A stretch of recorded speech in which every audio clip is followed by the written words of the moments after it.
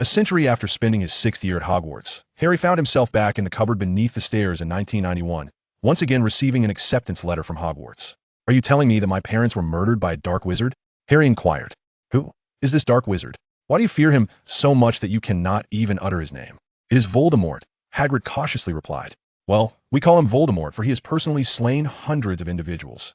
Harry nodded, non-committally. "And what happened the next day?" he pressed. Hagrid responded, Chapter 1. Return. Wake up. Wake up. Hurry. The urgent knocking at the door roused Harry Potter from his slumber. Instinctively, he reached for his wand beneath the pillow, only to grasp at emptiness.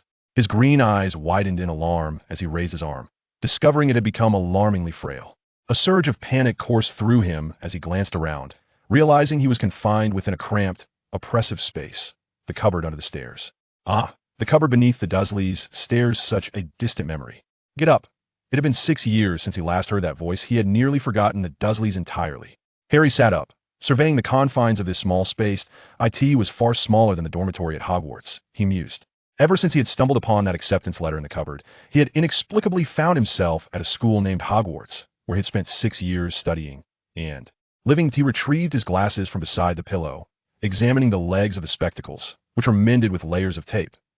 He gently flicked one of the tape-wrapped legs with his finger.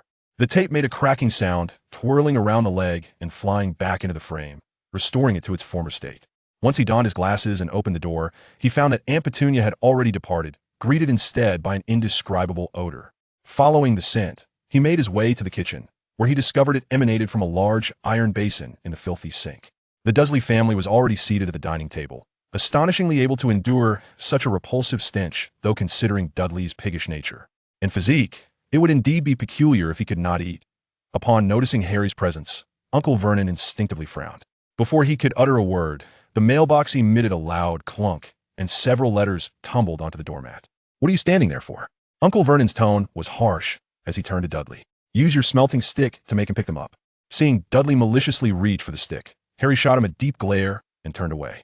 On the doormat lay 3 envelopes, one addressed to Aunt Petunia, another seemingly a bill, and the last bore the inscription "Mr. Harry Potter, the cupboard under the stairs for Privet Drive, Little Whinging, Surrey."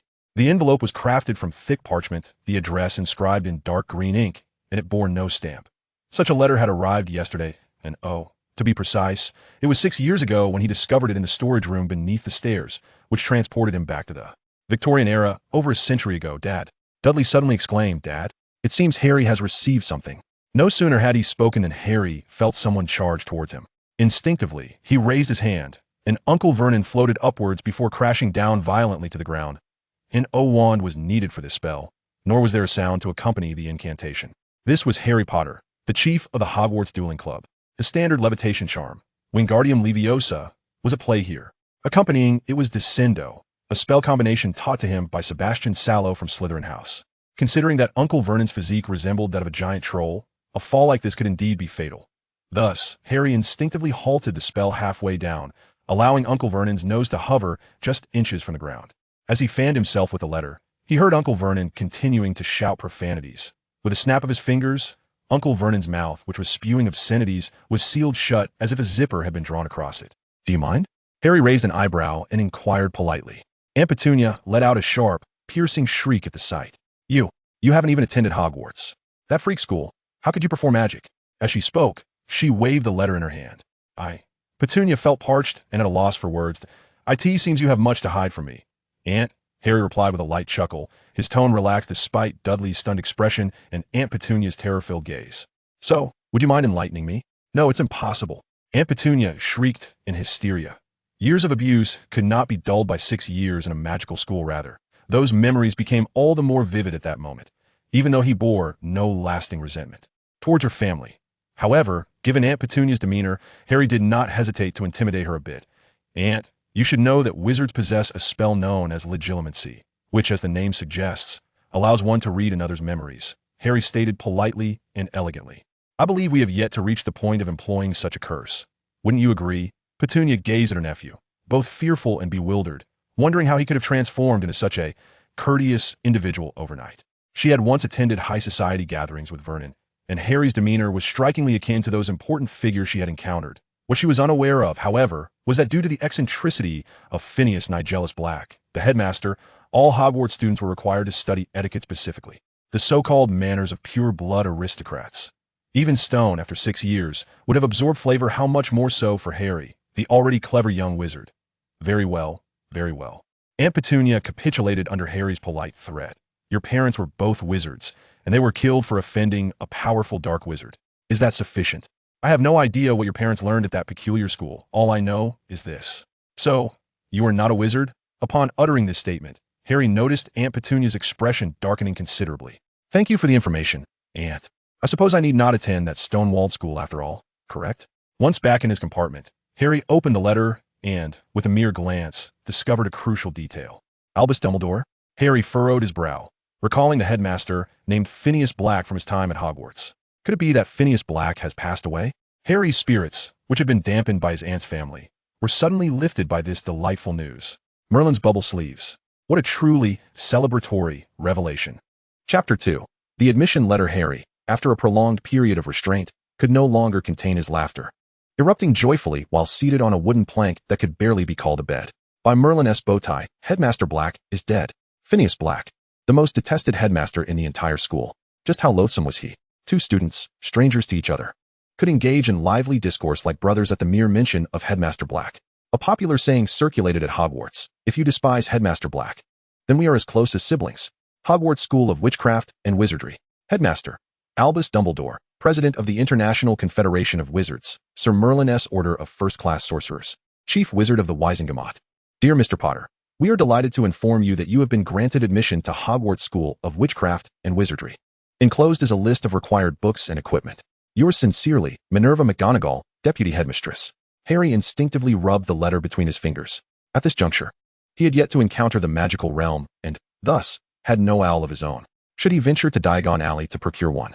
His impoverished state rendered such a purchase unfeasible. He flipped to the appended list, discovering an array of textbooks far beyond his financial reach. Not to mention the cost of a wand. A century prior, it was Deputy Headmistress Matilda Weasley who graciously covered his expenses and assisted him in applying for financial aid at Hogwarts. Harry removed his glasses and rubbed his eyelids. Perhaps he could borrow some funds from the Dark Wizards? Over 100 years ago, Dark Wizards were rampant, and thanks to them, Harry often managed to acquire a fair amount of galleons after practicing spells with them. Well then, he mused, let Uncle Vernon drive him to the leaky cauldron. However, Dark Wizards, it seemed that a powerful Dark Wizard was responsible for the demise of his parents. Harry's hands instinctively clenched tightly. Aunt Petunia appeared to possess little knowledge on the matter. After all, the existence of the statute of secrecy limited what Muggles could know about wizards. He had no intention of probing Aunt Petunia, an uninformed Muggle regarding the magical world. Such inquiries were best directed towards wizards. Just then, he heard a knock at the door. Upon opening it, he was met with Aunt Petunia's complex expression. What is it, Aunt? Harry inquired politely. I just opened the door and saw an owl on the mailbox. An owl, Aunt Petunia said, her tone tinged with impatience. Yet, Harry keenly sensed that her impatience masked a deeper emotion. Thank you, Aunt. I appreciate it. Could you please provide it with some food? Harry smiled gently. Aunt Petunia's demeanor was less than cheerful, yet she turned and departed. As Harry exited the small compartment, he was unexpectedly greeted by a bowl filled with sliced sausage and a bowl of water placed at the entrance. Thank you, he softly expressed to Aunt Petunia, who was tidying the room, before picking up the plate and casually popping 2 slices of sausage into his mouth.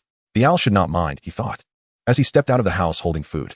The owl was perched atop the Dursley's mailbox, one leg tucked beneath its fluffy body, striking a pose reminiscent of a proud cockerel. Hello. Harry approached, asking, Are you my postman? The owl hooted twice. I truly appreciate your efforts. If you don't mind, please have some water and a bite to eat. Harry reached out to stroke the owl's head. The owl lowered its foot, leaning forward to see the sausage in Harry's left-hand bowl, its eyes reflecting an unmistakable air of disdain. Subsequently, it took a sip from another bowl, flapping its wings and hooting twice. Harry understood its sentiment and shrugged, remarking, What a pity it would be to waste such fine Cumberland sausage. The owl hooted twice again, picked up the letter, and took flight, leaving the Dursleys' abode, a place devoid of delectable treats. Being picky is not the hallmark of a good owl. Harry shrugged, one hand holding the plate, elegantly savoring the sausage that belonged to the owl, piece by piece. He did not wait long. That very afternoon, he was met by someone sent from Hogwarts, much like Matilda Weasley, the vice principal, who had ushered him into the magical world a century prior. There's a weirdo for you, Aunt Petunia bellowed angrily, pounding on the small door of the stairs. She had intended to shout a derogatory term, but recalled her husband's precarious situation that morning. Just as she suppressed her words, the door swung open, revealing Harry's face once more. It was identical to the arrogant, self-important face from over a decade ago. Aunt Petunia's fury surged once again in an instant. Harry felt somewhat perplexed, but was aware that this was the Dursleys' nature. Muggles, alas. The Muggles of a century ago were far more resistant when confronted with wizards than Uncle Vernon and Aunt Petunia. As he reached the door, a fuzzy head nearly embedded in the doorframe came into view. "Oh, Harry." Upon seeing him, the fuzzy head's eyes instantly glistened, tears rolling down like large beads. "The last time I saw you, you were just a baby. I apologize for my height. I can't quite fit through this door." The speaker's voice carried a hint of emotion. Harry sensed the genuine kindness emanating from this rather excessively tall individual, and his first impression was not unfavorable. "Hello. I am Harry Potter. Do you know me?" He politely introduced himself. "Ah, of course I know you."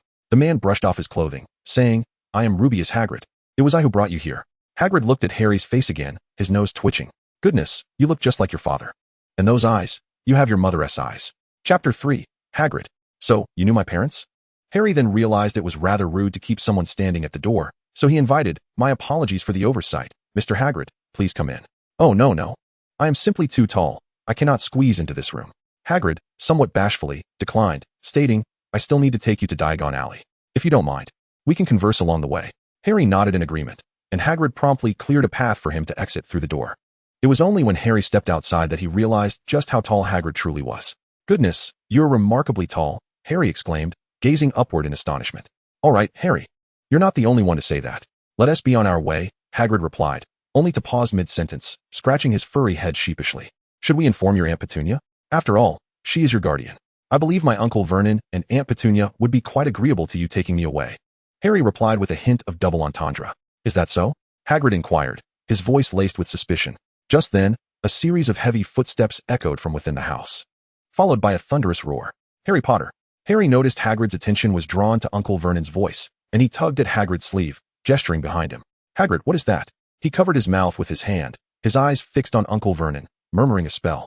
To an outsider, he appeared to have suddenly recalled something important. "I must have been mistaken. I thought that was a motorcycle." At this moment, Harry was reminded of a recurring dream and remarked, "Just like the motorcycle that often appears in my dreams, it can fly." Hagrid beamed. "I cannot believe you remember. It was I who rode on the little blue motorcycle to deliver you to the Dursleys." Before he could finish, a rapid knocking at the window interrupted them. They turned to see Uncle Vernon incessantly tapping on the glass, his mouth moving in a flurry of animated gestures. "What is your uncle doing?" Hagrid instinctively sensed that Mr. Dursley's demeanor was rather unsavory. Harry, leaning against the awning, explained to Hagrid, "Uncle Vernon means to say he sincerely wishes for my happiness." Hagrid hesitantly looked up at Uncle Vernon, who continued to scold Harry, then glanced back down at Harry. "I don't quite see it that way. After all, they are Muggles. Their expressions of love differ from those of wizards." As Harry spoke, he wiped away imaginary tears, saying, "You know, I've been without my mother for as long as I can remember." "Oh, Harry," Hagrid murmured affectionately, bending down to envelop the small boy in a warm embrace. Harry did not resist the comforting hug, and once Hagrid released him, he lifted his gaze and asked, "So, Hagrid, how shall we set off?" "I have it right here." "In my arms," Hagrid replied. "Oh, good lad." Hagrid seemed to be uplifted by Harry's smile, ruffling the boy's disheveled hair with his massive hand. "You certainly resemble your mother. Now, let us make our way to the train station." A figure as large as Hagrid was bound to attract attention, not only getting stuck at the ticket gate, but also occupying 2 seats on the train. Once they were seated, Harry initiated the conversation. Hagrid, it seems you knew my parents?"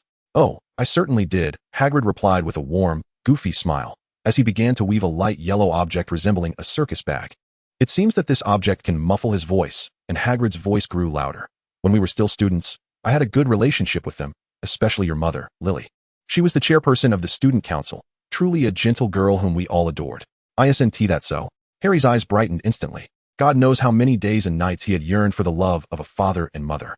Whenever he saw Dudley being pampered by uncle and aunt, Harry couldn't help but wonder if his parents were still alive. Would he too be cradled in such affection, instead of now, living under someone else's roof, subjected to disdain?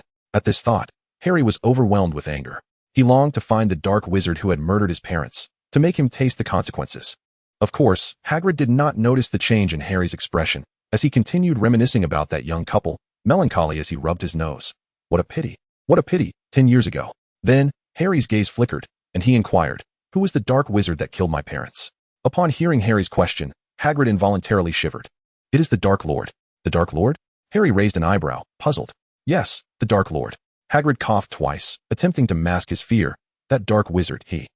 Noticing Hagrid's trepidation, Harry placed his hand on his arm, trying to provide a semblance of strength to dispel the fear. He kindly remarked, "Actually, I don't necessarily need to know." "Oh no, Harry." Hagrid shook his head. "How could I allow you to go to Hogwarts utterly uninformed? However, unless absolutely necessary, I would rather not mention his name. No one wishes to do so," Hagrid added. "So everyone has been referring to him as the Dark Lord?" Harry raised an eyebrow. Chapter 4, and what about the next day? "Yes. Oh dear, Merlin's hefty knickers," Hagrid sighed. "Even after all this time, people remain haunted by him. This individual is truly wicked beyond measure. His name is." However, at this point, he swallowed hard, unable to utter another word. "Why don't we write down this name?" Harry thoughtfully suggested. "No, I cannot spell his name. Let me tell you instead, his name is Voldemort." Hagrid shuddered, emphasizing that this dark wizard is exceedingly powerful, and most wizards dare not speak his name directly, opting instead for that title. "So where is this person now?" Harry took a deep breath. With grievances rooted in the past, the death of his parents demanded vengeance from their son. Yet, Harry noticed Hagrid's expression suddenly shift to something peculiar. "What is it?" he asked. At this, Hagrid spread his arms wide, mimicking the gesture of fireworks. Hearing this answer, Harry's expression also became strange. Such a formidable dark wizard, defeated by the strength of a mere infant? The momentum had been building. A desire for vengeance against the dark wizard, yet that vendetta had been settled long ago, 16 years past, or rather, concluded a decade earlier, perhaps at his own hand. This sensation was akin to a powerful blow aimed at a target, only to land upon soft cotton. "So is he dead?" Harry inquired. Everyone presumed him to be deceased. After all, a villain of such malevolence had not emerged to wreak havoc in 10 long years, suggesting he must have perished. Hagrid clenched his fists and struck his thighs twice. "But I disagree. How could someone so wicked simply die? He must be lurking in some hidden place, waiting for the opportune moment to unleash his malevolence once more." Understanding dawned upon Harry, who then asked, "So, Hagrid, how formidable is this dark wizard?" "Why?" Hagrid echoed, pride illuminating his features. "Because Albus Dumbledore is the greatest wizard in the world. Even the Dark Lord would not dare provoke him." Harry nodded in comprehension, realizing that this esteemed headmaster was not at all as insufferable as Phineas Black. Yet, upon hearing the name associated with the Dark Lord, Hagrid's expression grew tense once more. Harry quickly corrected himself. "Apologies, I meant the Dark Lord. During his reign of terror, did he not slay many wizards?" At this, Harry's brow furrowed slightly as he nodded noncommittally. "Well, what about the next day?" Hagrid queried, sensing he might have misspoken. Harry swiftly adjusted. "No, I mean, why did Professor Dumbledore not intervene to stop the Dark Lord?" Dumbledore had indeed formed an organization to combat the Dark Lord and his followers. At this juncture, the vehicle came to a halt. Hagrid ceased his discourse, packed away the tent, and addressed Harry. "I believe we should disembark. After all, the train has arrived in London." As they exited, Harry listened to Hagrid complain about the ticket booth at the London station being exceedingly cramped and the train's speed being unbearably slow. Harry concurred, for the Hogwarts Express was indeed swifter than this antiquated subway. Hagrid, tall and robust, guided Harry through the throng of the station, striding purposefully toward their destination. It was Harry's first visit to London, specifically London of 1991. He had previously explored the Victorian-era city with classmates. Towering buildings stood in a row, and the streets bustled with traffic. All of this starkly contrasted with the Victorian landscape of a century prior. Harry felt a sense of novelty, pulled along by Hagrid while he gazed around, eager to absorb the urban scenery. It all seemed surreal, for just a month ago, he had been in London with his peers. For Harry, it had merely been a fleeting month. Yet, for the city of London, a full century had elapsed. "Oh, here we are," Hagrid interrupted Harry's reverie, pointing at the grimy, narrow pub before them. "The Leaky Cauldron, it's quite a famous place." Meanwhile, a group of fashionably dressed young individuals passed by, animatedly engaged in conversation, completely oblivious to Hagrid and the bar. Logically, someone of Hagrid's impressive stature should attract attention, particularly from Muggles. Yet, these individuals exhibited no awareness of Hagrid, a behavior that defied reason. Perhaps it was the Muggle-repelling charm, Harry pondered. Then he was ushered into the bar by Hagrid. The Leaky Cauldron, a place Harry had frequented numerous times, was founded around 1500 by Daisy Dodderidge, who became its first proprietor. She transformed it into a conduit between the non-magical world and Diagon Alley, featuring not only a bar for libations, but also rooms available for rent upstairs. During Harry's last visit, he had heard that the Muggle government intended to construct Charing Cross Road, and according to the initial plans, the bar would be razed to the ground. At that time, the Minister for Magic, Cornelius Fudge, believed this would be the final fate of the Leaky Cauldron and took no measures for its preservation. Omnius privately remarked that such action was entirely superfluous, yet he still signed the joint petition for its salvation. Now, it appeared the bar had survived. Chapter 5. I thought it was Harry Potter. Even after a century, the leaky cauldron remained as grimy and cramped as Harry remembered. Upon entering, he was met with a strong aroma of alcohol, mingled with the scent of stale smoke. The patrons seemed to recognize Hagrid upon spotting his massive figure. Several guests at the bar raised their glasses and welcomed him boisterously. "The usual Hagrid?" inquired Tom, the proprietor behind the bar. "Oh, no, Tom, I have urgent matters." Hagrid declined, giving Harry's slender shoulder a reassuring pat and adding in a booming voice, "I still need to take Harry to Diagon Alley." At the mention of Harry's name, the raucous chatter in the bar abruptly hushed, and all eyes turned to Hagrid, or more precisely, to the diminutive figure of Harry beside him. "Goodness, is it really you?" exclaimed Tom, dropping the glass he had been polishing, which shattered on the floor. He hurried from behind the bar, running towards Harry, grasping his hand with tears of joy in his eyes. Harry was somewhat taken aback and felt a bit flustered. Could it be that people a century later still remembered his exploits in vanquishing the Dark Mark and quelling the Goblin Rebellion? If they recognized him, did that mean? Words eluded him as everyone gazed expectantly, eager to shake his hand. "What an honor, Mr. Potter, what an honor. I have longed to shake your hand. My heart is racing." After the wizards expressed their admiration for Harry, Hagrid finally interjected, "I'm sorry, everyone, but I need to take Harry to Diagon Alley to purchase some things." With that, he rescued Harry from the throng. "See, I told you, you're quite famous." Hagrid chuckled. Harry smiled at Hagrid and inquired nonchalantly, "Why are they acting this way? Why is it so?" Hagrid, with exaggerated enthusiasm, patted Harry on the back, exclaiming, "You have vanquished the most fearsome dark wizard of this century. You are worthy of such respect." Understanding dawned on Harry, and he nodded appreciatively, feeling relieved. It was a relief not to be recognized as the Harry Potter from a century ago. Moreover, that Harry was one of the heirs of ancient magic, a fact not hidden in the wizarding world of 100 years past. Dark wizards, coveting ancient magic, could brazenly launch attacks during students' transfer to schools.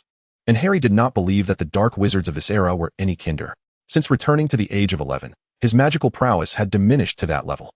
If he were to encounter a dark wizard of ordinary caliber, it would be manageable, but should another creature like Ranrock appear, it would be beyond his current capabilities.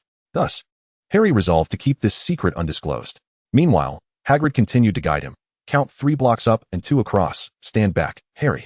Noticing Harry seemingly lost in thought, Hagrid chuckled and said, "Harry, are you listening?" The brick he had tapped began to tremble and shift, revealing a small opening that widened progressively. Before long, a broad archway, wide enough for Hagrid to pass through, emerged, leading to a winding cobblestone street that seemed to stretch endlessly. "Your memory is quite remarkable, Harry," Hagrid exclaimed joyfully. "Welcome to Diagon Alley." Harry returned the umbrella to Hagrid and hesitantly asked, "Hagrid, I don't have any money." Hagrid reassured him, "Ah, you needn't worry about that. You surely don't think your parents left you nothing?" He explained, "Come on, since you're concerned about this, let's go to Gringotts to withdraw some funds." Gringotts appeared unchanged, its entrance facing Diagon Alley, with a white stone staircase leading to 2 gleaming bronze doors. By the entrance stood a goblin clad in a scarlet and gold uniform, bowing as Harry and Hagrid entered. Upon passing through the first door, they entered a hall, and further inside stood a silver second door. Harry noticed the inscription etched upon the doors, "Welcome, stranger, but take heed. The fate of the greedy is dire. Those who seek without toil shall face the harshest consequences. Thus, if you intend to extract from our underground vaults a fortune that is not yours, thief, you have been warned. What you summon may not be treasure, but retribution." As Hagrid remarked, anyone who wishes to rob this bank must surely be mad. The two approached the counter in the Gringotts Hall, where Hagrid found a goblin to assist them amidst the bustling activity. "Good morning," Hagrid addressed the idle goblin. "We need to retrieve funds from Mr. Harry Potter's vault." Before he could finish his sentence, a sharp exclamation erupted from the goblin. Who do you mean?" The surrounding goblins halted their tasks, turning their attention towards the source of the sharp outcry. Hagrid, accustomed to such reactions, understood that as the vanquisher of the Dark Lord, the savior had gained considerable notoriety among goblins. However, he was unaware that this savior had not merely rescued the wizarding world on one occasion. "Harry Potter," Hagrid reiterated. "Harry Potter. I know it's Harry Potter. Which Harry Potter?" The goblin persisted, still raising his voice. Meanwhile, the grand hall of Gringotts resonated with a hum as goblins began to murmur amongst themselves, seemingly engaged in fervent discussion. "Which other Potter could it be?" Hagrid replied with a hint of impatience.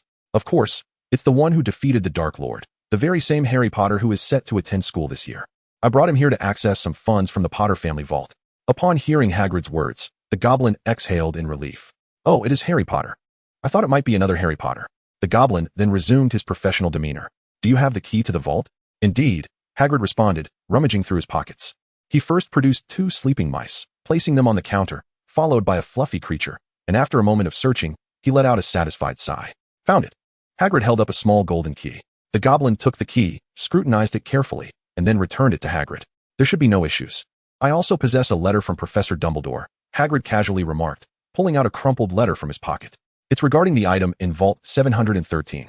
Harry, aware that Hagrid was discussing something confidential, could not help but overhear the mention of Vault 713 despite his desire to remain oblivious. Was this an instance of conspicuous plotting?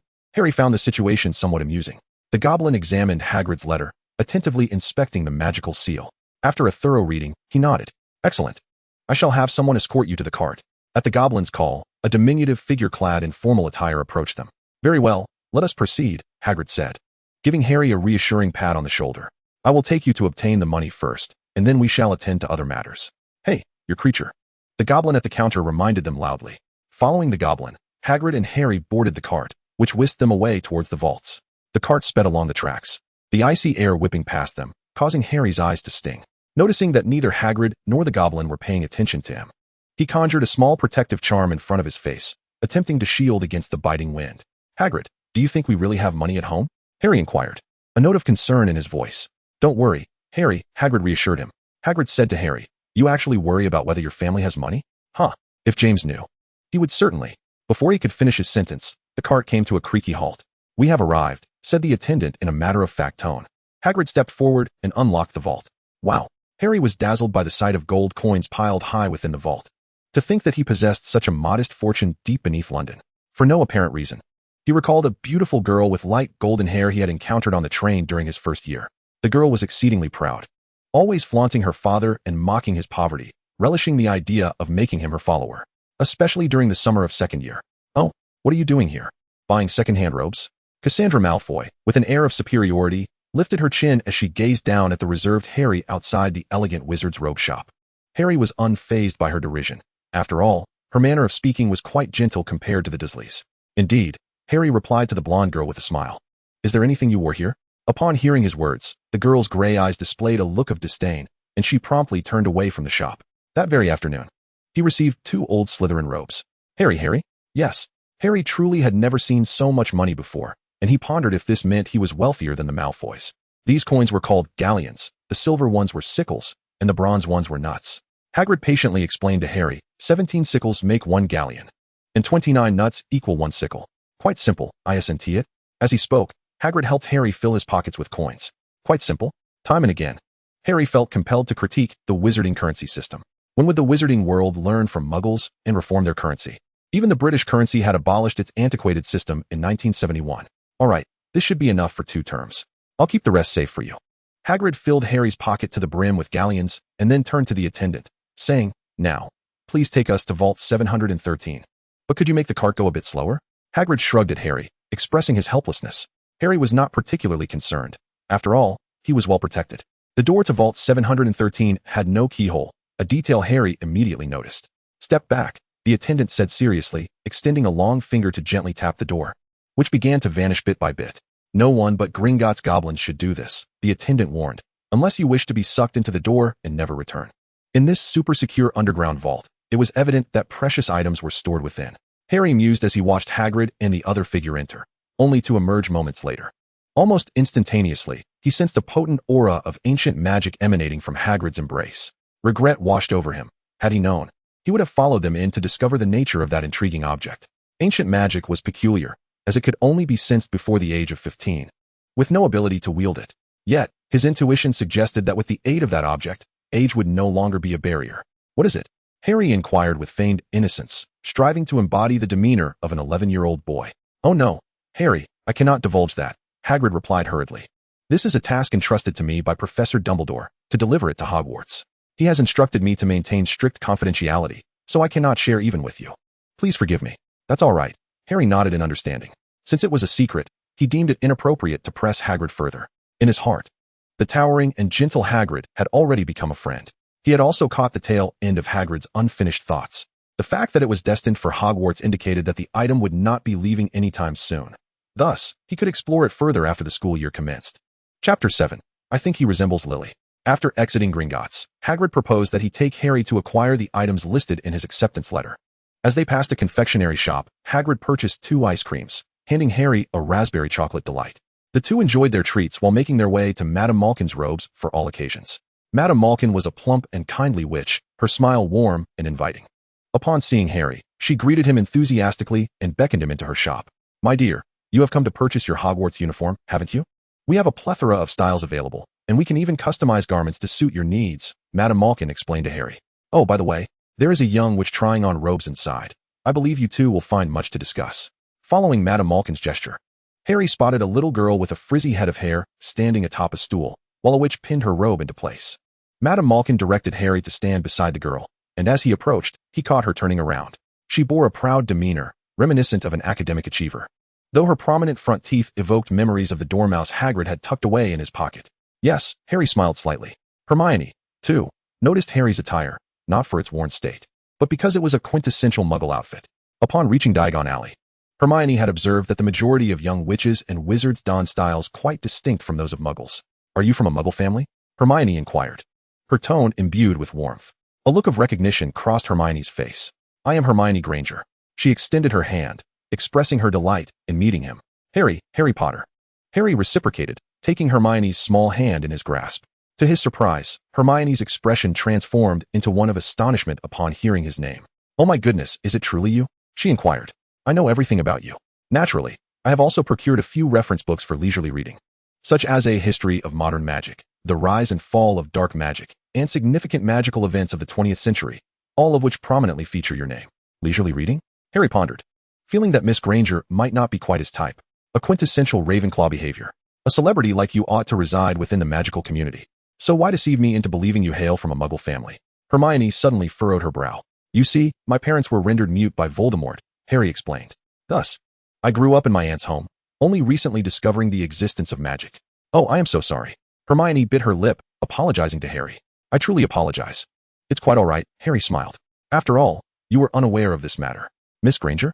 A serious voice interrupted, causing Harry to glance in its direction. It was a witch clad in a dark green robe, wearing spectacles. "Professor McGonagall," Hermione exclaimed, clearly fond of the witch. Professor McGonagall smiled at Hermione before turning her gaze towards Harry, meeting his striking emerald eyes.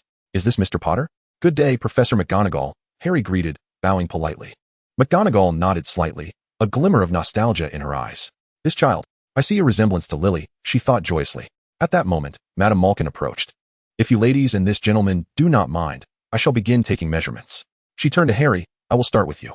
"I shall take my leave now, Harry," Hermione said. "See you at school." "See you at school," Harry nodded in agreement. "Goodbye, Professor."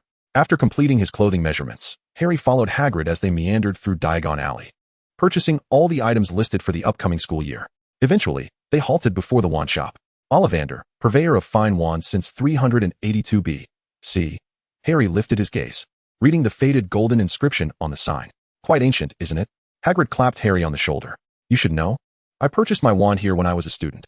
Almost every student at Hogwarts acquires their wand from this very shop." Harry nodded in agreement, recalling that he too had procured his wand from this establishment a century prior, when the proprietor was the somewhat eccentric Garrick Ollivander Hawthorne, with a phoenix feather core. 11 inches, he mused, pondering the whereabouts of the wand he had once used. He felt compelled to seek out the old companion. The shop was small, containing only a long bench and little else. Hagrid informed Harry that he would step outside for a moment, leaving Harry alone to wait in the wand shop. Harry was not kept waiting for long when a gentle voice whispered in his ear. "Good afternoon." "Hello." Harry turned to see an elderly gentleman standing before him. If he was not mistaken, this man must be the son of Garrick Ollivander. Indeed, Ollivander nodded continuously. "I knew I would meet you soon, Harry Potter. Your eyes are just like your mother's. It feels as if it were yesterday when she came here to purchase her first wand. It was a fine wand, 10¼ inches long, made of willow, and it made a delightful swish when waved. Your father's wand was quite different," Ollivander continued. "Made of mahogany, 11 inches long, flexible, and exceptionally powerful, perfect for transfiguration. Your father adored it.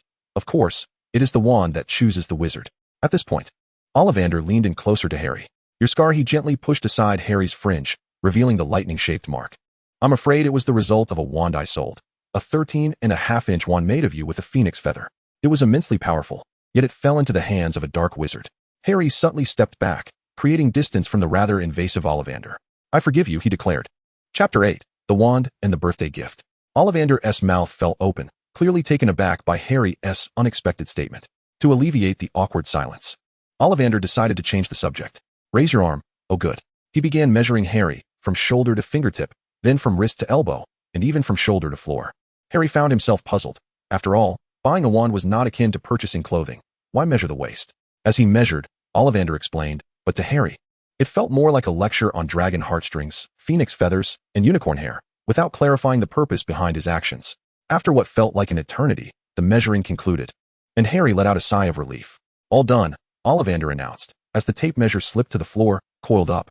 Now, Mr. Potter, try this one. Maple phoenix feather. 7 inches long, quite good flexibility. Give it a go?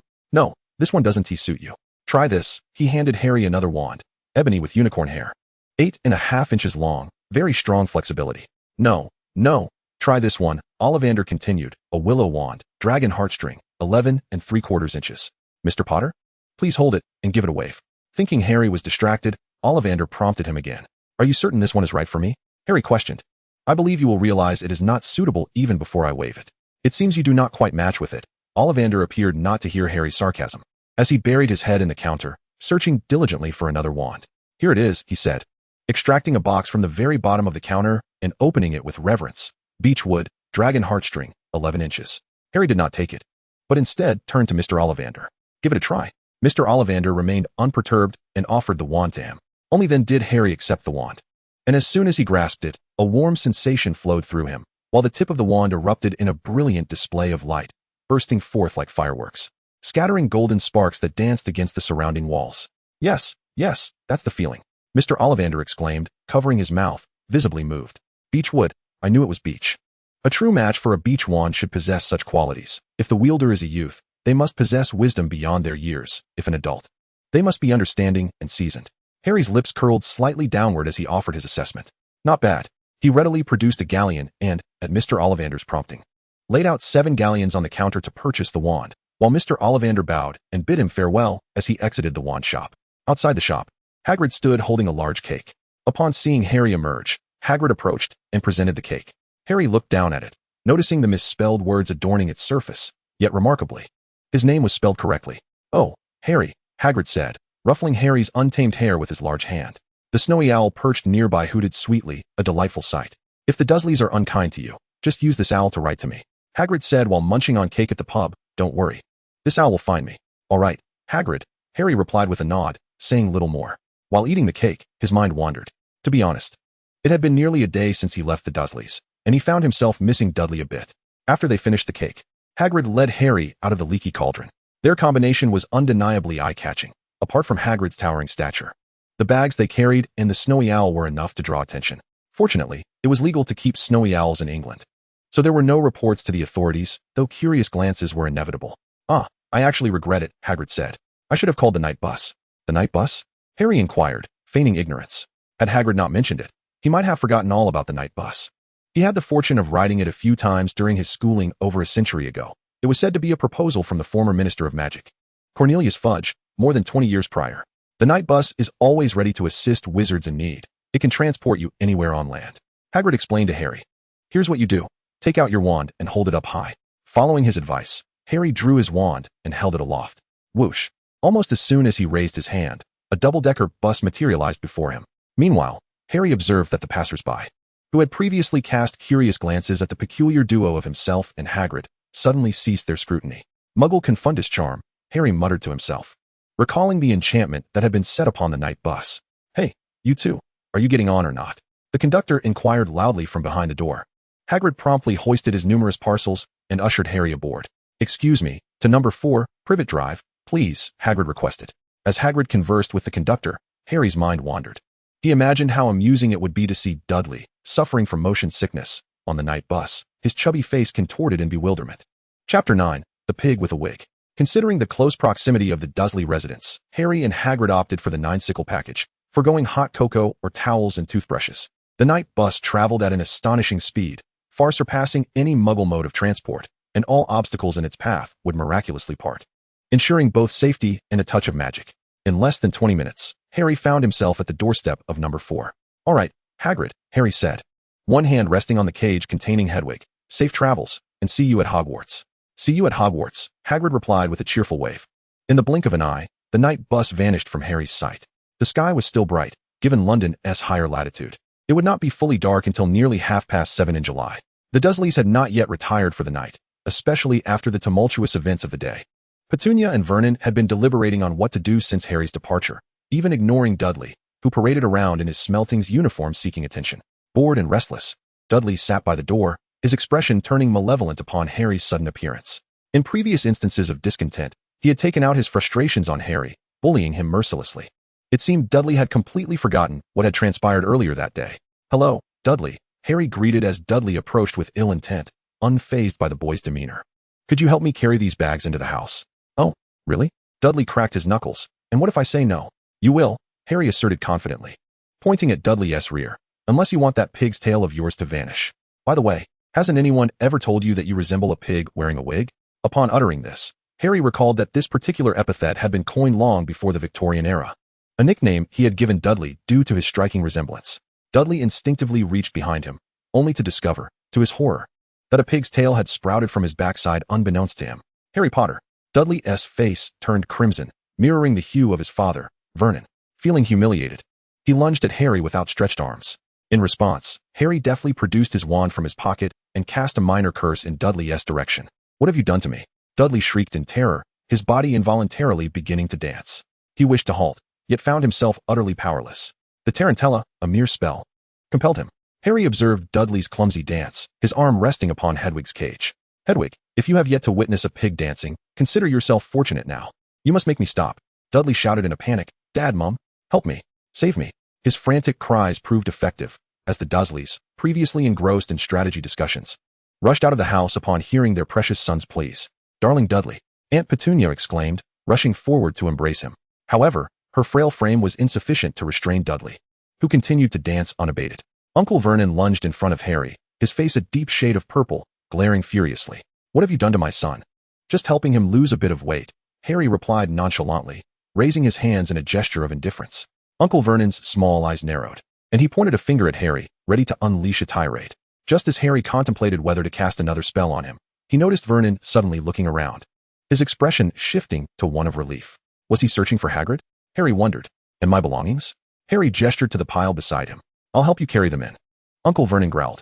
"Thank you, Uncle Vernon," Harry replied with a courteous bow, then waved his finger at Dudley, causing him to halt, his pig's tail vanishing simultaneously. As Dudley seemed poised to follow them inside, Harry interjected, "Dudley, would you kindly assist me in bringing this parcel in?" The package was modest, yet Harry relished the opportunity to delegate tasks to Dudley.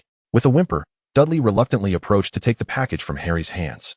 Upon entering the house, Harry instinctively made his way toward the stairwell, but Uncle Vernon suddenly declared, "Your room is upstairs.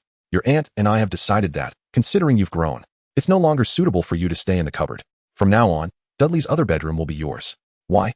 Harry raised an eyebrow. "No questions." Uncle Vernon bellowed furiously. Harry recalled that bedroom. He had long desired to occupy it, though it was labeled as Dudley's room. It was essentially a storage space filled with items Dudley had discarded. Upon hearing this decree, Dudley reacted as if struck by lightning. He began to wail loudly, "No, that's my room. I don't want him moving in. Dad, Mum, make him leave. He can't enter my room. Do you wish to continue dancing, Dudley?" Aunt Petunia's voice was low but stern. This was the first time Harry had heard her speak to Dudley in such a severe tone. "Listen here, boy." Uncle Vernon grasped Harry by the collar, warning him menacingly, "I don't care what tricks you've learned, nor do I expect any gratitude for the years your aunt and I have raised you. I only hope that while you perform your antics, you refrain from letting the neighbors discover that we harbor a freak in our home, understand?" Harry understood that what Uncle Vernon truly feared was the possibility of the neighbors discovering that there was a freak residing in their home. £1,000. Harry was indifferent to being yanked by his collar. After all, minors were not permitted to perform magic outside of school, so he felt he had nothing to lose. Uncle Vernon took a deep breath. 500. It's a deal. Harry extended his hand. Uncle Vernon released Harry's collar, gave him a long, scrutinizing glance, and clasped his hand, thus sealing the agreement. "I hope you keep your word," he said. Seeing this, Dudley imitated, "No, I want to be moved out of the room. I want £1,000 too." Uncle Vernon suddenly felt a wave of fatigue wash over him and said to Dudley, £500. Dudley glanced at Harry. "Let us make it half." Harry chimed in. Dudley nodded and proclaimed to Vernon, 250. "Deal." Uncle Vernon hurriedly acquiesced. Harry sighed, exasperated. Chapter 10. He ought to thank me. Uncle Vernon was quite reliable, perhaps fearful that breaking his word would lead to the neighbors discovering the existence of a freak in their midst. So the £500 were delivered to Harry's room that very night. "Kid, I hope you honor your promise." Uncle Vernon's expression was decidedly displeased. For the sake of the 500 pounds, Harry was willing to keep his end of the bargain. Lying in bed, Harry felt a surreal sensation wash over him. Just yesterday, he had been at Hogwarts, discussing his sister's illness with Sebastian. He recalled that Verity had mentioned they had found some leads. He wondered how Anne's condition was faring and thought it might be prudent to visit the Sorrow family. Wizards are long-lived. And it had only been a little over a century. Barring any unforeseen circumstances, the Sorrow siblings should still be alive. As for Sebastian, one of his closest friends, Harry held a deep trust in him. After all, he was the man who had unreservedly taught him the 3 unforgivable curses. While lost in thought, the door suddenly swung open. Without needing to look, he recognized that it was Dudley entering. Knowing it was Dudley, he kept his eyes closed, feigning sleep to see what Dudley intended to do. To his surprise, Dudley simply plopped down beside him on the floor. After a moment, Harry heard the sound of sobbing. He picked up his wand, the tip illuminating a bright glow that cast light upon Dudley's ample face. "What's wrong?" Harry asked softly, his heart softening. The response was a louder bout of sobbing, although Dudley was attempting to stifle it. Harry knew that if Dudley truly let loose, his cries would rival the deafening wail of a mandrake. "Stop crying. If Uncle Vernon hears you, he'll suspect I'm using magic to bully you," Harry said with resignation. "This is my room, after all. Wasn't it bought for 250 pounds? Harry retorted. Upon hearing this, Dudley was visibly taken aback. Harry shook his head in exasperation, and then suddenly, a brilliant idea struck him. He retrieved a box of chocolate frogs from the cupboard and handed it to Dudley. "Here. This is a treat from the magical world that you surely have never tasted." "What is it?" Dudley inquired, his interest piqued by the mention of food, momentarily forgetting his tears and the confines of his room. "Chocolate frogs, which contain collectible cards inside, are quite popular among young wizards," Harry elucidated. "The cards depict various renowned wizards." "Wizards?" Dudley exclaimed as he opened the chocolate frog, taken aback by its resemblance to a real frog. "This can't possibly be a real frog, can it?" "Of course not. It's made of chocolate and enchanted," Harry chuckled, omitting the fact that the chocolate frog would leap once. However, to Harry's surprise, the moment the chocolate frog sprang to life, Dudley, with a speed almost imperceptible, seized its leg and tossed it into his mouth. When it came to food, Dudley possessed an extraordinary agility. "Delicious," he exclaimed with delight, savoring the treat as he reached for the collectible card within. The card depicted a kindly old man with a white beard, smiling benevolently. The name inscribed below read Paracelsus. The back of the card contained a brief biography, which Harry wisely pointed out. Dudley flipped it over, indeed discovering the character's introduction. Paracelsus, 1493 to 1541, a wizard contemporaneous with Copernicus and Leonardo da Vinci. A medical genius whose audacious theories challenged medieval thought, and who discovered Parseltongue. He disappeared. Dudley gasped. Of course. Dudley nodded vigorously, his chubby face shaking. He had no intention of delving deeper into the matter of the card. In fact, he was indifferent. What mattered more to him was the prospect of devouring more chocolate frogs. "Here's the deal. I can provide you with snacks. But you must assist me with certain tasks," Harry proposed, holding up a stack of chocolate frogs, which captured Dudley's unwavering attention. "Just say the word," Dudley replied, still fixated on the delectable treats. Then, somewhat belatedly, he pulled out 250 pounds from his pocket and placed it on Harry's table. "Here, this should be enough to buy your snacks. You'll need some pocket money for school as well, right? This is all yours." Even 50 pounds was no trivial sum. Harry knew that Gringotts exchanged pounds for galleons at a ratio of 5 to 1. Thus, this amount was sufficient to convert into 10 galleons. Not only could he purchase these snacks, but he could buy an equivalent quantity again without issue. "These are snacks from the magical realm." "Dudley," Harry raised an eyebrow. "You don't think that 50 pounds would suffice to acquire all these treats, do you?" Dudley surprisingly nodded in agreement, evidently convinced by Harry's words. "Moving chocolate frogs, that's a rare commodity. You must understand, my remote-controlled car that moves cost a whopping 4,999 pounds. How much more valuable is this edible chocolate frog? Even with 4,999 in hand, one might struggle to find a moving chocolate frog in the countless department stores across the UK. Thus, Dudley readily handed Harry 200, saying, "Here, take this. If it's not enough, don't worry, just keep it all." Harry, dismissively, pocketed the 250, and Dudley cheered, thanking Harry. "Thank you. Harry, you're truly a good person." Harry shrugged, thinking, "Look, he still has to thank me." Dudley remarked, "I thought you would remember the times I bullied you and seek revenge." Harry retorted, grabbing a pillow. Noticing Harry's action, Dudley instinctively swallowed hard and asked, "What are you going to do?" In response, Harry launched a surprise pillow attack. Chapter 11, The Start of Term. The pillow fight, infused with a playful spirit, did not elicit cries for help from Dudley. He merely allowed Harry to pummel him with the pillow.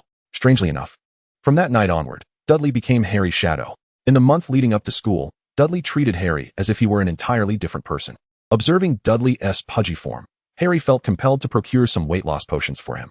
With the 750 acquired from the Dursleys, Harry indulged in an array of Muggle snacks, particularly focusing on Coca-Cola. He longed for a taste of that joyous beverage since the Victorian era. Taking into account the purchasing power of the pound, Harry traveled alone on the night bus to Diagon Alley, where he acquired a suitcase enhanced with a non-detection charm. He filled the suitcase with Muggle snacks, and seeing there was still room, he stuffed it with books and clothes as well. This suitcase cost him 30 galleons, and true to the saying, you get what you pay for, Harry was exceedingly pleased with it. The month flew by, and soon the day of school arrived. As Dudley was also set to attend Smeltings, the Dursleys planned to drive to London to enroll him. Perched in the car, Uncle Vernon suddenly inquired, I've always wondered, where did you get that wizard money? The car screeched to a halt, and Harry nearly bumped his head on the front seat. In the rearview mirror, he glimpsed Uncle Vernon's face darkening with anger. Was he resentful over not receiving his maintenance fees? Harry mused, blurting out, I know I have money now. I can pay for the years of upkeep. You're just like your father, Potter. Uncle Vernon retorted, turning in his seat, his voice laden with fury. He was just as arrogant and contemptuous. Instinctively, Harry defended his father. My father was not arrogant, nor am I. If you don't mind, could we please pull over? With a disdainful snort, Vernon parked the car by the roadside. He turned around once more, seething with anger, and exclaimed, Listen here, you brat. I couldn't care less about the vast wealth stored in that ridiculous Gringotts of yours. I love Penny. I cherish her above all else. If it weren't for her, do you think I would allow a freak like you to set foot in my home? Do you know of Gringotts? Harry inquired, raising an eyebrow, aware that Uncle Vernon's ire had been provoked by his mention of the bank.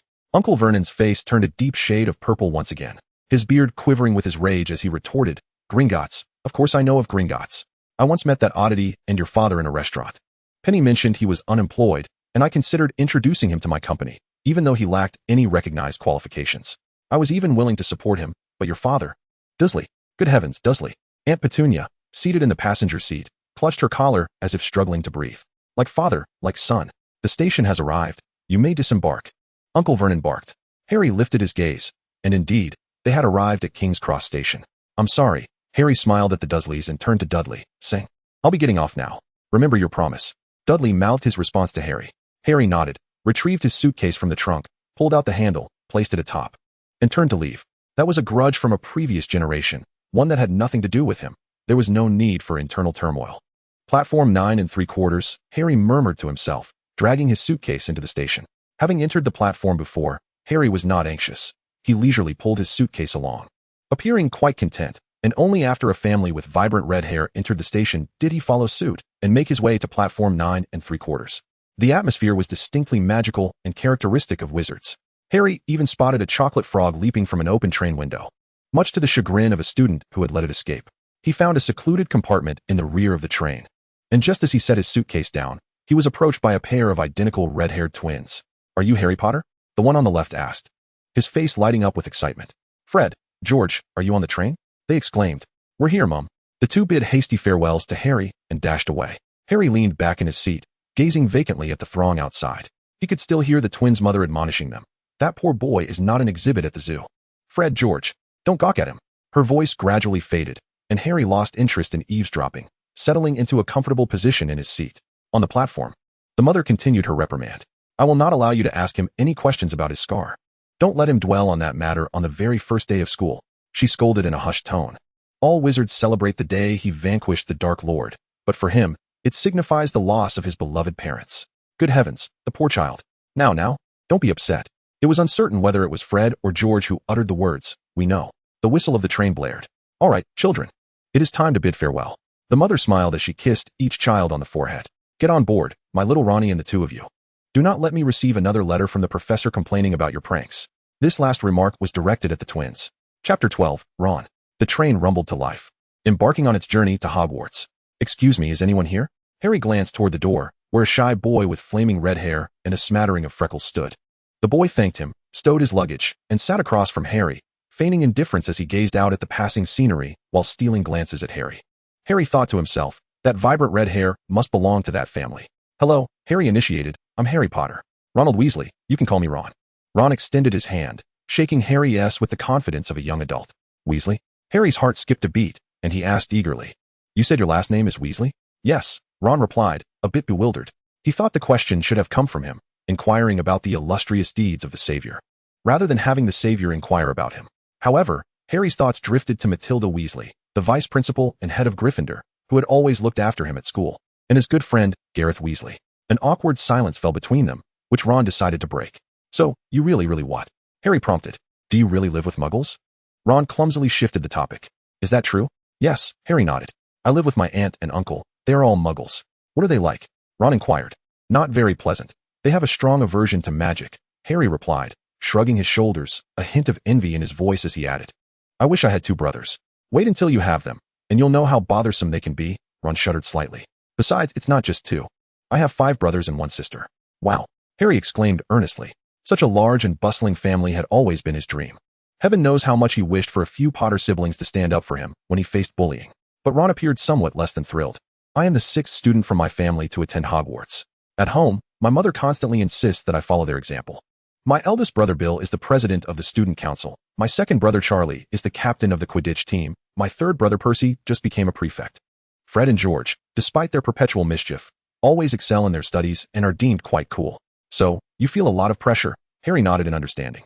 Because your family expects you to not fall short of their achievements. No, Ron replied with irritation. If you have 5 brothers, you never get anything new. I'm wearing Bill's old robes, using Charlie's old wand, and I've got Percy's discarded rat.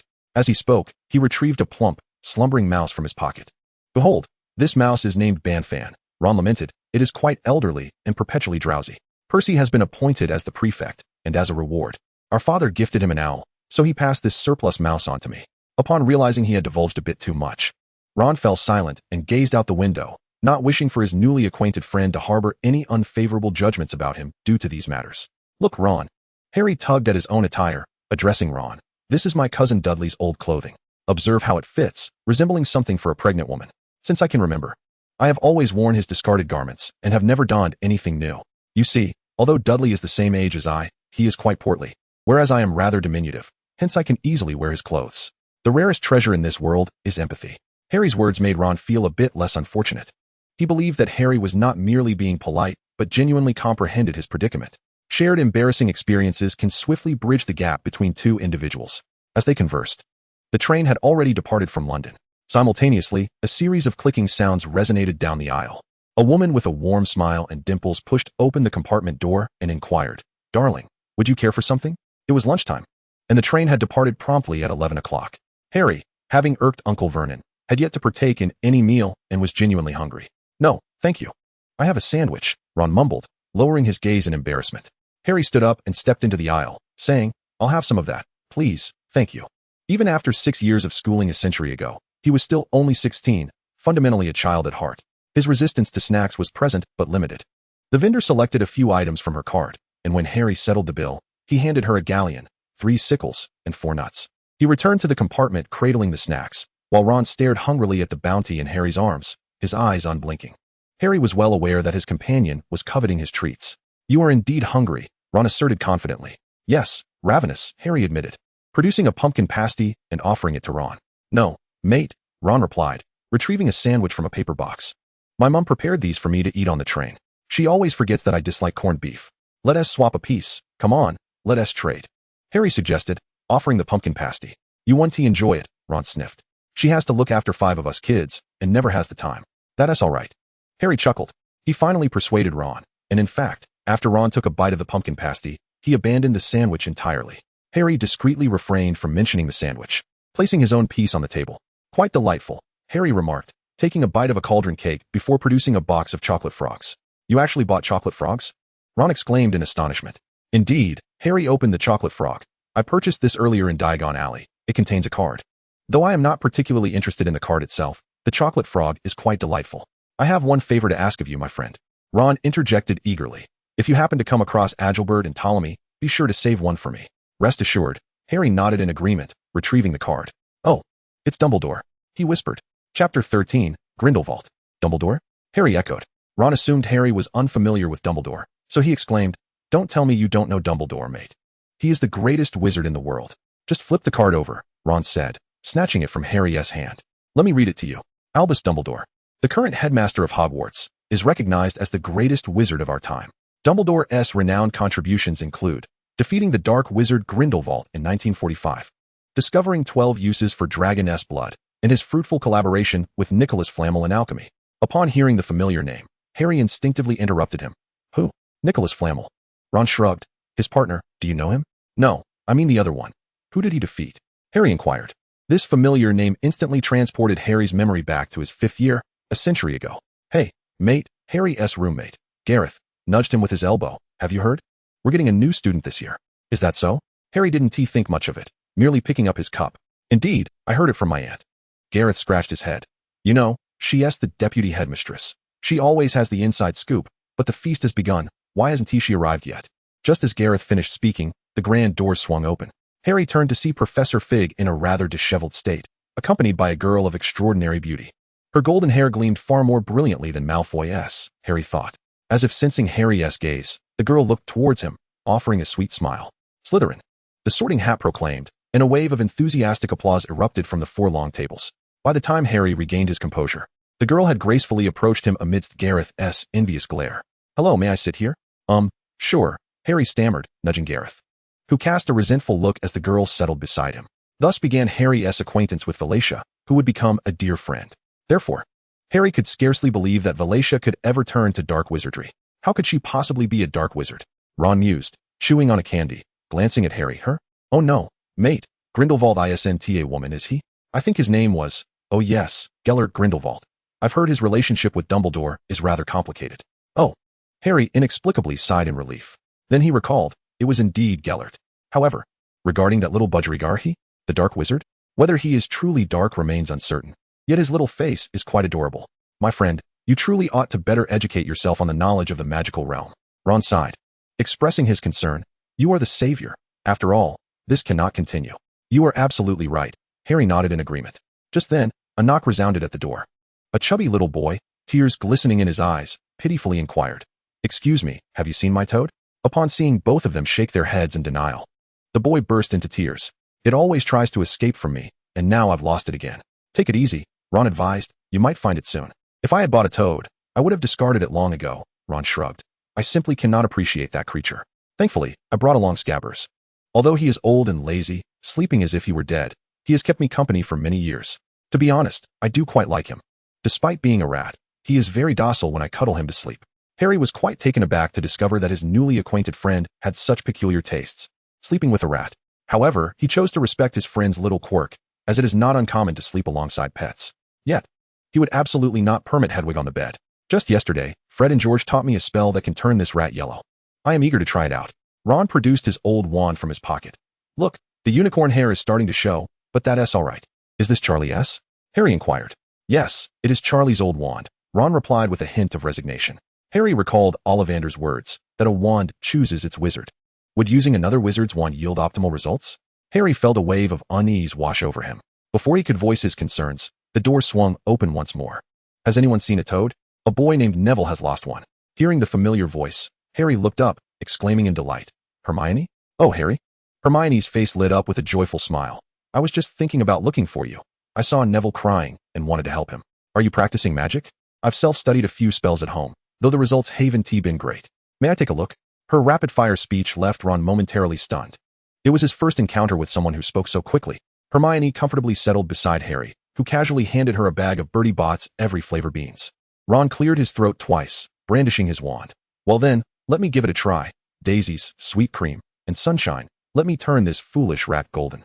An awkward silence ensued, as nothing happened. Are you certain that's the spell? Hermione regarded Ron with skepticism. Ron, feeling embarrassed, lowered his wand. Realizing that he had been tricked by his twin brothers once again, Hermione turned to Harry. Harry, what about you? You were just saying, what was the boy's name? Harry drew out his wand, pointing it toward the doorway. Neville's toad soared back into view. Hermione rested her forehead against her hand, utterly astonished that both individuals in the same compartment could be so unreliable. One was muttering a nonsensical spell, while the other entertained whimsical notions. Do you honestly expect that to summon a toad? She asked, exasperation evident in her voice. Chapter 14. How did Slytherin come to this? Harry offered no rebuttal to Hermione. Just as her words faded, a toad flew through the doorway, landing precisely in front of Harry. Look, is this not the toad you were seeking? He inquired. Hermione's eyes widened in disbelief as she gazed at Harry. The levitation charm was taught only in the 4th year, a fact she had noted while perusing her books for leisure just the previous day. That's astonishing, Ron exclaimed, sitting up straight, genuinely impressed. Mate, You truly are worthy of being the boy who defeated the Dark Lord. Hermione, who had just been fretting, suddenly felt a wave of relief. After all, he was the savior. She's rather intimidating, isn't she? Ron remarked with unease as he glanced toward the door, feeling an inexplicable sense of inferiority in Hermione's presence. Harry shrugged. When he had been pestering Sebastian to learn dueling, he had been far more bothersome than Hermione. I wouldn't want to be sorted into the same house as her. Regardless of which one I end up in, Ron continued. Goodness, she reminds me of Percy, but even more so. He tossed his wand into his suitcase without looking up. That spell is useless. It's another one of George's pranks. When you get to school, be wary of those too. Never trust a word they say, and for heaven's sake, don't eat anything they offer you. Seriously, if you doubt me, you'll regret it. Harry nodded in understanding. Even their innocent little brother had been deceived, suggesting that these twins possessed a particularly mischievous nature. Which house are they from? Harry asked, suspecting it was most likely Gryffindor. Why do you think so? Harry queried, puzzled. Harry raised an eyebrow. While Slytherin students might not be averse to learning dark arts, that assertion seemed rather sweeping. Had the rift between the houses truly deepened to such an extent over the past century? Why do you say that? Harry pressed, speculating whether there had been changes in the last 100 years. Because the Dark Lord hailed from Slytherin, and after him, nearly all Slytherins became his followers, Ron muttered. You know what kind of person the Dark Lord was. There were no good souls among his followers, just dark wizards indifferent to life. Harry sighed. What on earth has become of Slytherin? As they discussed the houses, Ron managed a strained smile. Sensing his discomfort, Hermione asked with concern, What's wrong? Are you all right? I was just pondering what would happen if I were not sorted into Gryffindor, Ron replied, cradling his chin in his hands. Fred and I were told that new students must pass an entrance exam to be sorted into their houses. Their cohort faced a troll in groups of 10. Didn't you say we shouldn't believe anything they say? Harry pointed out, uncovering a discrepancy. Indeed, this is the case. However, when I inquired of my father, he echoed the sentiment, causing Ron's small face to grow even more forlorn. He mentioned that their year fared relatively well, merely 5 students confronting an 8-eyed giant spider. Yet, one unfortunate soul was bitten and spent a month in the infirmary before regaining consciousness. At that moment, an arrogant voice resonated from the doorway. So, what they said is true. Harry Potter is indeed on this train. The trio turned towards the entrance, where a slender boy stood. His pale golden hair slicked back with wax, seemingly forcing an air of maturity. With his light golden locks, gray eyes, and haughty demeanor, Harry confirmed the boy's identity. Another Malfoy. Beside him stood 2 boys, one tall and pudgy, the other short and stout, both lacking in refinement, clearly his lackeys. This is Crabbe, and this is Goyle. The Malfoy began, introducing his companions. I am Draco Malfoy. Ron stifled a cough, trying to suppress his laughter. You find my name amusing, do you? Draco squinted at Ron. I needn't ask. I know who you are, a redhead in tatters. You must be a Weasley. My father informed me that the Weasley family has too many children to support. He then turned to Harry. You will soon realize that some wizarding families are far superior to others. Unlike some families, Potter, you wouldn't want to associate with those of lesser standing, would you? I can assist you with that. He extended his hand, attempting to shake Harry's. Harry felt his temper flaring, provoked by this Malfoy's arrogance. The boy's pompous demeanor invariably reminded him of Cassandra. Yet, Cassandra was well-bred, never mocking others' families or resorting to personal attacks. This young Malfoy exhibited a glaring lack of upbringing and decorum. I believe you owe an apology, Harry retorted coldly. At least children from respectable families do not disparage others' backgrounds. Hermione rose, firmly aligning herself with Harry and Ron. Ron, with reddened eyes, was taken aback by the support from these newly acquainted classmates. And who are you? Draco inquired, frowning at Hermione. Ah, just a filthy mudblood, are you? Silence. Ron sprang to his feet, brandishing his wand at Draco. How dare you utter that word? A beam of yellow light struck Draco, lifting him into the air, his head colliding with the doorframe. The incantation had not come from Ron or Hermione, but from Harry. Chapter 15, Educating You for Your Ancestors. Well done, Harry, Ron exclaimed loudly. Observing Harry's indifference, Draco turned to his 2 companions. Crabbe, Goyle, what are you waiting for? Are you just going to stand there? The 2 lackeys snapped back to reality, immediately cracking their knuckles, preparing to rescue their leader. Without uttering a word, Ron leapt forward like a fish, intent on thwarting the 2 advancing foes, oblivious to the disparity in their physical sizes. What a fool. Hermione cast a resigned glance at Ron, who was poised to spring again, and drew her wand, directing it at Crabbe and Goyle. The unsuspecting pair were struck by Hermione's spell and collapsed to the ground with a thud. Incredible. Ron marveled sincerely, astonished that this young witch, hailing from a Muggle family, could conjure such magic to save his life. What spell was that? He inquired. Hermione's tone was rather mechanical as she maintained her incantation posture. She was acutely aware that she had offended the headmaster's son before even starting school, and had cast a hex on a fellow student on the train. She had thoroughly read Hogwarts regulations and understood the potential consequences. Perhaps she would be expelled upon arriving at school, she mused sadly. Yet, Hermione felt no regret. She might not comprehend the meaning of mudblood, but she had certainly grasped the stench of the insult that followed. Ron was standing up for her, and she felt compelled to assist him in return. You filthy mudblood, how dare you? Draco floated in midair, his expression one of terror. I will tell my father. He will have all three of you expelled. Besides your father, what else do you have to rely on? Harry shrugged. As a wizard, particularly one from a pure-blood family, to be outmatched by me and Hermione, both of whom come from Muggle backgrounds. He waved his wand, bringing Draco down to the ground, and approached him, peering down into those fearful gray eyes. Is this what you call effort? The girl's lips curled downwards, a hint of derision flickering in her gray gaze. I feel nauseous. For reasons unknown, Harry instinctively mocked him softly. Is this what you mean when you say some families are far superior? I feel sick. Strangely enough, uttering those words left Harry feeling invigorated. He couldn't bring himself to hold a grudge against the girl, but returning Draco's earlier taunt intact was indeed a delightful act. Draco's anger flared upon hearing Harry's mockery, and he drew his wand from beneath his robes. Harry unleashed a spell, sending Draco's wand flying gracefully through the air until it landed in Harry's grasp. Calm down, Malfoy. I'm merely providing you with a proper education. For whom? Ron asked, scratching his head. For your ancestors, Harry replied, spreading his hands wide. Cool, Ron grinned, amused by his friend's jest. While Ron chuckled, Draco was far from amused. He felt a mixture of rage and fear, compounded by a sense of injustice. All he had wanted was to befriend the legendary savior, yet here he found himself in such a predicament. Lost in thought, he felt a pang in his nose and began to sob uncontrollably. I will tell my father, he whimpered. Harry suddenly found the situation rather tedious. He stepped forward and placed Draco's wand back in his arms, simultaneously lifting the petrification curse from Crabbe and Goyle. Enough with your solo performance, drama queen, Harry mockingly remarked. There's no father for you on this train. Take your minions and swiftly vacate my compartment. Upon hearing this, Hermione's small face fell instantly. What should we do?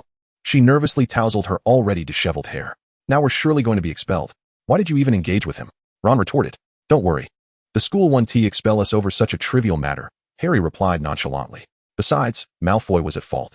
The words he uttered were profoundly insulting. But I don't understand what it means, Hermione frowned. Of course, I recognized that the term was vulgar, much like the person who uttered it, utterly repugnant.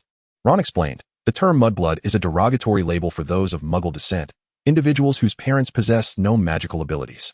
It's a horrid term, implying filthy, inferior blood, just as lowly as dirt. It's truly insane. Hermione bit her lip, nodding gently, then expressed her gratitude to Ron. Thank you for speaking up for me earlier. No problem at all, Ron stammered, hastily waving his hands. Oh, Ron belatedly wiped his nose with his sleeve, realizing, no wonder Fred mentioned something was on my nose. I thought he was teasing me.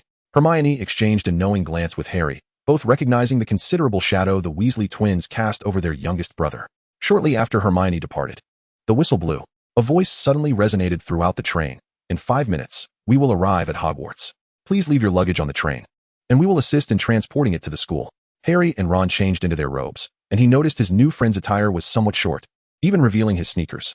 Wearing hand-me-downs was an unpleasant experience, and Harry fully understood this. Come on, let us disembark, mate, Ron urged Harry. After sharing a scuffle, their friendship had rapidly blossomed, bolstered by Hermione's timely intervention. Chapter 16, Disciplinary Action. The nights in the Scottish Highlands during September are quite frigid, as Harry disembarked. A chilling breeze struck him, penetrating to the bone. It's freezing, Ron chattered beside him. First-year students, over here. A familiar voice called out. Come here. Oh, Harry, I see you. It was Hagrid. Harry turned to Ron and waved hi. Hagrid, I'm here. Hagrid's towering figure was unmistakable. He beamed warmly at Harry, waved, and addressed the children. Are there any first-year students? Come with me. I will escort you to the school. This path was not new to Harry. It was wet and muddy, strewn with thorns, a route reportedly traversed by the 4 founders when establishing Hogwarts, allowing newcomers to experience the arduous journey undertaken by their predecessors. Remembering hardships brings appreciation. As you turn the corner, you will soon catch sight of Hogwarts, Hagrid proclaimed in a booming voice. Come, just ahead lies the lake. We shall cross it by boat. For individuals, to a vessel. Remember, you may now deliberate on your groupings. Harry, Ron, this is Neville. Hermione introduced the two to their new companion, then turned to Neville, adding, it was Harry who assisted in locating your toad. Thank you, Mr. Potter, Neville replied shyly, offering his gratitude to Harry. Not at all, just call me Harry. Harry responded with a warm smile, radiating an aura akin to a small sun. Dispelling Neville's anxiety, and even alleviating his chill. "Shall we share a boat?" Ron suggested, draping an arm around Harry's shoulders as he extended the invitation to Hermione and Neville. "Certainly, we are perfectly matched in number," Hermione replied, though she murmured softly, "I just hope we won't be expelled." "Do not fret, Hermione. We merely utilized the levitation charm for the drama class." "Not the—" Harry intended to mention the killing curse, but suddenly deemed it inappropriate. "The what?" Neville inquired, puzzled. "The unlocking charm." Harry swiftly redirected the conversation. "Now, let us hasten. We must board the boats." The others accepted his words without suspicion, as students of their age were unlikely to be acquainted with such dark incantations. The temperature above the lake was even colder than when they had disembarked, perhaps due to the moisture in the air, prompting the young wizards to clutch their robes tightly in an effort to combat the relentless chill. They endured until the boats finally reached the shore, feeling a slight sense of relief. Following Hagrid, they walked until they arrived at a grand door. "Wait here, it won't be long," Hagrid began, but before he could finish, the door swung open, revealing a stern witch clad in a deep green robe. "Professor McGonagall, the first-year students have arrived." "Professor McGonagall," Hagrid announced with respect. He waved to Harry and then turned to leave. "First-year students, follow me," Professor McGonagall instructed as she led them into the castle, guiding them to a small chamber. "Welcome to Hogwarts," she declared. "The feast is about to commence. However, before you take your seats in the dining hall, you must first ascertain which house you will belong to. The sorting is a significant ceremony, for during your time at Hogwarts, the house will serve as your home. You will attend classes with fellow housemates, reside in the house dormitories, and spend leisure time in the common room. The 4 houses are Gryffindor, Hufflepuff, Ravenclaw, and Slytherin. Each house possesses a rich history and has nurtured remarkable witches and wizards. Throughout your studies at Hogwarts, your exemplary conduct will earn points for your house, while any misconduct will result in point deductions. At the end of the year, the house with the most points will be awarded the House Cup, a prestigious honor. I hope that regardless of the house you are assigned to, you will strive to bring glory to it." In a few moments, the sorting ceremony will commence before the entire school. I suggest you take this opportunity to compose yourselves and present a more spirited demeanor while you await. At this juncture, her gaze briefly lingered on Neville's cloak before sweeping over Harry, Ron, and Hermione in turn. "Mr. Potter, Mr. Weasley, and Miss Granger, please follow me," she instructed, then turned her attention to Draco and Mr. Malfoy. Upon hearing Professor McGonagall's words, Hermione's composure faltered. "Oh, Harry, oh dear," she exclaimed, her voice trembling with emotion. "We're going to be expelled." Draco, overhearing Hermione's distress, let out a mocking chuckle. Harry glanced in his direction, noticing Draco mouthing the words mudblood. That wretched boy, he thought. But the immediate concern was finding a way to navigate this predicament. "Hermione, don't be afraid," Ron consoled her. "Even if we are expelled, you'll still have me and Harry by your side, won't you?" Upon hearing this, Hermione's sobs grew even louder.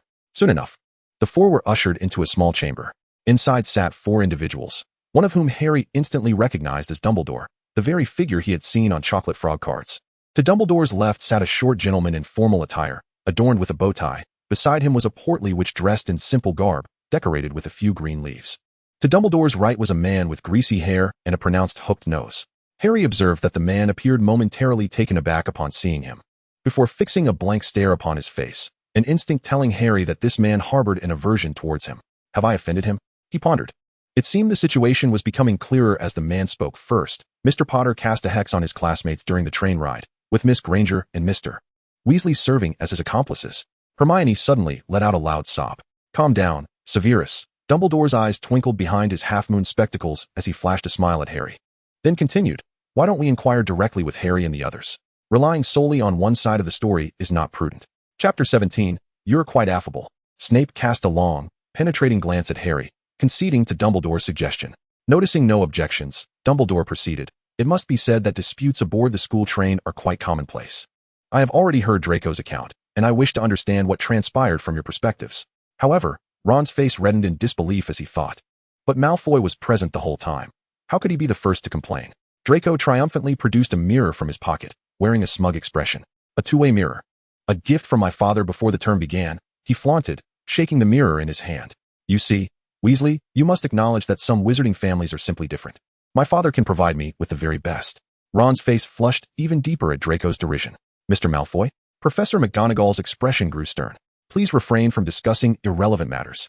Draco, warned by Professor McGonagall, showed no fear. Instead, he raised an eyebrow provocatively at the trio. On his way here, Harry had been contemplating how to ensure that Malfoy's schemes would backfire. He had heard the conversations on the train and knew that Malfoy's father, old Malfoy, was a governor of Hogwarts, wielding considerable influence within the school. It was conceivable that the school would not stand up for them, the vulnerable students, if things escalated. Observing Professor McGonagall's impartiality, Harry resolved to approach her perspective. He had long been aware that Professor McGonagall was the head of Gryffindor House, and his parents had also hailed from Gryffindor. They had been the heads of the student council, indicating that they were undoubtedly favored students of Professor McGonagall. He surmised the identities of the other heads. The plump which adorned with herbal leaves must be the head of Hufflepuff, while the slick-haired Professor's previous reaction suggested he was the head of Slytherin. Harry did not expect to sway the Slytherin head, but hoped to appeal to the other heads.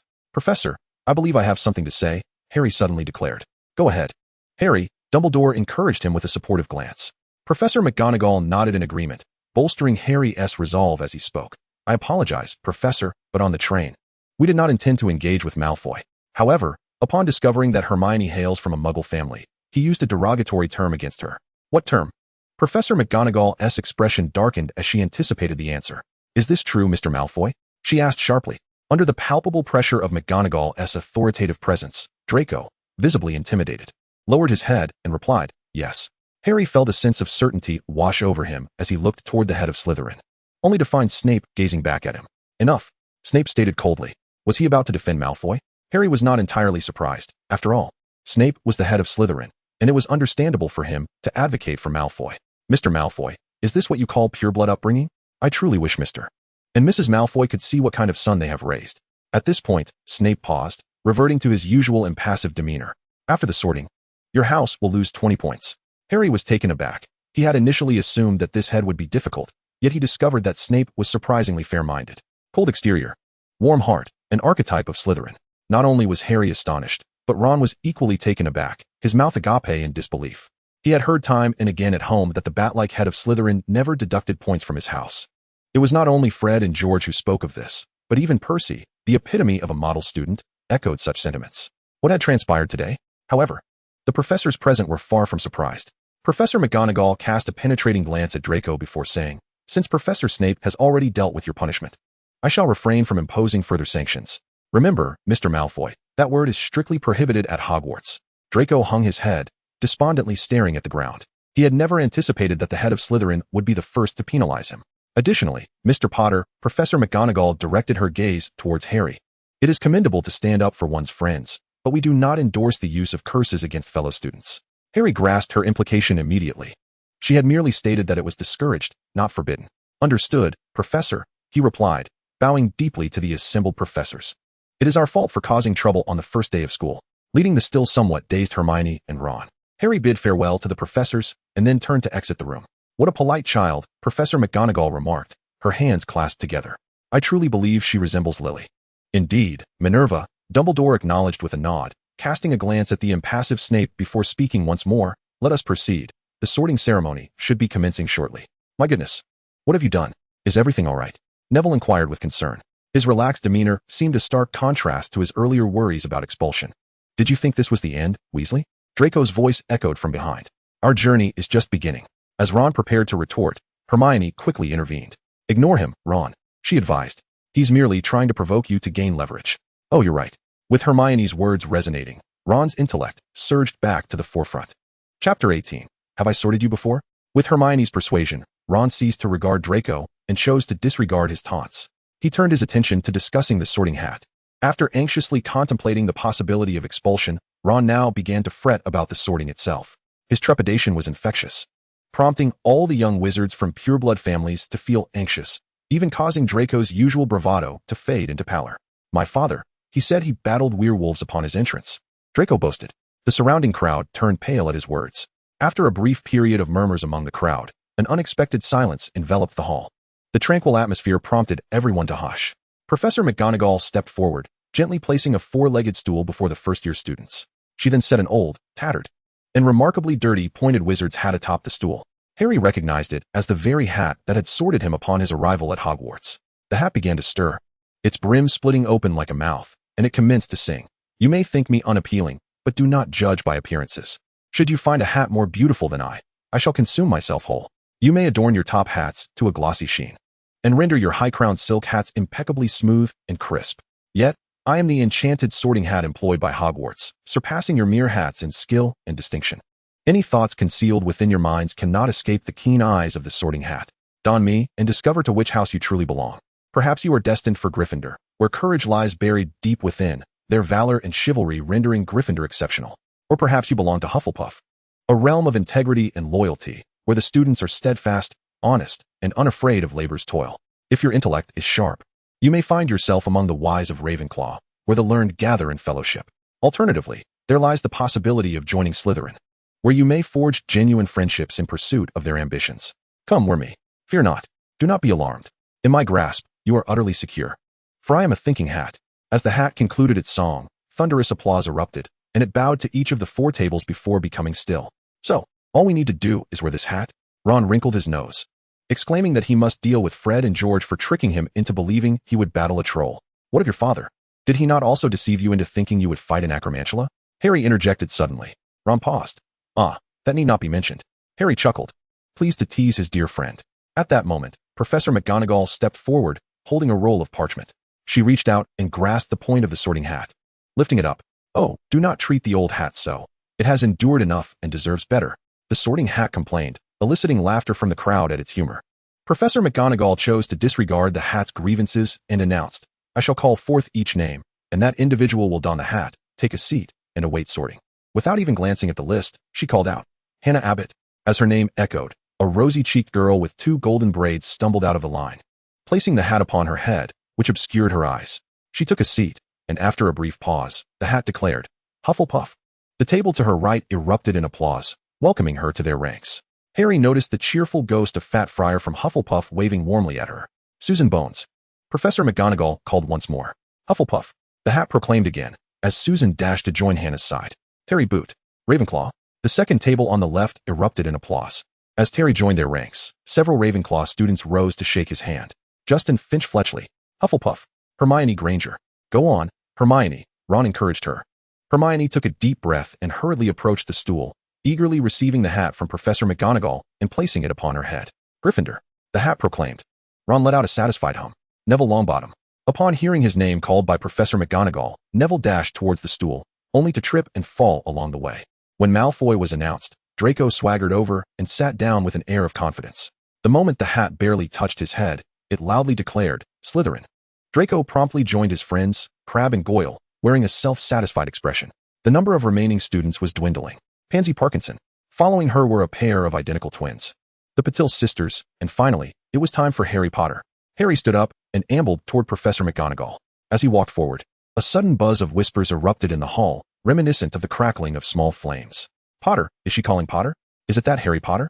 After all, these children had grown up hearing tales of the Savior. If Voldemort had been the lullaby to silence their cries in childhood, Harry's name was the charm that lulled them to sleep. All eyes turned to Harry, eager to discern the sorting outcome of the renowned Savior. As Harry approached, he gazed at the familiar old hat, recalling the first time he had donned it, when it had urged him toward Slytherin. He wondered if it would make the same suggestion this time. With that thought in mind, Harry took the hat from Professor McGonagall's hands, an act he alone performed, and expressed his gratitude to her.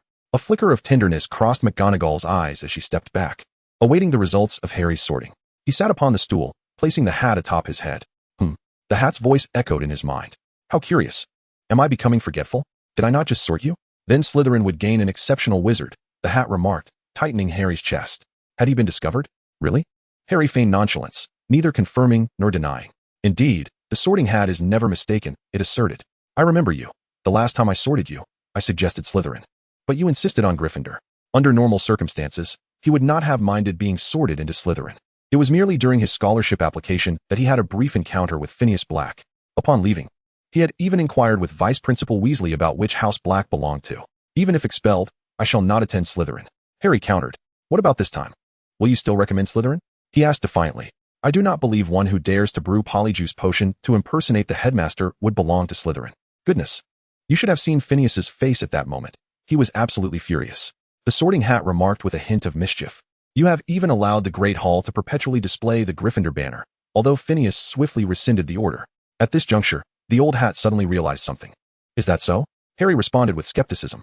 The sorting hat had never divulged any secrets concerning young wizards since its inception. I assure you, the hat declared earnestly. Not even the troublesome matter that causes Albus considerable distress.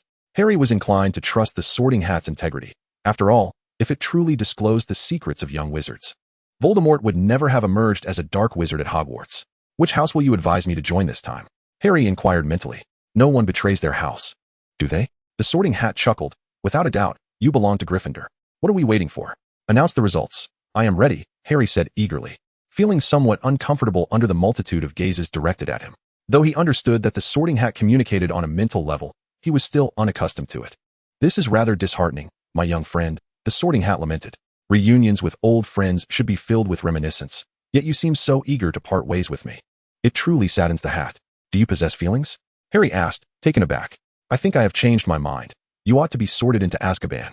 The Sorting Hat retorted with a hint of indignation. Oh, I apologize. That was not my intention, Harry quickly responded, jokingly. As he certainly did not wish to be sent to Azkaban. He then asked, when did the current headmaster enroll, and why do I have no recollection of him? Indeed, there is a slight familiarity, Harry agreed. However, I have never encountered the headmaster in his youth, so there is no sense of incongruity. Oh, you should have seen young Albus. The Sorting Hat's voice took on a playful tone. Which house was he in? Harry inquired. Without a doubt, Gryffindor. The Sorting Hat replied with delight. Harry nodded in understanding and continued reminiscing with the Sorting Hat for a while longer. What is this? Harry asked curiously, as he removed the hat and discovered a sword hilt within. Intrigued, he grasped the hilt, and with a resounding clang, he drew forth a magnificent silver sword. Simultaneously, the Sorting Hat shouted, without a doubt, Gryffindor. The hall fell silent for a moment, and after a brief pause, thunderous applause erupted from the tables of the three houses. Excluding Slytherin. We have Potter. We have Potter. The Weasley twins stood atop their benches, exuberantly waving their arms. Hagrid clapped fervently, unable to contain his excitement. Dumbledore smiled and nodded at him, offering his applause, while the slick-haired professor regarded him with a hint of disdain. Professor McGonagall, standing nearby, clasped her hands, appearing genuinely pleased that Harry had been sorted into Gryffindor. Professor this? Harry asked, holding the Sorting Hat in one hand and the Gryffindor sword in the other. Leave this to me, Mr. Potter. Professor McGonagall took the hat and sword from his hands and approached Dumbledore, presenting the sword to him. I never anticipated you would orchestrate such a method of sorting, Albus, she murmured. Dumbledore appeared momentarily astonished, replying, Ah? Professor McGonagall cast a skeptical glance at Dumbledore before ultimately choosing to trust him. As Harry made his way to the Gryffindor table, all the Gryffindors rose to their feet, offering him their heartfelt congratulations. He seated himself beside Hermione, with a bespectacled boy on his other side, who seemed quite refined. Percy Weasley. The boy extended his hand in introduction. Harry grasped his hand, recognizing him as the head boy Ron had mentioned. The Weasley family typically went by nicknames. For example, Bill's formal name is William, and Charlie's is Charles. Hello, Percy, Harry replied with a polite smile. At that moment, Professor McGonagall called out Ron's name. That's my brother. My youngest brother, Percy whispered to Harry. Gryffindor. The Sorting Hat announced loudly. Ron approached and settled into the seat reserved for him by Harry and Hermione, collapsing into it with a sigh of relief. Well done, Ron, splendid. Percy exclaimed dramatically. You nearly frightened me. I thought you might end up in Slytherin, Ron admitted.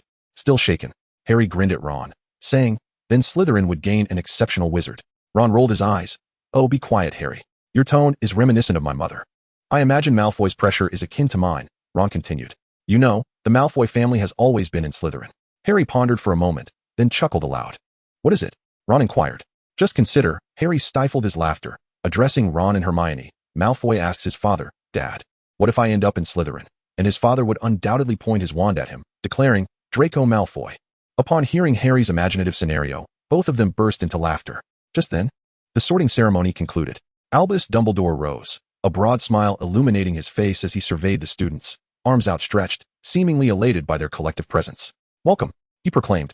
Welcome to another year at Hogwarts. Before the feast commenced, he wished to share a few words. Fools, crybabies, scum, twist. Thank you all. He settled back down. The crowd erupted in applause and cheers, including Harry. Had it been Phineas Black, the headmaster would have likely taken an hour before the feast began. Even though this younger individual appeared somewhat eccentric, having been thoroughly brainwashed by the old hat, in Harry's eyes, Dumbledore had transformed from a headmaster into a junior student. An 11-year-old senior and a 100-year-old junior. Such a combination was indeed rare. As Dumbledore settled into his seat, an abundance of delectable dishes materialized upon the 4 long tables. Roasted beef, succulent chickens, pork chops, lamb racks, sausages, steaks, boiled potatoes, baked potatoes, crispy chips, Yorkshire pudding, pea shoots, carrots, gravy, ketchup, and even mint humbugs adorned the feast. Harry speared a piece of steak with his fork and placed it onto his plate.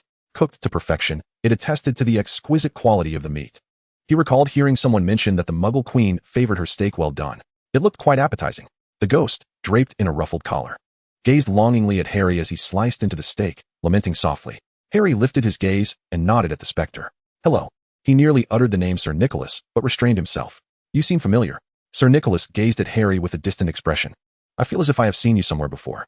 Just as Harry thought the ghost might recognize him, Sir Nicholas suddenly clapped his hands together. I've remembered. James Potter. You must be his son. You resemble him almost exactly. Do you know my father? Harry inquired with keen interest. Indeed, young Mr. Potter. James was a remarkable student in Gryffindor, Sir Nicholas replied with a smile. Oh, I recall now. You're nearly headless Nick. Ron exclaimed, pointing at Sir Nicholas. I prefer you to call me Sir Nicholas de Mimsy Porpington, the ghost replied, appearing somewhat flustered. However, the ghostly figure of Seamus Finnegan interjected, nearly headless? How does one nearly lose their head? Sir Nicholas appeared quite agitated, evidently unwilling to discuss that particular topic. Just like this, he said impatiently, tugging at his left ear.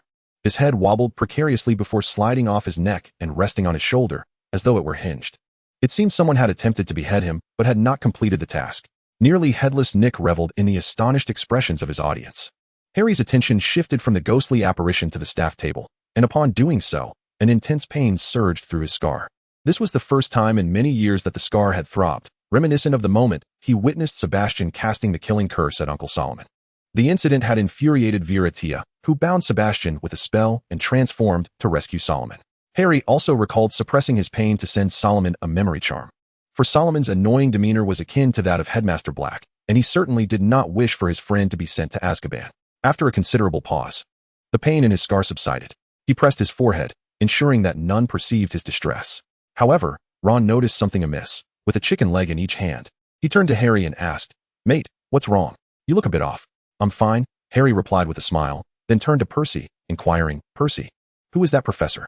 Harry was not inquiring about Snape. In fact, he had already felt the weight of Snape's gaze earlier in the cabin, yet his scar remained untroubled. He remarked, No, not Professor Snape.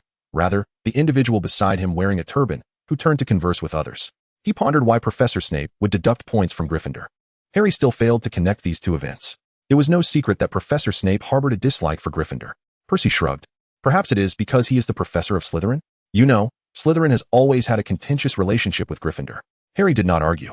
He was uncertain of the current dynamics, but a century ago, under Headmaster Black, the relations between Gryffindor and Slytherin were rather amicable. Harry glanced back at Snape and noticed that he, too, was observing him. The expression in Snape's eyes was intricate, and Harry mused. Perhaps he shared a close bond with my parents? With this thought, he offered Snape a polite smile. However, he found Snape unresponsive, merely snorting without further acknowledgement. Turning his gaze away. In Chapter 21, The Discovery of Peeves, Harry was indifferent to Snape's reaction.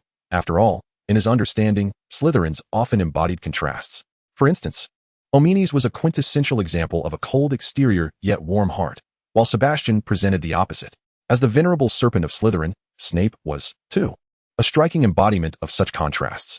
Lowering his head, he redirected his attention to the sumptuous feast before him. It was still noon when he munched on snacks during the ride, and he had been quite hungry by the time he finished his steak. The table transformed into an array of delightful desserts. The British cannot forego afternoon tea and post-dinner sweets, much like the 3rd District cannot do without Tifa. If one were to choose between the two, afternoon tea would hold slightly more significance. Eventually, the desserts vanished from the table. Professor Dumbledore rose once more, restoring silence to the dining hall. Oh, now that everyone is well-fed and refreshed, I would like to impart a few words. At the beginning of the term, he had several points to address. First-year students, take heed. The woods on campus are strictly off-limits. Some of our older students ought to remember this as well. Dumbledore's bright gaze, filtered through his half-moon spectacles, swept towards the Weasley twins, conveying a clear message. The older students he referred to were indeed them, the troublesome pair. Gryffindors collectively observed the Weasley twins, for a significant portion of their house points had been lost due to their antics. Furthermore, Mr. Filch, the caretaker, requested that I remind everyone to refrain from casting spells in the corridors during breaks. Filch stood nearby with a crimson-eyed cat, emitting a distinctive snort upon hearing Dumbledore's words. Additionally, the trials for the Quidditch team will take place in the 2nd week of this term. Any students aspiring to join the house team should contact Madam Hooch, the flying instructor. Lastly, I must convey to all that those unwilling to encounter unforeseen circumstances and suffer a tragic demise should refrain from entering the corridor on the right side of the 4th floor. Harry chuckled, unable to suppress his amusement. Truth be told, there was no corner of Hogwarts he had not explored, even the Slytherin common room. which he had the fortune to visit alongside Viritia. However, the experience was not entirely pleasant. He can't be serious, can he? Harry whispered to Percy. Impossible. Percy furrowed his brow at Dumbledore. Strangely, whenever there is a location we are forbidden to visit, he typically provides a rationale, such as the presence of perilous beasts in the Forbidden Forest, which everyone is aware of. I believe he should at least clarify this to our head boy. It was evident that Professor Dumbledore harbored his own little secret. Harry quietly remarked to Percy, perhaps it's the kind of secret he wishes to keep from others. That makes sense, Percy nodded in understanding. Now, before everyone retires for the night, let us sing the school song together, Dumbledore proclaimed loudly. Yet Harry noticed the smiles of the other professors seemed frozen. With a gentle flick of his wand, a long golden ribbon billowed forth, twisting and curling above the grand dining table, forming lines of text. Each may choose their preferred tune, Dumbledore announced. Prepare to sing. And thus, the entire faculty and student body burst into song. Hogwarts, Hogwarts. Since this melody lacked a fixed tune, everyone sang in a relaxed manner, using their favorite melodies regardless of harmony. The great hall transformed into a scene far more chaotic than a ransacked alley. And Harry quickly grasped why the professors bore such expressions. He recalled what the Sorting Hat had said. Dumbledore had entered the school the year following his disappearance, implying he too had endured the torment of Phineas Black. Perhaps this was a form of retribution for the annual choral practices conducted in various tunes during his school days.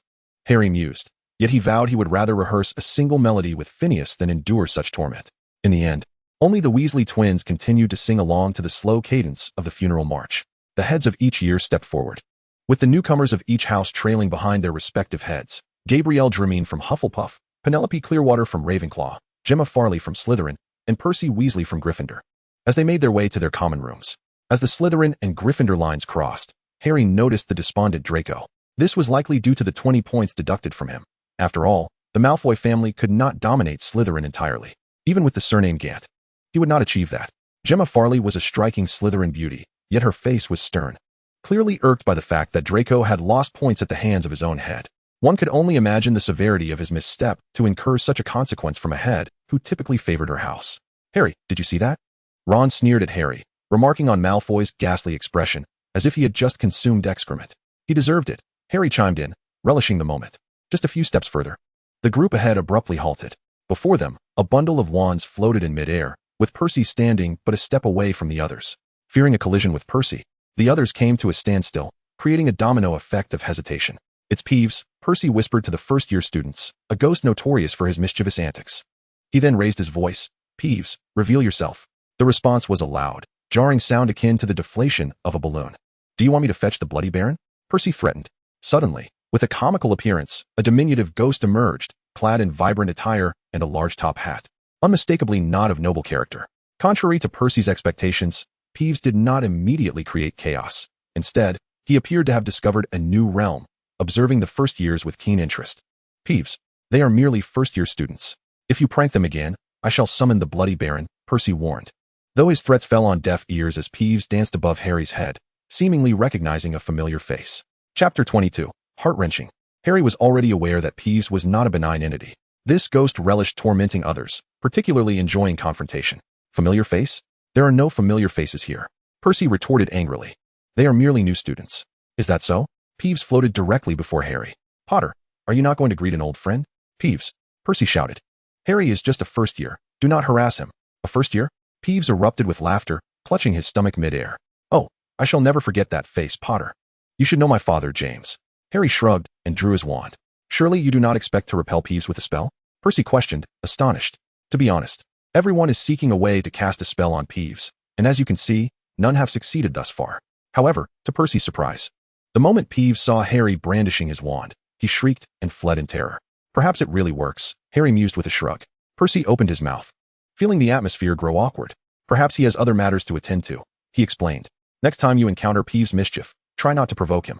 Honestly, you should remain cautious of him. Percy led the group onward, adding, Harry's method is not one I recommend for everyone.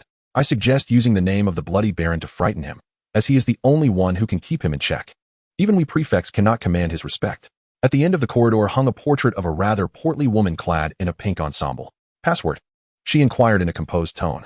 As the painting swayed forward, it revealed a circular hole in the wall. They all crawled through the opening, although Neville proved somewhat clumsy, requiring assistance to squeeze through. Upon traversing the narrow passage, they found themselves in the Gryffindor common room. It was a cozy, circular chamber. adorned with plush armchairs and decorated in the house's signature colors of scarlet and gold. Percy began assigning dormitory rooms to the new students. When your name is called, you shall reside together throughout your school life. Ron Weasley, Harry Potter, Neville Longbottom, and Seamus Finnegan. The four named exchanged glances, but voiced no objections. After Percy had allocated both the boys' and girls' dormitories, he continued, the school rule states that boys are not permitted in the girls' dormitory. What if a girl enters the boys' dormitory? Seamus asked loudly. Isn't there a rule against that? I'm afraid not, Percy replied, somewhat resigned. However, Fred and George chimed in unison from the back. Need we even ask? The consequences are yours to bear. They were met with Percy's book-swatting retort, and the two troublemakers fled the common room in laughter. Aren't you afraid of damaging it? Seamus remarked. You've been holding on to your toad for dear life. Is it really unbothered by the heat? I am half and half, Seamus explained. Perched on the edge of his bed, one leg swinging freely. My father is a muggle, and my mother only revealed her witch identity to him after they were married, which startled him quite a bit. Laughter erupted, and Harry, rubbing his eyes, added, it's quite normal for muggles to disbelieve in magic. For instance, my uncle. He is vehemently opposed to magic, even when I perform it right in front of him. Oh, I believe he is deceiving himself, Seamus said, crossing his arms. I was raised solely by my grandmother. Neville's expression turned somewhat somber. My grandmother is a witch, and she told me my parents were both wizards, but unfortunately, they fell ill and have been in St. Mungo's hospital for as long as I can remember. When I was 8, my Uncle Algy came over for tea and, in a moment of mischief, dangled me out of the upstairs window by my ankles just as my Auntie Enid handed him a cake. He lost his grip, and I bounced up, soaring over the garden and landing on the road. They were all delighted, with Auntie Enid even bursting into tears of joy. If only you could have seen their faces when I received my acceptance letter. They thought my magical abilities were insufficient for this school. My Uncle Algy, in a fit of excitement, even bought me a toad. As Neville regaled his classmates with his anecdotes, Harry, after listening to Neville's tale, suddenly surmised that the magical world's reluctance to rescue him from his dire circumstances over the years may indeed hold a reason. Look at Neville. Even his uncle treats him this way, pushing him off the dock and throwing him from the second floor. Simon inquired with concern. What affliction do your parents suffer from? They are tormented by the Cruciatus curse and have remained in a perpetual slumber, Neville replied, his tone tinged with melancholy. I'm sorry, Neville, Simon expressed, taken aback by the revelation of his friend's sorrow. The Cruciatus curse, you say? Harry had once studied it alongside Sebastian. He had even employed it against Bellatrix more than once. The agony of such a curse is indeed unbearable, not only for the victim, but also for the soul of the caster. Ah, I remember now, Ron exclaimed, slapping his palm with his fist, only to realize that mentioning Neville's parents' names would inflict further pain upon his friend. He quickly redirected the conversation, saying to Harry, Harry, I recall you have some snacks in your bag. Oh, I nearly forgot. Harry replied as he pulled a suitcase from beneath the bed and said to the three of them, I bought a considerable amount of snacks in the Muggle world. Do try some. Muggle snacks? Ron's interest piqued. When it came to food, Ronald never fell short. Only Slytherin's Crabbe and Goyle could rival him in this regard. Try this, Harry said, retrieving a can of bright red soda and handing it to Ron. Wow, it's cola, Simon exclaimed in surprise. It's Coca-Cola, not Pepsi. Do you prefer Pepsi? Harry raised an eyebrow in inquiry. Oh no, absolutely not. How could I ever enjoy that swill? Simon replied with an expression of disdain. Harry extended his hand formally, and Simon, recognizing the gesture, clasped it in return. Then it is settled. We are good friends. Friends. Simon nodded emphatically in agreement. The rivalry between Pepsi and Coca-Cola was as fierce as the age-old debate of sweet versus salty. Is this a beverage? Ron asked curiously, examining the can in his hand. He pulled the tab and poured the cola into a glass, watching the effervescent bubbles with hesitation. Ugh, that color, can it really be consumed? I mean, I have yet to taste anything better than butterbeer. Give it a try, Simon encouraged. Ron lifted the glass, the dark liquid reminiscent of potions, eliciting a look of skepticism. I must ask, is this truly not a potion? Take a sip and see, Harry urged. With the encouragement of his newfound friends, Ron adopted a resolute expression. He closed his eyes and took a bold gulp. Wow, he exclaimed in astonishment. How is it? Tasty, isn't it? How does it compare to butterbeer? Harry inquired, raising an eyebrow. Butterbeer? What is that? Ron took another generous sip of cola, seemingly unfamiliar with the drink. The group erupted into laughter at Ron's words. Harry then produced an array of snacks to share with his new friends. As it was their first meeting, and their inaugural day at school, none felt inclined to sleep. They chatted until the late hours of the night before finally bidding each other goodnight and drifting into a deep slumber.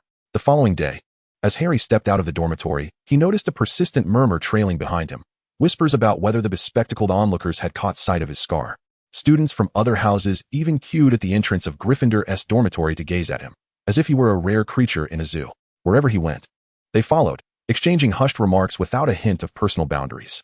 Yet, he paid them little mind, believing they would eventually cease their fascination once they grew accustomed to his presence. What troubled the first years was the labyrinthine nature of Hogwarts staircases, which numbered a staggering 142. Some were broad and expansive, while others were narrow and wobbly. Some shifted to different destinations every Friday, and some would abruptly vanish mid-flight, requiring one to remember where to leap. Furthermore, there were numerous doors that would not open unless politely requested or prodded in just the right spot. Some doors were mere illusions, solid walls masquerading as portals. Remembering where everything was located proved challenging, as the entire edifice seemed to be in a state of perpetual motion. The portraits, too, were ever engaging in friendly visits, their cheerful conversations echoing through the halls. In his youth a century ago, he had felt as rootless as he did now.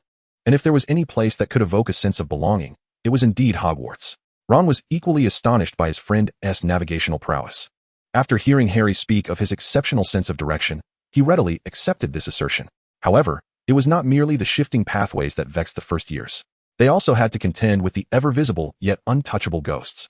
Often, just as a first year was about to open a door, a ghost would suddenly materialize from behind it, causing quite a fright.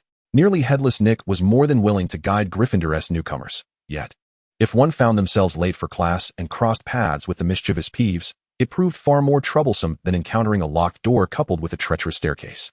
Peeves would gleefully upend wastebaskets upon their heads, yank away the carpets beneath their feet, hurl chalk at them, or stealthily follow behind, seizing their noses and exclaiming, "Got your nose." Several first years had been reduced to tears after Peeves' antics, lamenting their impending tardiness. What went unnoticed by all was that Peeves had seemingly never pranked Harry. Nor did he ever appear within Harry's line of sight. Ron had been so engrossed in following Harry that he completely forgot about Peeves. With the first years just having begun their studies and needing time to acclimatize to their new surroundings, the schedule was relatively relaxed, allowing ample opportunity for exploration of the school. Upon receiving his timetable, Harry marveled at how times had changed. Under Phineas Black's headmastership, who would have dreamed of leisure? It was all about learning proper etiquette. You uncouth little troll. When Harry and Ron arrived at the Transfiguration classroom, only a sparse scattering of students occupied the seats within. It seemed that everyone had risen later than usual. Harry mused that perhaps, like them, they had engaged in conversation well into the night. Upon the dais at the front of the room sat a silver-gray tabby cat. As Harry and Ron entered, the feline's tail flicked, and its eyes narrowed into slits. Wow. It appeared that Professor McGonagall had brought her cat to class. Ron grinned and moved forward, seemingly intent on petting the cat. "I bet, mate. She intends to use this cat as a teaching aid." Harry quickly grasped Ron's arm, feeling an unsettling sensation. The patterns around the cat's eyes resembled a pair of square spectacles. He certainly recalled those square glasses. In fact, their owner was the stern head of Gryffindor House. What if this cat was not what it seemed? Could it be that Professor McGonagall was an animagus? The more he pondered, the more plausible it seemed. So he whispered to Ron, "Take a seat, Ron. I doubt Professor McGonagall would appreciate anyone disturbing her cat, even if it is a teaching tool." He inhaled sharply. The imagined notion of Professor McGonagall truly sent a chill down his spine. Chapter 24. The blue and white bull. Harry was certainly familiar with animagi. Many within the Ashen Serpent faction had the ability, favoring transformations into wolves and leopards, creatures known for their agility and ferocity. The consequence of becoming a beast was that Harry could cast ancient magic without mental strain, freely employing his favorite spell to shrink animals, often resulting in an explosive outcome beneath his feet. Although it was rather unsanitary, it provided a certain relief. Yet, he was perplexed as to why members of the Ashen Serpent faction would scream in terror upon witnessing this spell. Was it distasteful to them? Before long, the classroom filled with students arriving one after another. Perhaps due to the observation that no one dared to approach the cat, the newcomers merely gazed curiously from a distance, none daring to step forward. Once all the students were seated, the cat suddenly leaped forward, and Professor McGonagall, clad in a dark green robe, appeared before them. "How splendidly dramatic!" Ron instinctively exclaimed. "Thank you for your compliment, Mr. Weasley," Professor McGonagall responded, addressing Ron directly. This unconventional introduction immediately piqued the young wizard's curiosity, prompting them to sit up straight in anticipation of the Transfiguration lesson. "Transfiguration is the most complex and perilous magic you will encounter at Hogwarts," Professor McGonagall declared. "Anyone who dares to misbehave in my classroom will be asked to leave, never to return. I have warned you." "I bet, Harry," Ron whispered. She was definitely thinking of Fred and George when she said that. After they had taken extensive and intricate notes, Professor McGonagall handed each of them a matchstick and instructed them to attempt transforming it into a needle. For Harry, this level of challenge was a mere trifle. He waved his wand, transmuting the matchstick on the table into a needle adorned with exquisite patterns. "Wow, that's cool," Ron instinctively praised. "Mr. Weasley?" Professor McGonagall cast a stern glance at him, admonishing that whispering was strictly prohibited during class. But, Professor, Ron protested. Harry transformed the matchstick into a needle in an instant. Upon hearing Ron's remark, Professor McGonagall approached and discovered that Harry had indeed accomplished the feat excellent transfiguration. She commended, Mr. Potter earns 5 points for Gryffindor. The classmates erupted in applause, celebrating Harry's impressive achievement, as well as the additional points awarded to Gryffindor. Students were well aware that losing points was far easier than earning them, even if they were newcomers. Harry, however, maintained his composure, graciously thanking Professor McGonagall. If he could not achieve such a level of skill by the second year, then 6 years of schooling would have been for naught. It was rare to see a smile from Professor McGonagall, and as she gazed into Harry's green eyes, she became increasingly convinced that he resembled his mother. By the end of class, only Hermione had managed to make some progress with her matchstick. Yet, with Harry's remarkable display setting the bar, Hermione was only able to earn 2 points for Gryffindor. As class concluded, Hermione leaned closer, squeezing between Harry and Ron. "Goodness, Harry, how did you do that?" she inquired rapidly, like a flurry of firecrackers. The moment Professor McGonagall finished speaking, "You turned the matchstick into a needle." After all, Harry was the chosen one. "You don't really expect the savior to be an ordinary person, do you?" Seamus chimed in from behind them. To Hermione's surprise, Seamus's rationale managed to convince her. It was reasonable to assume that such extraordinary feats could not be accomplished without remarkable abilities, especially if they were documented extensively. The group continued to the Great Hall, taking their seats at the Gryffindor table. "Huh, Harry," Neville exclaimed. "How on earth did you manage that? Can you teach me?" "Oh, it's not difficult at all," Harry replied, draining the juice from his cup. He retrieved his wand and used the cup as an example. "If I wish to transform this into a bowl, I must visualize the shape of the bowl in my mind." As he spoke, the cup morphed into a blue and white bowl. "Wow," Neville exclaimed eagerly, pulling out his wand and aiming it at his own cup. The tip of his wand glimmered momentarily. Unfortunately, the cup merely expanded slightly. "That's already quite impressive, Neville," Harry praised. "To initiate any transformation at all is a commendable start. Remember, the stronger your desire, the more effective the transfiguration." "Well done, Ron," he added, noticing Ron had transformed his cup into a goblet with a stem. Achieving such results with a wand that did not quite suit him indicated that Ron was already among the more talented students. There is always a delightful feeling in receiving compliments, and Ron beamed with joy, though a hint of frustration crept in as he remarked, "I have been trying my best to picture that bowl. I just can't seem to do any better." "You must have faith in yourself," Harry encouraged him. "Belief is the greatest magic of all." With renewed determination, Ron picked up his wand once more, casting a spell on his cup. This time, the transformation was significantly improved. At least in terms of shape, it resembled a proper bowl. "Impressive, Ron," Seamus praised. "Watch me." In a fleeting moment, an ominous premonition surged within Harry. As he had anticipated, when Seamus brandished his wand, a tremendous crack echoed through the air. Instead of transforming, the cup was violently propelled into the air before crashing heavily before the 5 of them. In some respects, there was a modicum of success. Hermione picked up the cup and observed that, at the very least, its mouth had indeed widened. The afternoon's lesson was herbology, led by a stout short witch named Professor Sprout, who guided them to the greenhouse behind the castle to learn how to cultivate these extraordinary plants and fungi, and to comprehend their uses. In the realm of herbology, Harry was among the more adept students, largely because, a century prior, it had been the enchanting Professor Garrick, renowned as the fairest of Hogwarts, who had imparted this knowledge. It must be noted that the appearance of a teacher significantly influences the enthusiasm of the students. Cassandra had expressed her grievances, likening it to a dog chasing a flying broomstick, forever out of reach and incapable of mastering it even if caught. Chapter 25, The Venomous Tentacula. As it was the first class for the newcomers, Professor Sprout refrained from allowing practical exercises, focusing instead on theoretical knowledge. Seamus, however, clandestinely practiced transfiguration during the lesson and succeeded, albeit during a subsequent attempt, he inadvertently detonated a pot of Bubotuber. Fortunately, Harry's quick reflexes enabled him to transfigure Seamus's scarf into an umbrella, shielding them from the splattering pus. A commendable transfiguration spell, Professor Sprout declared, awarding Gryffindor 5 points. Before chastising Seamus soundly, just as Seamus hung his head in dejection, Professor Sprout produced a small cake from seemingly nowhere and extended it to him. With his head bowed, Seamus earnestly assured Professor Sprout that he would not cause any further mischief in herbology class. She forgave him but deducted a point from Gryffindor as a reprimand. As the class concluded, Harry did not rush to leave but lingered in the greenhouse. "Mr. Potter?" Professor Sprout noticed his reluctance to depart. "Is there something you wish to discuss?" "Indeed, Professor," Harry gathered his thoughts before speaking. "I read about the Chinese venomous tentacula and found myself quite fascinated by this plant. I was wondering if you had any mature specimens here." "The Chinese venomous tentacula is an exceedingly perilous plant," Professor Sprout replied. not outright denying Harry's request, but rather suggesting with delicacy, "I believe a young wizard of your age may not be suited to cultivate such a dangerous specimen. You should observe a real venomous tentacula. Perhaps it will alter your perspective. Follow me." Ron and Neville exchanged glances, inclined to follow along, as did Hermione.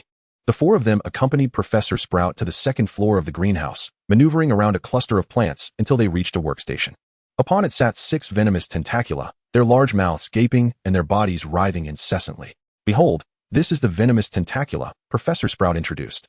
The description in 1,000 magical herbs and fungi pales in comparison to the reality of this formidable plant. As Professor Sprout spoke, she picked up a twig and placed it before a cabbage. The cabbage twisted its rotund body and bit down hard on the twig with a ferocious crunch, emitting a sharp, mournful cry as it snapped the twig in two. "Such a temper."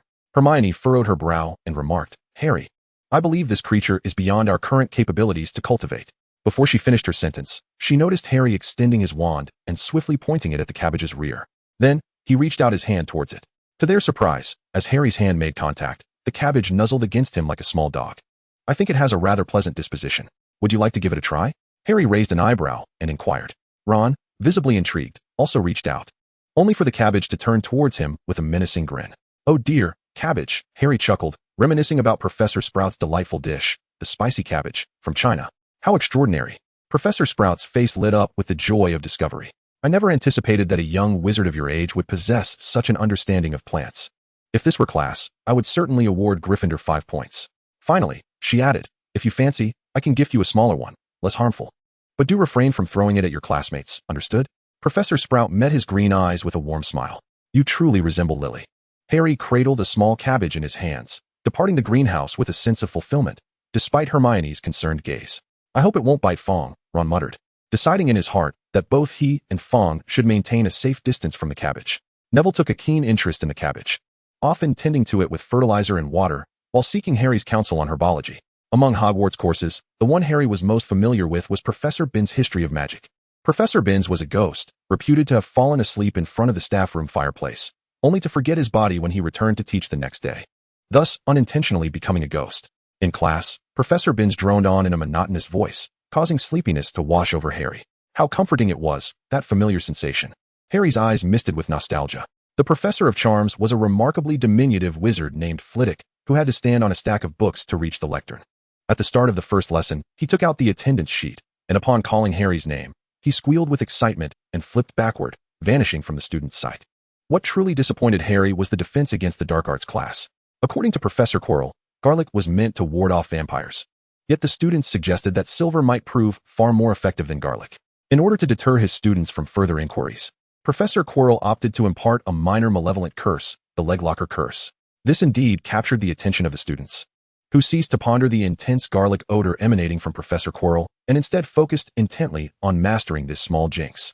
In Chapter 26, Potions class, Harry stood apart from his peers. While the others were diligently concentrating on the Leglocker curse, his attention was fixated on the back of Professor Quirrell's head. What could possibly compel him to stuff so much garlic in an attempt to mask something? Could it be that a sore had festered there? Or perhaps he had been cursed by someone? Harry's curiosity was purely inquisitive rather than altruistic. Upon returning to the Gryffindor common room, the students animatedly discussed Professor Quirrell. "I wager there's garlic stuffed beneath that turban of his," Fred and George chimed in, exchanging witty remarks. "This way, he is protected from vampires wherever he goes." "Then why not simply ask him?" Ron suggested, holding a can of Coke. "Or just remove that turban. Aren't you both fond of pranks?" The twins exchanged glances and replied in unison, "Oh, Ron, dear, we wouldn't want to be expelled from school." "Or worse," George added. Receiving a howler from Mum, Fred remarked. The two shared a knowing look and exchanged high fives, both uncertain which fate was more dire. Ron muttered under his breath, lamenting their predicament. Harry's little biting cabbage had also piqued the twins' interest. They frequently visited his dormitory, seemingly fascinated by the carnivorous vegetable. Fred even reached out to test its bite, but fortunately, he reacted swiftly enough to avoid a nip. After several days of classes at Hogwarts, Harry stumbled upon a startling revelation.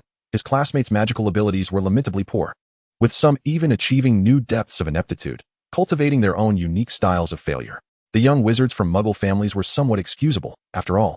When they received their acceptance letters from Hogwarts, none had informed them of their wizarding heritage, nor had anyone taught them magic. Yet, those hailing from so-called pure-blood families did not exhibit significantly superior skills either. Particularly, Draco Malfoy's two henchmen, Crabbe and Goyle, were rumored to be incapable of even mastering the Lumos charm.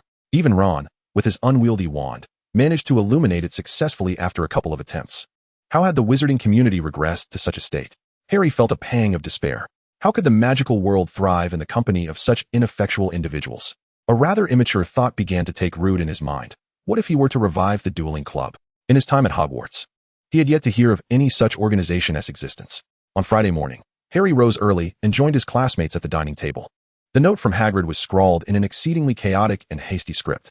Harry hastily scribbled on the back of a note with a feather quill, "Very well. I am eager. See you soon," and then sent Hedwig soaring into the sky. The potions class was held alongside Slytherin, with the two houses distinctly separated by an aisle in the classroom. Draco appeared to have forgotten the lesson Harry had taught him with the levitation charm, as he continued to provoke Ron and Hermione, attempting to elicit a reaction from one of them. However, Ron paid him no heed, and Hermione mirrored his indifference.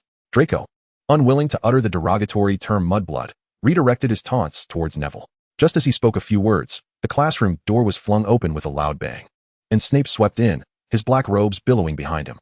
"You are here to study the intricate science and rigorous craft of potion making," he proclaimed, positioning himself behind the podium.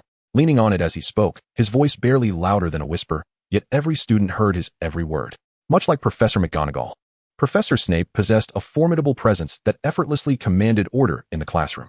Since there will be no foolish waving of wands here, many of you may not believe this is magic. I do not expect you to truly comprehend the marvel of a cauldron simmering with fragrant vapors, nor the enchanting liquid that courses through one's veins, intoxicating and beguiling. I can teach you how to elevate your prestige, brew glory, and even stave off death. But there is one prerequisite. You must not be the kind of fools I frequently encounter. After delivering his succinct opening remarks, the class fell into a stunned silence. Seemingly awed by his words, Hermione nearly perched on the edge of her seat, eager to prove that she was not among those fools. Snape surveyed the room, clearly pleased with the students' reactions. "Mr. Potter," his gaze fell upon Harry, our new celebrity. Harry lifted his head, puzzled as to why Snape had mentioned his name. "Tell me, Mr. Potter," Snape drawled, his speech languid and greasy like his hair, "what would be the result of adding powdered daffodil root to an infusion of mugwort?" Harry was momentarily taken aback. He had recently visited the Victorian era and was well acquainted with Miss Garrick, a professor of herbology from that time. The advent of the age of exploration had ushered in a flourishing of species, horticulture, and botanical culture across the European continent. The relatively conservative social etiquette of the Victorian era restricted social interactions, leading the upper classes to adopt the use of flowers to convey secret messages. As society's fascination with rare imported plants grew, books on floral introductions and the interpretation of flower language became popular, disseminating the various emotions encapsulated by flowers. Miss Garrick, as a herbology professor, had a particular fondness for the language of flowers, imparting to Harry many insights about floral symbolism. According to Victorian flower language, the daffodil Professor Snape mentioned actually referred to a lily resembling the daffodil, conveying the message, "My regrets follow you to the grave," and signifying absence and bitter sorrow. In light of Slytherin's inherent disposition, Harry discerned that Snape was engulfed in profound sorrow and remorse over the death of his parents. The professor's temperament is truly peculiar. Harry mused. Since he was a close friend of my parents, why not simply express it? Yet, had he been capable of such directness, he would not embody the essence of Slytherin. "It is of no consequence, Professor." Chapter 27. That summer, that girl. As a master of clemency, the man who had infiltrated Voldemort's ranks had always maintained a remarkable control over his emotions, revealing nothing of his inner turmoil. However, he never anticipated that when he unveiled a secret long buried in his heart, articulated through the language of flowers to the son of the girl he once adored, he would seemingly be seen through by the boy. Snape's expression remained impassive, yet tumultuous feelings surged within him. How could this 11-year-old boy comprehend the Victorian language of flowers? With this question lingering in his mind, Snape met Harry's gaze, those striking green eyes. Those eyes. Severus. By the clear lake, a red-haired girl stood, cradling a book, her crescent-shaped green eyes expressive of both joy and discontent. The day was bright, sunlight enveloping the girl, enhancing her vivacious charm. Upon hearing her voice, Snape anxiously tucked the dark magic book into his robe, only for it to slip from his grasp and tumble to the ground. "Severus, are you studying dark magic again?" Lily picked up the book, biting her lip as she regarded Snape, her radiant eyes filled with sorrow. "Dark magic contained a wizard's soul. Professor Dumbledore once warned us about this. Do you wish to?" "Enough, Lily," Snape replied, lowering his gaze. "I hope you can understand my predicament. I long to leave a favorable impression before that individual. You are aware of his principles, are you not?"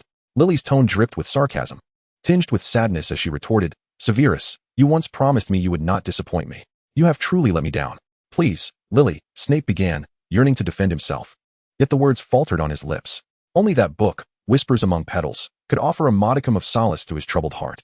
Indeed, Lily was the mother of this boy, bearing an uncanny resemblance to that haughty, self-important visage.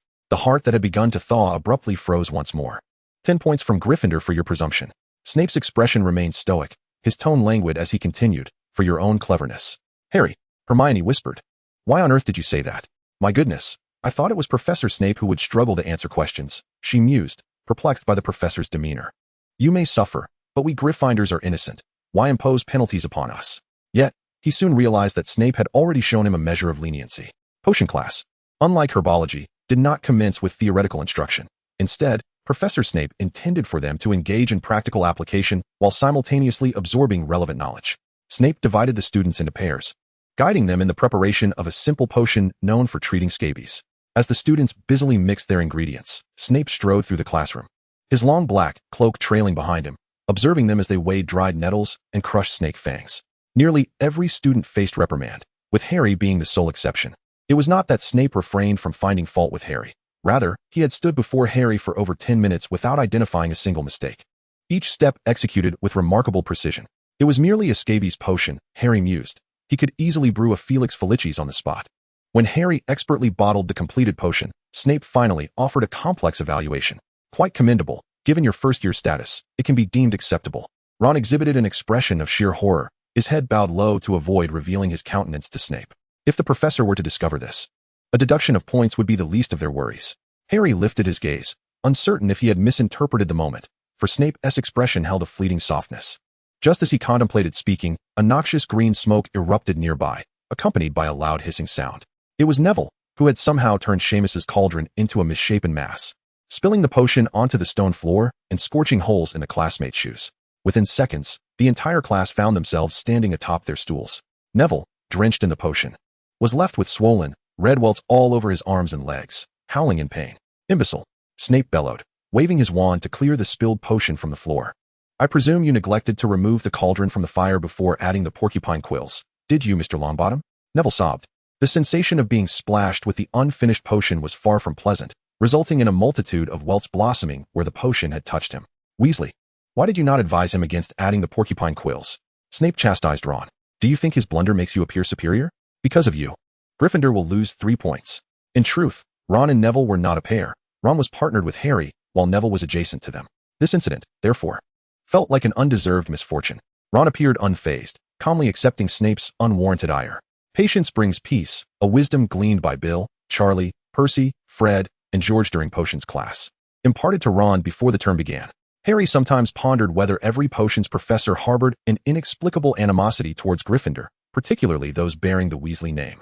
After all, Professor Snape had often targeted Gareth, who indeed had a penchant for pilfering ingredients. Consequently, the potion Harry had painstakingly concocted was callously appropriated by Snape. Its contents applied to Neville's afflicted areas, visibly eradicating the scabies in a matter of moments. Harry rested his chin on his hands, half of his face concealed, and let out a resigned sigh. After all, Hagrid had served as the keeper of keys and grounds at Hogwarts for many years and was a close friend of his parents. There was no reason for him to be unaware of the happenings between them. Chapter 28. Harry in the newspapers. Having been splashed with scabies potion and then sprayed with Snape's venom, Neville trembled even during mealtime. If you ask me, mate, Ron began to comfort Neville. It's really not a big deal. After all, you can't be proficient in every subject. You're right, Weasley. Draco's piercing voice emerged from the Slytherin table behind them. Perhaps this little chub should use his brain more instead of his rotund backside. Shut it, Malfoy, Ron said, pulling Neville closer to him to avoid looking at Draco. As Draco prepared to retort, the Slytherin prefect, Gemma Farley, interjected, Mr. Malfoy, close your mouth. Her tone was succinct. She didn't pity Neville for being bullied. She simply wished to prevent the professors from catching Draco verbally attacking a fellow student, which would result in a deduction of points from Slytherin. After being admonished by the prefect, Draco obediently fell silent, though his gaze continued to dart toward Ron and Neville's backs, leaving one to wonder what he was contemplating. In the afternoon, Harry gathered a few of his dormitory mates and Hermione to visit Hagrid's hut. Upon seeing so many young wizards, particularly those from Gryffindor, Hagrid displayed great delight. Go on, he urged, noticing that Neville's legs were trembling, and began to usher away his large dog. Wait a moment. Let me tie Fong up. He is always so enthusiastic. Once Fong was secured, Hagrid welcomed everyone inside to take a seat. Harry had brought an assortment of Muggle snacks and a few large bottles of cola, those hefty 25-liter ones. "Ah, cola," Hagrid exclaimed, seizing a large bottle of the fizzy drink. Resembling a regular person holding a medicine bottle, one had to admit that Muggles excelled in certain areas.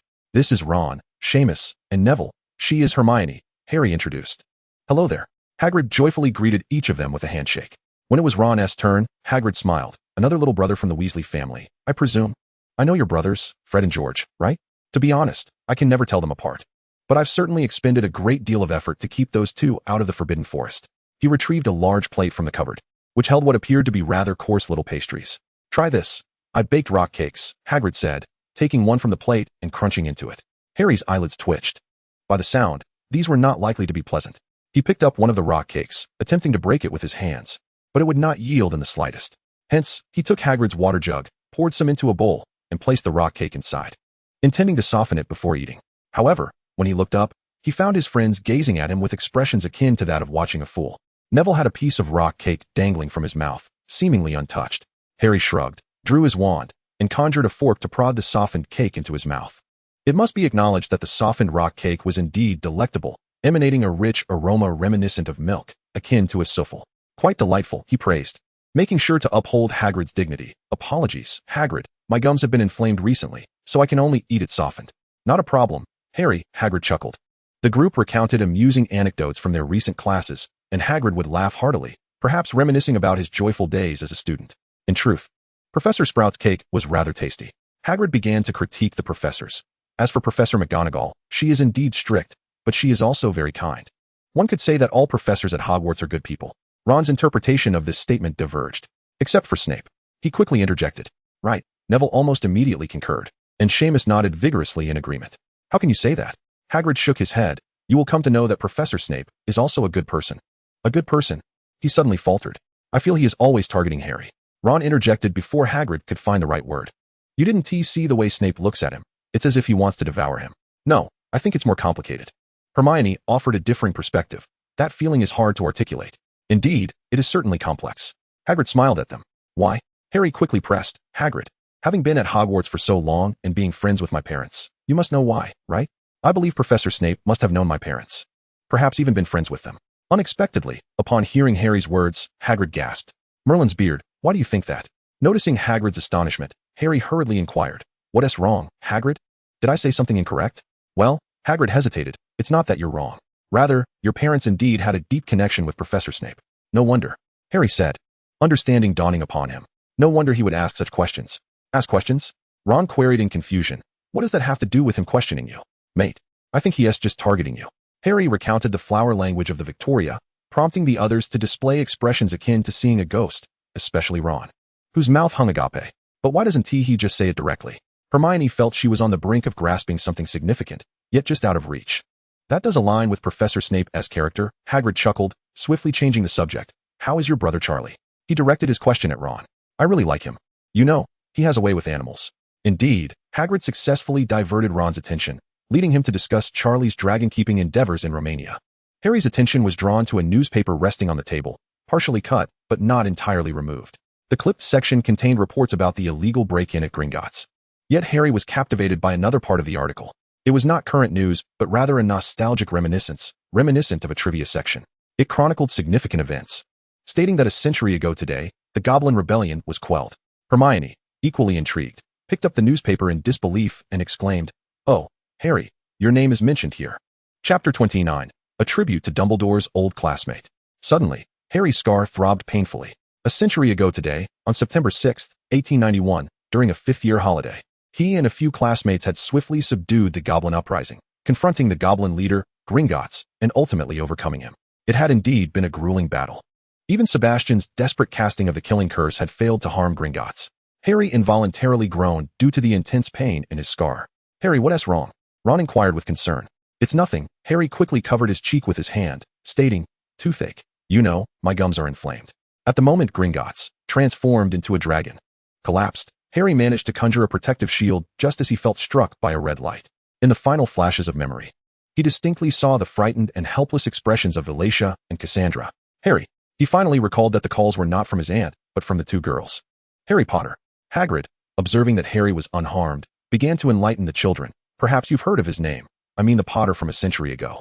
No, Hermione frowned. I've read numerous books, such as A History of Modern Magic, The Rise and Fall of Dark Magic, and Significant Magical Events of the 20th Century. They only mention our Harry, the one who vanquished Voldemort. Upon hearing Voldemort's name, Hagrid, Ron, and Neville shivered in unison. Oh, dear girl, Hagrid bit his lip. Do not speak that name directly. Moreover, that Potter was a figure from the 19th century, belonging to modern times. Hence, you wouldn't find his deeds in A History of Modern Magic or Significant Magical Events of the 20th Century. Very well, Voldemort, Harry thought. We now have a score to settle. Does even the school history omit mention of him? Hermione asked with a frown. It seemed that even the school history had undergone censorship, and Hermione nodded in understanding. How do you know about his deeds then? Seamus pointed out the oversight. Hagrid scratched his head and exclaimed, Oh, of course, it was Dumbledore who informed me. By the way, this Mr. Potter was actually his senior. Had Mr. Potter not perished alongside Ranrock, he would have witnessed Dumbledore's sorting ceremony in his 7th year. Dumbledore himself once remarked that even he could not surpass that illustrious Mr. Potter. Oh, this cursed lineage, Harry mused inwardly. Is he truly that formidable? Ron inquired, astonished. Harry felt somewhat speechless. Was he truly that intimidating back then? By Merlin's beard, I never once used Avada Kedavra on the goblins. I merely disarmed them and tossed their weapons back at their necks, or transformed stones into powder kegs to hurl at their faces. Hagrid continued, however. It is quite the coincidence that their names are identical, is it not? Indeed, Harry smiled at Hagrid. Yet, it was not mere coincidence, Hagrid suddenly stated with gravity. The young ones exclaimed in unison. Harry's heart skipped a beat. Had Hagrid uncovered something? Not a coincidence. Seamus questioned, astonished. Don't jest, Hagrid. Could that Harry possibly be our Harry? Oh, don't be foolish, Seamus, Hagrid replied, raising his hands. That Mr. Potter has already perished alongside Ranrock. At that time, in the Wizarding World, he was revered as the savior, for he not only quelled the Goblin Rebellion, but also, alongside a few good friends, vanquished the Ashen Serpent faction. During the reign of the Ashen Serpent, life was arduous not just for wizards, but even for muggles. Hagrid reiterated. So, Hermione raised her head. Over a century ago, there was a Harry Potter who was the savior, rescuing the Wizarding World. And a century later, there exists another savior named Harry Potter, rescuing the Wizarding World once more? Precisely, Hagrid nodded. To understand why this is not mere coincidence, we must begin with James. At that time, the Dark Lord, I'm referring to the mysterious one from Slytherin, was mercilessly slaughtering the innocent, and the Death Eaters were wreaking havoc throughout the Wizarding realm. Those were truly dark days. After much contemplation, James Potter decided to name his son Harry Potter, Hagrid recounted fondly, both as a tribute to that great savior from a century ago and as a hope for his own child. Wishing that he too could defeat the Dark Lord like his illustrious namesake, and help the Wizarding World emerge from the shadows. And as you can see, Harry has not disappointed his father's expectations. Harry opened his mouth, astonished to discover that his name originated from himself. It felt somewhat like a closed loop. But isn't he from the Potter family? Ron inquired curiously. Of course not. It is said that he hails from Muggles. Hagrid chuckled at Ron. But the mysterious Dark Lord at the beginning does not believe that. He insists that person must be of pure blood.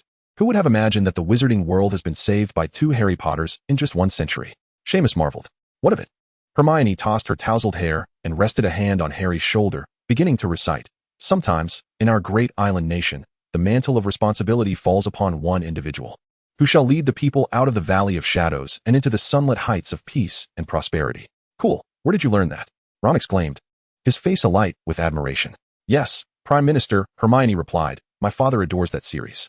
Harry pondered for a moment before inquiring of Hagrid. So, Hagrid, what became of Mr. Potter's friends, those who once fought alongside him? Chapter 30, News of Old Friends. After Mr. Potter and Lonlock perished together, his companions also vanished without a trace. Hagrid shrugged. But it has been 100 years. Even if they are alive, they would be quite elderly by now. He added, time, alas, is ever relentless. But they were remarkable individuals. Harry furrowed his brow. Surely they would not fade into obscurity. Hagrid shook his head. I can't say. But I've never heard of any of those who fought alongside Mr. Potter reappearing, leading many to believe that this individual is a mere figment of imagination. After exchanging a few more words, Hermione noticed the newspaper article about the Gringotts heist. It appeared that Gringotts was not as secure as they had boasted. Hermione read aloud. Latest report on the Gringotts break-in. Investigations into the incident of July 26th are ongoing, widely believed to be the work of unnamed dark forces. Both male and female wizards. Goblins at Gringotts reiterated today that nothing was stolen. The underground vault searched by the intruders had, in fact, been emptied earlier that day. A spokesperson for Gringotts stated this afternoon. We cannot disclose what was stored in the vault, It is best not to interfere with this matter. July 26th? Harry queried. That day coincides with our visit. It is highly likely that the incident occurred while we were there. Try this. Hagrid attempted to change the subject. It's chamomile I gathered from the Forbidden Forest earlier. Drinking it as a tea will aid the inflammation of your gums. Noticing Hagrid's reluctance to discuss the matter further, Harry refrained from pressing on. After all, it was a matter entrusted to him by Professor Dumbledore, and it was certainly not something to be spoken of lightly.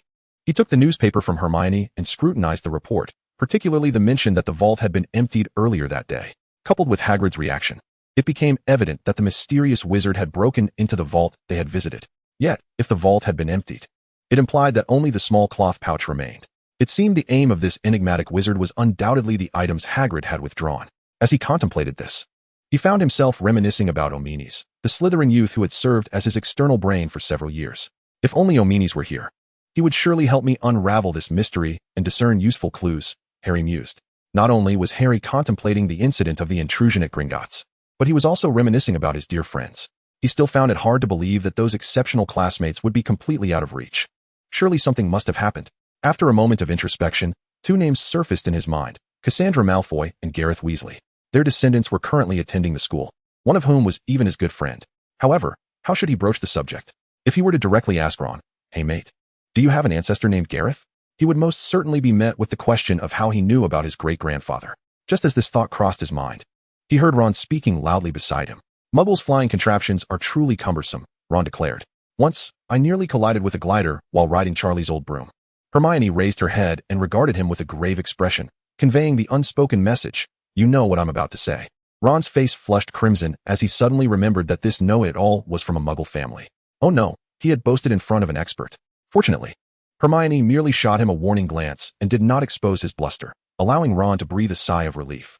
He had almost attempted to salvage his pride, but thankfully he was spared. However, while he refrained from boasting, Draco Malfoy at the Slytherin table began to brag loudly. "What a pity, Weasley. You merely almost crashed into a glider," he proclaimed boastfully. "You should have heard about the time I nearly collided with a Muggle helicopter while flying. Fortunately, I was quick enough to evade it, which left my father quite alarmed, and I got a good scolding for it," he added with a flourish. "It's too bad first-year students aren't allowed to join the Quidditch team.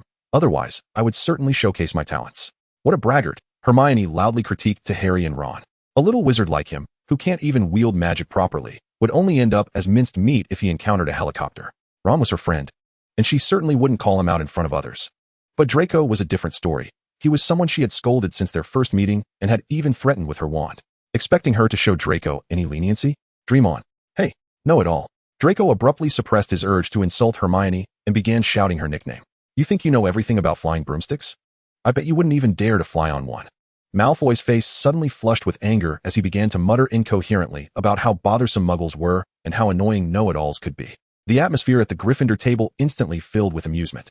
"Draco, let's not pay them any mind," cooed Pansy Parkinson, who resembled a lion dog. "They're simply envious of your flying prowess. Don't worry, when flying lessons commence, you'll certainly show them what you're made of."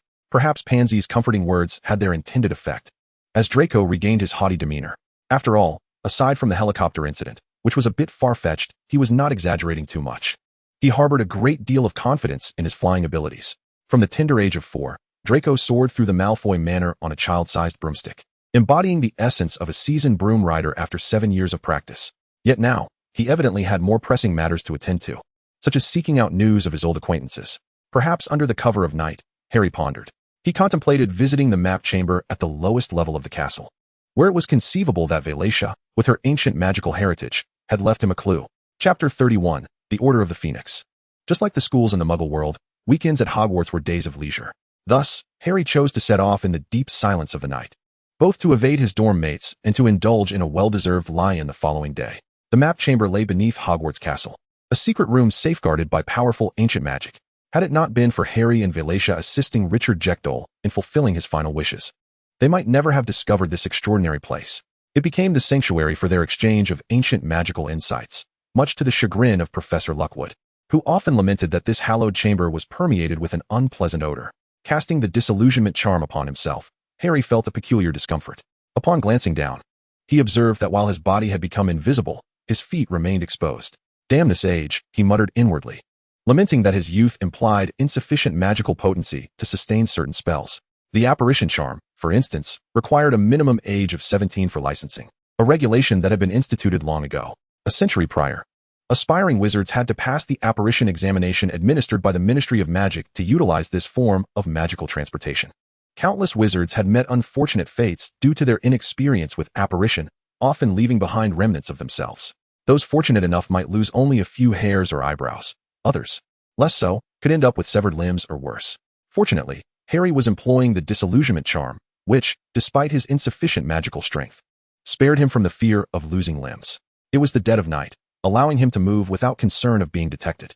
Thus, a bizarre scene unfolded. With a pair of feet pattering along the corridor, enough to startle any wandering student into a faint. Ascending the spiral staircase to the lowest level of the castle, Harry raised his hopes, only to be astonished to find not the familiar door before him, but rather a solid wall. Damn it, he muttered under his breath, recalling that this location had been reinforced with ancient magic by the two of them. Unless one possessed the ability to wield ancient magic, the door would remain invisible. The awakening age for ancient magic was 15, implying that Harry would have to wait until his 5th year to access the map chamber. Harry had indeed inquired of Valencia why they had chosen to reinforce the map chamber with ancient magic, in order to avoid detection by those who covet ancient magic. Much like Ranlock, Valencia conveyed this to Harry. Yet, Harry harbored a suspicion that Valencia's true reasons were not as she stated.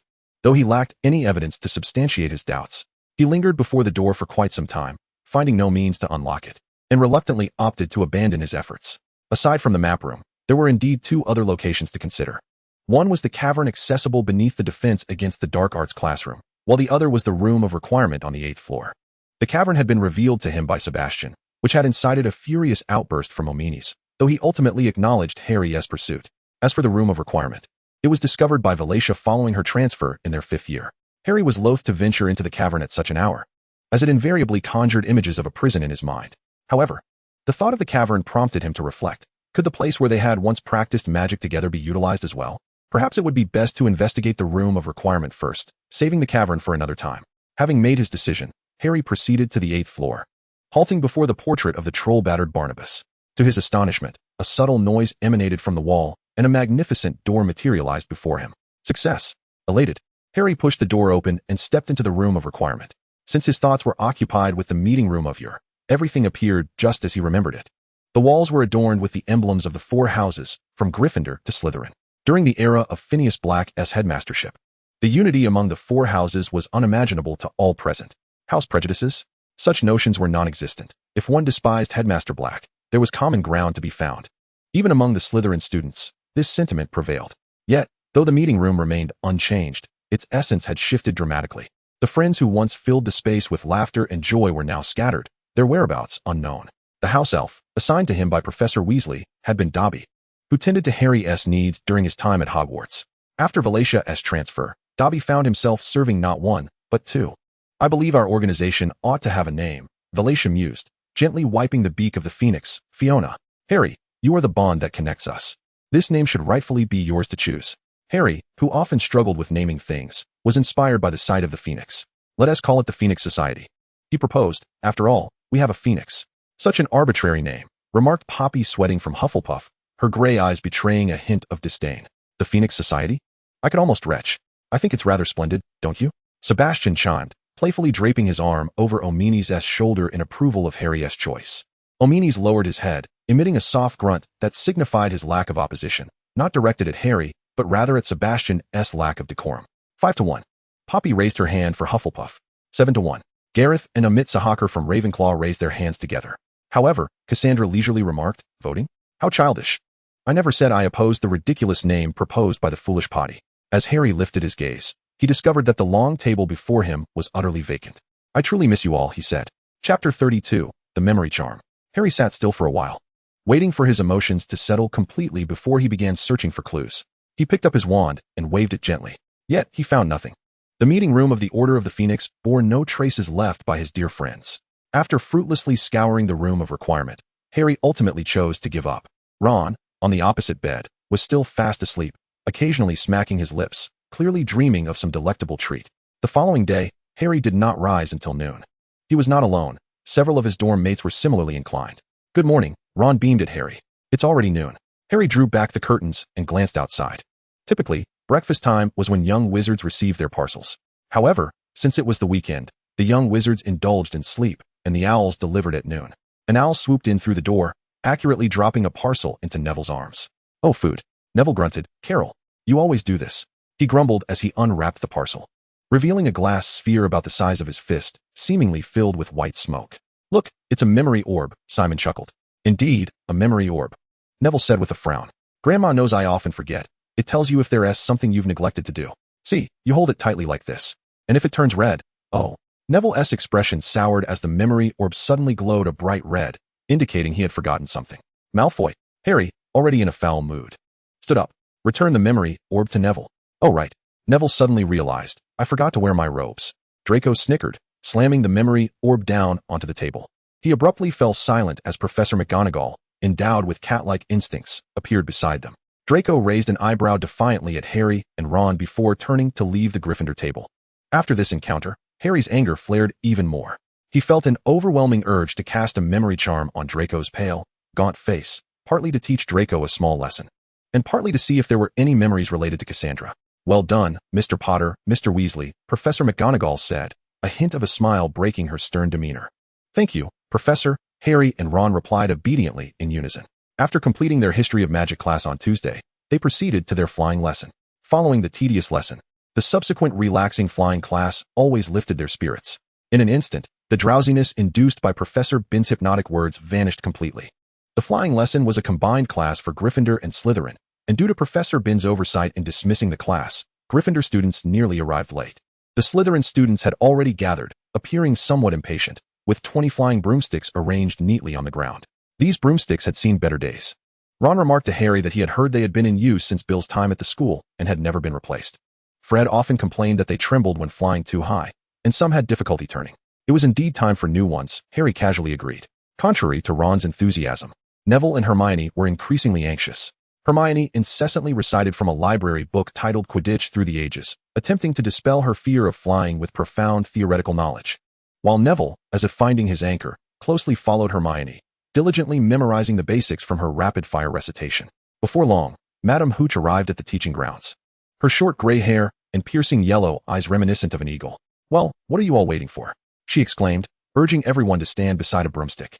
"Quickly, quickly, make haste." Harry was bewildered by her urgency.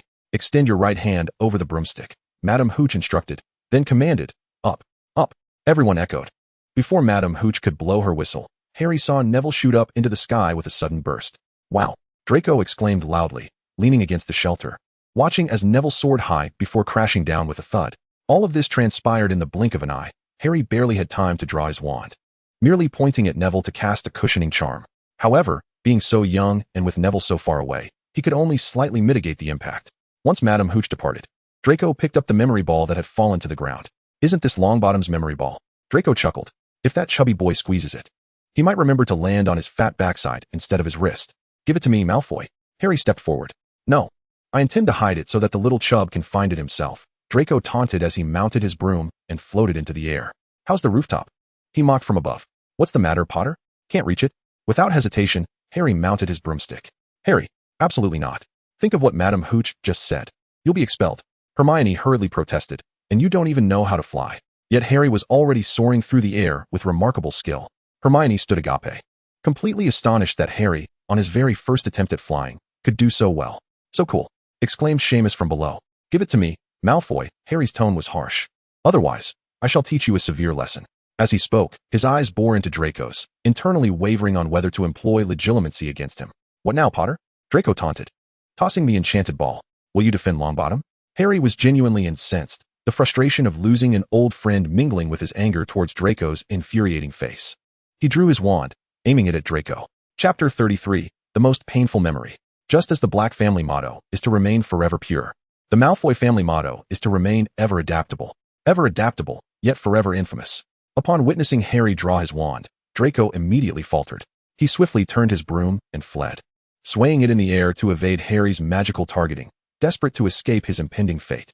Regrettably, Harry lowered his wand. He was not a master of legilimency. Even a master must wait for the target to relax, able to meet their gaze, to achieve the most exquisite effect, while simultaneously stirring their emotions and memories. However, Draco deemed this strategy insufficiently secure, thus he hurled the memory ball high into the air. Yet, He overlooked the fact that the brooms used in Hogwarts flying lessons were quite antiquated, incapable of accommodating such erratic maneuvers. The result was a broom that spiraled out of control, leading Draco to suffer a fate akin to Neville's. "Ah, help me! Save me!" Draco cried out in terror from above. Yet, mere cries would not ensure his salvation, and as the broom jerked violently once more, Draco was flung like a kite severed from its string. On one side lay Neville's memory ball, on the other, the flailing Draco. In an instant, Harry made the decision on whom to save first, yet he felt the necessity to impart a profound lesson to that insufferable boy. Harry again aimed his wand at the airborne Draco, the spell tugging at his robes, bringing him before Harry. The summoning charm does not affect living beings. But the dueling wand's companions had devised a clever trick to make it act upon the target's clothing, effectively summoning them. "Oh wow!" exclaimed the students on the ground in astonishment. "Pathetic?" Draco trembled. "You will pay for your actions, Malfoy," Harry declared, grasping Draco and directing the broom to pursue the memory ball. Despite wearing glasses, Harry had keen eyesight. Quickly locking onto the descending memory ball, he maneuvered the broom, diving rapidly towards it. Draco, fearing Harry intended to crash them into the ground, felt his emotions unravel. "Please, Potter, don't do this. I can do anything." Yet, this plea fell on deaf ears as they approached the ground at a dizzying speed. Draco emitting a high-pitched scream that rivaled that of a soprano. In the fleeting moment before crashing to the ground, Harry halted his broomstick, simultaneously grasping Neville's memory ball with his other hand. The Gryffindor students erupted in jubilant cheers, surrounding Harry in a circle. "That was simply magnificent," Ron exclaimed, his admiration genuine. Quidditch was his favorite sport, yet he vowed that not even a member of the England national team could surpass Harry's prowess. Harry smiled at his friends, releasing his grip, causing Draco to plummet unceremoniously to the ground. I will tell my father," Draco cried, his face a mess of snot and tears. "Oh, spare us your theatrics, Malfoy," Harry retorted disdainfully. "You're not just a drama queen, you're a snotty one too. Just you wait." Draco spat defiantly. "What are you waiting for?" Ron inquired, swiping his broom at Draco. "Do you intend to smear your tears and snot on us?" Draco, suddenly aware of his humiliation at the hands of someone he typically scorned, glared at Ron and launched an attack on the Weasley family. "I think your mouth could use a good scrubbing." Harry coldly pointed his wand at Draco. Instantly, a flurry of pink soap bubbles erupted from Draco's mouth. He attempted to expel them, but was utterly powerless. "Mr. Potter?" Professor McGonagall's voice rang out from a distance, prompting the students to part, revealing Harry and his companions at the center. "What is going on here?"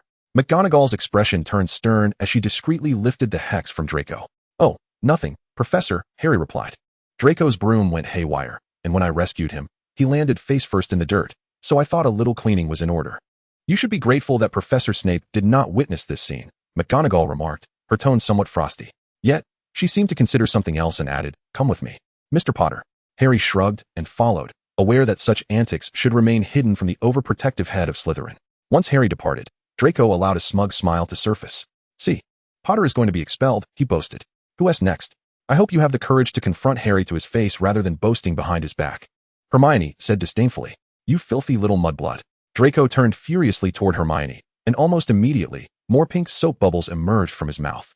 "This spell is indeed quite effective. It could cleanse your foul mouth," Hermione said, lowering her wand with an icy demeanor. She could have prevented Draco from uttering that term, but she deemed it necessary to wait until he did. Pansy, witnessing Draco's predicament, drew her wand as well, preparing to retaliate against Hermione. Unbeknownst to Harry, who was following Professor McGonagall step by step toward the castle, he pondered what the professor intended to discuss. Certainly, expulsion was out of the question. Harry retained a measure of confidence in this regard. He had not breached any fundamental school regulations. Rather, he had saved a student. Soon, Professor McGonagall came to a halt at the doorway of a classroom. "I beg your pardon, Phileas," she said. "May I have Wood come out for a moment?" Wood? Harry pondered in confusion, wondering if Professor McGonagall intended to chastise him with her wooden wand. It was known that corporal punishment had been a reality at Hogwarts a century ago. He himself had endured a few strikes for failing to complete his homework. Then he observed a tall, handsome boy emerge from the room, looking utterly bewildered. "Wood," Professor McGonagall said, her arms crossed, her previously stern demeanor dissipating entirely. "I have found a seeker for you." Chapter 34, The Philosopher's Stone and the Chamber of Secrets. That afternoon, news of Harry's exceptional entry into the Quidditch team spread throughout the entire school. Even the floating ghosts were discussing the matter, let alone the other students. "The seeker," Ron exclaimed, momentarily forgetting to stuff his mouth with pie. "But a first-year student? You must be the youngest player on the team in many years." In the 6 years since his own enrollment, he had not only failed to participate in Quidditch, but had not even managed to watch a single match. It was rumored that a student had fallen off a broomstick a few years prior, prompting Headmaster Black to seize the opportunity to suspend the Quidditch games. This had led not only to students privately cursing him, but also to the ghosts composing songs in praise of Headmaster Black's dubious legacy. Ron nodded in understanding, for this good friend of his was not merely catching balls, but was also entangled with a hefty Malfoy. "I start training next week," Harry said, raising his juice cup to clink with Ron's. "By the way, did Malfoy say anything after I left?" At that moment, Fred and George Weasley entered the dining hall. Upon spotting Harry, they hurried over. "Well done, Harry," George whispered. "Wood told us, we're also on the house team as beaters, and our role is to protect you from getting hurt too badly. I assure you, this year we are determined to win the Quidditch Cup," Fred declared. "Since Charlie left, we haven't T1 once, but this year our team will surely shine. You'll be fantastic, Harry." When Wood told us about this, he was practically incoherent with excitement. "In Quidditch, he is as strict as a miniature Professor McGonagall. We trust his judgment. However, we must take our leave. Lee Jordan believes he has discovered a new secret passage leading outside the school." George chimed in quickly. "I bet it's that passage behind the sycophantic Gregory statue we found during our first week here. Farewell." "Honestly," Harry said to Ron after the twins departed, "after knowing those two for so long, I still can't tell Fred from George." "To be honest, I can't either," Ron replied with a shrug. At this moment, Hermione joined them, cradling a thick, antiquated tome that nearly matched the size of her torso. "Goodness, what is that?" Ron inquired, astonished. "A post-dinner pastime," Hermione declared, slamming the book onto the table. "You call this a pastime?" Ron queried dryly. Hermione shot him a stern glare, prompting Ron to wisely close his mouth. "To be honest." Ron turned to glance at Draco, who was laughing heartily with Crabbe and Goyle. "The lesson from flying class is still too fresh. I think Malfoy deserves a proper reprimand." Upon hearing Malfoy's name, Harry's previously buoyant mood soured abruptly. If Cassandra were aware that her lineage included such a knave, she would likely cast an unforgivable curse right at his face. This thought darkened his spirits further, his mind consumed by the elusive secrets of the map room. He was certain that the map room contained vital clues. Yet here he was, merely 11 years old. Did he truly have to wait another 4 years until he turned 15 and awakened ancient magic to access the map room? "Look," Ron announced, picking up a nearby newspaper. The Daily Prophet continued to publish the Goblins' declarations, with their unwavering claims that Gringotts was the safest place. Gringotts? An instinct whispered to him that with the aid of that certain object, the age restrictions of ancient magic would no longer pose a barrier. Nevertheless, Harry felt a tinge of conflict. After all, it was the headmaster's possession, seemingly quite precious. How could he possibly persuade the headmaster to lend it to him? The following morning, as Harry and Ron entered the Great Hall and settled at their table, owls swooped in shortly thereafter. Harry noticed 4 or 5 owls, each clutching a slender package in their talons, circling for a moment before descending right in front of him. "Oh no, my chicken leg!" Ron exclaimed in dismay as the package knocked his food to the floor. His attention was soon captured by the parcel. "What on earth is this? Mate, help me unwrap it. I want to see the letter," Harry urged Ron. He then unfolded the letter. "Do not open the package on the table. Inside lies your latest Nimbus 2000 broomstick. I prefer that no one knows you have a new broom, lest they all desire one. Oliver Wood awaits you at the Quidditch pitch at 7 o'clock tonight for your first training session. Professor Minerva McGonagall." Harry set the letter down, wishing to prevent Ron from unwrapping the package, but it was too late. Ron had already torn open the wrapping, revealing a pristine Nimbus 2000. "Wow, mate," Ron exclaimed, astonished. "Is this the Nimbus 2000, your new purchase?" Beside him, Wood gaped, his face a mask of envy. Wood surmised that this was a gift from Professor McGonagall, yet he could not voice his thoughts aloud, for Harry not only needed speed, but also required a broom of superior quality as a seeker, and his family's circumstances should not be overly affluent. Still, this did not diminish his envy. He was genuinely envious. Harry was only in his first year, which meant he could enjoy the Nimbus 2000 for at least 7 years. He nodded earnestly, reflecting on his 6 years at Hogwarts. His greatest desire had been to participate in Quidditch, which had been banned by Professor Black.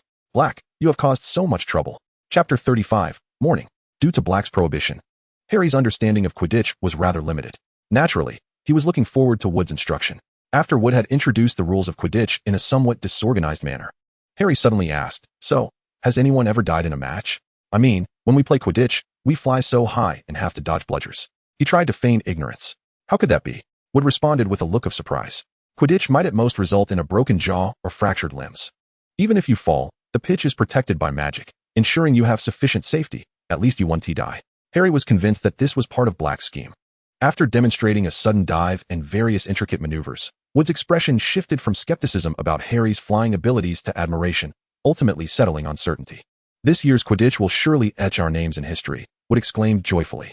"You know, I once saw your father's name on the Quidditch Cup, James Potter, right? He was a chaser for Gryffindor. I've heard from Hagrid that my dad was quite exceptional at Quidditch, Harry replied. Exactly. Your flying prowess is inherited from your lineage. Wood asserted confidently. Now, let our young Potter lead us to victory. Wood merely taught Harry the rules of Quidditch and did not involve him in training. In his eyes, a talent like Harry's would surely take to flying like a duck to water. Hogwarts' curriculum was not overly demanding, and Harry always found time to relax. This was truly the worst professor, he thought. Sitting at the Gryffindor table, Harry absent-mindedly chewed on his sandwich, contemplating a visit to the dungeons beneath the Defense Against the Dark Arts classroom during his free time. Just as he was lost in thought, Hermione across the table suddenly exclaimed, "Oh my goodness, Harry, Ron." She seemed to have discovered something monumental, gripping Harry and Ron by the arms, her small hand resting on a thick tome. "What is it?" Ron inquired, puzzled. "Is there some treasure in that book?" Why else would Hermione be so surprised and excited? "My great-grandfather," Ron shrugged. Harry, initially uninterested in Hermione's discovery, suddenly perked up. "Goodness, you are quite timely. Your great-grandfather?" Ron's eyes widened in astonishment. "You've never mentioned that you have such an impressive ancestor." "Actually, I don't know much about him either," Ron admitted, raising his hands in a gesture of uncertainty. Harry hesitated to inquire about Gareth's well-being, caught in a web of uncertainty about how to broach the subject. It was not merely the manner of questioning that troubled him, but rather the dread of receiving unfavorable news. "How do you know the Bloody Baron fears Harry?"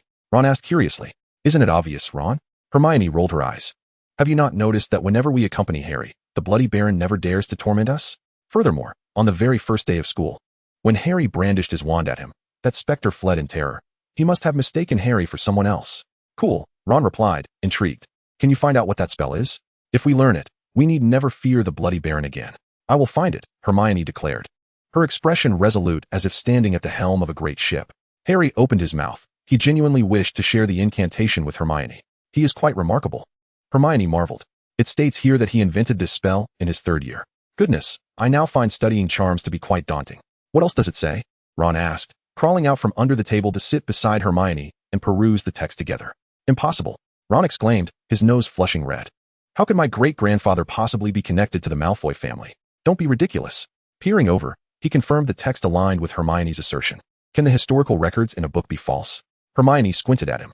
"Regardless, I don't believe it," Ron insisted stubbornly, as the two locked eyes. Neither willing to relent, Harry suddenly interjected, "Why not ask the person involved? I mean, your great-grandfather, Gareth Weasley." "My great-grandfather passed away before I was born," Ron murmured. "Even Bill and Charlie never met him. He did not even leave behind a portrait." Harry felt a sharp pang in his chest. "I'm sorry, Ron, I'm so sorry." He mumbled. "Has Gareth truly passed? What about Sebastian Ominis? And Cassandra and Verity, are they?" Harry's thoughts spiraled into chaos upon hearing the news of an old friend's demise, his spirits inexplicably plummeting. Chapter 36. The Troll. He curled up in a ball, sitting by the dormitory window, gazing vacantly outside. The moonlight poured in like water, cascading through the window and elongating Harry's shadow across the floor. "Want to play wizard's chess, mate?" Ron asked, clutching the chessboard. "I know you're feeling down, but Hermione didn't mean anything by it. She was merely intrigued by someone who shares your name and was looking up information. She certainly didn't intend to bring up the Dark Lord. Who could have known that would hit so close to home?" "I know, Ron," Harry nodded, his mind a tumult of emotions. "How about we visit Hagrid tomorrow after class?" Ron suggested with concern. For a fleeting moment, Harry was lost in thought. It was here, in this very room, that Gareth had once comforted him during his own homesickness. Now, hearing of his friend's passing, he felt the weight of loss like a heavy shroud. A century, for him, is but a fleeting moment, yet for an old friend, it represents a lifetime. Ron nodded gravely, his brow still furrowed with concern for Harry. The following morning, one could observe the first-year students of Gryffindor joyfully seated at the long table, partaking in their meal. Do you comprehend what it signifies for Gryffindor to be free from Professor Snape's potions class? Alas, it is unfortunate that the afternoon flying lesson has also been cancelled due to the holiday. This was one of the rare opportunities for the young wizards to grasp a flying broom. Even more delightful was Professor Flitwick's declaration that, after such extensive study, it was time for the young witches and wizards to learn how to levitate objects. Now let us not forget the subtle wrist motion we have been practicing. Professor Flitwick, as usual, stood atop his stack of books, exclaiming in his high-pitched voice, a flick and a swish. Remember, the incantation must be pronounced correctly. Do not forget the tale of Wizard Baruffio, who mispronounced it and found himself on the floor with a buffalo standing on his chest. Harry had always believed that the wrist motion merely assisted the wizards in clarifying which spell to cast. In reality, when performing wandless magic, one need not make any gestures. The thoughts conjured are what materialize. Harry grasped his wand and, with a gentle tug at the desk before him, lifted it gracefully into the air. "Splendid. Truly magnificent, Mr. Potter." Professor Flitwick squealed, joyfully bouncing atop his books. However, as he attempted to descend, his foot slipped, and he toppled backward. In a moment of urgency, Harry pointed his wand at the falling Professor Flitwick and cast a levitation spell. This incantation, though seemingly a mere variation of another, is fundamentally distinct. The former allows for simple levitation, while the latter enables control of the object's direction. Professor Flitwick, swimming through the air, waved his arms enthusiastically toward Harry, exclaiming, 10 points to Gryffindor. An excellent spell, Harry. You must have studied the textbook in advance, am I right? Indeed, Professor, Harry replied, guiding the spell to gently lower Professor Flitwick to the ground. You should really devote some time to studying stunning spells or other explosive incantations. On their way back to the Great Hall, Hermione remarked to Seamus, I believe your talent in this area should be somewhat enhanced. Are you mocking me, Granger? Seamus retorted, feeling somewhat offended. Oh, come on, mate. Ron quickly placed a hand on Seamus's arm. No need for that. I apologize, Seamus. Hermione quickly interjected, I meant no offense. With Hermione's apology, Seamus had no further retort. But where was Harry? Ron suddenly realized his close friend was missing. A wave of concern washed over him. Was Harry still feeling despondent? Should he go and offer him some solace? Goodness, he must surely be in need of companionship right now. Before him, the plate was suddenly filled with an array of exquisite delicacies, instantly capturing his attention. Perhaps I shall indulge in a chicken leg first, he mused. However, the door burst open unexpectedly, and Professor Quirrell rushed into the dining hall, his oversized scarf askew on his head, a look of sheer terror etched across his face. The students, intrigued by the commotion, turned their gazes toward him, eager to discern what could possibly induce such panic in the defense against the dark arts professor. A troll. A troll in the dungeon. Quirrell shouted as he dashed towards Dumbledore, raising his voice to convey the urgency of the matter. Upon delivering his warning, he collapsed onto the floor. A momentary silence enveloped the hall, broken only by the students who, led by an unidentifiable instigator, erupted into screams. A troll. Good heavens. Dumbledore, pointing his wand at his throat, commanded, silence. Perhaps it was the authority of the headmaster that quelled the students, for they swiftly fell quiet upon hearing his voice. Prefects. Dumbledore's tone was grave yet resonant. Immediately escort your students back to the dormitories. As Hermione began to follow Percy, Ron grasped her sleeve. Ron, what are you doing? She inquired. Harry, Ron whispered urgently. He is still in the first-floor restroom. We must warn him. He is in danger. Upon hearing Ron's words, Hermione wasted no time and turned to follow him against the flow of the crowd. The prefects were preoccupied with maintaining order among their respective houses, oblivious to the two students going against the tide. Oh, I hope Harry is safe, Hermione murmured. How could he not be? Ron replied with conviction. He is the boy who lived. Voldemort has faltered before him. A mere troll cannot possibly harm him. Yet, as he spoke, a hint of uncertainty lingered in his voice. Trolls are notoriously tough creatures, highly resistant to magic. The spells cast by first-year wizards would hardly inflict harm, let alone tickle them. By Merlin's socks, Ron prayed silently. Harry must be unharmed. I would forego chicken legs for an entire year for that. Meanwhile, Harry, the object of their concern, was just fastening his trousers. After all, with the dining hall bustling with students, the absence of a few was hardly alarming. A trip to the restroom served as a perfect excuse, and he genuinely intended to take advantage of the moment. However, as he donned his robe, he suddenly sensed something amiss. What was that dull thudding sound coming from outside? Simultaneously, a putrid stench assaulted his nostrils, and in an instant, he recognized the source. The heavy footsteps and foul odor could only belong to a troll. He pushed open the stall door and looked up, locking eyes with the troll standing in the doorway. The creature towered at 12 feet, its skin dull and lifeless. Resembling rough granite, its head, the size of a basketball, seemed pitifully small in comparison to its massive body. The giant dragged a robust wooden club in its hand, a stick that towered higher and was thicker than Harry himself. It hesitated momentarily, its diminutive brain working overtime to comprehend the vast disparity in size between itself and the diminutive figure before it, before unleashing a frenzied roar. Harry wrinkled his nose in disdain. The creature had an appalling stench. Despite its low intelligence, the giant sensed Harry's contempt and disdain, and it became incensed by the audacity of this small being. However, its minuscule brain could not fathom why such a tiny creature did not flee in terror, but instead stood its ground. Locking eyes with it, and even displaying a look of revulsion, Harry was exceedingly angry, especially in light of the news of his friend's death he had received just yesterday. He had intended to investigate the remnants of the past in the catacombs, but found his path obstructed by this foolish brute. With the emergence of such a giant in the school, the professors would certainly be aware, leaving Harry with no escape when they arrived at the restroom. The giant raised its colossal club, a wicked grin spreading across its face. Harry mirrored the expression. Wasn't it a stroke of fate? Today, feeling particularly irritable. A sturdy punching bag had practically been delivered to his doorstep. Even with its limited intellect, the giant sensed something was amiss. Before it could fully comprehend the situation, it saw the diminutive figure draw forth a much smaller stick, one that was minuscule in comparison to its own. A flash of red light erupted, and the club slipped from the giant's grasp. Yet the club did not fall to the ground. Harry was determined to seize this rare opportunity to vent his frustrations. He took a deep breath, rolling his eyes as the giant's odor was overwhelmingly foul. He could not understand why it had suddenly lost hold of its weapon. "Hey, you big oaf!" Harry shouted, deftly transforming a broken door panel into a sturdy iron shackle, fastening it around the giant's ankle. The giant grunted rudely, turning its ugly little eyes toward Harry.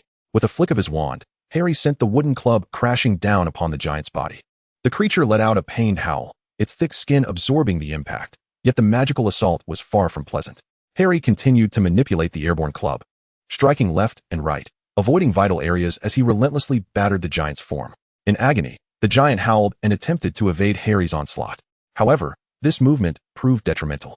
The iron shackles he had conjured disrupted its balance, causing it to tumble to the ground with a thud. Harry had no intention of sparing the giant simply because it had fallen.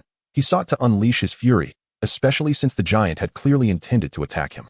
Surely, the school would not expel a young wizard for defending himself by delivering a sound thrashing to a giant. He idly pondered, his hands never ceasing their relentless assault, as he wielded the wooden club to mercilessly batter the ogre. The creature was now engulfed in regret. An overwhelming sense of remorse for having stumbled into this peculiar abode and provoking such an inconspicuous nuisance. Alas, it was utterly powerless to resist Harry's brutal onslaught.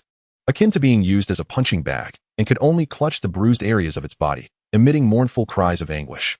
The agony, regret, and pleas for mercy woven into its wails were so palpable that even a flobberworm would discern them.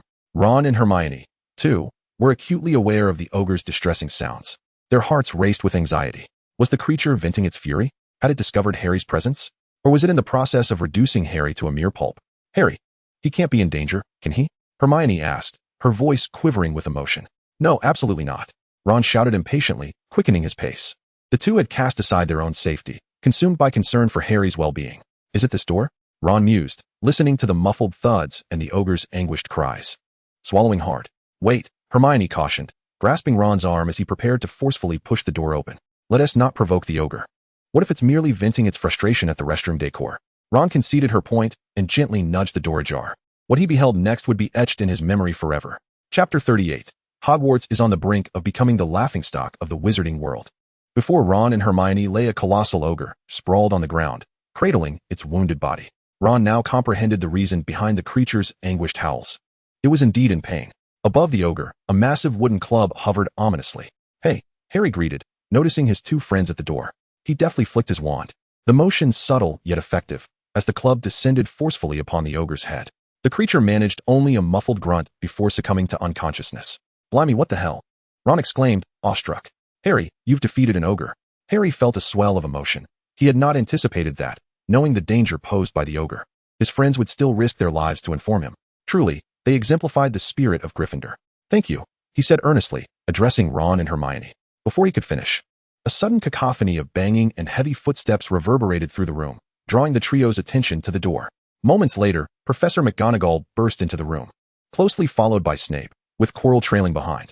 Quirrell cast a fleeting glance at the unconscious ogre, then let out a feeble whimper, collapsing onto a nearby toilet. Clutching his chest tightly, Harry averted his gaze, a flicker of disdain crossing his features. How pitiful that the defense against the dark arts professor should prove so weak. If this continued, Hogwarts would surely become the jest of the magical realm. "What on earth are you playing at?" Professor McGonagall demanded, her voice laced with icy fury. Her stern gaze swept over the trio, ultimately settling on the slumbering giant sprawled on the floor. "Consider yourselves fortunate. It did not claim your lives. Why did you not simply remain in your dormitory?" "My apologies, Professor," Harry interjected. "They were searching for me. During class, I experienced a sudden stomach ache and sought the restroom. I had no idea the giant would burst in. They both knew I was in there and wanted to warn me of the danger." Professor McGonagall's serious demeanor softened. Given the circumstances, Harry could not be held accountable. His willingness to step forward and accept responsibility reminded her of Lily, a thought that brought her some joy. "With the assistance of Ron and Hermione, we managed to defeat the giant," Harry added, deciding to downplay his role. It would be far too alarming to share that a first year had single-handedly vanquished a giant. Upon hearing Harry's words, Hermione discreetly pinched Ron, adopting an expression that conveyed, "Just as I thought." Ron nodded in agreement, as if he had been the one to defeat the giant himself. Quite an impressive transfiguration spell, Professor McGonagall noted, her eyes drawn to the shackles on the giant's feet. She nodded in approval at Harry before turning her attention to Ron and Hermione. You have violated school regulations and strayed from your group, Mr. Weasley and Miss Granger. 5 points will be deducted from Gryffindor for your actions, she stated sternly. Hermione lowered her head, taken aback by McGonagall's apparent lack of mercy. Ron, too, pouted reluctantly, muttering, Merlin's beard. Can't our headmistress be as lenient as the head of Slytherin? Yet, Professor McGonagall continued, for your willingness to risk danger for a friend. Gryffindor will award you 10 points. Surprised, the two looked up to see a faint smile on McGonagall's face directed at them. In conclusion, she remarked, well, I must still say you are fortunate. Not many first years can engage a full-grown giant and emerge victorious. Each of you will earn 5 points for Gryffindor. I shall inform Professor Dumbledore of this incident. You may leave now. Go on, Professor Quirrell stammered as he rose from the toilet. I will handle the restroom. You need not worry. As soon as he finished speaking, the sleeping giant emitted a loud snore, startling Professor Quirrell, who instinctively jumped. Harry did not glance at Quirrell. Instead, he noticed that since entering the room, Professor Snape had been fixedly observing him.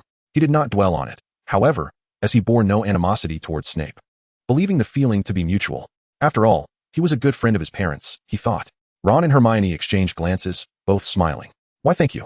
Ron beamed at Harry. Isn't that what friends are supposed to do? Harry was momentarily taken aback. He had always regarded Hermione as a pleasant classmate, and with Ron, he had felt a sense of duty, given that he was the descendant of an old friend.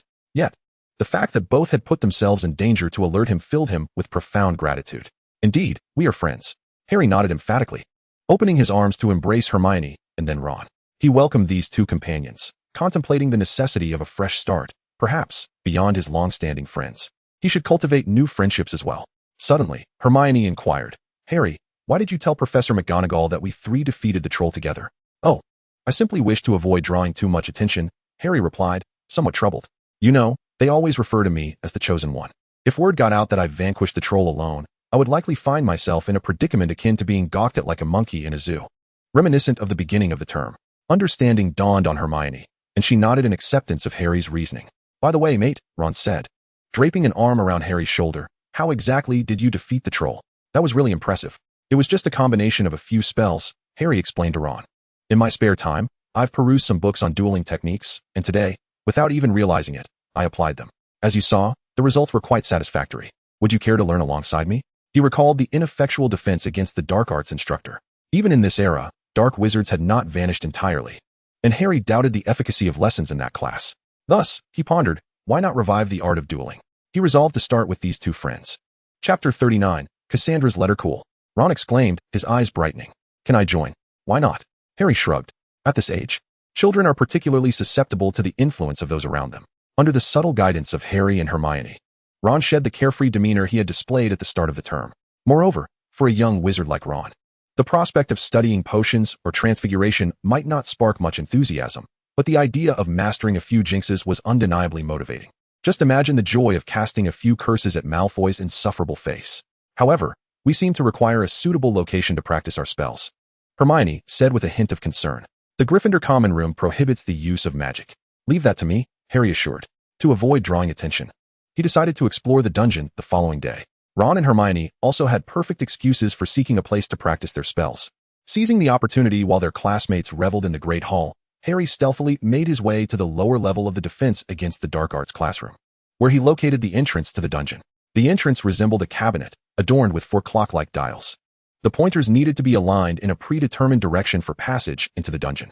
He withdrew his wand and, employing the method Sebastian had taught him, adjusted the dials. When all 4 pointers aligned correctly, the entrance swung open with a thunderous sound. Harry stepped inside, and with a familiar sensation of vertigo, he was transported into the depths of the dungeon. The crypt appeared to have been untouched for many years, or at least that was how Harry perceived it. As a thick layer of dust coated the entire room, he was compelled to wrap a scarf around his nose to avoid choking on the dust stirred up by his movements. In truth, he could have employed a cleaning charm. Yet he hesitated, fearing that he might inadvertently erase some vital clues in the process.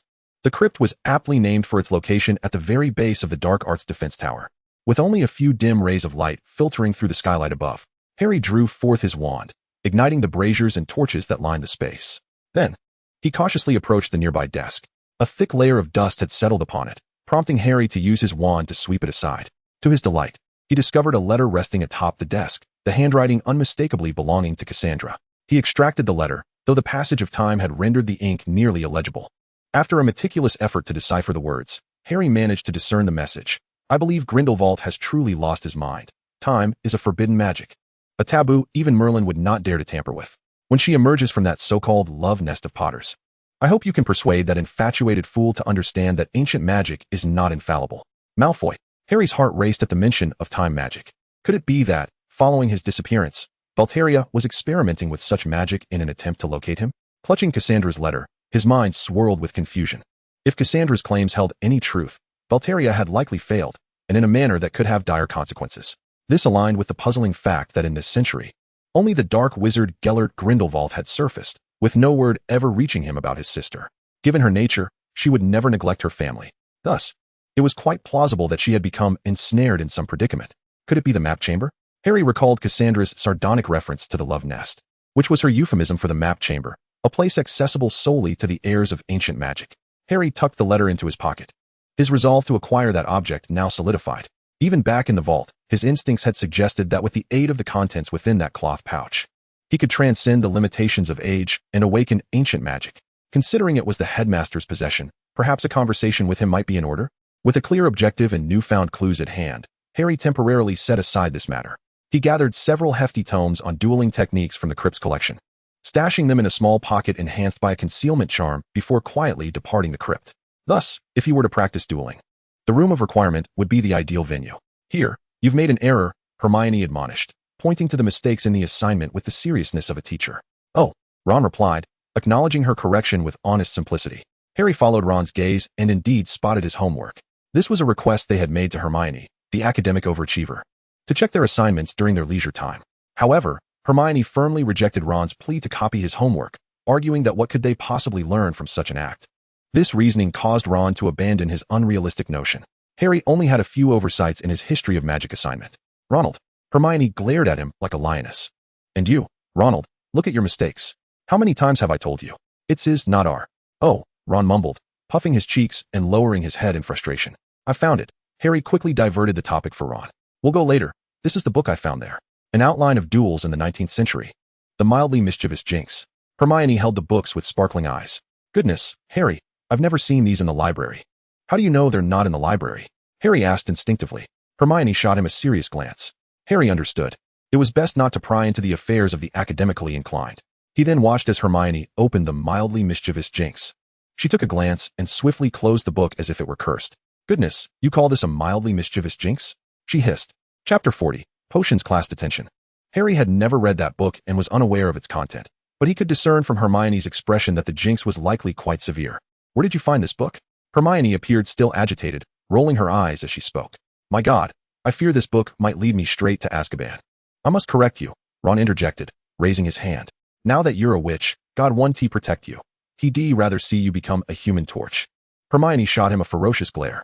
Oh, what's wrong with this book? Harry cautiously inquired. Do you know what the first Jinx written in this book is? Hermione whispered fiercely, glancing around to ensure no one was eavesdropping. It's the soul-sucking curse. A soul extraction. Goodness, how is that considered mildly mischievous? Harry remembered that this was the book Sebastian had stolen from the Gaunt residence. Well, it certainly aligned with the Gaunt family's traditions, after all. They were the type of family that forced their children to inflict torment upon Muggle children. Deeming soul extraction a trivial Jinx was quite fitting. This must be a volume from the Gaunt collection. Harry unhesitatingly chose to betray his friend. When I took the book, I also saw the name written inside. It seemed to say Omini's Gaunt. Oh, since it's Gaunt, that's not surprising, Ron interjected. You know, the Gaunt family are descendants of Slytherin, and Slytherin himself was a dark wizard. Hogwarts founder? Hermione exclaimed in astonishment. Mr. Slytherin was a dark wizard? How is that possible? Harry did not refute the statement. He had indeed seen the manuscript of Slytherin in the Chamber of Secrets, and its contents were certainly not the sort one would expect from benign souls. Ron merely shrugged, choosing not to elaborate further. This book is off limits. Hermione insisted in a hushed tone. I have no desire to be ensnared by this so-called minor curse, sent to Azkaban, or worse yet, expelled from school. You truly cannot discern which fate is more dreadful, can you? Ron responded with another shrug, earning himself an eye roll in return. As November arrived, the weather turned decidedly frigid. The Scottish Highlands are situated at a high latitude, and despite the influence of the North Atlantic drift, the chill here rivals that of Moscow. The mountains surrounding the school were shrouded in mist, blanketed in ice and snow, while the lake's surface was encased in a thick layer of ice, cold and hard as tempered steel. Each morning, frost coated the ground. From the window above, Harry could see Hagrid, bundled in a long coat made of mole fur, donning rabbit fur gloves and enormous beaver fur boots, diligently de-icing the Quidditch pitch. For reasons unknown, Hermione seemed even more anxious than Harry himself regarding his inaugural Quidditch match, a sentiment echoed by Ron. Each day, Ron diligently oiled Harry's broomstick, while Hermione borrowed a tome titled Quidditch Through the Ages from the library, intent on ensuring Harry swiftly grasped the rules of the game. Due to the biting cold, Hermione conjured several handfuls of blue flames, which could be contained in jars, distributing them not just to Harry and Ron, but also to Seamus and Neville. Seamus had long since let go of any grievances. The portable flames inspired a peculiar sense of camaraderie. During potions class on Friday, Harry inadvertently brought the book Quidditch Through the Ages with him. Snape stood beside him, his gaze unwavering as he scrutinized every step of Harry's potion-making process. After Harry successfully brewed a flawless potion, Snape emitted a nasal sound of approval. It was unclear whether he felt pleased or displeased. Harry assumed it was merely Snape's typical duplicitous demeanor. However, Snape soon became captivated by the book on Harry's desk, swiftly seizing it. Upon reading the title on the cover page, a sinister smile crept upon his lips. "You, Mr. Potter, have brought an irrelevant book into potions class. Gryffindor loses 2 points. And you shall report to my office for detention every Wednesday and Saturday evening." Harry's mouth fell agape. He could hardly believe that Snape would deduct points from Gryffindor over a Quidditch book. This marked the first instance of Snape unjustly penalizing him. The last time he had been deducted points, it had been entirely warranted. At the end of class, Ron and Hermione approached him. "Did you notice," Ron whispered, "that Snape seems to walk with a limp, as if he has sustained an injury?" "It does seem that way." Harry recalled Snape's peculiar gait, alternating between a height of 6 feet and a mere 5 feet 7 inches. "You truly are overthinking this. You must be mad," Hermione and Ron chimed in unison. However, Harry held a different opinion. He believed that Snape actually harbored a certain fondness for him. After all, how could a friend of his parents despise him? Perhaps the disdain was directed solely towards Gryffindor. With this thought in mind, he continued his descent, intending to venture into the staff room, hoping for a stroke of luck. "Oh dear," Harry mused inwardly, as he began to comprehend the reason behind Snape's limping gait. The exposed leg was drenched in blood, the wound grotesquely oozing, revealing vivid crimson muscle beneath. "Professor," Filch handed him a bandage. "Damn it," Snape cursed. "How is it possible to keep an eye on 3 heads simultaneously?" 3 heads? Harry furrowed his brow, pondering whether Snape's injury was connected to some creature with 3 heads. Before he could delve deeper into his thoughts, a roar interrupted him. Snape had spotted him. "Potter." Harry looked up to see Snape lowering his cloak, his expression dark and menacing. "Get out," Snape bellowed, pointing towards the door. Without a word, Harry turned and left. Fortunately, it seemed that Professor Snape had forgotten to deduct points from Gryffindor. A small blessing amidst the misfortune, he thought. Yet, what had caused Snape's injury? Harry resolved to inquire with Hagrid, who was quite knowledgeable about magical creatures and might possess some insights. Chapter 41. Who plays Quidditch without armor? Harry did not rush to find Hagrid, as the Quidditch match was imminent. Throughout the years, he had only heard tales of Quidditch, never having had the opportunity to participate himself. "It's all Black's fault," Harry thought, yet he was grateful to Hogwarts for finally granting him his wish. The following day dawned clear and cold. Despite the bright sunshine, the chill in the air remained unyielding. Harry ordered a plate of grilled sausages and a portion of baked beans, leisurely dining at the Gryffindor table. A classic English breakfast, indeed, but utterly delightful. "Have you noticed? No matter the occasion, Harry always eats with such elegance," Neville remarked. Harry smiled and nodded at Neville, thinking that he would soon understand the significance of elegance once he was clumsily punished for his improper use of a fork. At that moment, the chatter at the Gryffindor table fell silent, for Snape had arrived.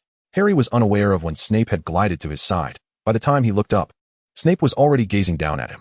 "Good luck, Potter," Snape managed a strained smile. "Since you've dealt with a troll, I trust a mere Quidditch match will pose no challenge, even against Slytherin."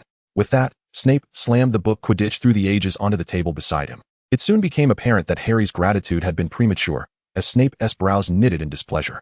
"Yesterday, you trespassed into the staff room. Gryffindor will lose 2 points for your troll-like recklessness. I would think that if Mr. Potter's mind were not filled with rushes, he might remember that today is Saturday." Saturday had arrived, signifying the day of confinement in Professor Snape's office. As Harry observed Snape's limping figure recede into the distance, an inexplicable urge to draw his wand surged within him. Truly, Snape seemed to find every possible excuse to deduct points from Gryffindor, did he not? Ron shrugged in response. The Gryffindor students had all heard about Snape's point deduction due to Harry's actions, yet not a single one blamed him. Rather, they regarded him with sympathetic glances. As the time for the Quidditch match approached, students began to exit the Great Hall and make their way to the Quidditch pitch. The stands were filled to capacity, brimming with faculty, students, and even some parents from the wizarding community outside the school. After donning their crimson Gryffindor uniforms alongside his teammates, Captain Oliver Wood approached Harry. "Are you nervous, Potter?" he inquired. Harry shook his head. He certainly was not anxious, having prepared thoroughly. "Nervousness is normal. I remember feeling the same way during my first Quidditch match," Wood seemed to recite from memory. "But, Captain," Fred, the troublemaker, interjected, "he says he isn't nervous." George chimed in right after, "Neither are we." "All right then, lads," Wood cleared his throat awkwardly. Suddenly, Chaser Angelina Johnson spoke up, "And ladies too." "Indeed, and ladies as well." Wood concurred. Before he could continue, Fred interjected once more, "This is the momentous occasion we've all been waiting for." George followed suit, adding, "Yes, this pivotal moment."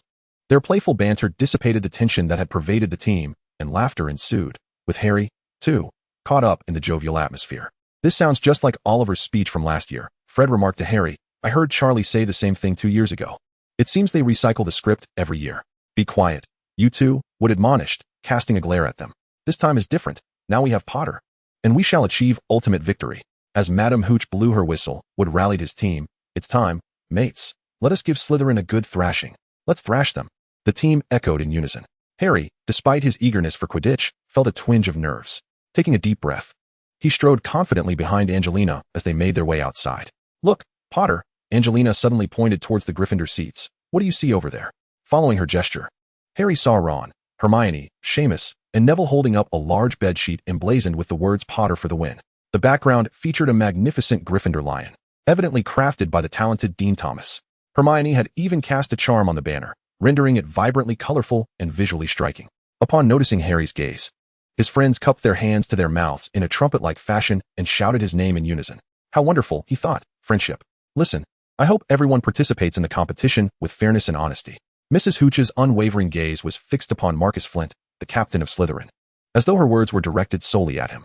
Harry observed that Flint bore an uncanny resemblance to a troll, his uneven, protruding teeth betraying his lack of intelligence. He flashed a challenging grin at Wood, baring his teeth. "You should be wary of Flint," Angelina whispered. "Slytherin has always played dirty in Quidditch, lacking any sense of sportsmanship." Though Harry was not well versed in Quidditch, he understood the nature of Slytherin. Therefore, he had ventured into the dungeon the previous day to retrieve a sturdy suit of armor, which he altered to fit snugly beneath his team uniform. Harry had always found it perplexing that a collection of knightly armor resided within the defense against the dark arts dungeon. However, this did not deter him from appropriating a set for protective gear. Perhaps it could serve an interesting purpose at some point.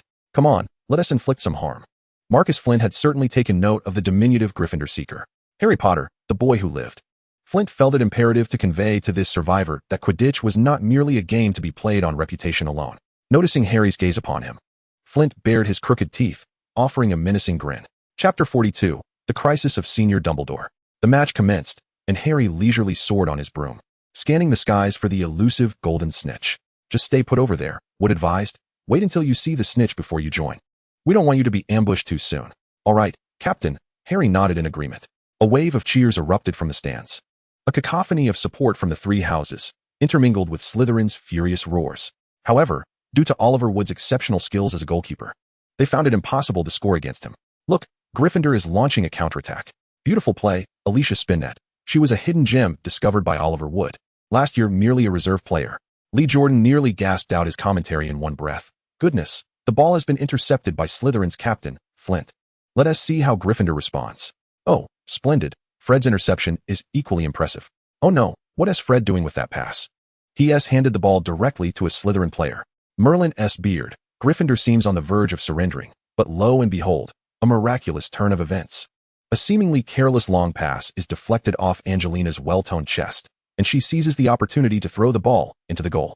Gryffindor has scored again. Just as Lee Jordan completed his enthusiastic exclamation, Professor McGonagall delivered a sharp slap to the back of his head. No commentary unrelated to the match. She glared at him. Lee had no choice but to resume his commentary, albeit lacking the earlier flair. Gryffindor seized the opportunity to launch an offensive once more, while Harry, initially observing from above, was abruptly startled by Wood's terrified shout. "Harry, no." With a flick of his wrist, Harry activated the protective enchantment enveloping his armor. Flint, bearing a malicious grin, was already envisioning the misfortune that would befall Gryffindor's seeker. However, to everyone's astonishment, a dull thud echoed from the sky. Harry emerged unscathed, the rogue bludger careening away with a peculiar whine. "Harry, are you all right?"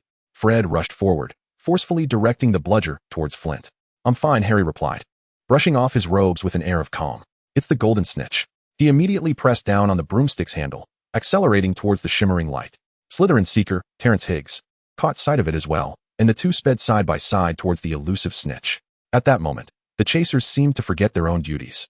Hovering in the air, breathless as they watched the fierce competition unfold. Harry's broom was exceptional, and his flying prowess surpassed Higgs's, placing him 2 positions ahead. "Danger!" Angelina's piercing warning rang out from above. Harry, acutely aware of Marcus Flint barreling towards him, took a deep breath, bracing himself for the impending collision. Subtly angling his arm to prepare a solid defensive counter. With a resounding thud, Flint let out a cry, soaring away like a kite severed from its string. Harry turned to Flint midair, offering him a wicked grin. This feeling is absolutely exhilarating. However, his elation was short-lived as he suddenly felt the broomstick lurch violently downward. Quickly, he raised the broom, narrowly avoiding a catastrophic fall. Yet, a subsequent jolt followed, as if the broom had developed a mind of its own, intent on unseating him. "Who is it? Who has cursed my broom?" Harry's first thought was that someone was attempting to sabotage him, but after spending considerable time at Hogwarts, he had not made any enemies. Malfoy? No, that little brat despised him, but lacked the capability. Gripping the broom tightly with his right hand and striking the handle with his left, he shouted, "Stabilize." The broom steadied itself momentarily, but before Harry could exhale in relief, it began to shake violently again. "Harry, look!" Ron exclaimed from the Gryffindor stands, pointing at the sky in alarm. "Harry's broom has gone rogue." Hermione snatched the telescope from Neville's hands and brought it to her eyes. This shouldn't be happening, not with Harry's flying skills. Especially since this is the new broom Professor McGonagall gifted him. How could this occur? Ron muttered anxiously beside her. She immediately turned the telescope in Snape's direction and, to her satisfaction, confirmed her suspicions. "I should have anticipated this." Hermione lowered the telescope, pressing it against Ron's chest. "Look at Snape. He is up to no good." His eyes were fixed intently on Harry, murmuring incantations under his breath. He must be trying to harm Harry. But why? Ron questioned in confusion. Isn't he a close friend of Harry's parents? Why would he cast a curse on Harry? No matter the reason. Hermione, with concern etched on her face, glanced at Harry and said to Ron, "Follow my lead." With that, she left Ron behind and hurried away from the Gryffindor seats. Harry felt himself still struggling with the broom, and from the corner of his eye, he scanned the staff area, only to find Professor Dumbledore seated calmly, showing no inclination to assist. "Is that so, Professor Dumbledore?" he thought inwardly. "Are you merely going to watch as your student is flung from his broom?" While desperately attempting to cast the levitation charm on the broom and feigning a lack of control, Harry observed the situation around him. He could land safely on the ground, but doing so would make it difficult to identify the one who had cursed him. Instead, he resolved to use this opportunity to uncover the malevolent intent directed at him. With that thought, he cast an enhanced vision charm, turning his gaze toward the staff area, where he noted Severus Snape, intently watching him and muttering incantations. Could it be him? Chapter 43. Is Hogwarts a den of Death Eaters? Before Harry could formulate a response, he noticed Hermione stealthily making her way toward the staff area. What was she up to? For a brief moment, he forgot to continue casting the levitation charm, resulting in a jarring shake of the broom that nearly dislodged him. A chorus of gasps erupted from the stands. What was Hermione intending to do? Ron, with binoculars in hand, could not spot Hermione and anxiously turned to Hagrid for answers. In the sky, Harry saw Hermione squeezing her way onto the staff platform, and before she could take any action, he felt the force that had been shaking the broom suddenly cease. His appearance was a sight to behold, and one couldn't help but feel sympathy for his robe. However, there was no time for Harry to ponder. As he was lost in thought, a flash of golden light suddenly streaked past him. It was the golden snitch. In a moment of swift reflexes, Harry tilted the broom downward, deftly reaching forward to grasp the elusive snitch, capturing it in his hand. He raised his arm triumphantly, the golden snitch buzzing softly in his grasp. Harry Potter had caught the golden snitch. Gryffindor gains 150 points. Lee Jordan exclaimed ecstatically. Gryffindor wins with a score of 170-60. Madam Hooch, also riding a broom, flew over and blew the whistle to signal the end of the match. Gryffindor emerged victorious. Harry landed gracefully, and his elated teammates descended around him, enveloping him in jubilant cheers. Potter, Potter, Potter, especially the Weasley twins, who mirrored each other perfectly, not only in their synchronized movements, but also in their identical chants. Professor McGonagall. Harry held the golden snitch high above his head and shouted towards Professor McGonagall at the edge of the crowd. "I caught the golden snitch." "It's all right, Professor." Harry chose to fabricate a lie. "I didn't catch the broom. I was too nervous, my hands were sweating and a bit slippery." "So that's the case," Professor McGonagall smiled, clasping her hands like a young girl, exclaiming, How wonderful! How wonderful! We won! We won! Wood raised his fist triumphantly, shouting, we finally defeated Slytherin. Goodness knows. Since his enrollment, Gryffindor had not triumphed over Slytherin in Quidditch. It was Snape's doing. Hermione asserted confidently. Ron and I saw it clearly. He was muttering spells at your broom, his eyes fixed on you the entire time. Nonsense. Hagrid retorted. He was entirely focused on Harry. He didn't even notice Snape's actions. How could that be? I just cast a fire spell at Snape's robe from the stands, and then Harry's broom stopped shaking. Hermione argued. That clearly proves Snape was casting spells. Impossible. Absolutely impossible. Hagrid protested, his thick brows knitted together. Professor Snape is a Hogwarts instructor. He has no reason to do such a thing. If you suspect him, then why would he do it? Yes, why indeed? Hermione opened her mouth, at a loss for words, while Ron countered. You know, Snape is the head of Slytherin. He doesn't want Gryffindor to outscore Slytherin in the House Cup. So he would do something like this. That still doesn't make sense. Hagrid said angrily. If the curse had been cast on someone else, then what you say might hold some weight. But for Harry, it is absolutely impossible. Why not? Ron asked, bewildered. Don't ask. I won't say anything. Hagrid quickly shut down the conversation, reluctant to gossip about past grievances. Besides, he had promised Dumbledore and Snape to keep such matters confidential. However, Harry interjected, noticing Hermione's intent to pry further. He too was curious about Hagrid's reasoning, but since Hagrid was unwilling to divulge, he did not wish to press. I noticed when you climbed up to the staff stands, Harry whispered, before you cast the spell on Snape, my broom had already stopped shaking. He was still focused on me while casting, yet the broom showed no signs of shaking. Blimey, how did you see that? Ron asked in astonishment. Mate, you're wearing glasses. Isn't that a necessary skill for a seeker? Harry provided an irrefutable rationale. Hermione rose, pacing back and forth in Hagrid's cottage, one hand propping her elbow, the other cradling her chin, furrowing her brow as if speaking to herself. If that is the case, then who else could it be? Harry, are you absolutely certain? I think Professor Snape might have a bit of a grudge against me. But he definitely isn't the one who wishes to see me come to harm. I am quite certain, Harry replied confidently. He then shifted the conversation, posing another question. What perplexes me is that Professor Dumbledore was present in the stands. Why did he not intervene when my broom was cursed? Alternatively, one might inquire why that individual dared to cast a spell upon my broom in the very presence of Professor Dumbledore. Suddenly, Ron had a moment of inspiration and raised a finger. Could it be, he pondered, that this person was acting on Dumbledore's instructions? No sooner had he uttered these words than he received a sharp elbow from Hermione. Ronald, what are you thinking? Is Hogwarts a stronghold of Death Eaters? She exclaimed, her fury akin to that of an enraged lioness. Ron stuck out his tongue and scratched his head, replying, of course, I know it's not. I was merely trying to lighten the mood. However, it was evident that the atmosphere grew more tense. I would never doubt Professor Dumbledore, Harry asserted confidently, absent-mindedly tapping his fingers on the table, but I am merely questioning why he remains indifferent. Chapter 44. Let the headmaster address the prefect. Compared to this, mate, Ron continued, today is Saturday, and Snape has ordered you to detention in his office every Wednesday and Saturday. I don't think you should go. What if he truly intends to do something to you? Rest assured, nothing will happen, Harry reassured his two anxious companions. That evening, Harry arrived at Snape's office as scheduled. He was not there of his own volition, but was escorted by Filch. Despite Harry's insistence that he had been summoned by Professor Snape, how could a Gryffindor be invited by the head of Slytherin? Filch chuckled, nearly losing his large, toothy grin. Little did Filch realize that Harry was not lying. Rather, he had intentionally allowed Filch to discover the truth, as Harry merely sought someone to accompany him along the way. Filch's demeanor was lacking in refinement, while Harry's tongue was remarkably sharp. A few sarcastic remarks left Filch seething with rage. If this were decades ago, you would have been whipped in the dungeons. Filch cursed vehemently. His anger intensified, but with no means to punish a student. He could only furiously lead Harry to Snape's office. Professor, Filch announced, as if presenting a treasure, I have caught a Gryffindor student. He audaciously lied about you. He did not lie, Snape replied tersely. Filch seemed to choke on a fly, rendered speechless as he looked incredulously at Harry and then at Snape. Harry paid them no heed and began to examine the office.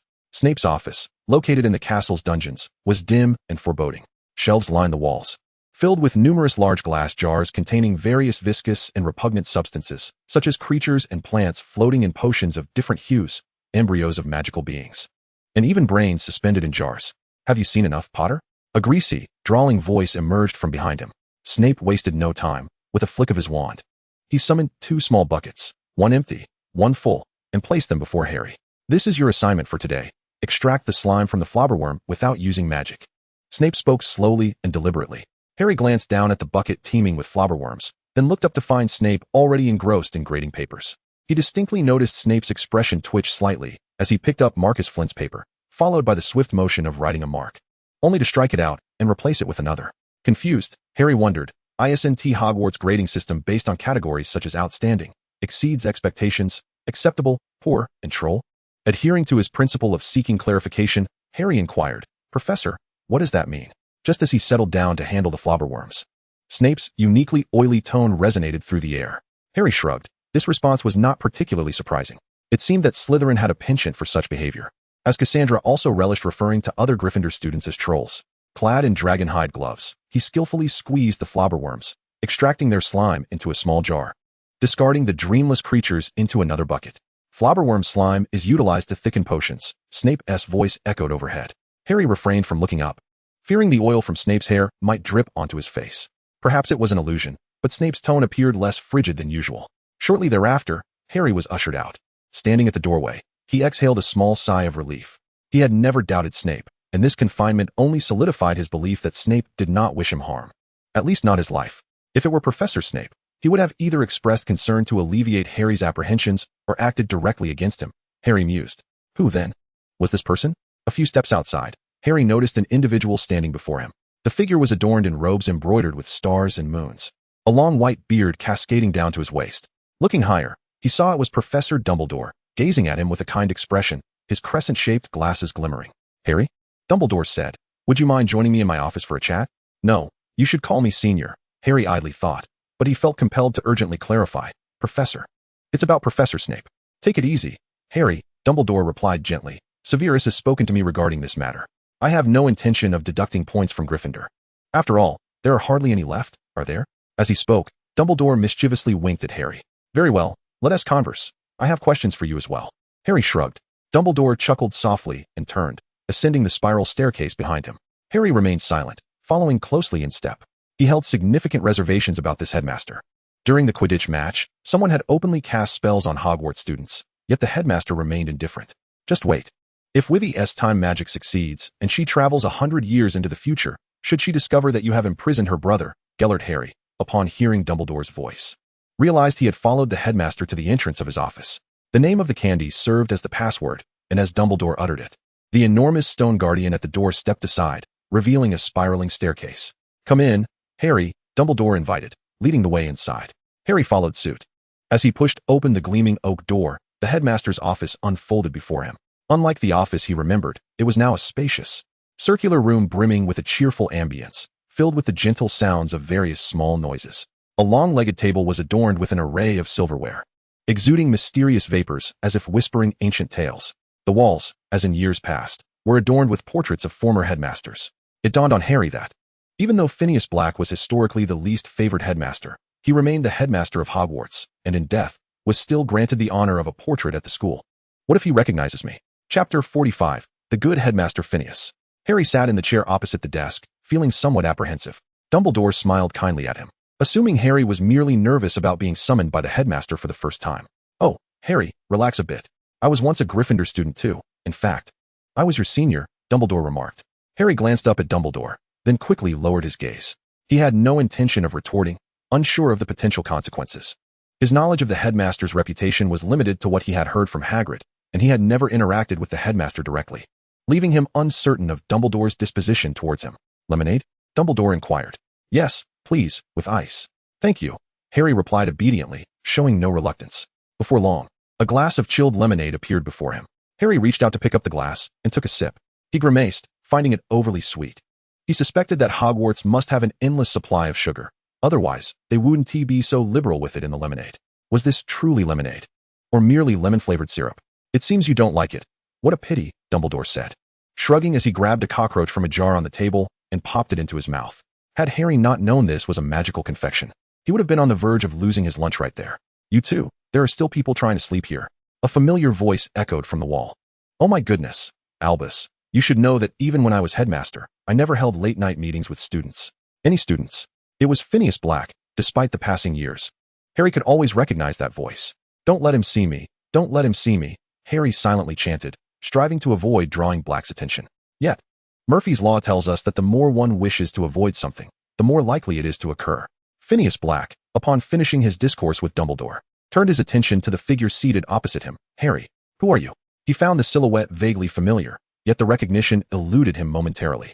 After a brief pause, enlightenment dawned upon him. Ah, I knew it. Let me think, a Gryffindor.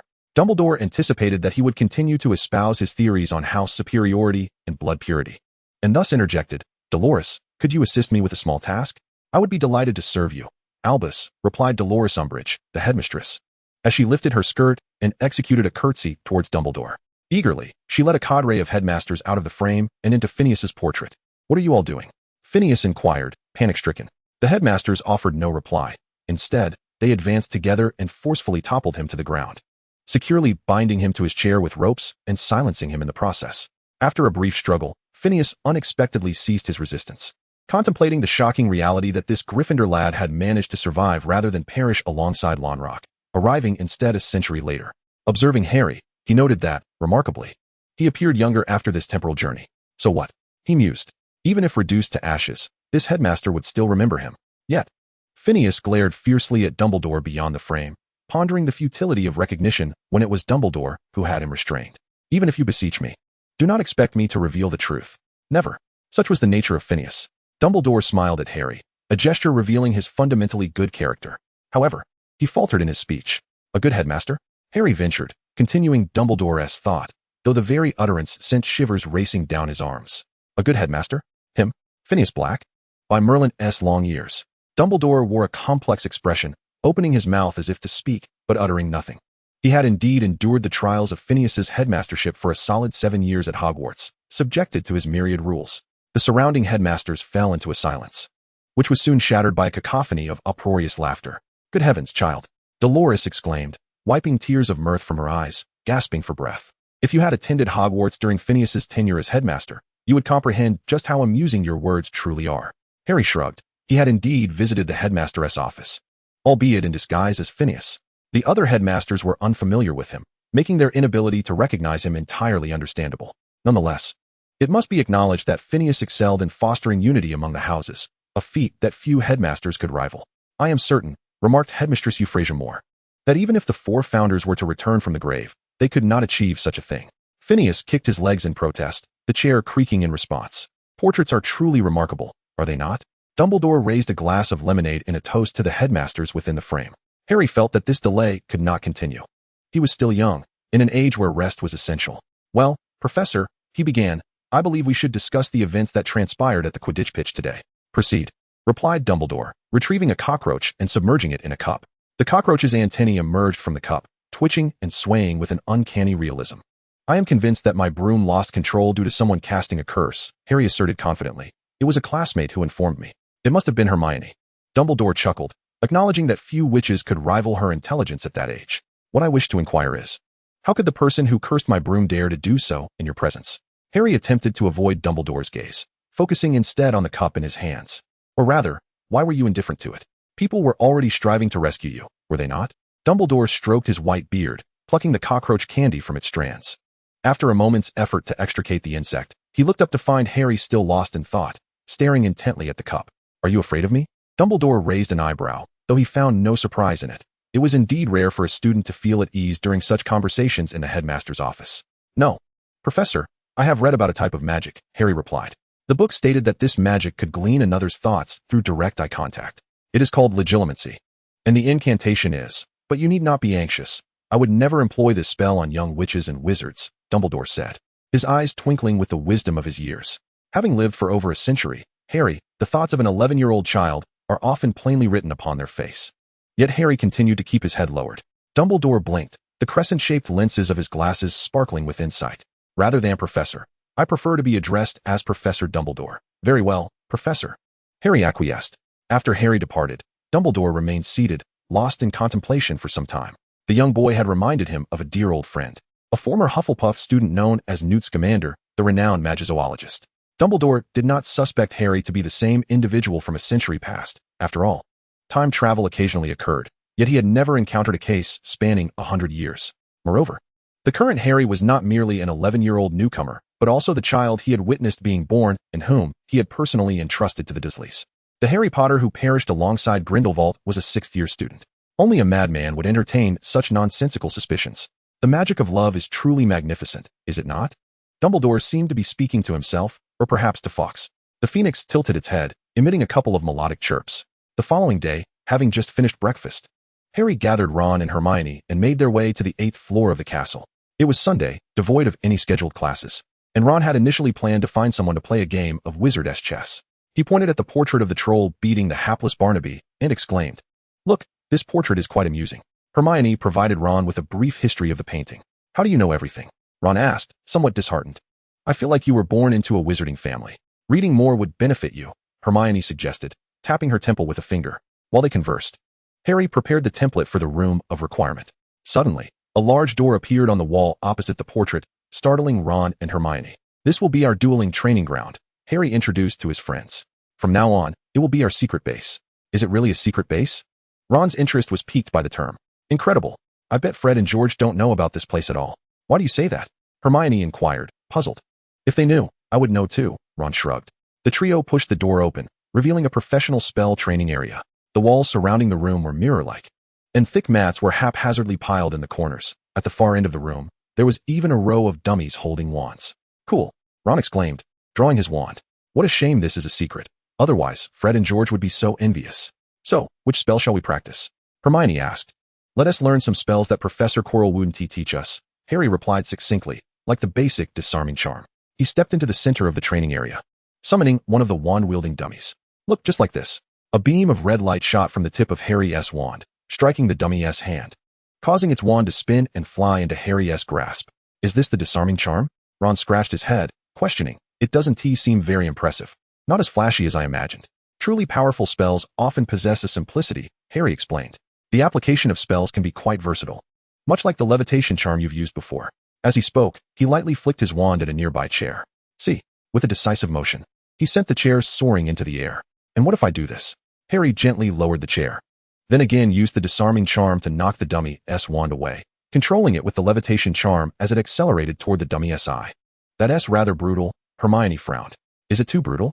Harry mused, reflecting on how children of his time were eager for spells to be fierce enough to effectively combat dark wizards. "Dark wizards don't adhere to civilized conduct, Hermione," Harry remarked. "You must understand that dark wizards are truly malevolent beings. Just consider the Death Eaters who tormented Neville's parents. Would you still be concerned with civility or savagery when confronting them? No. At that moment, your only worry would be the insufficiency of your spell's power." "Indeed, Hermione," Ron added, "dark wizards are the most cunning and ruthless of entities."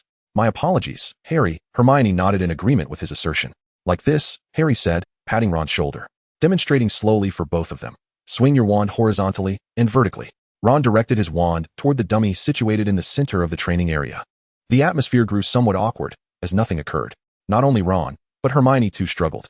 Harry tirelessly corrected them, and after more than half an hour, Hermione was the first to master the disarming charm. After a while longer, the determined Ron also learned the spell. While Hermione and Ron practiced the disarming charm, Harry found himself lost in thought. Undoubtedly, the disarming charm had once been his most proficient spell.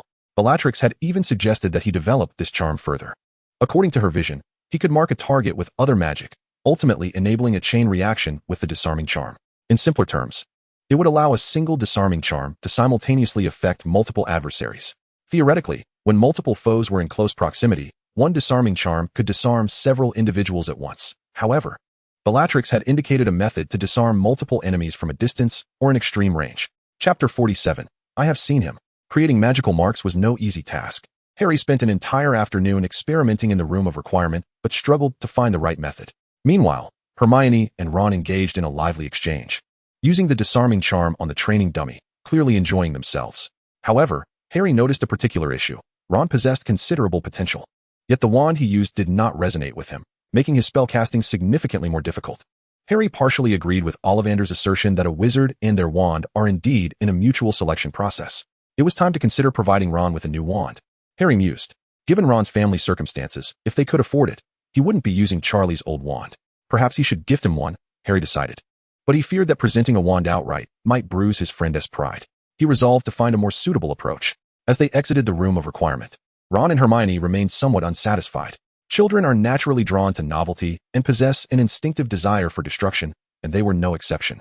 The ability to cast spells freely and joyfully was undeniably captivating for them both. "Excellent.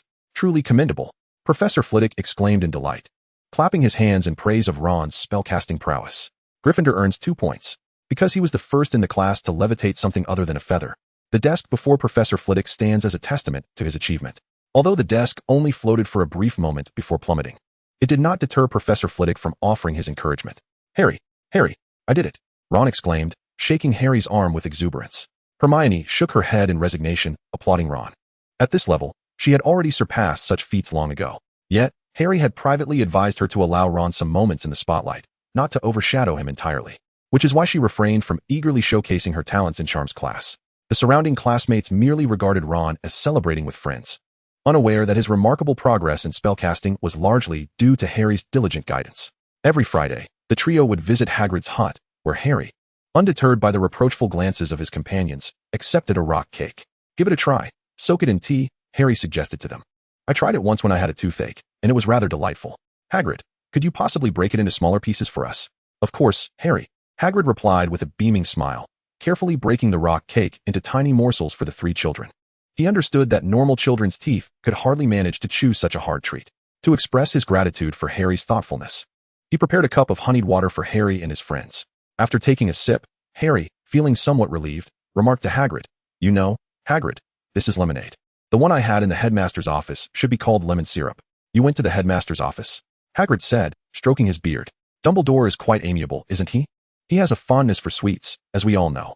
Professor McGonagall often confiscates his candies, but it seems to have little effect.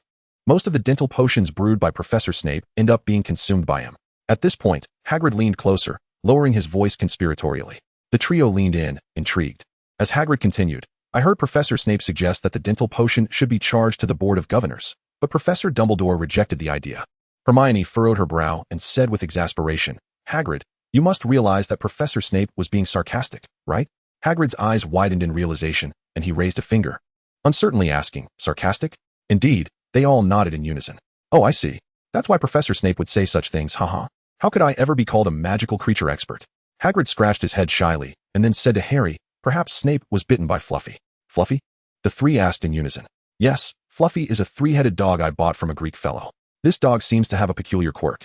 It falls asleep at the sound of music. However, Dumbledore has borrowed it and placed it on the 4th floor. I truly wonder if he can keep it from guarding the Philosopher's Stone."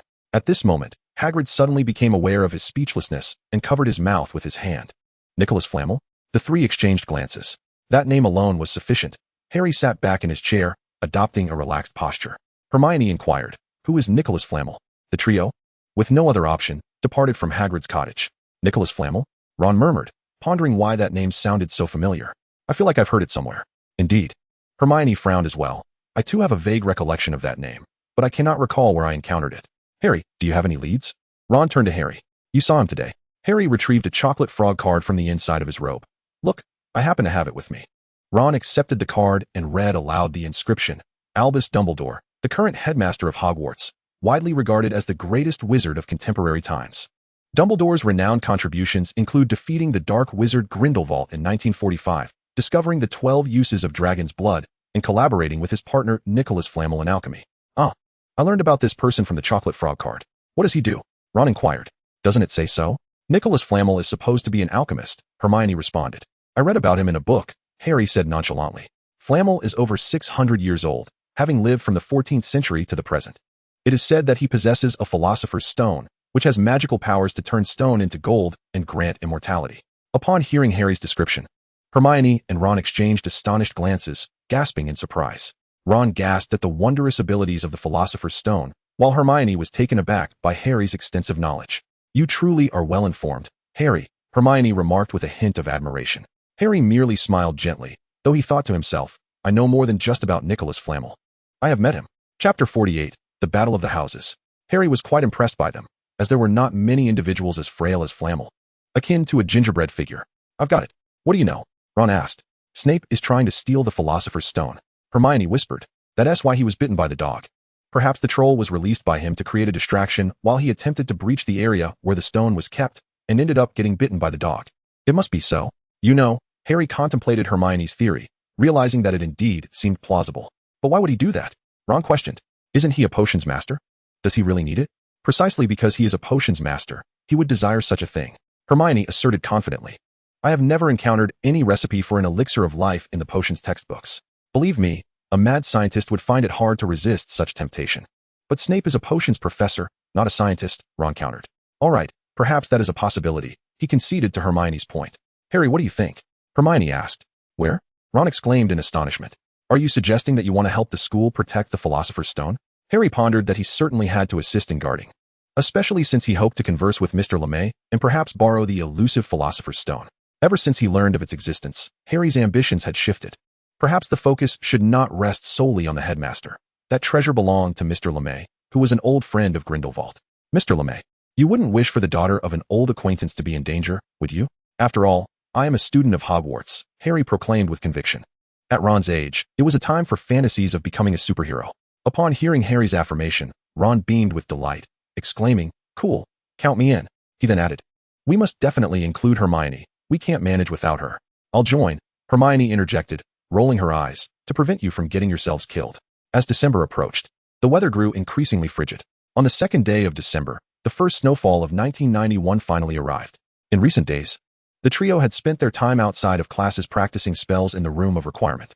Beyond that, they congregated to discuss potential locations where the elusive creature might appear. Harry had no particular plan. Even though he had lived in the castle for 6 years, he could not guarantee he knew all its secrets. Even the entrance to the Chamber of Secrets was revealed to him by Valethia. Due to this matter, Cassandra's demeanor had worsened, though she rarely wore a pleasant expression. While walking, Harry was engaged in a lively discussion with Ron and Seamus about what to have for dinner that evening when they suddenly heard a furious shout from behind. You need to apologize to her, Miss Parkinson. It was Hermione. The trio halted, turning to witness Hermione confronting Pansy Parkinson, who stood defiantly before her like an enraged lion. Nearby, her roommate Lavender Brown was frantically gathering her scattered books. Why should I? Pansy asked coldly. You bumped into Lavender. You must apologize. Hermione retorted, her anger palpable. Let it go, Hermione. Just let it go, Lavender whispered, tugging at Hermione's sleeve, hoping to quell the situation. It was intentional. You pointed out her mistakes in class. Hermione hissed. Forget it, Lavender insisted softly. A crowd quickly formed around them, all curious to see what was unfolding. Pansy sneered, smirking at the blonde girl beside her. Come on, Daphne, let's go. You stop right there, Hermione shouted.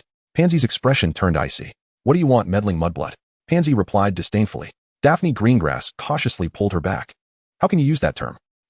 Pansy scoffed. A mudblood like her doesn't deserve to be in the same school as me. Hermione drew her wand from her robes. Oh, you dare to duel with me? Pansy sneered. Don't think that just because you scored a few points in class, you're on my level, mudblood. You will soon realize the vast chasm between you and pure-blood wizards.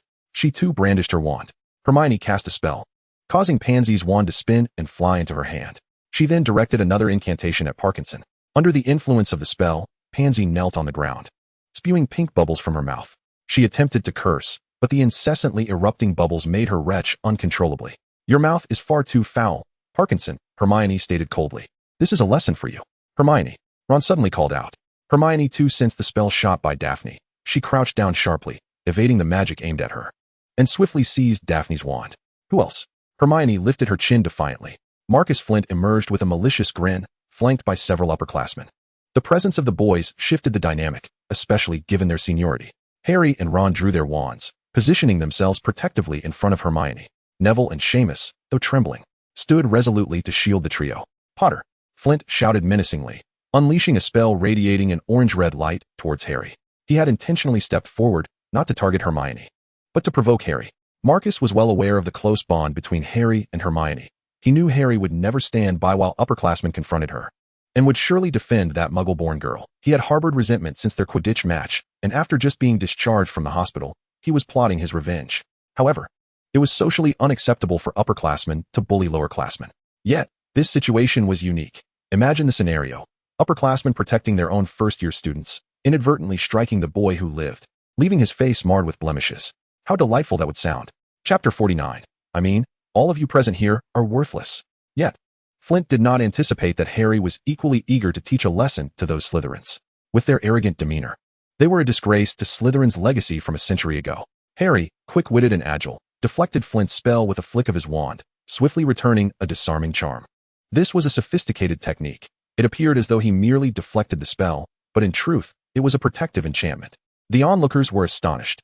Who would have thought Harry possessed such advanced skills, typically reserved for adult wizards? What are you still standing there for? Flint bellowed, even without a wand. He prided himself on his robust physique. After all, Potter was merely a first year. If he could close the distance, everything would surely be in his favor. However, as he took a couple of strides forward, he found himself inexplicably levitating, his body suspended against his will.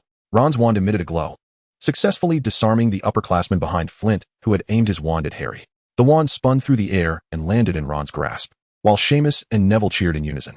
"Oh my, Ron, how did you manage that?" Neville's voice was low yet urgent. It was evident that he longed to emulate Ron. "It's all thanks to Harry," Ron replied, brimming with pride. "Ronald," Hermione snapped, "could you possibly focus on the task at hand? For heaven's sake. We are still in the midst of a battle." He was only a first year, and he had not even learned the shield charm. It was hardly fair to blame him.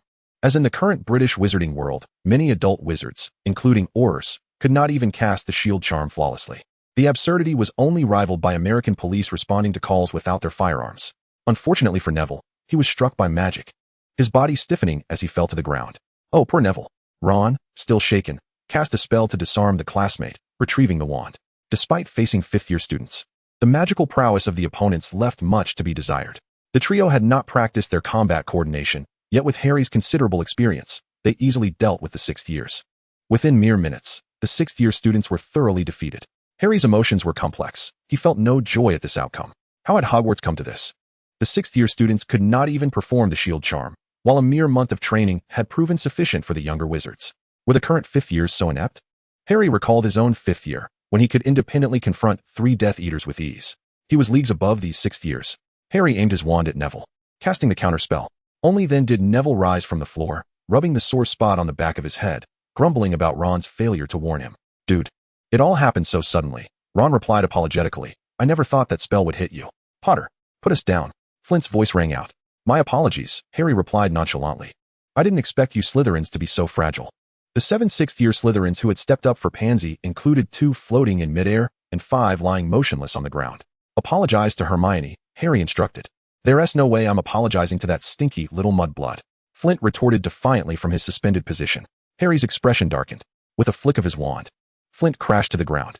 "I said apologize," Harry commanded again, and Flint, in terror, found himself kneeling involuntarily. Harry shrugged. "Your performance speaks volumes about your family's shortcomings. How dare you insult the Flint family? You will pay for this," Flint hissed through gritted teeth. "Is that unbearable?" Harry bent down, his tone mockingly sympathetic. "Did you not consider the consequences when you chose to insult others? In my opinion, only a family of wretched wizards could produce a wizard as deplorable as you." "Enough." A melodious voice emanated from the periphery of the crowd, interrupting Harry's forthcoming words. The crowd parted, revealing Gemma Farley, the Slytherin prefect, who strode in, clutching a book. "Miss Farley, it is as follows," a Slytherin student immediately stepped forward, embellishing the account of events. "So, Flint, Bull, Derek." Farley's voice brimmed with fury. "You 6-year students were bested by 3 first-year Gryffindor newcomers? Look at yourselves. Flint, your family will be shamed because of you." She reprimanded once more. "Miss Farley, Potter has insulted my family." Flint attempted to interject, but was cut off by Farley. "Silence. This is of your own doing. Who do you think you are to utter such words? Slytherin will lose points due to your insolence. And you, Miss Parkinson, you too shall lose points." She added. "The prefect has the authority to deduct points from other students' houses as a punishment for rule violations. Likewise, they can impose detention." All the Slytherin students were taken aback. They had not expected their prefect to deduct points from Slytherin. Was your elbow not pointed inward? Yet Gemma understood the gravity of the situation. If lower-year students instigated conflict, it could be overlooked, but this was a case of 6th-year students bullying first-years.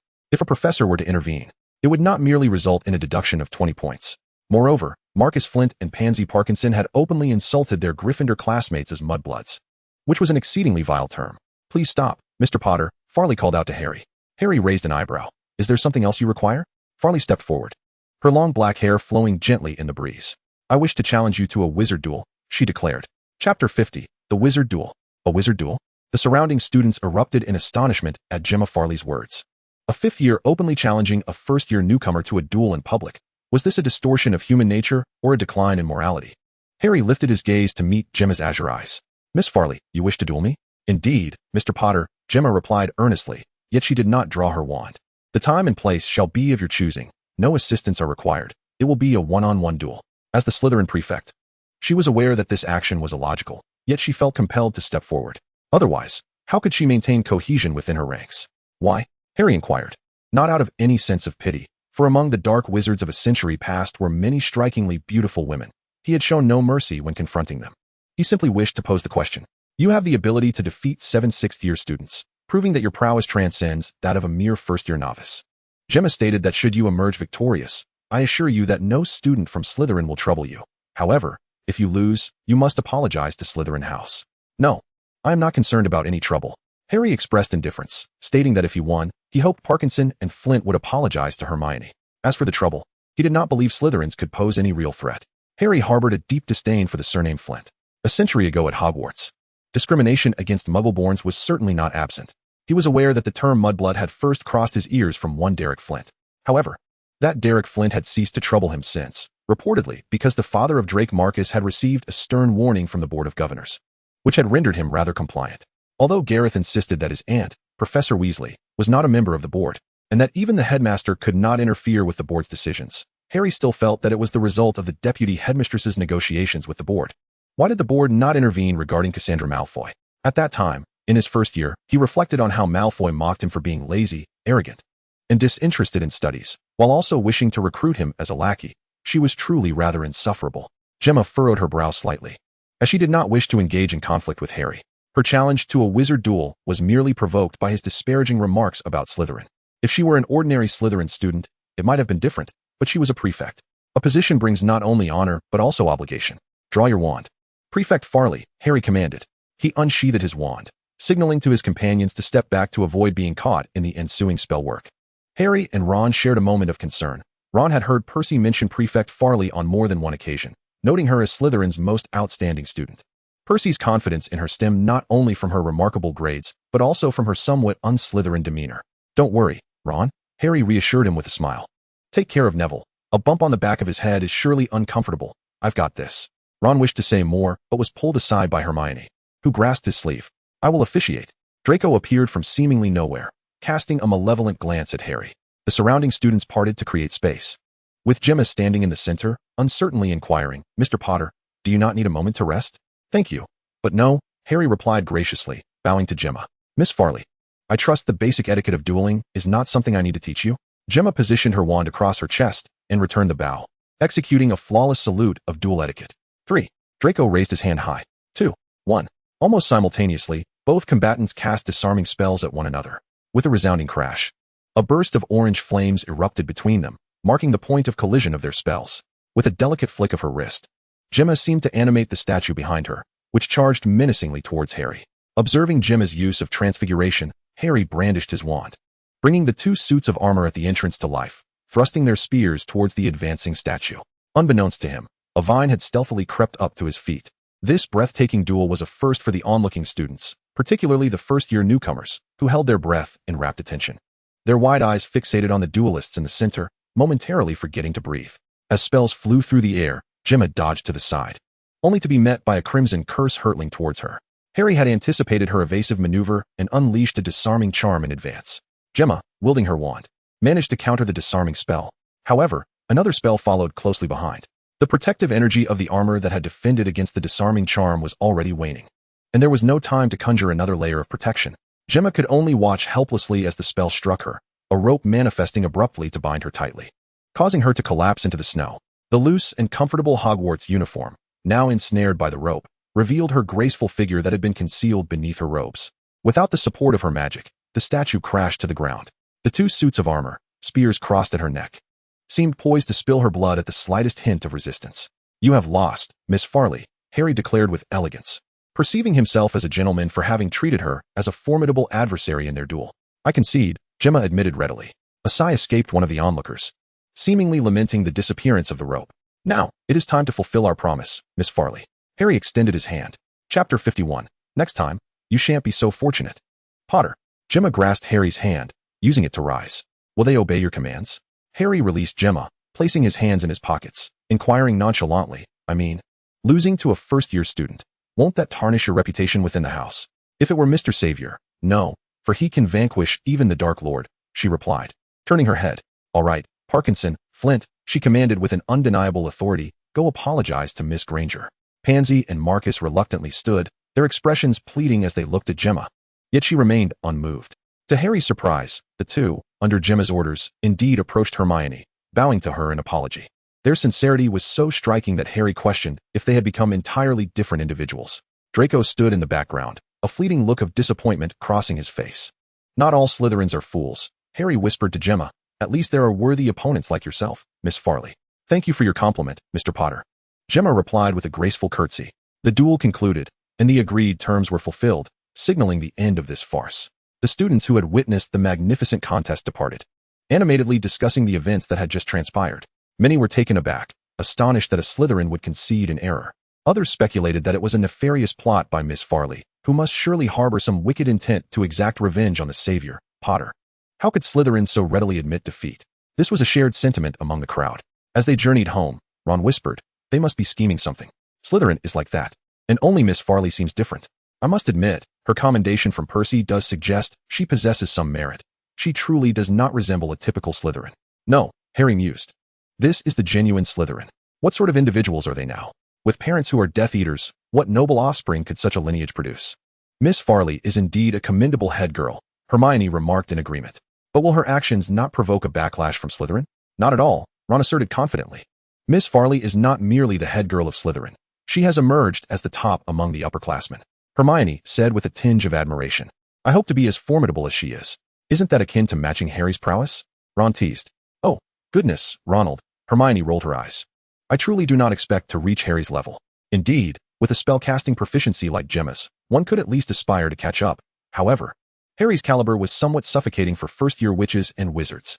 Even a genius like Hermione felt a disheartening chasm between herself and Harry. I am merely of average ability. Harry humbly replied. By the time you reach 5th year, you will likely catch up to my level. Laughter ensued, and after a moment, Neville timidly inquired, Harry, I heard that Ron and Hermione received your private tutoring in spells, so I wanted to ask if you could also guide me in Seamus? He then added softly, I know I'm not very bright, but I genuinely want to learn. Suddenly, he felt a warm hand on his shoulder. Why not? Harry smiled. We are classmates. It is only right to assist one another, as we all complement each other's strengths. Indeed, Hermione interjected. You see, my memorization of subjects like history of magic is commendable. Harry excels in spells, and Ron is quite humorous. Hey, Ron protested indignantly. What do you mean Byron is quite humorous? I'm putting an effort here. Oh, Hermione shot him a glance. You tend to get by with mere adequacy in practice, yet when it comes to real combat, you always seem to fall short. Did you not notice? You had to surrender twice before overcoming that brute Flint. Ron pouted, not offering a rebuttal, for he knew Hermione spoke the truth. Had she not pulled him aside to avoid a spell, he would have been successfully countered by that brute. As Harry observed this scene, he was reminded of Cassandra. In the initial 2 years, he was perpetually enamored with play, relishing the moments spent engaging in wizard's chess with Gareth, or seeking out Professor Howing for a meal, and frolicking with Pobby amidst fantastical creatures. Consequently, his dedication to the study of spells was rather lackluster. His mind was preoccupied with merriment, and as for spellcasting, he merely aimed for adequacy. Cassandra would often drag him into the dueling club, where during their duels, she would suspend him in midair, disarm him, or compel him to dance incessantly, all while mocking his lack of earnestness in learning, proclaiming that he deserved such humiliation. I nearly defeated you, Harry protested, hanging in the air with indignation. Cassandra, however, poked his face with her wand, her lips uttering words that felt as cold as -37 degrees.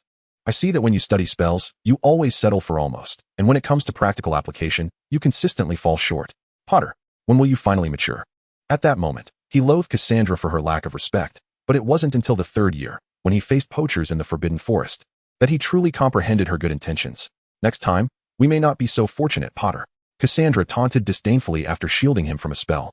Her wand aimed at her arm as she methodically cast a quick healing charm. Harry. Hermione waved her hand in front of his face. What's wrong? You seem troubled. She inquired with concern. Oh, it's nothing, Harry replied with a smile. Neville, Seamus. I hope you won't be the type to lose enthusiasm after just a few days of training. We won't. Seamus and Neville chimed in unison. Then let us vote. Our dueling club shall welcome 2 new members. I am in favor. Harry raised his hand. I am in favor. Hermione followed suit. Ron similarly raised his hand. Me too. 3-0. Harry extended his hand. Then, Neville, Seamus, welcome aboard. Chapter 52. How to ambush a professor. An increasing number of students preferred to remain indoors, choosing to nestle within the castle, warming themselves by the fireplace for a brief respite, or gathering around the long tables to enjoy hearty meals. Anything was preferable to braving the cold outside. The conflicts with Slytherin remained unbeknownst to the professors. The Gryffindor students were not foolish enough to walk into a trap, while the Slytherin students felt too proud to lose face. Moreover, several upperclassmen attacking younger students and hurling insults such as mudblood would inevitably earn them points deducted. even from Snape. After all, besides Hogwarts, they had nowhere else to go. Yet for Harry, that place was not home. In contrast, Hogwarts felt much more like his true home. On one hand, Hogwarts provided him with comfort. On the other, he yearned to continue exploring the castle. He sat at the Gryffindor table, absent-mindedly eating breakfast, while Ron and a few others were still asleep in bed due to their revelry the night before the holiday. Perhaps I shall gift Ron a wand under the pretense of presenting a gift, he mused. It is he, it is he. As Harry pondered, the Weasley twins flanked him. One on each side. Our little hero. No, our little Lion King, Fred corrected George, asserting that Harry had triumphed over Slytherin in every conceivable manner and rightfully deserved the title of Lion King. He crushed and spat out the foul confection Percy had praised. George then extended an invitation to Harry. So, our little Lion King, would you care to partake in a grand scheme? What scheme? Harry inquired, stuffing toast into his mouth. Quirrell, I mean Professor Quirrell, Fred whispered. The aroma he exudes is quite overpowering. Who knows what lies beneath that thick turban? I suspect garlic. While George believes it conceals some unspeakable secret. Care for a wager? A wager on what? Harry asked. Why, on what he has hidden beneath that turban. The twins chimed in unison. Harry paused in his act of spooning baked beans, turning to reassess the two promising young men. He was aware of their penchant for pranks, but he had not anticipated that they would target a professor. Very clever, Harry mused, for he harbored little affection for Professor Quirrell. Rather than being a true defense against the dark arts instructor, he seemed to merely drift through his days. What irked Harry further was that, if Quirrell were hypnotic like Professor Binns, it would be somewhat tolerable. Yet Quirrell not only lectured in a drowsy manner, but the lingering stench of garlic made it impossible to stay awake. Even Hermione, who revered her professors, referred to him simply as Quirrell, omitting the title of professor. Thus, Harry found himself intrigued, reluctant to dismiss the opportunity to vex Quirrell. This plan sounds rather appealing, Harry declared, the dilemma that had troubled him now resolved. I think it's quite cool. In fact, Charlie initially wished to continue playing Quidditch, but Mother insisted he pursue a respectable job. Fred shrugged, in order to spare her feelings. Charlie had to forsake his beloved Quidditch, despite the fact that he would passionately discuss it during meals. That's truly unfortunate, Harry remarked. What is your plan? How do you intend to make Quirrell remove his turban? The plan unfolds as follows. Fred and George leaned in closer, whispering their scheme to Harry. From our observations, Quirrell departs the Defense Against the Dark Arts classroom each morning at 8, heading to the Great Hall for breakfast. Given that it has recently snowed, we could strike him on the back of the head with snowballs, compelling him to remove his turban to clear his vision. What do you think? I'm in. Harry nodded, finding the plan both clever and suitably excusable. If we were discovered, we could simply claim we were playfully throwing snowballs at one another and missed our target. Surely, the professor wouldn't stoop to the level of quarreling with students. The twins exchanged a glance, then high-fived in celebration. Oh yes, I knew our little Lion King wouldn't turn down our plan. It's currently 7:40. We must prepare ourselves, George added. Harry pondered for a moment, feeling that relying solely on snowballs might not suffice. What do you mean? Fred inquired with curiosity.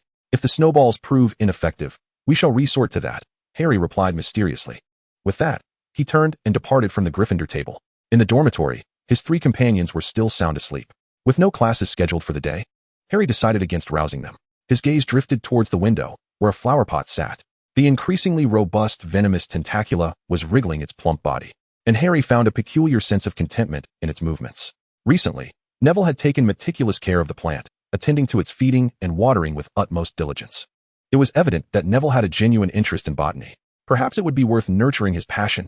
After all, plants could assist in combat, such as mandrakes, venomous tentacula, and the ever-reliable venomous tentacula, all of which were valuable allies for wizards. Chapter 53, An Ambush for Quirrell. Harry tucked the venomous tentacula into a small pocket, a pocket he had previously acquired from a mysterious wizard in Diagon Alley. The pocket, designed to expand without leaving a trace, was no longer available for sale. The exception was for first years, who were required to purchase from designated vendors. He also slipped his dragonhide gloves into his pocket. Attempting to handle a venomous tentacula without gloves would result in a painful bite. While in Diagon Alley, he resolved to procure some seeds for the venomous tentacula as well. Conveniently, Neville excelled in cultivating such plants, so he could delegate this task to him. However, the seeds in Diagon Alley were not sold to novice wizards. For that, one would need to venture to Knockturn Alley next door. With the small pocket securely in hand, Harry stealthily exited the dormitory. Upon returning to the Great Hall, it was apparent that the twins had grown somewhat impatient. Fred thought you were frightened and found an excuse to slip away, George remarked. Relax. Even if you two were to flee at the last moment, I wouldn't run, Harry replied. Gryffindor is never lacking in courage, is it?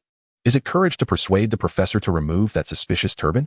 The twins exchanged glances and high-fived, exclaiming, Hooray! Listen, Harry said as he settled into his seat. Tapping his fingers on the table, this is the plan. The three of us will lie in wait for Quirrell. You two will be responsible for throwing the snowballs. If Quirrell removes his turban, we'll abandon the endeavor. If he does not, I will take care of the subsequent steps. Understood? Understood, Lionheart, the twins replied in unison. Good. Harry glanced at the clock. It was 7:50, leaving them 10 minutes to set their ambush. Just then, Hedwig fluttered in, appearing somewhat lethargic. Perhaps due to the frigid weather. By the time she reached Harry, she nearly plummeted into his arms. Your owl seems rather unwell, Fred commented. I think you ought to purchase some owl supplements, considering how cold it is. You're right, Harry replied. Reaching out to take the letter that Hedwig had clutched in her beak, George noticed the handwriting on the envelope, which appeared to be penned by a girl. All right, George. One must respect the privacy of others, Fred remarked as he pulled George aside, addressing Harry. Harry, let us scout the way for you. Once they departed, Harry opened the letter. The note exuded a delightful scent of vanilla, and as he unfolded the paper, he read, Dear Mr. Potter, I sincerely apologize for the events that transpired yesterday. The head of Slytherin embodies not only glory, but also commensurate responsibility. Yours sincerely, Gemma Farley. Miss Farley? What could she possibly be implying? Since she had extended an invitation, Harry found no reason to decline. As a proud Gryffindor, he had no reason to fear a Slytherin. Hello, I certainly recognize you, said a tall boy, flashing a radiant smile and extending his hand to Harry. Cedric Diggory, but you may call me Cedric. All right, Cedric. Harry nodded, gesturing toward the hall's exit. Apologies, the Weasley twins are waiting for me outside. Don't let me keep you. Harry, Cedric chuckled. Go on. You wouldn't want to keep them waiting. Harry hastily took a gulp from his cup, bid farewell to Cedric, and hurried away. The Weasley twins had been lurking behind the bushes outside, tightly wrapped in their magical robes, gritting their teeth against the northern wind. Hey guys, Harry greeted, swiftly making his way to the bushes, his gaze landing on what appeared to be a stockpile of snowball artillery akin to Napoleon's munitions. What is this? I thought we were targeting Quirrell. The quantity of snowballs you two have would likely bombard every professor in the school. You rascals. Snowballs. The twins replied without a hint of guilt, introducing their latest creation. Look, this is the standard version. Fred picked up a snowball the size of his fists and crushed it effortlessly. And this is the enhanced version. George took a snowball, but instead of crushing it, he skillfully rubbed away the outer snow, revealing a translucent ice sphere within. Harry's eyes widened in astonishment. Goodness, you two are quite the mischief makers. I merely intended to toss a harmless cabbage at Professor Quirrell, while you two seem to have other plans. Isn't this a bit excessive? Harry inquired cautiously. Fred shrugged and replied, It's better than enduring the torment of garlic. I would rather have Professor Snape substitute for defense against the dark arts. Although Gryffindor would lose points. At least we could learn something worthwhile. Shoo, George suddenly cautioned, pulling the other two down. Keep it down, someone else coming. The trio stealthily peeked from the bushes as Professor Quirrell approached, a book tucked under his arm, leisurely making his way to the Hogwarts Hall. Get ready, Fred whispered.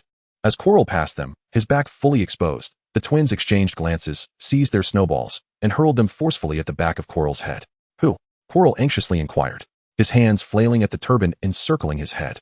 However, despite his frantic gestures, he showed no intention of removing it. The twins attempted to seize the enhanced snowball, only to be restrained by Harry.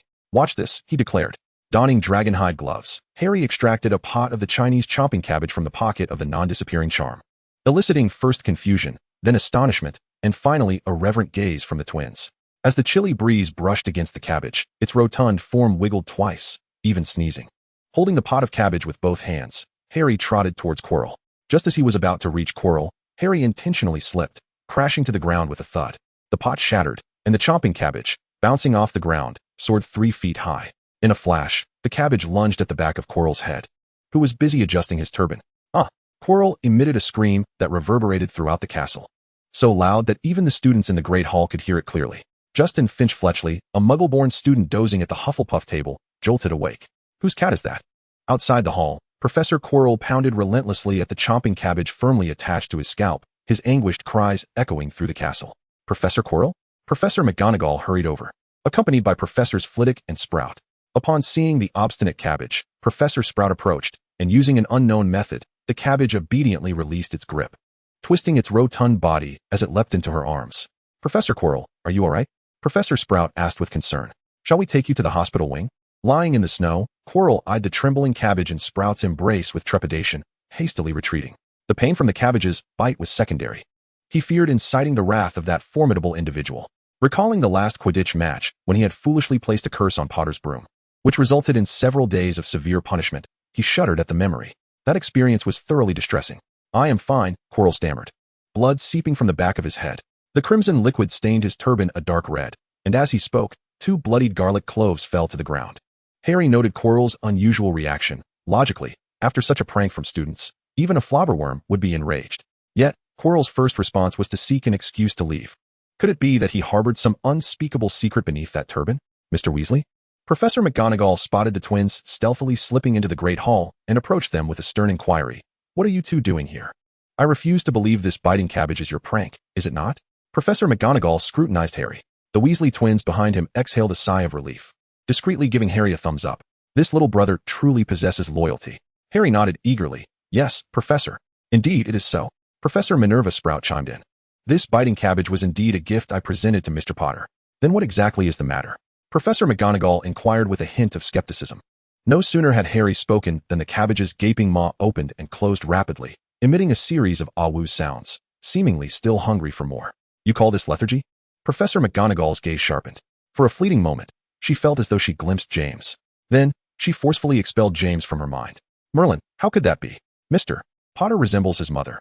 How could he possibly cause such mischief like his father? It must be an illusion. I apologize, Professor, it truly behaved this way this morning. Harry managed to express, feigning an air of grievance, his green eyes shimmering as he looked up at Professor McGonagall. It was my fault for not walking steadily and tumbling to the ground, causing the cabbage to fly out. I never expected it to. Professor McGonagall's heart softened instantly. Yes, Lily was so kind. Her child could not possibly have intentionally caused harm to a professor. It must have been an accident. Her expression softened as she addressed Harry. Considering this was unintentional, I shall refrain from imposing additional punishment upon you, but Gryffindor will still incur a deduction of 10 points. As for you two, McGonagall turned her gaze towards the Weasley twins. Professor, they attempted to plead, Fred and George. Yet, Professor McGonagall had already seen through their ruse. She coldly stated, the snowball cannon behind the bushes was your doing, was it not? You two will report to my office for detention after the holidays. Professor McGonagall offered them no opportunity for rebuttal, promptly issuing her verdict. Very well, Professor. The twins lowered their heads in unison, exchanging a glance filled with relief that McGonagall could not perceive. Phew, we thought we might lose points or face some other punishment. But it turns out it's merely detention. Once Professor McGonagall departed, the twins draped their arms around Harry's shoulders. Lionheart, you are truly a good friend. They chimed together, indeed. You did not betray us. Harry shrugged and whispered to them. Now I am even more curious about what lies beneath Professor Quirrell's turban. Just think. Even after being struck by a snowball at the back of his head and gnawed upon by a biting cabbage, he refuses to remove his large turban. It must conceal some unspeakable secret. Absolutely, absolutely, Fred responded. You should have seen it. He would rather overlook our antics as if nothing occurred than expose the mystery beneath his turban, which is inherently peculiar. What if something has grown on the back of his head? George inquired, puzzled. Perhaps something malignant, or dare I say, dragonpox. If it were dragonpox, there should be signs on his face and hands as well. How could it possibly be confined to his head? Harry shook his head in denial. After a moment's pause, he added, I don't believe it to be any sort of illness. Perhaps Professor Quirrell is researching a form of dark magic and wishes to keep it concealed. Dark magic? The twins exclaimed in hushed unison. Isn't he the defense against the dark arts teacher? Why would he study dark magic? Ah, as the saying goes, one cannot defeat an enemy they do not understand. Harry gestured. Those who excel in the defense against the dark arts are likely well versed in dark magic as well. Otherwise, how could they effectively defend against it? You make a valid point, the twins responded in unison. But Harry, why are you so certain? That is easily understood. If he were ill, even with dragonpox, there would be no need for secrecy. Yet, he would rather swallow his pride than reveal the secret beneath his turban. I can think of no other explanation besides dark magic. The twins' eyes lit up. What should we do? They queried together. That may require some patience, Harry replied. The twins exchanged glances and chorused, why? After all, one could feign ignorance once, but to do so again would suggest a deliberate prank on the professor. Harry shrugged. You have a point, the twins chuckled. Since we have no classes today, shall we engage in a snowball fight? No, I have some matters to attend to, Harry declined. Just as he was about to head towards the Great Hall, he looked up to see Hagrid dragging a massive fir tree inside. In Hogwarts, only Hagrid could manage to haul a gigantic fir tree with sheer muscle. Need a hand, Hagrid? Harry called out. Without further pleasantries, he turned and made his way into the Great Hall. Regrettably, Sprout had not returned the biting cabbage to him, as it was the very culprit that had nibbled on Professor Quirrell's scalp. Hey, mate, Ron had already risen. Do you know where that biting cabbage ended up? Neville's nearly frantic. Ron leaned back, his eyes wide as he stared at Harry. After a moment, he managed to utter, cool. Indeed, it was quite cool.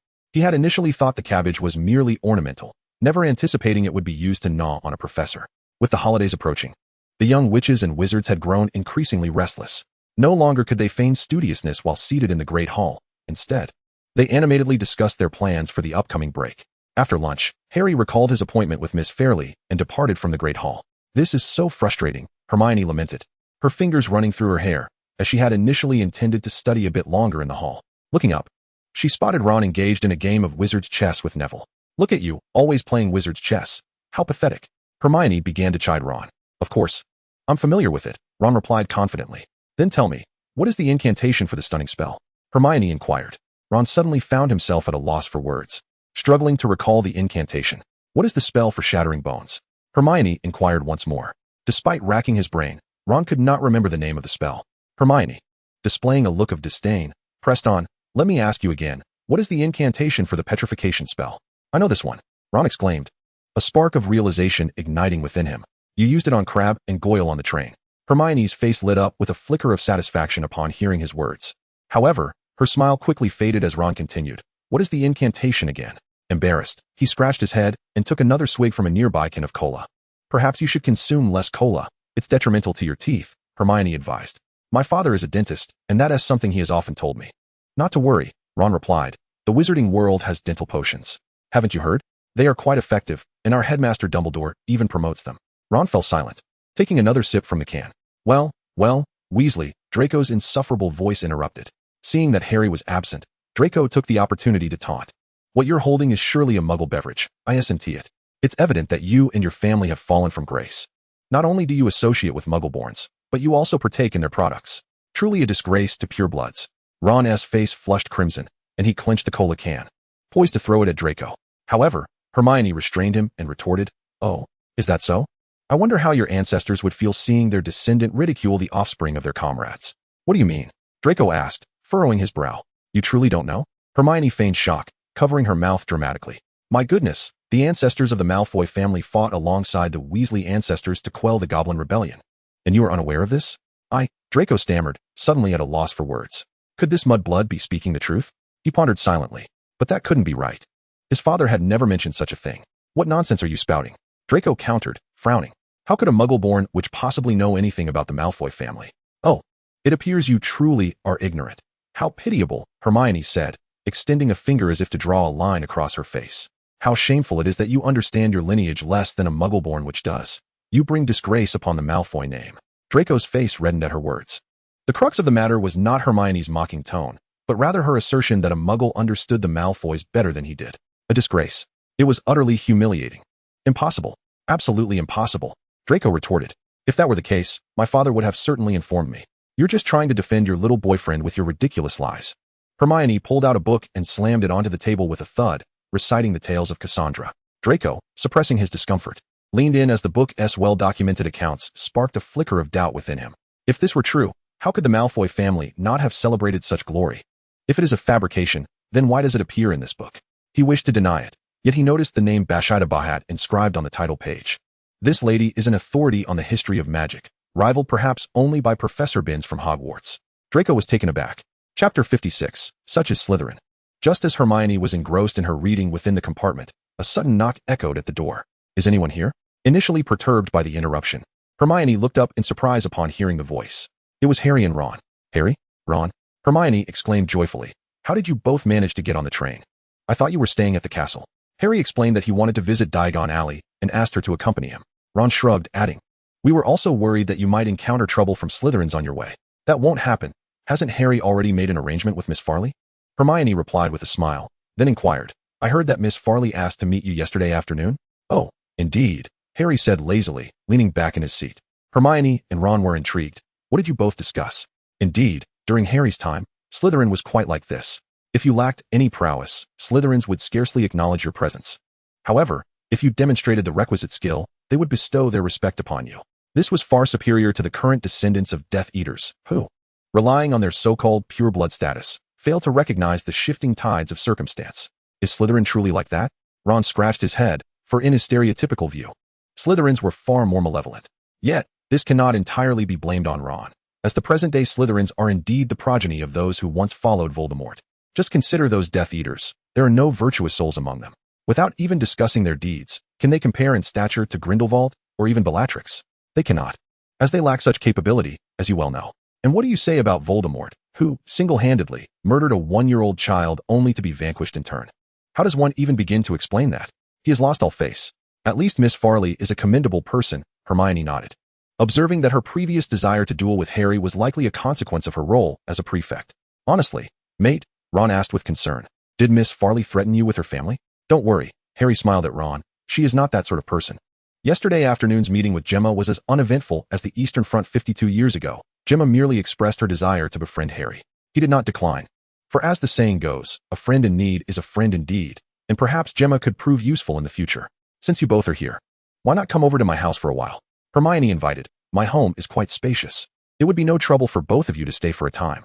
But we still need to go to Diagon Alley, Ron replied. Hermione curiously asked, I forgot to ask earlier, what are you two going to Diagon Alley for? Oh, what gift? Hermione's interest was piqued.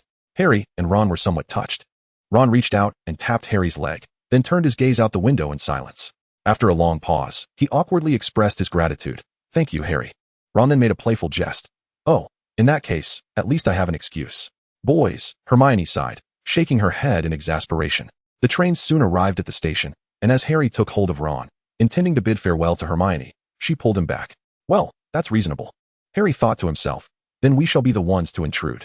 The trio exited the carriage just as Draco and his two lackeys, Crabbe and Goyle, approached them. Harry expected Draco to say something, but to his surprise, Draco hurriedly looked down and walked past them, especially avoiding Hermione, as if fleeing from something dreadful. What is going on? Harry wondered with curiosity. Nothing, Hermione replied with a coy smile, watching Draco's retreating figure. Upon leaving the station, the Grangers were indeed waiting at the exit. Although there were no telephones in Hogwarts Castle, Hermione had a pet owl to relay messages home. Hermione's father was named Skin, a distinctly English name, while her mother, Claire, was a gentlewoman. Upon learning that Harry and Ron were Hermione's classmates, the couple welcomed them warmly, inviting them to their home. Oh, Ron exclaimed in surprise upon seeing Mr. Granger's car. Isn't that a car? Do you know about cars? Hermione turned to ask. Of course. My dad has one too. Ron raised an eyebrow, but his isn't as nice as this one, nor does it have a hood ornament resembling a golden snitch. Following Ron's gaze, they indeed spotted a soaring emblem. The car's design suggested it was far from inexpensive. Chapter 57, The Malfoy Family, A Hidden History. Hermione's family was in the dental profession. Their financial situation, while not destitute, could certainly be described as affluent. Their essay saying that goes, gold teeth and silver eyes. Dentistry is a highly lucrative profession, especially for accomplished practitioners like the Grangers, who were quite busy. A car as elegant as this Bentley could easily represent half a year's earnings for Mr. Granger. For some reason, Mr. Granger and Ron hit it off remarkably well, especially with Mr. Granger's keen interest in Ron's father's flying car. To this Muggle gentleman, even 100 Bentleys would not equate to the value of a single flying vehicle. It was truly remarkable. Throughout the journey, Mr. Granger incessantly inquired about the flying car, even suggesting that during the summer break, Ron should ask Mr.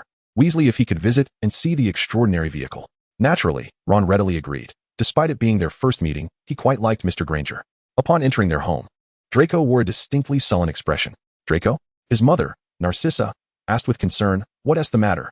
You've been gloomy throughout the journey. Were you unhappy at school?" Draco shook his head with a heavy heart, his expression revealing an inner turmoil. "Let us dine first," he suggested. Noticing her son's reluctance to speak, Narcissa gently remarked, "Mother had Dobby prepare your favorite, red wine braised beef." "Very well, Mother," Draco replied with a faint smile, following her into the dining room. Narcissa seated herself beside her husband, Lucius, while Draco took a place opposite her. "Oh, Draco," Lucius, engrossed in the Daily Prophet, congratulated him. "Welcome to Slytherin." "You have already congratulated me in the letter, Father," Draco retorted, stealing a glance at his father, who was obscured by the newspaper, his courage inexplicably bolstered. "You deceived me. The Sorting Hat did not require me to battle a werewolf."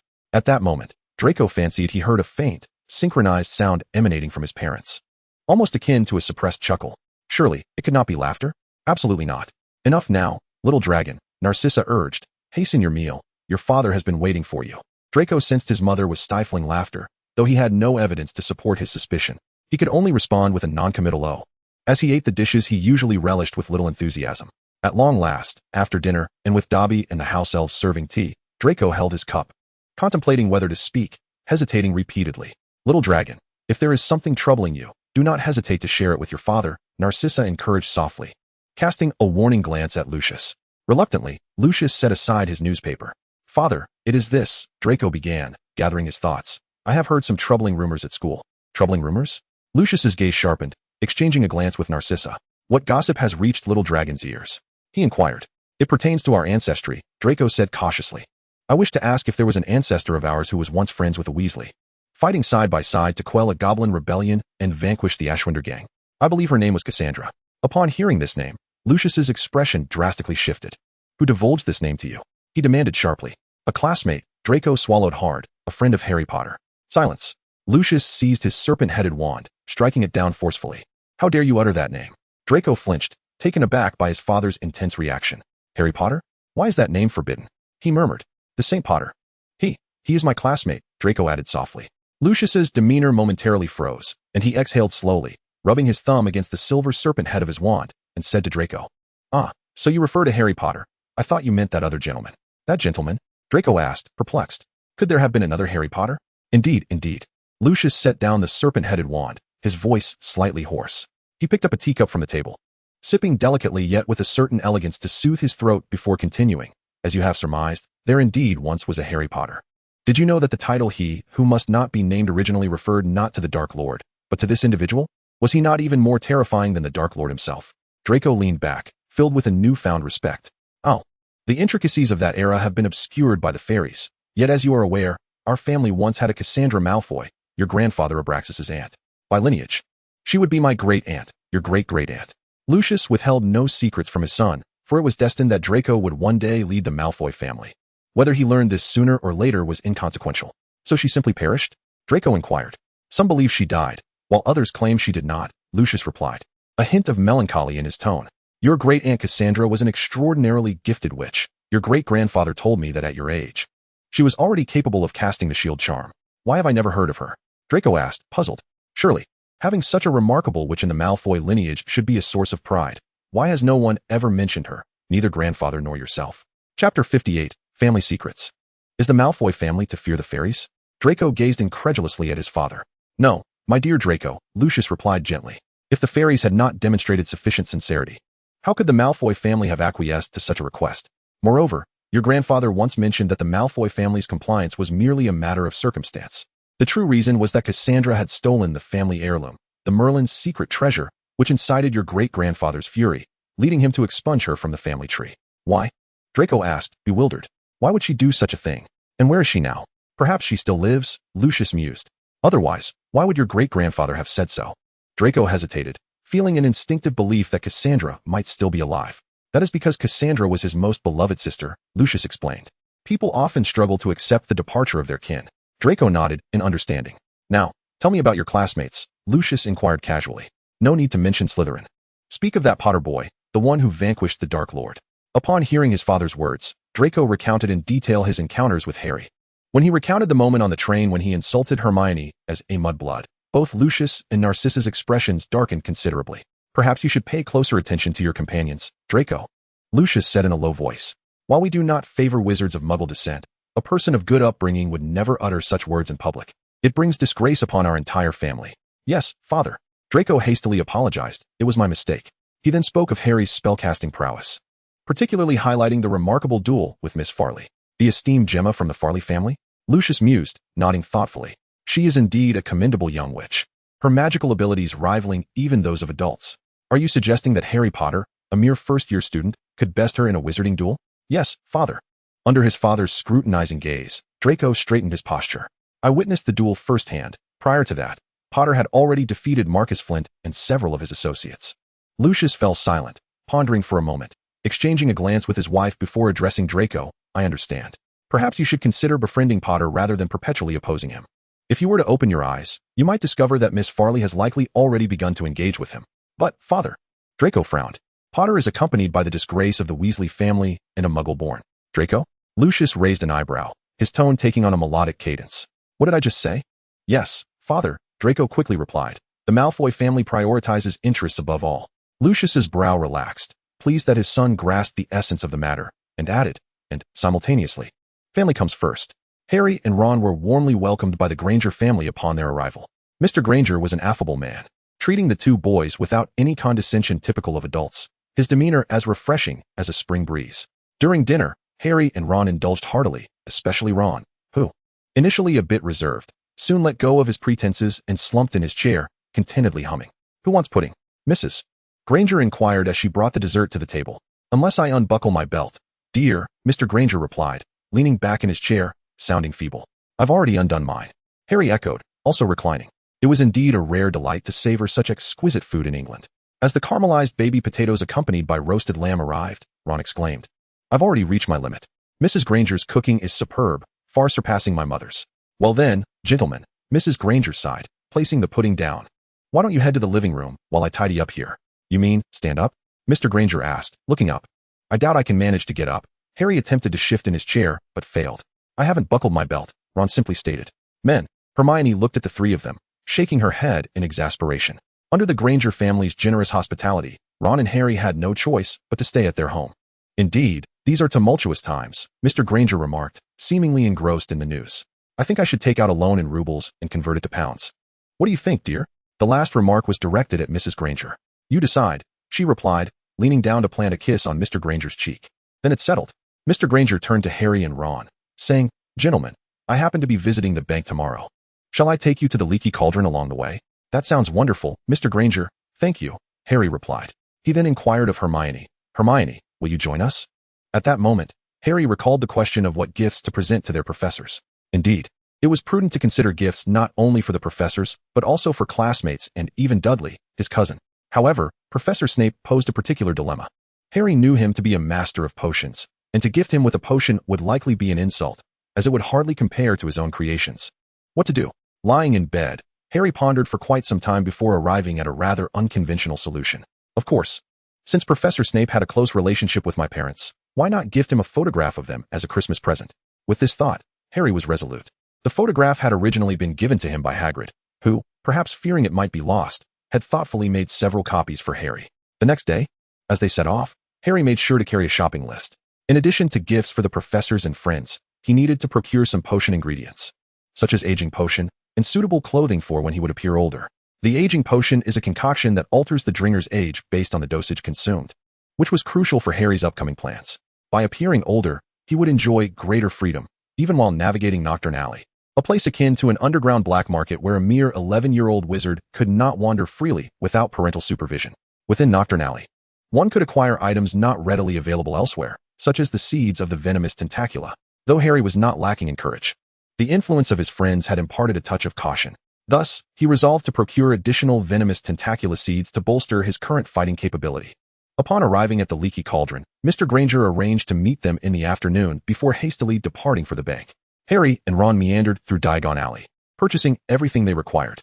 To his surprise, upon arriving at the entrance of Zonko's joke shop, Harry noticed a sign indicating that they sold aging potion, albeit at a price several times that of the raw ingredients.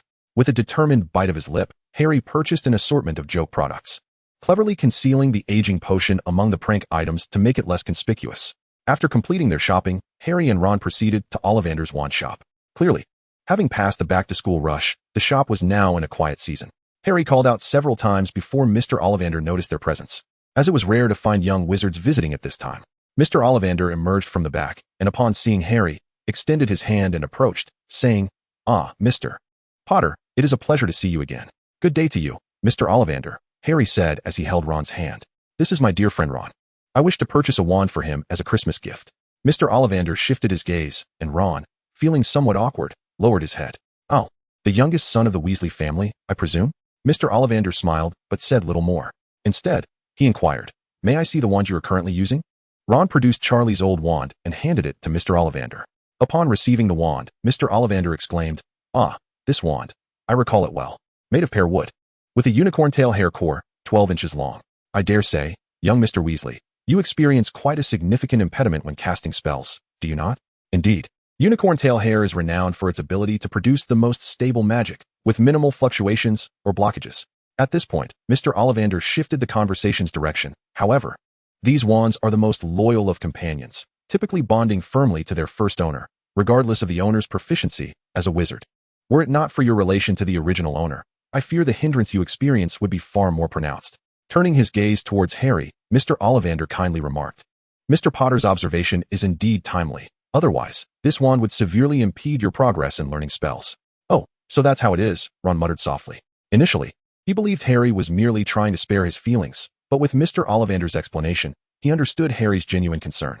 Thank you, Harry, Ron expressed with gratitude. Mr. Ollivander adjusted his glasses, retrieved a measuring tape from the cabinet, and took Ron's measurements before stating, Now, Mr. Weasley, let us try this one. He presented a wand, made of acacia wood, with a dragon heartstring core, 9 inches. That won't do, Mr. Ollivander continued. A young wizard such as yourself is not suited for this one. How about this instead? Walnut wood, dragon heartstring core, 9.5 inches. Mr. Ollivander offered Ron another wand. Ron took hold of it and attempted a spell, causing a gust of wind to whip through the shop. No, not this one. Mr. Ollivander swiftly snatched the wand back and handed Ron a new one. Willow wood, unicorn tail hair, 14 inches. A miracle occurred the moment Ron grasped the wand. Its tip erupted in a dazzling display of light. Yes, this is it. This is the one, Mr. Ollivander exclaimed joyfully, stamping his foot. Come now, Mr. Weasley. You may attempt to cast a spell with it. Without hesitation, Ron waved the wand and cast a spell, sending a red beam of light striking a stone within the shop, producing a resounding thud. Cool, Ron exclaimed, holding the wand as if it were a treasured artifact. Grinning widely, Harry felt a surge of happiness for his friend, who had finally acquired a wand that suited him perfectly. After paying Mr. Ollivander 7 galleons, he and Ron exited the wand shop. Let us go for lunch, Harry suggested, discreetly tucking the age potion into his pocket. All right, Ron replied, still riding the high of his excitement, visibly eager to cast a few more spells. Even in the realm of British wizardry, the finest dining experience remained a French restaurant. Harry entered the dining hall with Ron, selecting a wall-side seat to settle down. Ron remained transfixed by his new wand, completely oblivious to the old one he had left behind. After taking a few bites of food, Harry leaned in and whispered to Ron, I need to use the restroom. Upon reaching the lavatory, Harry shed his clothing into a small pocket and consumed an age potion in one swift gulp, accompanied by the sound of cracking bones. A 19-year-old Harry materialized in his place, enveloped by a familiar sensation. After donning suitable attire for his newfound age, he exited the lavatory. Observing Ron still preoccupied with his wand, Harry refrained from calling out to him. Instead, he turned up his collar and strode purposefully out of the dining hall. Diagon Alley was chaotic, its disarray surpassing even the squalor of London's slums.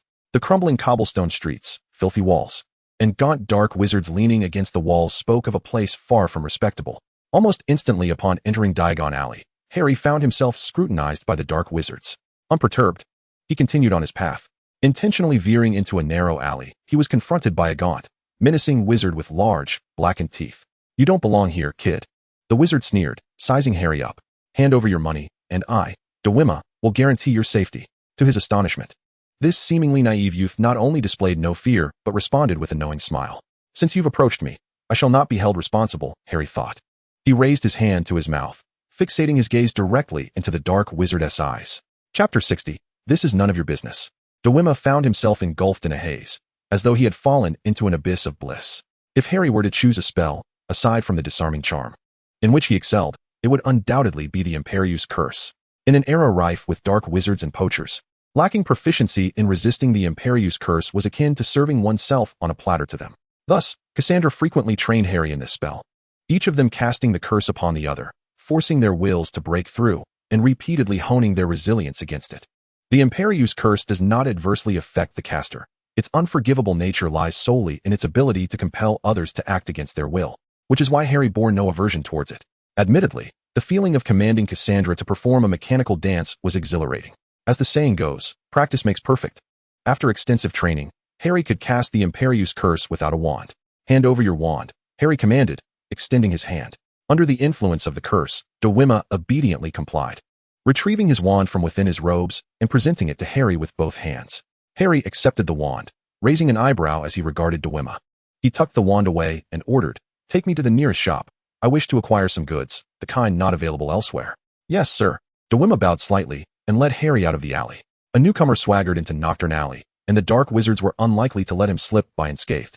However, upon spotting the sycophantic Dewima striding ahead, all thoughts of taking advantage were swiftly extinguished. Even Dewima, who thrived in this underworld, had stumbled here. Thus, the typically cautious dark wizards would certainly refrain from inviting trouble. The journey passed without incident, as Dewima led Harry to a somewhat respectable shop, pushing the door open to enter. Approaching the counter, Dewima rang the bell atop it.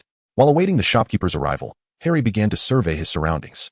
In a glass case beside the counter lay a withered human hand, a stack of blood-stained cards, and a motionless glass eyeball. Sinister masks glared down from the walls, while an array of human bones adorned the counter, and rusted, fong-like instruments hung from the ceiling.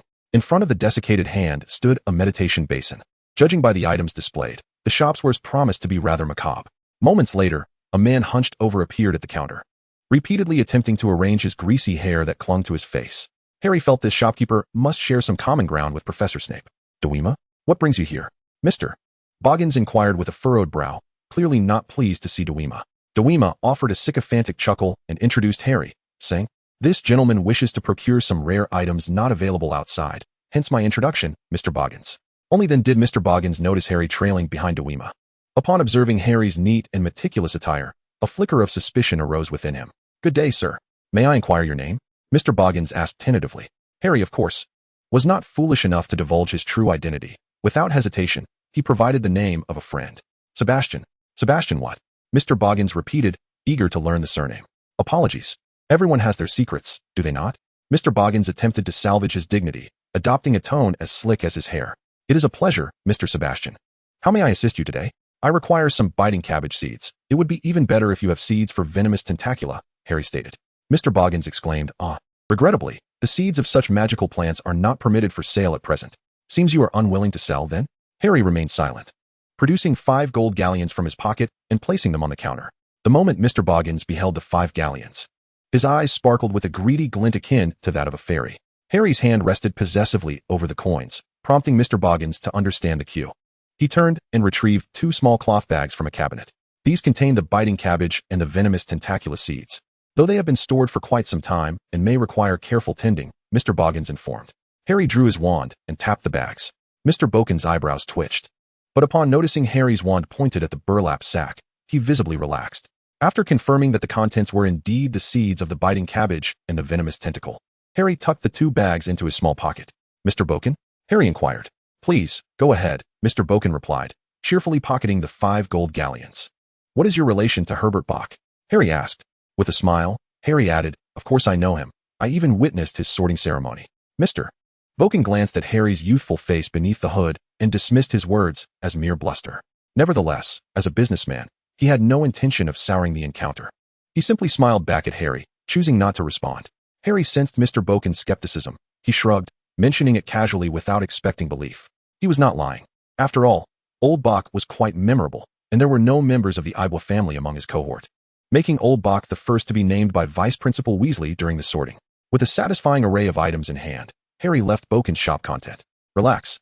It was merely a harmless little spell," Harry said slowly. "This is our little secret. I trust you will keep it well." "You mean you've let me go?" Dweema asked cautiously. "Of course not. I will choose a method that is comparatively safer for me." Harry drew his wand and pointed it at Dweema. In the midst of Dweema's terrified gaze, his form began to contort, ultimately transforming into a continuously wriggling flobberworm. But that was not the end. Harry cast another spell on the flobberworm. Chapter 61, Draco and the Diary. It was evident that Mr. Dweema would have to exist in the world solely as a flobberworm from that point forward. Harry did not consider himself cruel. In comparison to the individuals harmed by Dweema as noted on the wanted posters, this was a remarkably merciful punishment. However, while passing by, Harry inadvertently stepped on the flobberworm. "Hey mate," Ron greeted. "Where have you been for so long?" "All right." Ron finally tucked his prized wand away. As they exited the leaky cauldron, Harry spotted the jubilant Mr. Granger. "Uncle Granger," he called out, greeting him alongside Ron. It was evident that Mr. Granger was genuinely pleased. Both Harry and Ron had received a donut, reportedly from a certain American chain. Overwhelmed by Mr. Granger's enthusiasm, Harry and Ron decided to stay another night at the Granger household, with his new wand in hand. Ron was eager to practice with Hermione, but since young wizards were not permitted to cast spells outside school, he could only dream. "Honestly, there are no such rules at home," Ron muttered. "Because we are in a muggle neighborhood," Hermione remarked. "Just consider this. With a mere flick of a wand, the Ministry of Magic can pinpoint our location with precision, without even needing to discern who is casting the spell. Let's see, who in this little wizard's household possesses the ability to perform magic? Oh, it's Hermione." After spending another night at the Granger residence, Mr. Granger drove them to the leaky cauldron early the next morning. Their dormitory was now left with just the 2 of them, the room already overflowing with Christmas gifts. "Look, this is a sweater my mother knitted," Ron exclaimed as he unearthed his own gift from the pile, holding up a sweater adorned with a large letter on the chest. "My mother made it. I've heard that Percy, Fred, and George all have one too. You and Hermione have them as well," Ron continued. However, Hermione's is slightly larger than yours, as girls tend to mature faster than boys, especially since Hermione is a year older. Without a word, Harry promptly took the gift from Ron and donned the blue sweater. It's quite warm, Harry said with a smile. I really like this sweater. As he stretched his arms, he noticed a thin package nestled among the gifts. It was from Aunt Petunia. What is this? Ron inquired, leaning in. Harry shrugged and replied, It's a gift from my aunt. I have no idea what it is. Upon unwrapping the present, he discovered several photographs inside. To his astonishment, they featured his mother. Lily. Ah, it's my mother. Harry exclaimed in delight, examining the 5 photos, all related to her. Ron leaned closer, marveling at the images. Your mother is truly beautiful. Indeed, Harry chuckled, continuing to peruse the photos, his mind already made up about what to gift his aunt. Given these precious pictures, he decided to send her some beauty potions. Suddenly, Ron pointed at one of the photos and exclaimed, Ah, this person looks so familiar. Harry glanced down at the picture, where a young girl was embracing a boy's arm, a warm smile dispelling the shadows on his face. The boy had black, greasy hair and wore a baggy black robe. That as Professor Snape, Harry recognized instantly. You see, I told you Professor Snape was a good friend of my parents. I think I know what gift I should give him. What will it be? Ron asked. Just this photograph, Harry replied with a shrug, pulling an envelope from the drawer to tuck the photo inside. Hedwig? Harry called, please deliver this photograph to Professor Snape. After sending Hedwig on her way, Harry resumed unwrapping his gifts, which included a flute from Hagrid, biscuits from the Weasley twins, invigorating potions, and some potion ingredients from Madame Pomfrey, and a large box of chocolate frogs from Hermione. He then unveiled a shimmering fabric that resembled a robe made of water. Wow, is this an invisibility cloak? Harry raised an eyebrow in surprise. He had seen such a garment before. Cassandra possessed one. Look, a note just fell out. Ron suddenly pointed to the lower part of his garment. Harry set aside the invisibility cloak and picked up the letter. It was inscribed in a slender, swirling font he had never encountered before, bearing the following lines. Your father left this item for me before he passed. It should now be returned to you. Use it wisely, and I wish you a Merry Christmas. Who could have sent this? Harry pondered as he flipped the note over, finding no signature. Perhaps it was a friend of your father's, Ron remarked, gazing enviously at the invisibility cloak. If I could possess such a remarkable item, I would forgo everything else. Lost in thought while holding the note, Harry felt an uncanny familiarity with the handwriting. The life of the young master was often unremarkable and mundane, as he boasted that his father could procure the finest for him. Indeed, his annual Christmas gifts were the best among his peers. However, Draco did not share Dudley's obsession with gifts. He spent an entire afternoon categorizing them in the small study across the hall. This study was a first for him, rumored to have belonged to an ancestor. After arranging the gifts, he heard a thud. A notebook fell from who knows where, landing precisely behind him. Draco picked up the notebook and examined it closely. The design was somewhat antiquated yet retained a certain charm, its pristine cover gleaming under the light, hinting at the notebook's extraordinary nature. Draco instantly developed a fondness for it. He summoned a house elf to bring him a quill and ink, seated himself at the nearby desk, and intended to inscribe his name within the notebook. Draco Malfoy.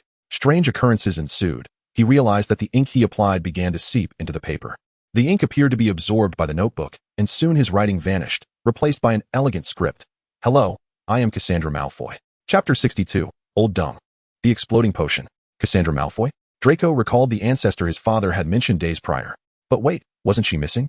Are you truly Cassandra? Draco scribbled in the notebook. Yes. The elegant handwriting reappeared. But how? Draco inquired, puzzled. Why do you suddenly appear to converse with me through this notebook? Is this an artifact of dark magic you created? Beneath his line of inquiry, 2 more lines swiftly followed. Perhaps you might share about yourself, my descendant. What is your relationship with Abraxas? He is my grandfather, now deceased. Draco wrote. His words took a moment to disappear, and after a while, when Draco grew somewhat impatient, the elegant script emerged once more. Oh, how unexpected. Time is indeed merciless. When I left home, Abraxas was but a child. Such a child, steeped in the glory of family. I apologize, my junior. I merely used this notebook to record my insights on spells, and I cannot fulfill your desires. Draco felt a twinge of disappointment. Yet his attention was swiftly captivated by the phrase regarding spell insights. Spell insights? He hastily scribbled. Could you teach me, esteemed ancestor? I am aware that you were the most illustrious witch at Hogwarts during your time. With your guidance, I am certain I could vanquish Harry Potter. Very well, my junior. The notebook responded readily, assuring him that as long as he committed to learning spells diligently, he would find it effortless to surpass any classmate at Hogwarts. In his mind, he began to envision the exhilarating sensation of triumphing over Harry Potter and reigning supreme in Slytherin. However, Draco's daydream was abruptly interrupted by the writing on the notebook. You must heed my words. First and foremost, you must keep our dealings confidential. Otherwise, if this notebook attracts envy and is taken or stolen, I shall be unable to impart magic to you. Rest assured, Ancestor, Draco pledged earnestly. Additionally, I have left behind some trinkets at Hogwarts. Once you assist me in retrieving them, I am willing to share with you. The writing resumed in the notebook. Trinkets? Draco displayed a hint of disinterest. It has been a century, Ancestor. I doubt your belongings remain unscathed. The secrets of Hogwarts are beyond your imagination, my junior. The writing asserted, the places where I concealed my secrets are absolutely inaccessible to anyone. I do not believe it prudent to take such risks, for after all, Draco's writing faded before he could finish. In its place appeared the elegant script. Fear not, my junior.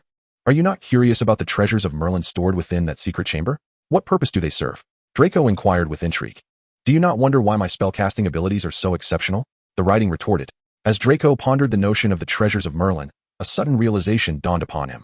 Could it be because of those treasures? He hastily and scrawlingly wrote in the notebook, I shall assist you, Ancestor. Draco's expression turned solemn. He resolved to aid his ancestor in fulfilling this wish. Yet, he remained oblivious to the magical energy that deliberately and inadvertently flowed from his arm into his mind as he conversed with the notebook. Under the guidance of Professors McGonagall and Flitwick, the students began adorning the Great Hall with festive decorations for Christmas. The Weasley twins surrounded Percy, teasing him that his name was not Percy but rather a term for a prefect, prompting Percy to grab a book and chase after them in playful pursuit. Ah, youth. Dumbledore sat high at the guest table, adorned with a floral hat. I can only imagine Dumbledore must be. Ron whispered to Harry, gesturing towards the hat. Look at that floral hat. TSK TSK. How could that be? Harry scratched his head, pondering that one should not jump to conclusions merely because he wears a woman's hat. What if he simply has a penchant for cross-dressing? Moreover, even if he does, what sort of individual could possibly match his exceptional prowess? Compared to that, my friend.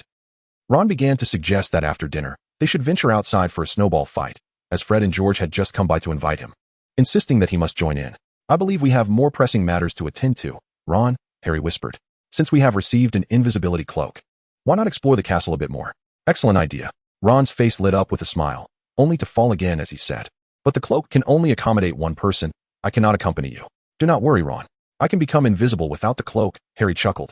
Having grown accustomed to his 11-year-old form, Harry's magical abilities had also somewhat recovered. At least now, he could cast the disillusionment charm without revealing his feet. Just as Ron was about to speak, Hedwig swooped in, chirping as she landed.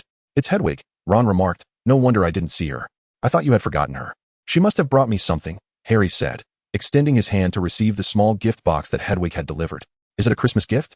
Who is it from? Ron inquired, leaning closer. Harry lifted the small box, noting that it bore no sign of a sender. No signature, he shrugged, unwrapping the gift to reveal a crystal-clear vial. Well, I'm curious about the identity of the sender. In an instant, Harry recognized the gift for what it was, a small bottle of Felix Felicis. Chapter 63. I am the headmaster. No need to inquire. Such an extravagant gift of advanced potion was undoubtedly from that proud old serpent, Professor Severus Snape. Who else could possibly bestow upon him such an expensive potion? It seemed that he truly was a close friend of my parents. Harry examined the vial of Felix Felicis, the shimmering light within it captivating his attention. Inside the box, there was indeed a note. Harry reached in to retrieve it, unfolding the paper, which read, Handle with care. Do not let your incompetent troll friend tip it over. What is this? Incompetent troll? Ron asked, perfectly in tune with the sentiment. Harry said nothing and handed the note to Ron. Upon reading it, Ron was visibly incensed.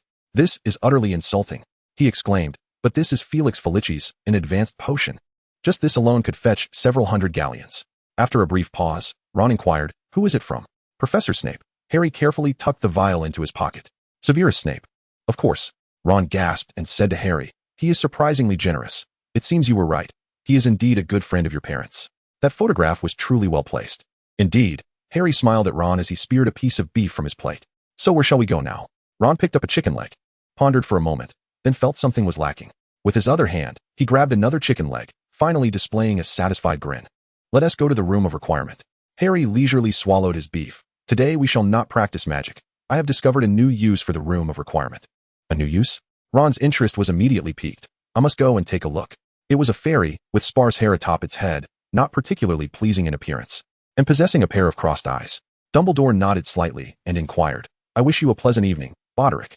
It is already night time. If there is something to discuss, please speak plainly. Forgive an old man his forthrightness. At my age, one requires ample rest. This fairy was no stranger to him. Its name was Cross-Eyed Boderick, the spokesperson for the Fairy Brotherhood. Voldemort? Dumbledore's gaze sharpened momentarily, sensing an unease. No, Voldemort preferred to employ the killing curse directly rather than convolutely transforming someone into a flobberworm only to trample it underfoot. No, it was another enigmatic figure. Boderick shivered. Harry Potter. Harry Potter? Dumbledore hesitated briefly, then realized that cross-eyed Boderick was referring to that esteemed senior from a century ago. Boderick. Dumbledore's previously amiable expression darkened abruptly. I will not permit you to harass my students. Moreover, regarding matters from a century past, it was the fairies who instigated the rebellion. And that Harry Potter did nothing wrong. I know. Boderick trembled, speaking softly. I merely wish to meet him and reach an accord. 100 years have passed. We fairies have no intentions of reviving such thoughts. I implore you to avoid misunderstanding. Far too many fairies have perished, and we can bear no further losses. But he is merely a student at Hogwarts, not that individual from a century ago. You must understand this, Dumbledore replied in a frigid tone. Regardless, as the headmaster of Hogwarts, I shall not condone your harassment of my students. Is it truly impossible? Boderick inhaled deeply. This is not solely for the fairies, but for Hogwarts as well. I trust a rational headmaster would not dismiss this proposition. Dumbledore remained silent, a flicker of displeasure crossing his gaze behind his crescent-shaped glasses.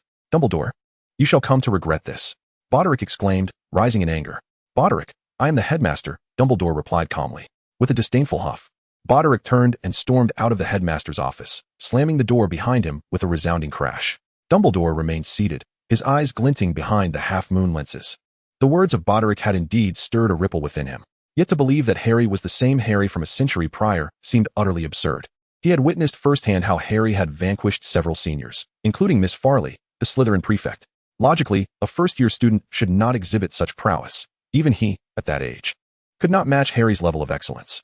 Perhaps it was due to that ancient spell of lilies? Dumbledore pondered. In any case, he resolved to observe this child more closely, to ascertain whether he was ensnared by some dark magical object. With this thought, Dumbledore set his mind to a plan and rose, ready to take action. He understood that a child of Harry's age, upon acquiring an invisibility cloak, would undoubtedly rush to wear it and venture out to play. Chapter 64, Cassandra's Notes. After dinner, Harry led Ron to the 8th floor. Before the portrait of the troll-battered Barnabas, Harry silently invoked the need for the Order of the Phoenix's common room. Hey, this door seems a bit different, Ron suddenly remarked. Harry looked up, and this time, the wall bore not the silver door representing the meeting room, nor the brass door symbolizing the dueling chamber, but rather the bronze door that signified the common room. Let's go, Harry encouraged, patting Ron's back. You know, this room can transform according to our desires. It should be a common room. Ron followed Harry into the room of requirement. Wow. He beheld the distinct decorations of the 4 houses. Each house's embellishments were present, but why did Slytherin possess more chairs than the other 3 houses? Harry pondered. With only 8 members in the Order, and 4 from Slytherin, how could there not be ample seating? Was it possible that a lone Hufflepuff or a solitary Ravenclaw would need 4 chairs each? Gryffindor is right next to Slytherin, Ron remarked, rolling his eyes. Harry shrugged, explaining that it was a layout dictated by Verithia, who had discovered the room of requirement and thus had the right to design its arrangement. For this reason, Cassandra had endured several weeks of Harry's sour demeanor, as Verithia's seat was so closely positioned to his. After his quip, Ron plopped down into a chair that originally belonged to Gareth Weasley.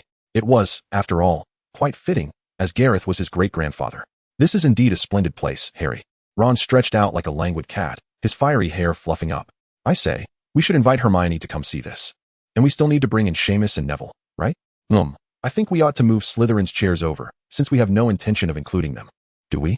No sooner had Ron spoken than 3 additional Gryffindor chairs appeared. How cool. Ron exclaimed. I'm going to check the view from the window.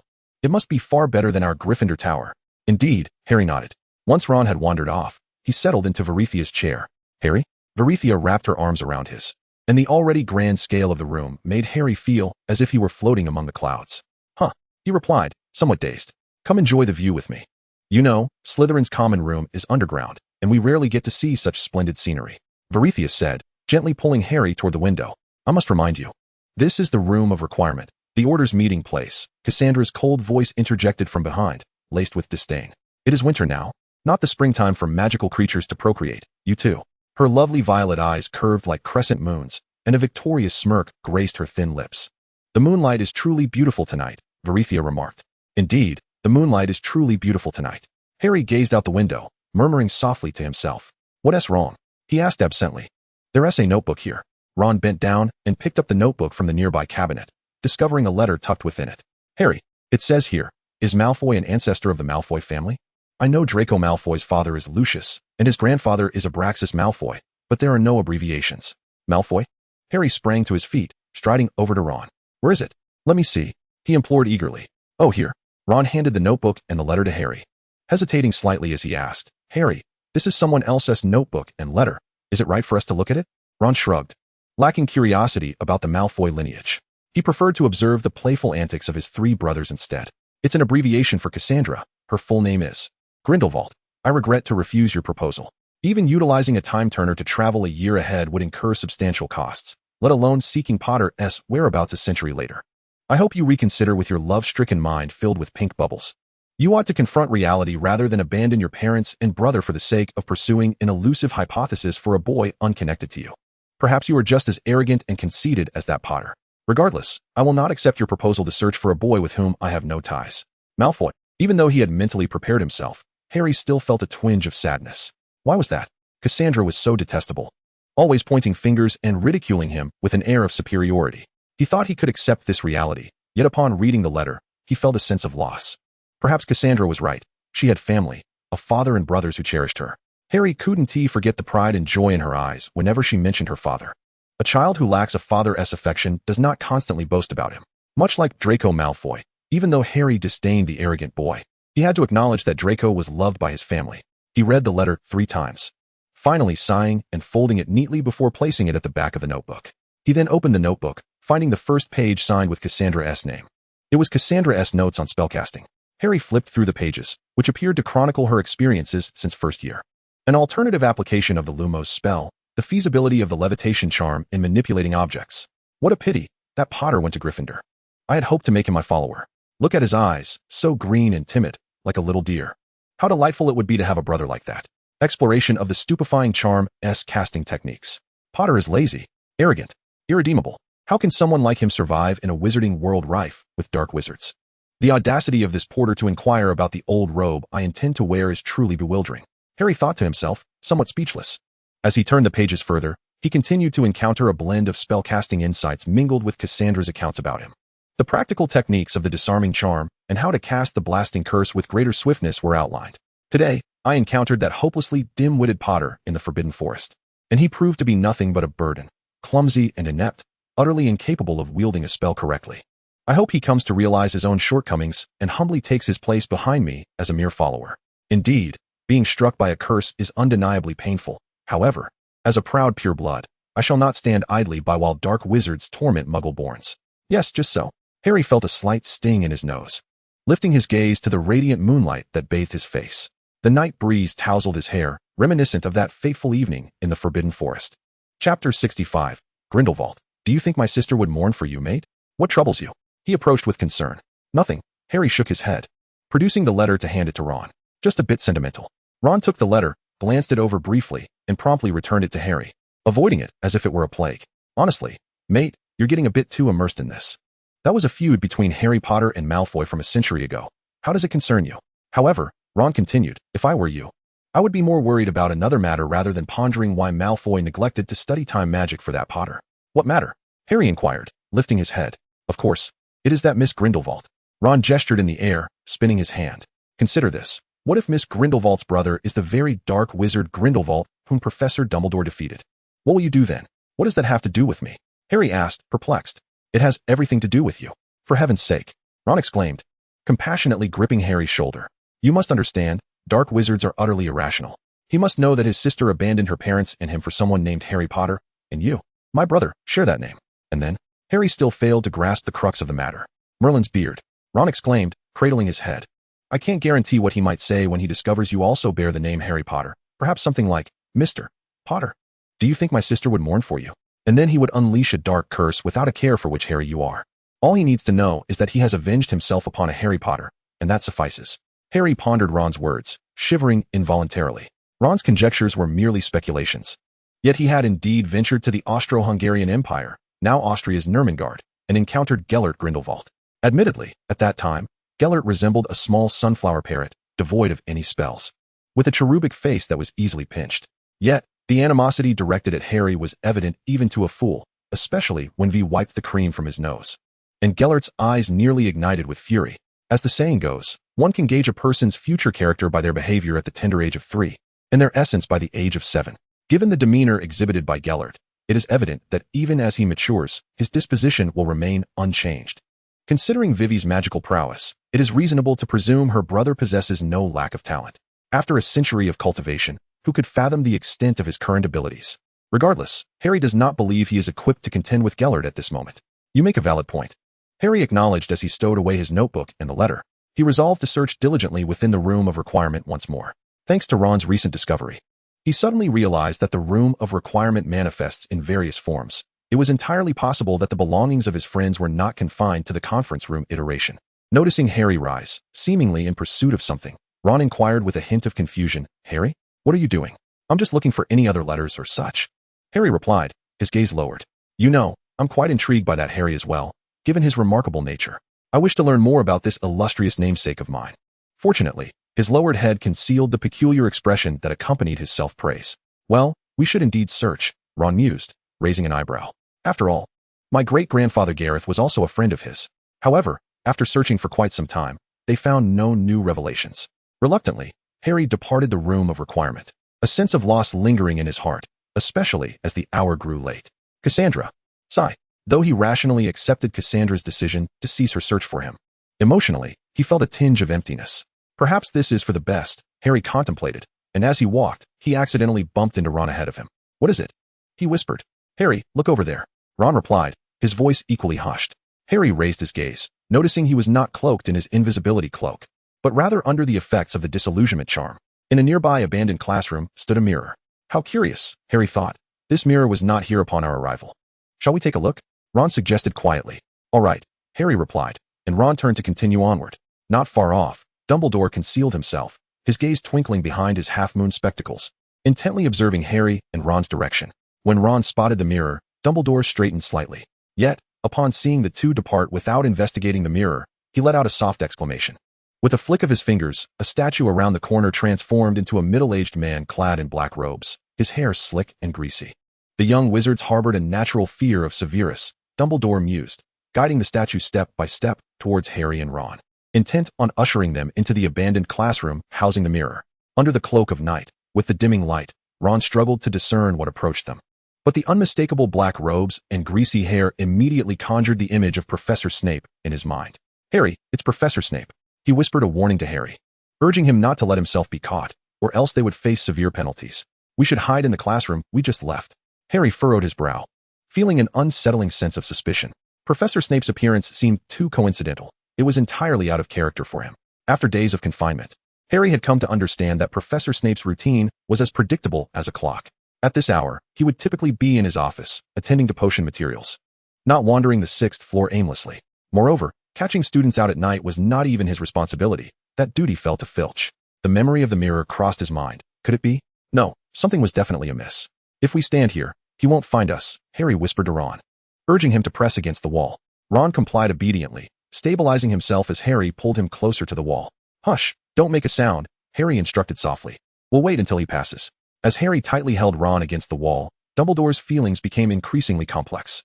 He felt a mix of pride for Harry and Ron's vigilance and composure, as well as a tinge of disappointment for his own plan's failure. Nevertheless, as the headmaster of Hogwarts, Dumbledore was not easily deterred by such minor obstacles. He maneuvered the statue, advancing step by step toward Harry and Ron, exuding an air of authority. Then he observed Harry quietly draw his wand, aiming it at the approaching Professor Snape. Dumbledore thought, Chapter 66. He speaks all my words. This child. He recalled Professor McGonagall's words about Harry's resemblance to Lily's character. By Merlin S. Beard. This child's first instinct upon seeing Severus is to draw his wand. I have no doubt he is the second James. Let us observe further, Dumbledore mused, stroking his beard. When he glanced back at Harry, he found him pointing his wand at Severus. Shortly after, he saw Harry's lips move, as if he were casting a silent spell, feeling the impact of the spell from the transformed statue. Silent casting? Dumbledore raised an eyebrow, acknowledging the child's remarkable talent. This only solidified his belief that Harry's character warranted careful examination. The mirror of Ariste reveals the deepest desires of one's heart, regardless of age. With this thought, Dumbledore directed the statue to turn toward Harry and Ron's position. Harry was quite surprised that the spell had no effect. However, Ron was beginning to lose his composure. Having endured Snape's venomous wrath in potions class, he had developed a certain psychological aversion. As Professor Snape turned his gaze toward them, advancing step by step, Ron tugged at Harry's sleeve, his voice tinged with desperation. Harry, what do we do? Harry frowned. To cast a harmless spell on the professor simply for being caught out at night seemed entirely unnecessary. Moreover, Snape had even gifted him a vial of Felix Felicis. Under no circumstances could he bring himself to act against the professor. Since the Confundus charm proved ineffective, there was no choice but to leave. He grasped Ron's hand, aware that Professor Snape had effectively blocked their escape, leaving them with only the option of an empty classroom. Before he could devise a strategy, Ron tugged him into the abandoned room. Once inside, the sound of Snape's footsteps faded into the distance. Let us go, Ron, Harry urged. Wait, Harry, Ron murmured. Come look at this mirror. It was an imposing mirror, reaching all the way to the ceiling, encased in an ornate golden frame, supported at the base by claw-like feet. At the top of the mirror, an inscription read, Eristra eru oit ube kafer oidon woser. What is that? Harry inquired. Of course, I believe you, he continued, placing a hand on Ron's shoulder. But this mirror does not predict. Its words appear to be reversed, suggesting we ought to read them in a different order. See, if we rearrange and rephrase it, it becomes, Harry said, this is a mirror that reveals one's innermost desires. Is that so? Ron scratched his head. Then that's merely my own longing. No wonder. When Vivi placed this mirror in the room of requirement, the members of the order flocked to it, eager to glimpse their true desires. It was evident that everyone was quite pleased, everyone except Cassandra. She indulged for a moment before disdainfully stomping away. The last time Harry gazed into this mirror, he beheld his parents.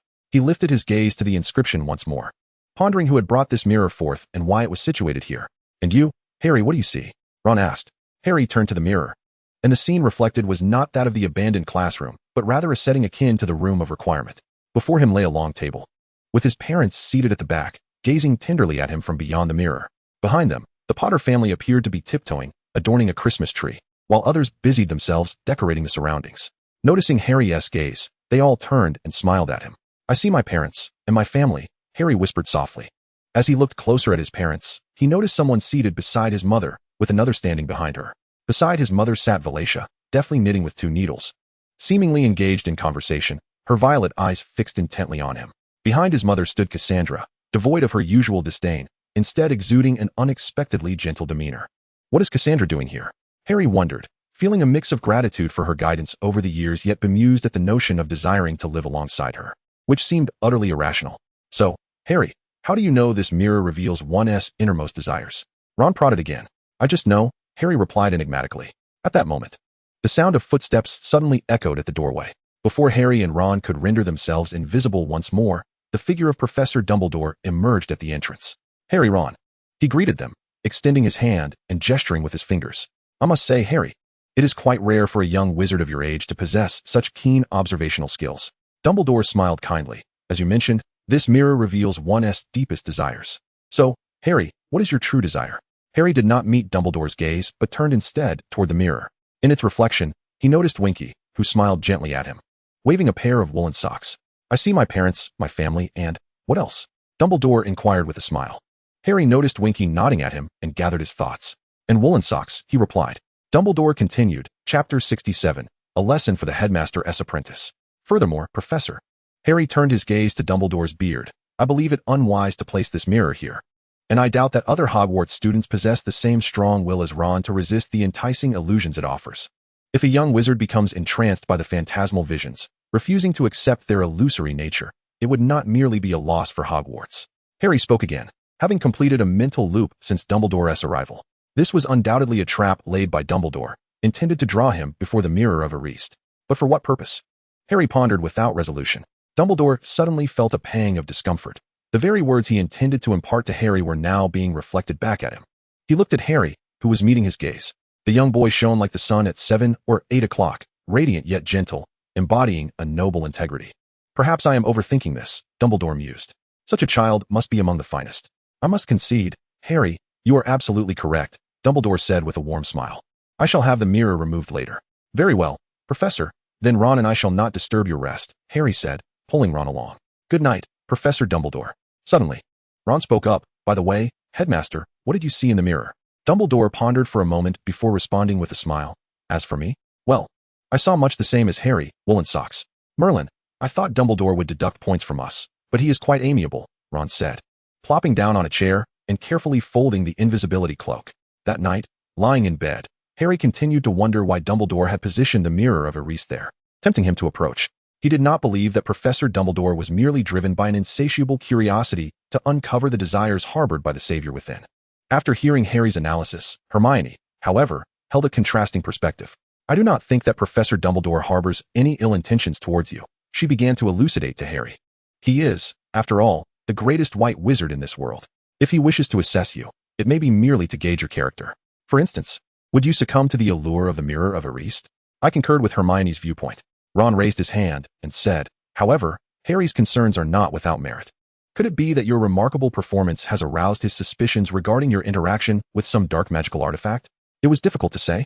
Harry idly twirled his pen, perhaps with excessive force, causing a splash of blue ink to eject from the nib and land squarely on Draco's face as he passed by.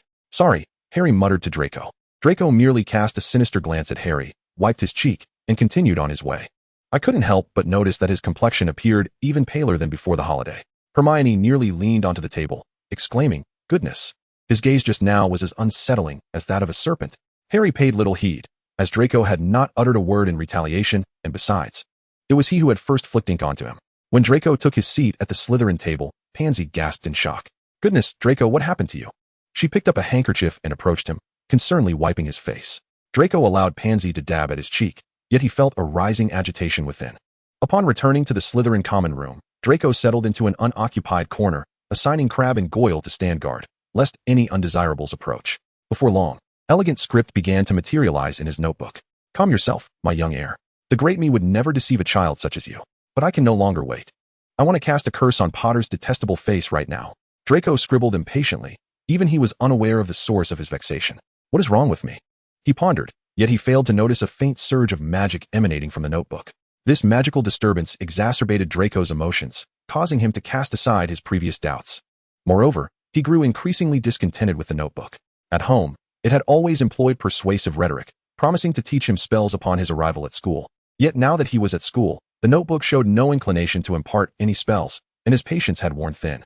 If you wish to vanquish that Harry Potter, I have a splendid proposition, the notebook's words enticed. Blinded by emotion, Draco found himself utterly captivated by the notebook's discourse, gritting his teeth as he wrote. What is it? Speak freely. The elegant script reappeared on the page. Have you ever heard of the heir of Slytherin? The heir of Slytherin? Draco pondered as he wrote. Yes, my descendant. The words inscribed in the notebook revealed that a friend of mine is indeed the heir of Slytherin, through whom I discovered a place that is utterly safe and completely secret, where my Merlin's treasure is concealed. At this point, the writing vanished entirely. Before Draco could inscribe anything further, the words reappeared, but this time they were no longer as elegant. Instead, they appeared somewhat disheveled and hasty. Do you wish to know? Chapter 68. I truly cannot comprehend you Slytherins. In the blink of an eye, the new term arrived as anticipated.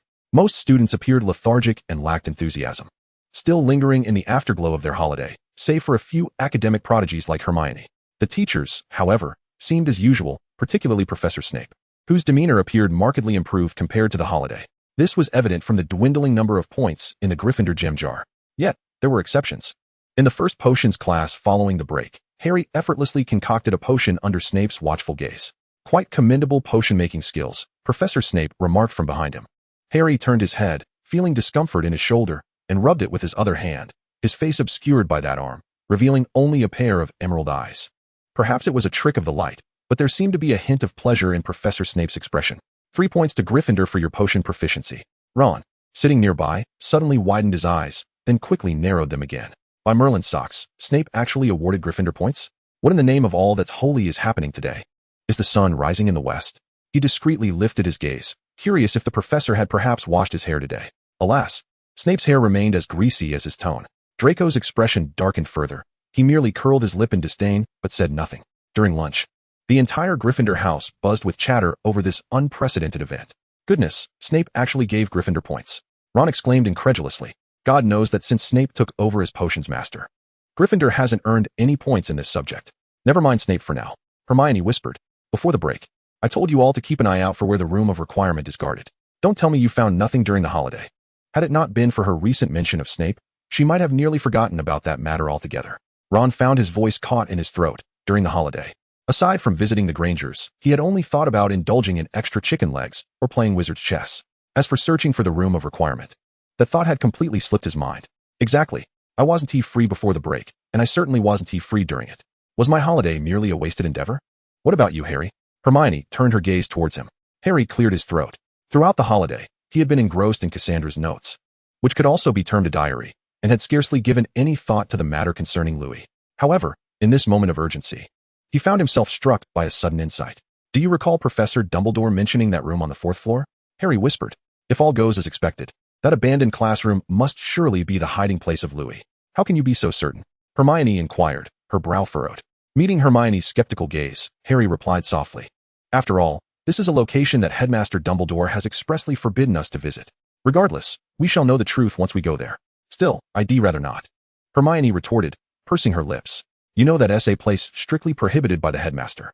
I have no desire to be expelled because of your suggestion. You have a point, Harry, Ron added quietly. I'm certain Dumbledore has his own reasons. Harry chose not to elaborate further. He, too, wished to spare his friends from such perilous endeavors.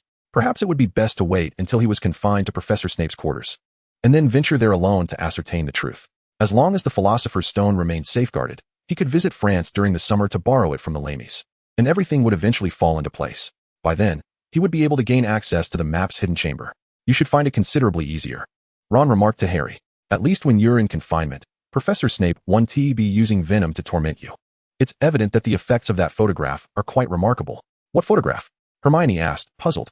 Harry's aunt had sent him several photographs of his mother from years past, one of which featured her alongside Professor Snape. Ron explained to Hermione that Harry had chosen that particular picture to present to Professor Snape as a gift, which had resulted in him receiving a bottle of Felix Felicis in return. It seems your conjecture was not unfounded, Harry, Hermione said, her curiosity piqued once more. But why is it that there is only a photograph of your mother with Professor Snape, and none of Snape with your father? I do not know, Harry shrugged. Perhaps a photograph of my father with Professor Snape is hidden away elsewhere. That must be the case, Ron contended. Professor Snape must have been quite pleased to receive the photograph. Indeed, that was precisely the truth.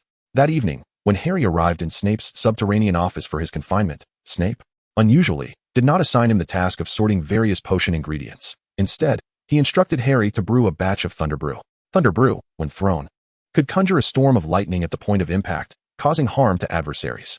In his slow, greasy manner, Professor Snape remarked, the formula for this potion is, in fact, your mother's discovery. What is it, Professor? Harry inquired. It was unearthed from the lost tomes. Snape's tone softened unexpectedly. I believe, given your proficiency in potion making, you are now adequately prepared to learn this formula. This is Garrett's favorite concoction, and all the ingredients were procured at no cost from the storeroom of Professor Sharp, the then potions master. However, the true potency of Thunder Brew relies on Cassandra. The Malfoy family truly exemplifies the essence of platinum nobility. Cassandra's Thunder Brew seems to be an inexhaustible resource, and no one knows precisely how many magical items she conceals within her small pouch. 2 ounces of leech juice, 2 shriveled figs, and a rather pungent 3 1/3 ounces of corpse odor essence. Professor Snape's voice was slow yet distinctly clear. Generally, one could find corpse odor essence on a ghoul, though your venerable professor would not recommend such an endeavor. For a ghoul is certainly not a foe easily managed by someone of your age, like a young troll. After Snape's impromptu lesson on brewing Thunder Brew, Harry found himself inexplicably expelled from the underground office, clutching a freshly concocted bottle of the brew. How perplexing you Slytherins are, he mused. Chapter 69, The Petrified Cat. The Wednesday defense against the dark arts class was as dreary as ever, with the additional amusement of Professor Quirrell now targeting Gryffindor. What is wrong with him? Hermione whispered, observing Quirrell's demeanor.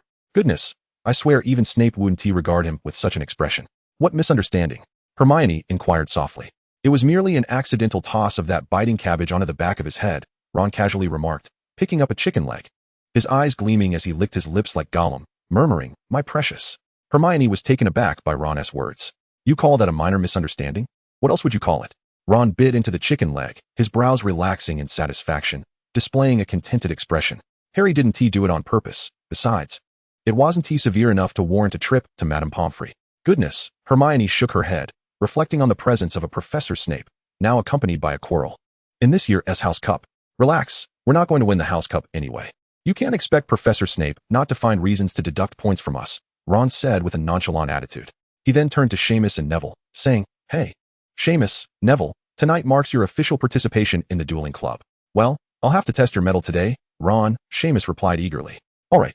Remember to bring Harry 2 sandwiches. He is still confined in Professor Snape's office. Ron suddenly recalled that his friend hadn't eaten, deftly steering the conversation away. He certainly didn't wish to be blasted away by Seamus's curses, Better to wait until he learned the shield charm before discussing practical training with Seamus. Don't just bring sandwiches. Bring something else as well, Hermione reminded. Today's caramel pudding is delightful, and perhaps some fruit for balanced nutrition. While Harry's friends deliberated on his dietary balance, he remained in Snape's underground office, receiving esteemed guidance. Today's lesson was again Thunderbrew. But with roles reversed, Harry was now the one brewing it. Observing Harry's adept techniques, Snape's furrowed brow gradually relaxed, and the corners of his mouth, which had originally drooped, began to curve upwards. It seems this boy truly resembles his mother and has inherited her talent for potion making. Harry remained oblivious to the subtle shifts in Snape's expression, his mind divided between the meticulous brewing of the potion and the contemplation of how to deal with Quirrell. He was increasingly convinced that there were dark secrets concealed beneath Quirrell's turban. During class, he had furtively employed the revealing charm, only to discover that a mysterious force shielded Quirrell's headwear, rendering it impervious to scrutiny. His stomach grumbled audibly, a stark reminder of his hunger. He scratched his head, as if he had just perceived a sound. Snape, of course, had heard the rumbling of Harry's stomach. He merely huffed dismissively and drawled. It is indeed the time for a young troll such as yourself to grow, but your accommodating old professor shall not detain you for long. There is no need to protest in such a manner. Harry, unsure of how to respond, chose silence as he took up the container and began to fill it with the completed potion. How ravenous I am, blood and slaughter, a chilling voice echoed, prompting Harry to look up suddenly, sensing that the sound emanated from directly above him. Professor, did you hear anything? Harry inquired, glancing at Snape. It seemed to come from above, speaking of blood and slaughter. Snape regarded Harry with an unwavering gaze, his dark eyes devoid of emotion. After a long pause, he finally uttered, "Class dismissed." "Thank you, Professor." Harry hurriedly rose, his hands not entirely clean as he grasped the filled potion bottle and prepared to leave. "Stop," Snape called out, and as Harry turned, Snape extended his hand toward him. Reluctantly, Harry returned the bottle, muttering under his breath about Snape's stinginess. Snape exhaled through his nostrils, taking the potion and without further ado, turning to place it back on the shelf. "Slaughter you, tear you apart." The icy voice echoed once more, now unmistakably clear, resonating directly above him. "Professor, are you certain you cannot hear anything?" Harry pressed Snape again. Snape merely twitched his lips and replied coldly, "I believe I have already allowed you to depart for your meal, Mr. Potter. There is no need to insinuate further." Feeling disheartened, Harry bid Snape farewell and pushed through the door, exiting the underground classroom. As soon as he stepped outside, he pressed his ear against the wall, hoping to catch the sound again. As anticipated, the voice returned. "It is time to kill." The sound grew fainter, accompanied by what seemed to be the rustling of something moving. Following the sound, Harry ascended the stairs and entered the hallway. Finally, the voice faded into silence, and Harry realized he had stepped into a puddle. Looking down, he withdrew his foot from the water, and in the reflection, he saw a flickering flame. Beside it, something appeared to be hanging. Harry looked up to discover that what was suspended above was a cat. It was Mrs. Norris, the feline companion of Filch. It no longer flaunted its previous arrogance as it stood beside the torch, its mouth gaping wide. "What are you doing, Potter?" Filch stumbled into view, hastily making his way toward Madame Loris, helplessly waving his hands, but realizing he could not reach the cat. Meanwhile, a commotion erupted as the students finishing their dinner exited the hall and gathered in the foyer. Ignoring the students behind him, Filch unleashed his fury entirely upon Harry. "It's you. You killed Madame Loris." He screamed, "I shall kill you." With that, he lunged at Harry, claws bared. Harry let out a cold laugh, drawing his wand from his robe and aiming it at the oncoming Filch. Hunger had already gnawed at him, and now being wrongfully accused ignited his anger. Chapter 70. Potter is our king. Truth be told, Filch was far from likable. Even Hagrid, usually a kind-hearted soul, exhibited disdain when Filch was mentioned. The sight of Filch's loathsome form charging at him reminded Harry of Uncle Vernon. Yet Uncle Vernon was different.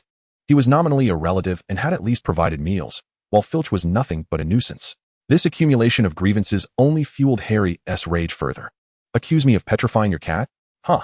If I were indeed a first-year student, I might have exhausted all arguments to deny petrifying that cat. But now, even if I did petrify it, what can you do about it?" He pointed his wand at Filch, and a spell shot forth, striking Filch as he lunged forward. Filch was propelled backward as if struck by a speeding truck, letting out a cry of despair as he flailed helplessly in the air. "Harry!" Dumbledore's urgent voice echoed from the foyer. At that moment, a soft cushion appeared behind Filch, cushioning his fall and sparing him from serious injury. Before Filch could utter another word, another spell from Harry followed swiftly. Filch's body stiffened, frozen upon the cushion. Just then, the students emerged from the hall, witnessing the spectacle. "Potter is our king." The Weasley twins cheered, reveling in the chaos. Filch was not well liked, after all.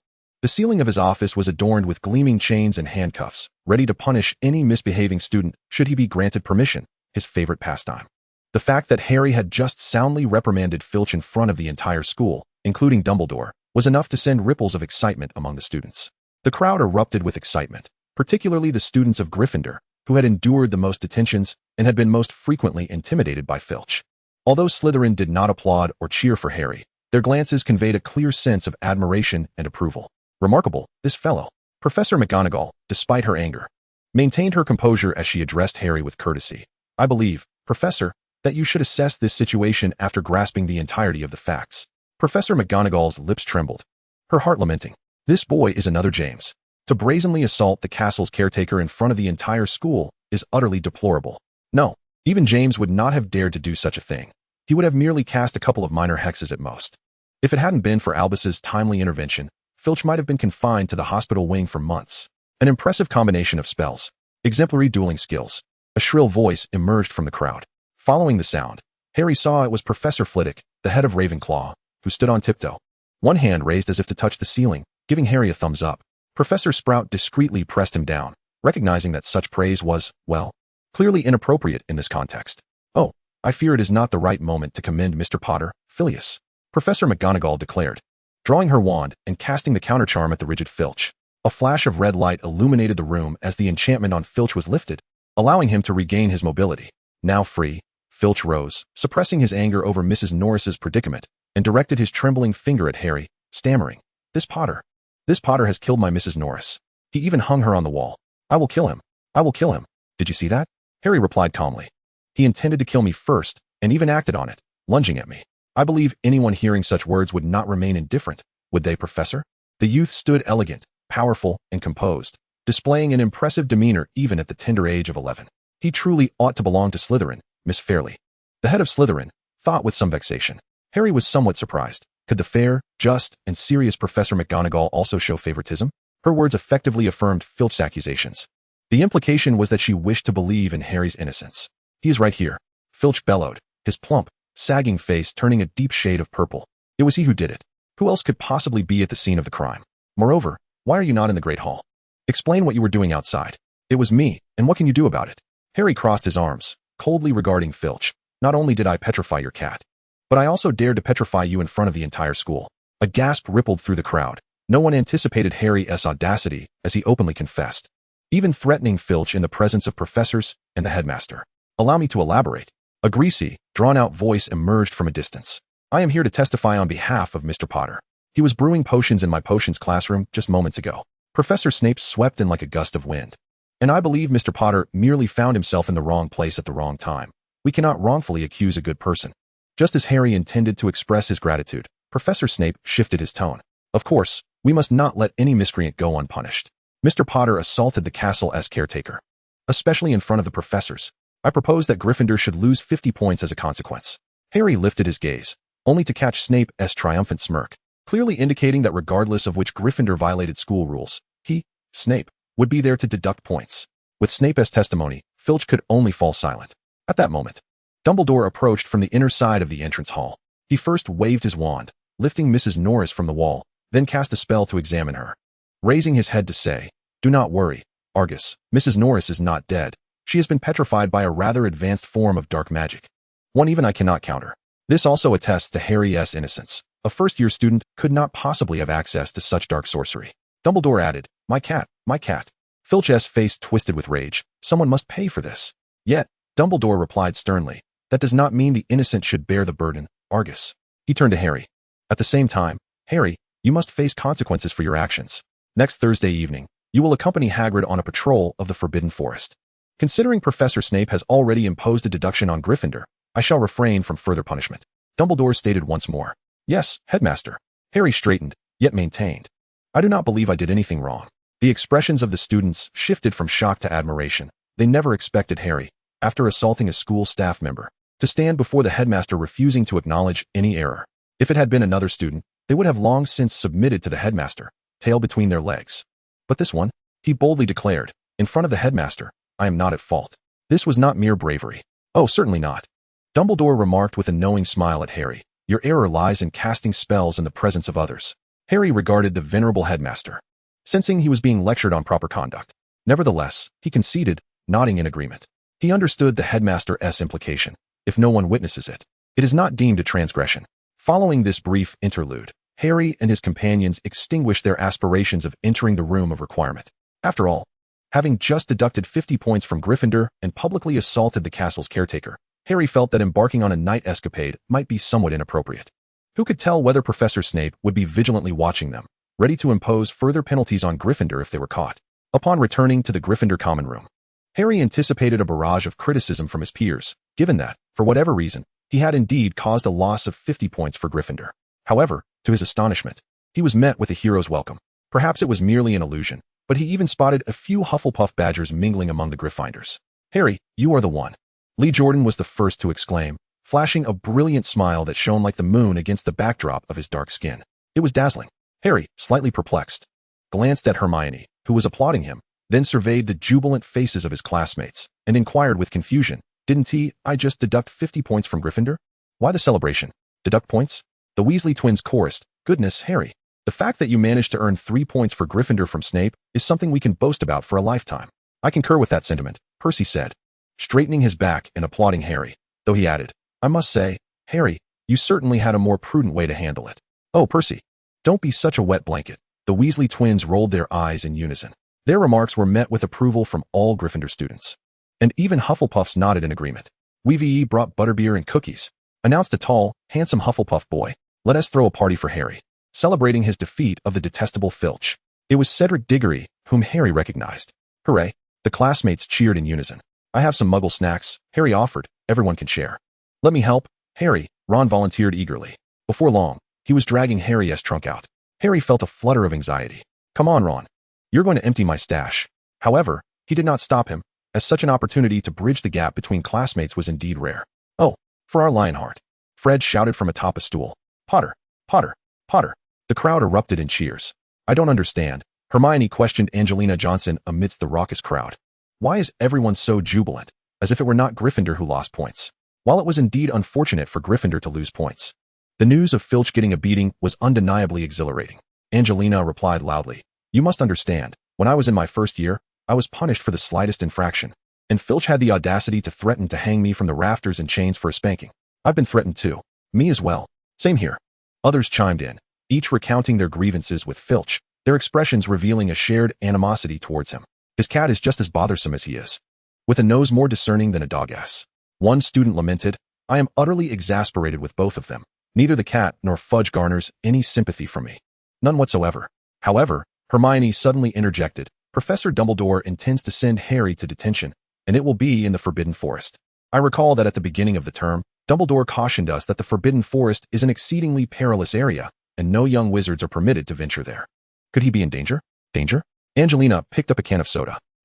How does one open this?" "Allow me," Hermione replied, taking the can and deftly pulling the tab before handing it back to Angelina. "Delicious," Angelina remarked, taking a sip and displaying a satisfied smile. She set the can down and exaggeratedly said to Hermione, "Goodness, Hermione, how could you think such a thing? Our savior has already demonstrated his prowess. What you ought to be concerned about is not whether he is in danger, but rather whether the Forbidden Forest poses a threat." Alice Pinette chimed in. Although the classmates spoke so, Hermione still harbored some apprehension. Harry was merely a first-year student. Could Hagrid truly safeguard him amid the perils of the Forbidden Forest? Chapter 72. Online conversations carry risks. Invest wisely. 2 days prior, in the Slytherin common room. "Tell me about the Wizarding World." The notebook's script appeared somewhat languid. "I have divulged the secrets of the Slytherin chamber to you. It is only fair that you share the changes in the Wizarding World in return. After all, I have been away for many years. Furthermore, knowing what transpires afterward will enable me to guide you more effectively. Where shall I begin?" Draco mused, rubbing his sore hand. Once the discomfort subsided, he wrote in the notebook, "Apologies, ancestor, but if I start from your departure from the Wizarding World, it would likely take 3 days and nights to recount. Just tell me about your headmaster. Is it still Phineas Black?" The script inquired. "Oh, no longer. The current headmaster is Dumbledore." Draco's handwriting displayed evident irritation when he mentioned Dumbledore. "That sanctimonious fellow has the audacity to permit Muggleborns to attend our school. My father asserts that allowing such individuals to be headmaster will only degrade Hogwarts further. I trust your father's judgment." The notebook's script conveyed a hint of delight. "So, what tales does Dumbledore possess?" "He defeated a dark wizard named Grindelwald," Draco wrote, and the world regards him as the most powerful wizard. The most powerful wizard? The script conveyed a sense of urgency. Tell me, my descendant, apart from Grindelwald, does this great wizard have other adversaries? Draco pondered for a moment and truthfully wrote in the notebook, indeed, there is a certain mysterious figure. I know who it is. The script resumed its elegant flow. Do not jest, Draco. How would I know who that person is? It is Voldemort. Draco shuddered as he penned the name, for we generally refrain from uttering it directly. Why? The notebook inquired. Fear. Draco inscribed in his notebook, hesitated for a moment, and then added, in respect. For he has pledged to grant us pure bloods the status we rightfully deserve. The handwriting in the notebook appeared jubilant. Indeed, indeed. Pure-blood wizards like us are inherently destined to be superior. The notion of this Voldemort is quite commendable. Yet, where is he now? Draco pondered for a long while before writing, Harry Potter. It is said that he is the chosen one, prophesied to vanquish Voldemort. When Harry was but a year old, the Dark Lord sought to kill him, yet for reasons unknown, he vanished thereafter. Everyone claims that Harry Potter was the one who defeated him, though in truth, he too has not been seen for a decade. The notebook fell silent. Ancestors, ancestors, he wrote. To his surprise, the handwriting suddenly became chaotic. Impossible. Absolutely impossible. How could a mere child of 1 year defeat him? Ancestors, why are you so enraged? Draco wondered, perplexed by his ancestors' fury over Voldemort's defeat. The notebook remained quiet for a while before it slowly wrote. I merely find this Dark Lord to be rather lackluster, unable to even kill a 1-year-old child. Draco hesitated, ultimately allowing reason to triumph over emotion, and refrained from agreeing with his ancestor, merely muttering, indeed. Do not speak so, ancestor. Perhaps he was ambushed by Dumbledore. Very well. Draco. The notebook's script resumed its elegance. I recall you mentioning that your defense against the dark arts instructor is inept. Tomorrow, take me to his class so that I may assess his shortcomings and provide you with targeted training to rectify your deficiencies, thereby facilitating a more rapid acquisition of spells and dueling techniques to triumph over that wretched Potter. Yes, ancestor, Draco replied, a flicker of excitement crossing his eyes. The following day, Tuesday, he indeed brought the notebook to the Defense Against the Dark Arts classroom. Just as he eagerly opened the notebook to jot down his thoughts, it had already rendered its opinion. Put me away. Draco obediently closed the notebook and stowed it in his pocket. For a brief moment, Professor Quirrell, who had been explaining the uses of lizard blood while clutching a lizard, faltered, paused slightly, and then resumed his lesson. Unbeknownst to Draco, a tempest raged within the consciousness of the notebook. Degenerate, incompetent, clinging to the back of someone else's head, to exist in such a pitiful state. Do you even deserve to be a master of souls? Ancestor, why must I put you away? He inquired. I can still hear what he is saying from within my pocket, the notebook responded, stammering and trembling. How can such a person be a professor of defense against the dark arts? The handwriting lingered, indicating that the ancestor had more to express. Then, my descendant, I require a measure of strength. What strength? Draco eagerly asked. Is it true? Are you finally able to manifest before me after all this time? He swiftly inscribed in the notebook. How may I bestow upon you strength? Can I? No, my child, came the tender response from the notebook. You are my most cherished descendant. How could I possibly deign to borrow your power? Draco felt his eyes welling with emotion, profoundly touched. Listen to me, the notebook continued. I recall you have 2 loyal companions, Crabbe and Goyle, correct? Their physiques appear quite robust. You may have them hold my notebook, and I shall draw a modicum of strength from them. Crabbe and Goyle? Draco felt a twinge of envy, yet acquiesced to his ancestor's wishes. Shortly, 2 figures, one tall and one short, entered the room, standing side by side, reminiscent of a beer bottle and a can of corned beef. You too, take this notebook, Draco instructed, handing it to them. Without hesitation, Crabbe and Goyle grasped it, each clutching one side. Simultaneously, delicate gilded letters materialized on the pages, only to vanish. Replaced by the name Malfoy. Chapter 73, Cross-Dressing, but Tom Riddle. Draco sat anxiously, uncertain how his ancestor intended to extract strength. Crabbe, I feel quite famished, Goyle remarked, rubbing his stomach. So do I, Goyle, Crabbe echoed, equally massaging his midsection. Draco regarded them with disdain, a sudden epiphany striking him. Famished? Could it be that the ancestor had already siphoned their strength? All right, you too, Draco commanded. Hand me the notebook and go eat. Sure thing, boss, they replied in unison, eagerly passing the notebook back to Draco before hastening towards the exit. I'm starving, I must eat well. Hey, don't block my way. Crabbe nudged Goyle, both of their stout frames rendering it nearly impossible to exit simultaneously. Once the door was securely closed and their footsteps faded, Draco eagerly seized the notebook, placing it on the table to write. Ancestor, how is this? Is it sufficient? A golden shimmer flashed across the pages, revealing an elegant inscription. Very well, my child. Step aside. Draco complied, his gaze fixed intently upon the notebook. Moments later, a radiant light once again illuminated the pages, blinding him momentarily. When he reopened his eyes, a translucent maiden with flowing black hair appeared before him, exuding an aura of gentleness. The girl possessed shallow red eyes, reminiscent of the world's most exquisite rubies. Ancestor. Draco gazed upon the stunning young woman, his heart racing as if it were a frightened rabbit. The enchanting maiden lightly brushed her thumb across her throat, casting her gaze upon the entranced Draco. Her red eyes arched into a captivating smile, bewitching all who beheld it. Her smile was truly enchanting, Draco mused, before hastily shaking his head to dispel the thought. No, Draco, this is your ancestor. How could you entertain such blasphemous notions? Ancestor. He suddenly felt a wave of confusion and looked up to reconfirm, asking, Ancestor, why do you have black hair? The beautiful girl brushed her long hair back and replied, Due to the creation of this notebook, I employed a touch of dark magic, my child. Ah, so that was it, Draco realized with clarity. The girl continued, However, I believe I ought to adopt a new name, as Albus Dumbledore is likely familiar with the name Cassandra Malfoy. You may call me Merope. Merope, Draco thought. What a lovely name. Merope beckoned with her finger, and the golden letters spelling Malfoy on the notebook transformed into Draco Malfoy. This is our secret, from now on. This notebook belongs to you. Merope extended a finger towards Draco, adding, But since you just assisted me, it is time to reward you. What reward? Draco inquired eagerly. Merope approached him, placing her hand on his forehead. So cool. Soon, Draco felt a strange energy coursing from his forehead into his body, invigorating his very being. Even his recently waning spirits were revitalized, and he now felt as robust as if he could fell a bull. Pick up your wand, Merope instructed, slightly lifting her head. Draco obediently grasped his wand and looked up at Merope. Like this, imagine knocking the opponent unconscious, a flick, a swish. Merope demonstrated for him. Draco envisioned Merope's earlier movements, flicking and swishing his wand. He aimed it at the chair before him, and a beam of light shot forth from his wand, striking the chair, which unfortunately disintegrated into scattered pieces. Draco stared in shock at the now dismantled chair, incredulously raising his wand-bearing hand, entranced by the instrument in his grasp. Did I just cast that spell? Good children are rewarded, Draco, Merope said with a gentle smile.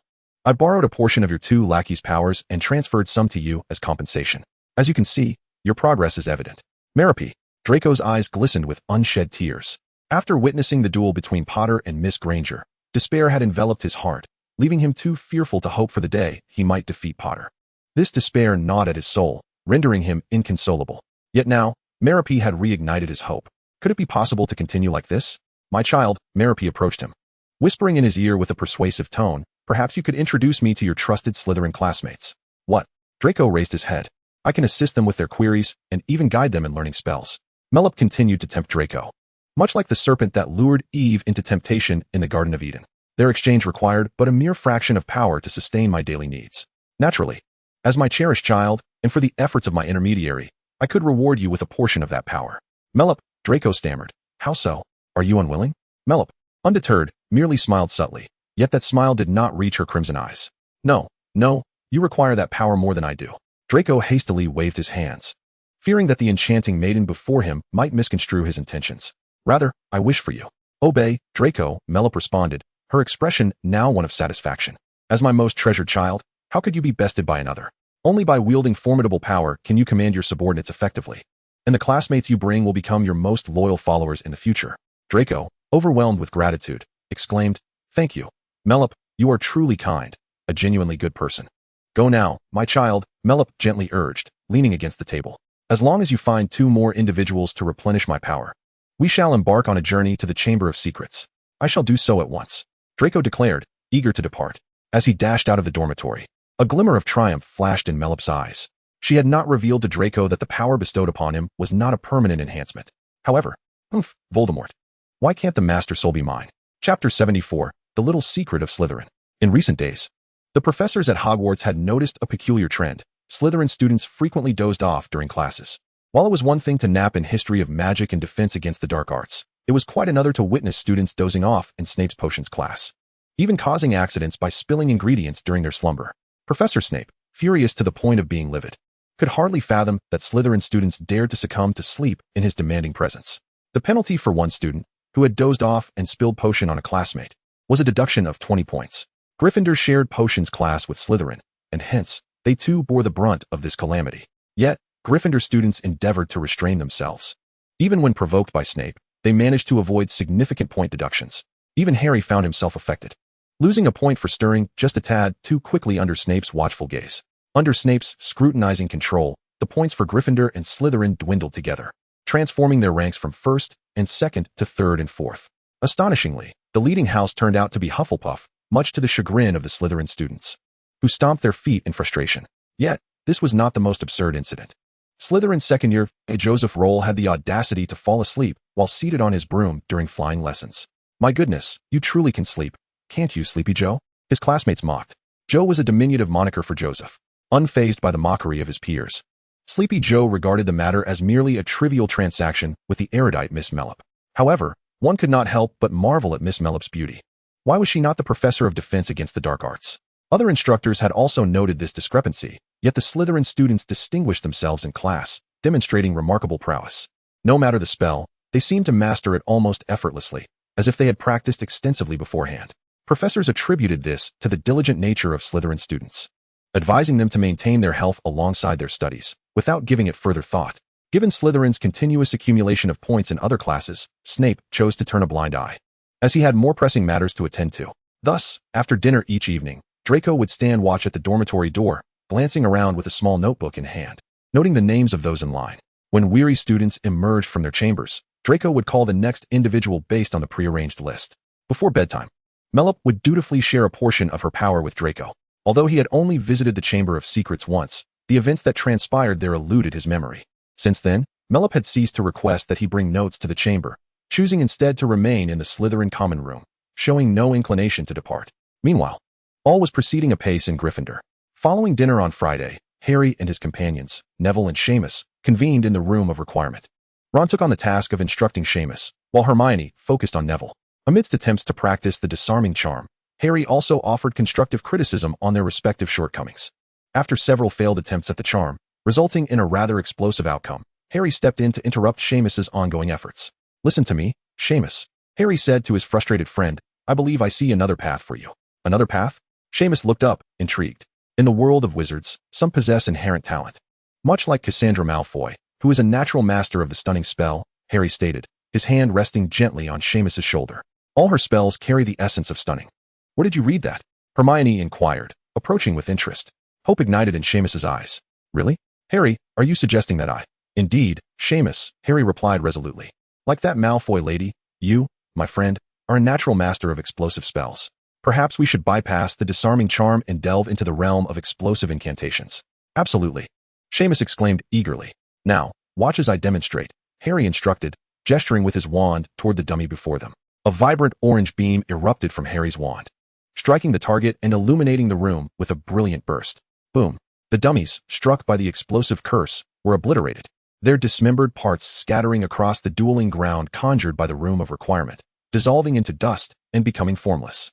How thrilling! Simon's eyes sparkled with excitement. Although his mother was a witch, his father was a non-magical muggle, and during his childhood, Simon often watched television with him, particularly captivated by scenes of warfare. What man could resist the allure of firing a howitzer, obliterating foes into a chaotic mess? Yet, Simon hesitated. His recent failure in casting the spell had sown seeds of doubt within him. Harry, can I really do this?" Simon scratched his head, expressing his uncertainty. "I read about this spell in a book. It's meant for 6th years, and I'm just a first-year student." "Trust me," Harry replied earnestly, his green eyes brimming with encouragement. "You can do it." Warmth spread through Simon's heart, and he nodded resolutely. Approaching the dummy, he raised his wand. Suddenly, a disquieting premonition flickered in Harry's mind. As predicted, Simon lifted his wand and shouted at the dummy. A red beam shot forth, striking the dummy and resulting in an explosion louder than the one Harry had just conjured. Harry barely had time to summon a protective shield, shielding himself from the impending chaos.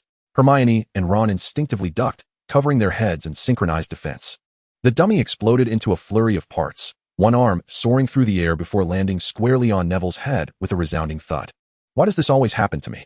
Neville lamented, clutching his head, tears welling in his eyes. Chapter 75. This was no ordinary poacher. Decisive action was imperative. After a collective vote within the dueling club, the decision was unanimous. Simon was stripped of his rights to use explosive spells in the room of requirement. His proficiency was deemed too perilous. Other spells remained elusive to him, yet the explosive incantation seemed to come effortlessly.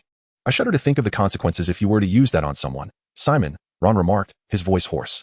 However, Harry noted that Simon's explosive spell, while terrifying in sound and visual effect, lacked the true power of an adult wizard's magic.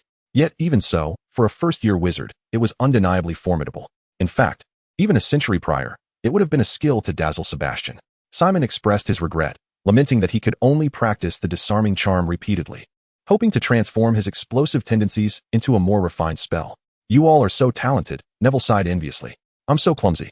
I can't even cast a spell properly. Despite Hermione's long hours of teaching, I still can't find my footing. Everyone has their strengths, Neville, Harry reassured him. I believe you possess a remarkable talent for herbology. Look at how splendidly you nurtured that biting cabbage sprout gifted me.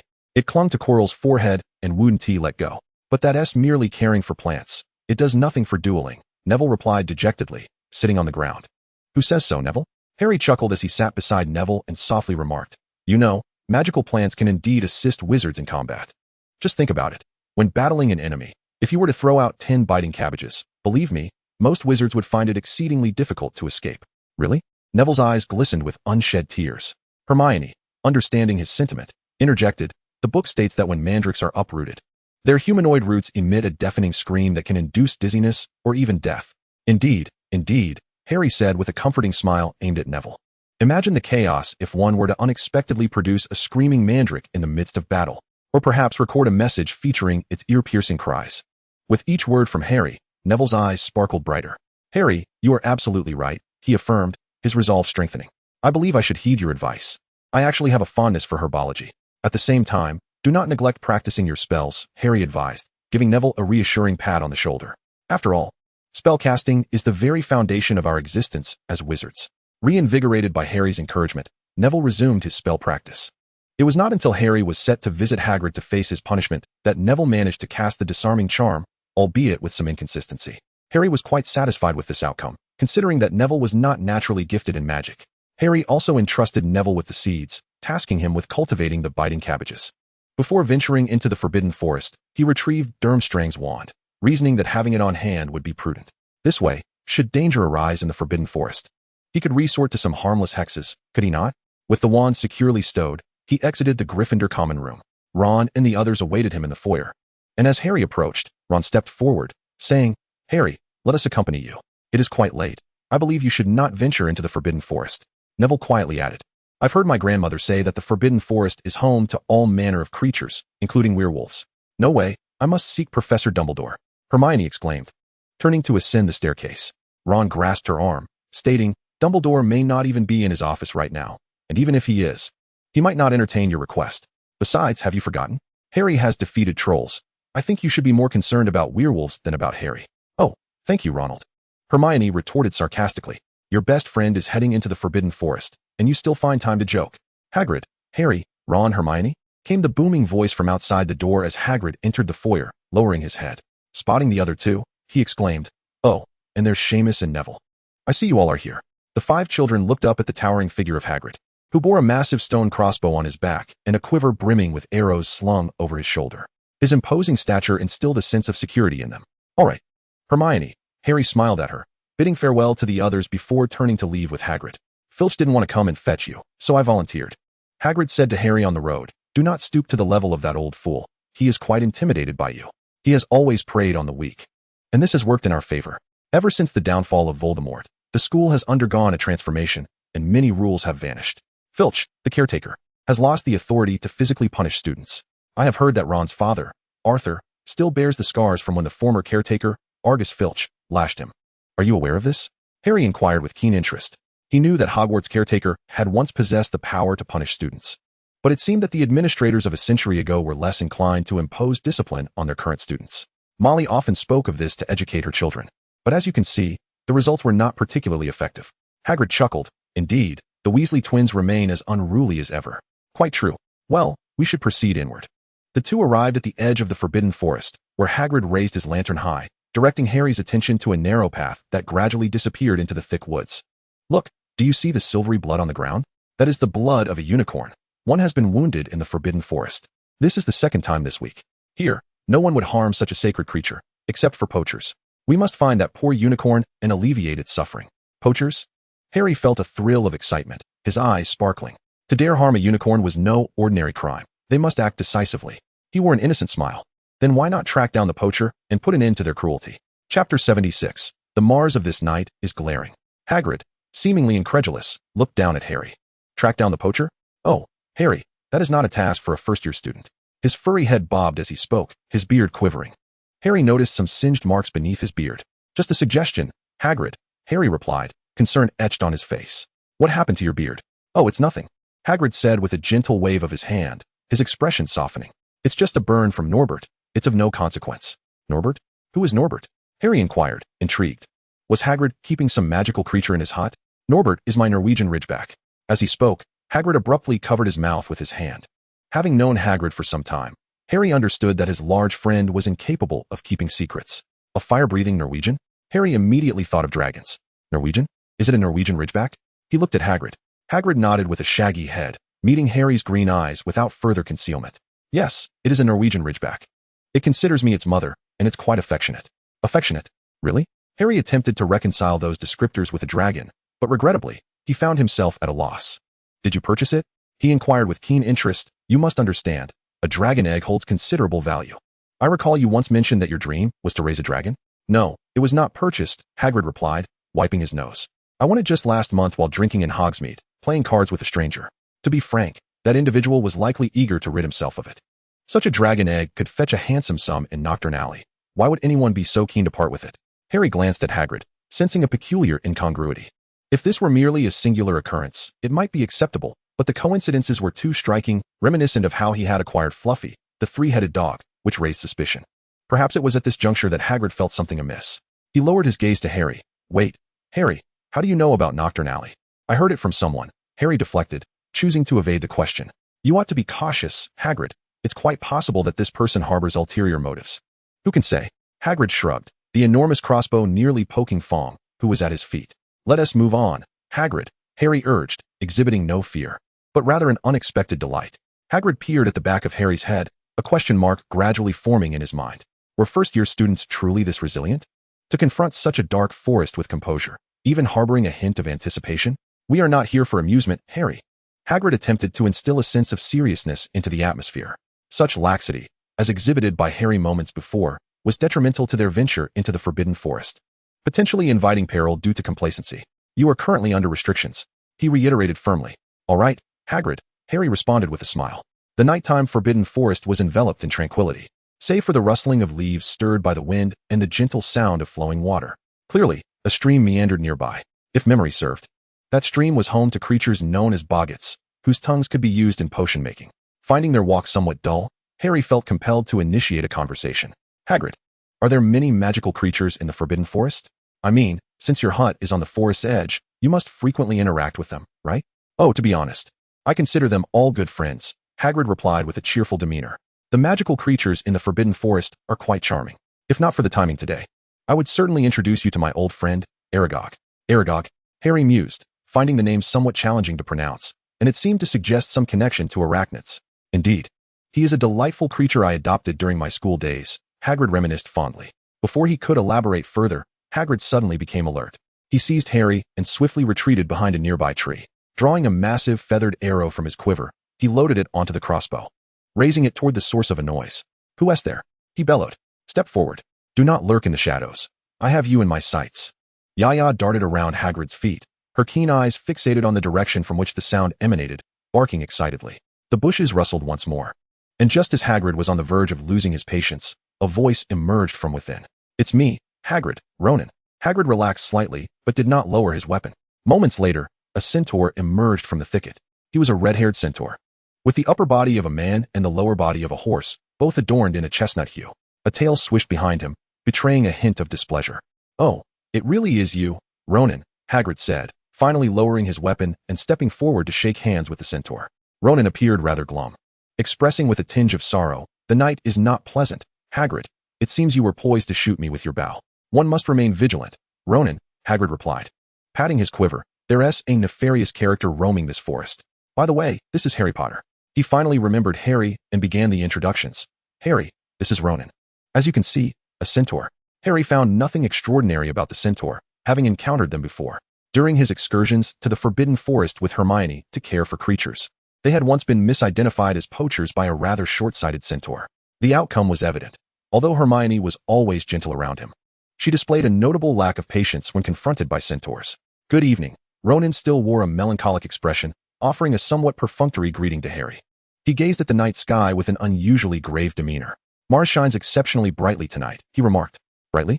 Hagrid and Harry both looked up, seeking the planet in the heavens. Indeed, as Ronan had stated, they quickly spotted an unusually brilliant star. "It is quite dazzling," Hagrid acknowledged, then inquired. "Have you seen anything peculiar around here lately? Do you know anything about an injured unicorn?" Hagrid sighed, patting Harry on the shoulder, saying, "Did you see that?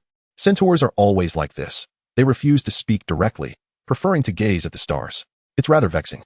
They seem indifferent to everything except the night sky, and they detest being explicit in their conversations. Riddlers, are they?" Harry mused, reflecting on his limited interactions with centaurs. Having only dealt with them in conflict and heard their cries of distress, he once believed Hermione's methods were somewhat harsh, but in retrospect, they had it coming. It was a lesson well-deserved for the Riddlers. However, they did possess a certain wisdom, as Hagrid cheerfully noted. Let them avoid directness if they wish. They genuinely love this forest and its magical creatures. The two men treaded past Ronan, who remained lost in his reverie of the stars. "I think they resemble Professor Dumbledore," Harry remarked, kicking aside a twig. "They share a similar habit of speaking in half-truths." "Your observation holds merit," Hagrid conceded. Hagrid shrugged his shoulders and lowered his gaze to the ground. "Look, the ground is soaked with the blood of that poor unicorn. And the roots of the trees are stained as well." Taking a few steps forward, they arrived at a crossroads. The paths at the intersection were marked with the mottled traces of unicorn blood, appearing quite fresh, as if the creature had not fled long ago. "Let us split up to search, Hagrid," Harry suggested. "I believe this unfortunate creature hasn't strayed far. If we act swiftly, we might still save its life." Hagrid hesitated, torn between the desire to rescue the poor unicorn and the fear of Harry encountering danger alone. "Rest assured, Hagrid, I will be cautious. If I find myself in peril, I will launch a red firework into the sky to signal for help," he urged once more. Hagrid was evidently swayed by his words. He nodded and replied, "Very well. I shall send Fong with you. Though he is a coward, he is sufficiently astute." Harry lowered his head, doubting the usefulness of the large dog before him. "Do you think he can substitute for our phoenix, Fiona? Can he absorb the killing curse?" Nevertheless, he did not reject Hagrid's goodwill and said, "All right, Hagrid. I shall take Fong with me. Be careful," Hagrid cautioned as he raised his crossbow and ventured down one of the paths. "The poor unicorn does not have much time left, Hagrid," Harry remarked. With Fong at his side, he pressed onward. After nearly half an hour of walking deeper into the forest, the trees grew exceedingly dense, and the path became nearly impassable. The bloodstains grew increasingly sporadic, converging into a silvery pool on the ground.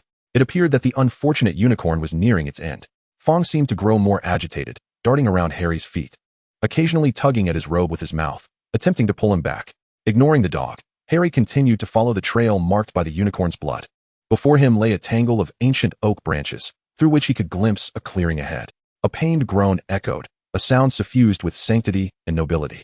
Pushing aside the branches, Harry beheld a pure white figure lying on the ground, struggling in despair, its eyes shimmering with a pleading light. Fong, struck by a curse, barely managed a whimper before collapsing, rendered unconscious. Meanwhile, the underbrush beside the unicorn rustled, as if something within was stirring. Instantly alert, Harry focused intently on the quivering bushes. And soon, a hooded figure emerged, crawling slowly along the ground like some twisted dark entity, inching closer to the unicorn. At last, it reached the unicorn's side, lowered its head, and began to greedily drink the unicorn's blood from its wound. The unicorn let out a mournful cry, seemingly seeking aid. At that moment, a searing pain pierced through Harry's head, as if his scar had caught fire. The last time he felt such pain was when he witnessed Sebastian casting the killing curse. He forced himself to suppress the agony radiating from his forehead, raising his wand and aiming it at the figure that was harming the unicorn. The shadowy figure was completely unprepared, struck by the stunning spell and tumbling backwards. Seeing someone cast a spell to save it, the unicorn struggled momentarily, its eyes gleaming with hope. Stunned, Harry cautiously advanced, remaining vigilant as he pointed his wand in the direction from which the dark figure had vanished. As he anticipated, just a few steps later, the shadow re-emerged, rising up as if it were a reaper clad in black robes, a hood obscuring its face. More ominous still if it wielded a scythe. As the figure floated upwards, the pain in Harry's scar intensified, nearly causing him to lose grip on his wand. He knew he had to act swiftly. Simultaneously, the cloaked figure surged upwards, howling as it dove towards him. The burning pain from his scar made him feel as if something was igniting within his chest. "Run!" A faint and profoundly weak female voice echoed, seemingly uttering the words with the last remnants of its strength. Harry gritted his teeth against the pain, one hand clutching his scar while the other aimed his wand at the approaching dark figure. Chapter 78, Old Friends. A spell erupted from the tip of Harry's wand. The unique glow of the Cruciatus Curse casting an eerie crimson hue over the surrounding forest. The black-robed figure, unable to evade in time, was struck directly by the curse. It emitted a shriek that no human could produce, akin to the sound of stone scraping against glass, sending a shiver through Harry. The figure that had been diving towards him now spiraled away like a kite with a severed string, swiftly vanishing into the depths of the forest. The pain on Harry's forehead had either dissipated or, more accurately, he had transferred that torment to the dark figure through the unforgivable curse. He gasped for breath. The recent experience having been excruciating, had it not been for the torturous sting that hindered his focus. He might have resorted to a more palatable spell rather than the Cruciatus Curse. "Harry, is that you?" The ethereal and frail voice resonated once more in Harry's ears. "Who?" he exclaimed, suddenly lifting his head. He reached into his pocket, retrieving a vial of invigorating potion, uncorking it with his thumb and draining it in one swift motion. A warm sensation spread from his throat to his limbs, revitalizing his spirit. The use of an unforgivable curse carries its consequences, yet Harry's aftereffects seemed considerably milder than most. He felt no tearing of his soul, nor any tumultuous negative emotions, only a slight fatigue each time he employed such dark magic. "Harry, I am here." Following the sound, Harry's gaze fell upon the unicorn lying on the ground. She is undeniably beautiful. Even when her elongated legs curl in agony, they do little to obscure her splendor. Her mane sprawls upon the ebony roots, as white as pearls. "Can you speak?" Harry furrowed his brow. "Are you a unicorn?"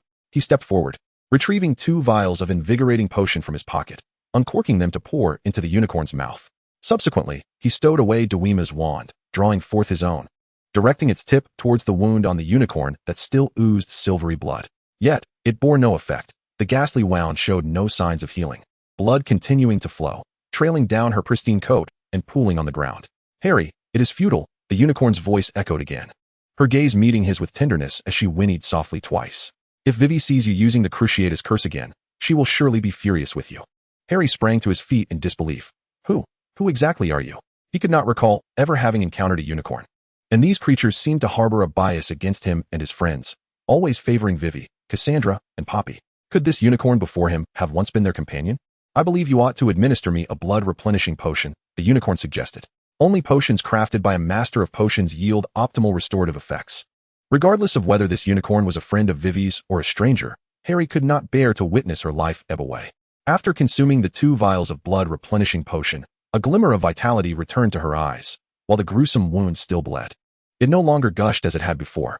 "This is a particularly malevolent curse," the unicorn remarked. "The individual who inflicted it bore a strong aura of malediction. I know not who he is, but he is undoubtedly a fearsome and powerful dark wizard, akin to Victor Rookwood." Following the unicorn's insight, Harry indeed discerned the dark magical curse upon the wound. He grasped his wand once more, aiming it at the injury, reciting the purification curse that Vivi had devised. The effects were notable. The dark magic's hold on the wound began to wane. Harry's heart swelled with hope as he continued to invoke the purification spell to dispel the traces of the curse. Alas, once the curse reached a critical threshold, it stubbornly persisted upon the wound. "This spell is ineffective, unless you, at the age of 15, or Vivi, are the ones to lift it," the unicorn softly intoned. It was then that Harry recalled there were questions he had yet to pose to the unicorn. "How do you know who I am? Have we met before?" As she spoke, the unicorn regained her composure, rising once more. She circled Harry twice, nudging his garments with her nose, a remarkably human-like smile gracing her features. "Since your disappearance, the Order of the Phoenix has become a mere shadow of its former self." The unicorn spoke softly, its tone filled with profound sorrow. "Vivi has stopped attending classes. She mentioned she wanted to find you, and many have said you are dead. Even Principal Black urged her to accept this harsh reality. Yet, after thanking everyone for their kindness, she vanished, and since then, I have not heard of her reappearance." A chill ran through Harry's heart. Could it be? Could Vivi truly be trapped somewhere? Or perhaps ensnared within the tumult of time? Otherwise, why has she not come forth to seek me? And what of Sebastian and Ominis? Harry inquired further. As for those 2, the unicorn pondered for a moment before shaking its head. "The last I heard of them was back in 7th year, but there has been no news since." Harry's heart was in turmoil as he contemplated the whereabouts of Sebastian and Ominis. Could it be that they were imprisoned in Azkaban due to the incident involving Solomon? "Do you not wish to hear about others?" The unicorn lowered its neck, tilting its head to gaze at Harry. "For instance, Cassandra?" Chapter 79, Magical Animagus. "Cassandra?" Harry momentarily paused upon hearing the name. He shook his head and chuckled self-deprecatingly. "No, I have read her letter. She should have long since." The unicorn interjected with a sound of uncertainty, shaking its head. "No, that should not be the case. Aside from Cassandra, Is there anyone else you wish to inquire about? As it spoke, it playfully tugged at Harry's robe with its mouth, shaking it from side to side. Harry, Harry. In an instant, realization dawned upon Harry. I knew it. That is why this unicorn exudes such warmth. I knew it. That is why this unicorn possesses such vast knowledge. The familiar gesture and tone instantly reminded him of an old friend, Peabody, the Hufflepuff.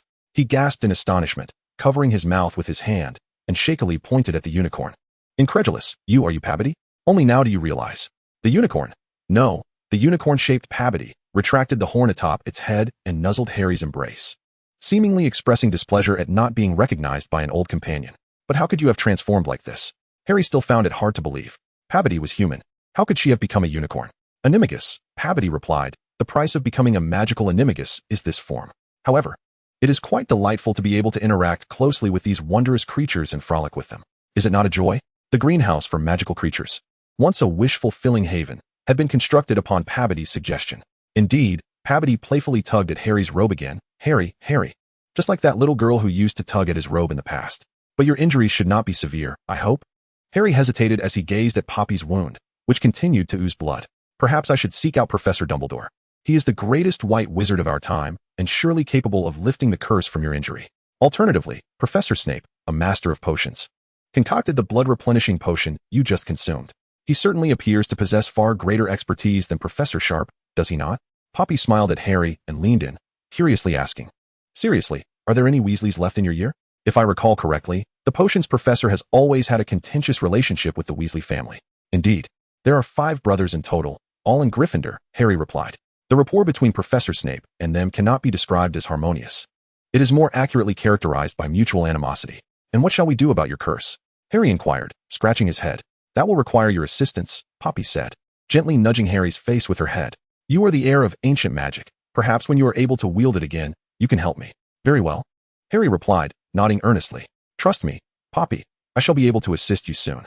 Oh, splendid, Poppy exclaimed, tugging at Harry's robe. Each night, I will bring the blood-replenishing potion to the edge of the Forbidden Forest to find you. It is not good for a wound to remain unhealed, Harry advised Poppy.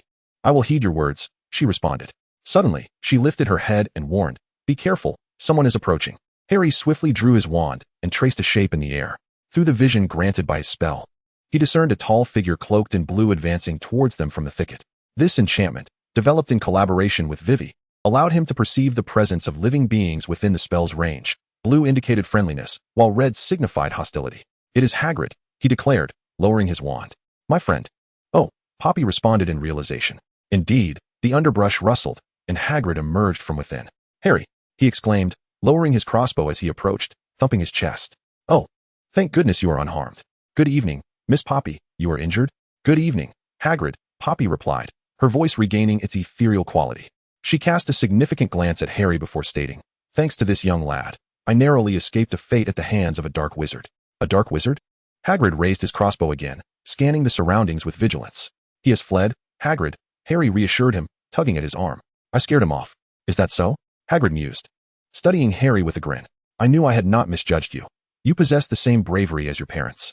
For a young wizard of your age, having the courage to confront a dark wizard is commendable, let alone defeating him. Poppy remained silent, a hint of amusement flickering in her eyes. Oh, Hagrid, do you have any idea how many dark wizards young Harry has vanquished? Furthermore, is Miss Poppy's wound serious? Hagrid inquired again. Perhaps we should visit Madame Pomfrey in the hospital wing. Yes, Miss Poppy, Harry affirmed with a nod. Poppy shook her head gently, pressed her face against Harry's, and turned to depart. Oh my, Hagrid wiped away his tears, feeling a swell of emotion as he spoke. I believe that unicorns would only be drawn to the purest-hearted maidens. I never imagined they would show affection towards boys as well. Because my heart is quite pure too. Hagrid, Harry reassured him, giving his arm a comforting pat. Just like you. Otherwise you wouldn't have befriended Miss Poppy, would you? Oh, Harry, Hagrid said, ruffling Harry's messy hair with a warm smile. This child always speaks in such a soothing manner, warming the heart. Chapter 8. She. Hagrid hoisted his crossbow and remarked to Harry, The day is drawing to a close, and you have classes tomorrow. If I'm not mistaken, you have Professor Snape's potions class in the morning. You wouldn't want to be late for that, would you? Even Hagrid had heard of Professor Snape's formidable reputation within the school. All right, Harry replied, following Hagrid out of the Forbidden Forest. Before long, they encountered a centaur. Harry noted that this centaur was quite handsome, with hair of the same platinum hue as Draco's, and a silver horse body, resembling the fairy tale prince of countless young girls' dreams. Hagrid, the centaur, approached them, anxious. How is the unicorn? What of the dark wizard? Rest assured, Firenze, Hagrid said, placing a reassuring hand on Harry's shoulder. Miss Pobby is well. She was rescued by Harry, and the dark wizard has been driven away. Though, Miss Pobby does bear some wounds. That is good to hear. Firenze exhaled in relief, turning to Harry with a friendly smile. Harry, is it? Thank you for saving Miss Pobby. It was my duty, Harry replied modestly. Are you the boy from the Potter family? Firenze inquired, his sapphire-like eyes sparkling. What did you speak of? Bane galloped over, irate, and declared, Remember, Firenze, we swore an oath to never defy fate. Did we not perceive the omens displayed by the movements of the planets? I believe Firenze acted with the best of intentions. Ronan uneasily pawed at the earth with his hoof, his sorrowful voice echoing. Best intentions? What does that have to do with us? Bane retorted angrily. Centaurs are concerned with the prophecies of the stars. We should not be like fools, blindly chasing after lost humans in our forest. Miss Pobby is injured. She is so kind. That dark wizard had the audacity to attack her.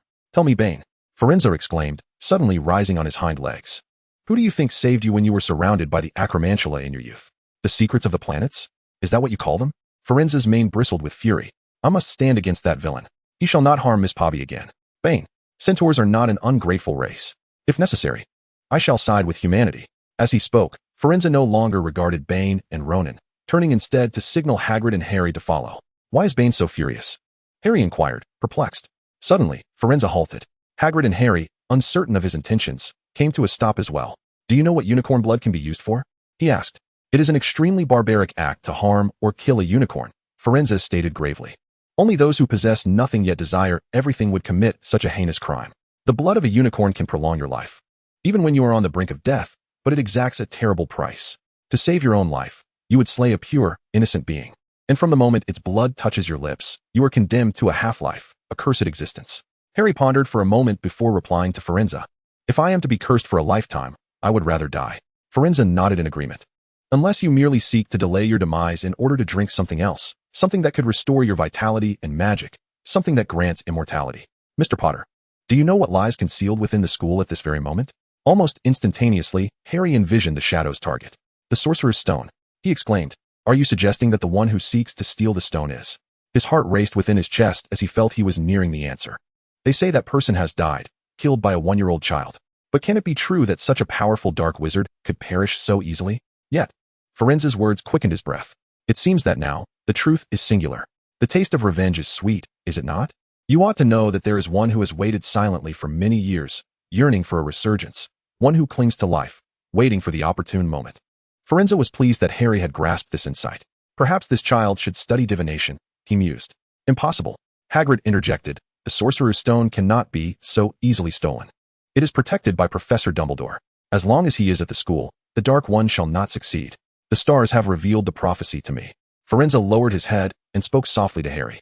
Trust in the centaur's astrology, we seldom err. Soon, the edge of the forbidden forest appeared before them. Then we must part ways, Firenze said to the two. Hagrid waved farewell to Firenze. Goodbye, and thank you for your warning. I feel I should inform Professor Dumbledore. Just as Harry and Hagrid stepped into the castle, thunder rumbled through the spring air. The pristine unicorn glided through the thicket, akin to a spirit of the woods. Graceful and strong, rain fell in a gentle drizzle, cascading through the heavy night, pattering against her form. She arrived by the stream, gently reclining beneath the evergreen pine, seeking a sheltered refuge. The crisp, cool breeze, mingled with the gentle patter of rain, swept through the forest, while the distant cries of animals accentuated the desolation of the dense woods. A fleeting, ethereal glow enveloped the unicorn, and soon a beautiful girl adorned in Hufflepuff robes, with shoulder-length hair cascading elegantly, materialized in the clearing. Yet, her form was translucent. Poppy leaned against a pine tree, weakly seated upon the ground, her hands covering her face as she began to sob softly. Silvery tears, like specters, trickled through her fingers and fell upon the dark earth. Chapter 81. One cannot expect first-year students to safeguard the Philosopher's Stone, can they? In a haze of slumber, Harry sensed someone nudging him. Wake up, Harry. It was the voice of Seamus. Today is Professor Bat's class. Do you wish to be the target of his venom? This was Ron's voice. Professor Bat? Harry rubbed his eyes. Oh, it's Snape. Ron kindly elucidated. Fred and George say he dresses in long black robes, resembling a bat. Harry couldn't contain himself and chuckled. As they gathered for breakfast, Ron leaned in and asked, Harry, how did your venture into the Forbidden Forest go last night? I think it went well, Harry shrugged, scooping some baked beans onto his toast, layering them with sausage and bacon. The Forbidden Forest is indeed perilous, but I made a friend there. After lunch, I'll introduce you to her. New friend? Ron perked up. Is she a centaur? No, she's a unicorn, Harry replied with a mysterious smile directed at Ron. Cool, Hermione interjected. Intrigued. How did you meet her? I read that unicorns typically only bond with the purest-hearted females. I never imagined they would befriend boys too. Because a dark wizard attacked her, and I happened to pass by and saved her, Harry recounted truthfully. And how did you defeat this dark wizard? Neville suddenly inquired. I cast a rather harmless little jinx on him, Harry said, taking a bite of bread. The tangy, delectable baked beans combined with the unique flavor of the sausage and the smoky essence of the bacon provided a modicum of satisfaction to Harry's empty stomach. What else could I say? Hermione, upon hearing the phrase harmless little jinx, grew immediately alert. What did you say, Harry? She whispered. You didn't tea. Oh my goodness. Did you really use? At this point, Hermione seemed momentarily speechless. Well, in the face of danger, experimenting with such spells isn't entirely out of the question. But let us hope no one noticed, right? No, Harry replied, suddenly reminded of Fong. Oh no, when he left with Hagrid yesterday, he forgot to bring Fong, who had been hit by a stunning spell. I hope he's all right, Harry thought, as he piled scrambled eggs onto his toast, contemplating before adding more bacon and sausage, finally topping it with a slice of tomato and cheese, creating a delightful sandwich. No wonder, Hermione diverted the conversation, though she furrowed her brow again. Why did that dark wizard choose to assault the unicorn? It is essential to recognize that such a creature is profoundly sacred and noble, regardless of the motivations. Attacking a unicorn is an unforgivable transgression. No wonder. Hermione lowered her gaze and, after a moment of contemplation, inquired once more. So, the question arises. With the Sorcerer's Stone located within Hogwarts, who would dare to steal it right under Dumbledore's watchful eye? There exists such a person who has lurked for many years, yearning for a resurgence. However, he is now utterly diminished, and only through such means can he hope to regain his former might. Harry devoured his homemade sandwich in a few bites and asked, Can you guess who? Who? Ron sipped his pumpkin juice. It's Voldemort, Hermione exclaimed in a hushed tone. Upon hearing that name, Ron nearly lost grip on his pumpkin juice, causing it to crash onto the table. Fortunately, it was a sturdy glass, and he managed to consume most of it without spilling on himself. Seamus gasped, unsure whether it was due to the name or the implications of Voldemort's return. As for Neville, his face turned completely pale. Among the 5 friends present, only Hermione and Harry appeared unperturbed by the mention of that name. Hermione's ignorance of Voldemort's true nature left her untroubled, while Harry felt no fear towards Voldemort whatsoever. How could this be? Ron suddenly sprang to his feet, inadvertently drawing the attention of the entire Great Hall. He quickly sat back down, lowering his voice. It's impossible. Hogwarts is under Dumbledore's protection. How could he dare? But what if Dumbledore is not at the school? Hermione fixed her gaze on Ron, emphasizing that the headmaster was not always present, and should he leave, it would be the perfect opportunity for Voldemort to strike. We must alert Professor Dumbledore. His mind was preoccupied with 2 matters. The first was to locate the Sorcerer's Stone, and the second was to lift the curse from Poppy's wound. Since Harry had already voiced his thoughts, Hermione refrained from further comment. Indeed, now that Professor Dumbledore was aware of the situation, he would undoubtedly respond appropriately. Surely, we cannot expect first-year students to safeguard the Sorcerer's Stone. The potions class continued under Professor Snape's sharp scrutiny, and this time even Hermione was not spared, distracted by her thoughts. She accidentally added half an ounce of bat liver too much. After Harry brewed a flawless expandable potion, Snape scoffed, begrudgingly awarding Gryffindor a point. Subsequently, he deducted 5 points due to Neville burning the cauldron dry. Gryffindor students had grown accustomed to this, for it was commonplace for Professor Snape to penalize their house. Nevertheless, this did not prevent Slytherin from languishing at the bottom of the House Cup standings, having lost 150 points due to Snape's deductions. When class concluded, Harry instructed Ron and the others to wait outside. He had purchased a few vials of blood-replenishing potion in Diagon Alley, but truth be told, potions bought outside could never match the efficacy of those brewed by a master like Professor Snape. If it were an ordinary person in need of such a potion, it would be understandable. However, Poppy is an old friend of his. He would rather be splattered with Snape's venom than deny his dear friend the finest elixir. Snape, of course, had noticed that Harry had not yet departed. With a smug curl of his lips, he inquired, Is there something else, Potter? Does the illustrious savior of the wizarding world have some trivial adolescent dilemma he wishes to discuss with his poor, old professor? Chapter 82. Professor Snape is quite accommodating. Indeed. Professor, Harry endeavored to phrase his request as gently as possible. I have a friend who has sustained injuries. It's rather serious, and he requires a restorative potion. So you have mistaken your poor old professor for a potion shopkeeper, or perhaps you consider my office a makeshift infirmary. Snape continued in his characteristic sardonic tone. Given that you are the only master of potions among my acquaintances, Harry replied, raising his gaze to meet Snape's with utmost sincerity, his eyes unwavering. Snape scrutinized Harry's eyes for a prolonged moment, then let out a derisive huff and turned towards the cabinet. Even if your injured companion were a troll, this potion would suffice.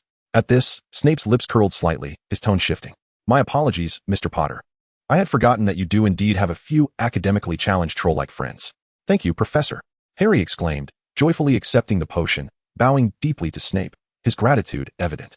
After Snape's dismissal, Harry obediently exited the classroom. My goodness, how dare you linger in the potions classroom? Ron exclaimed in exaggerated disbelief.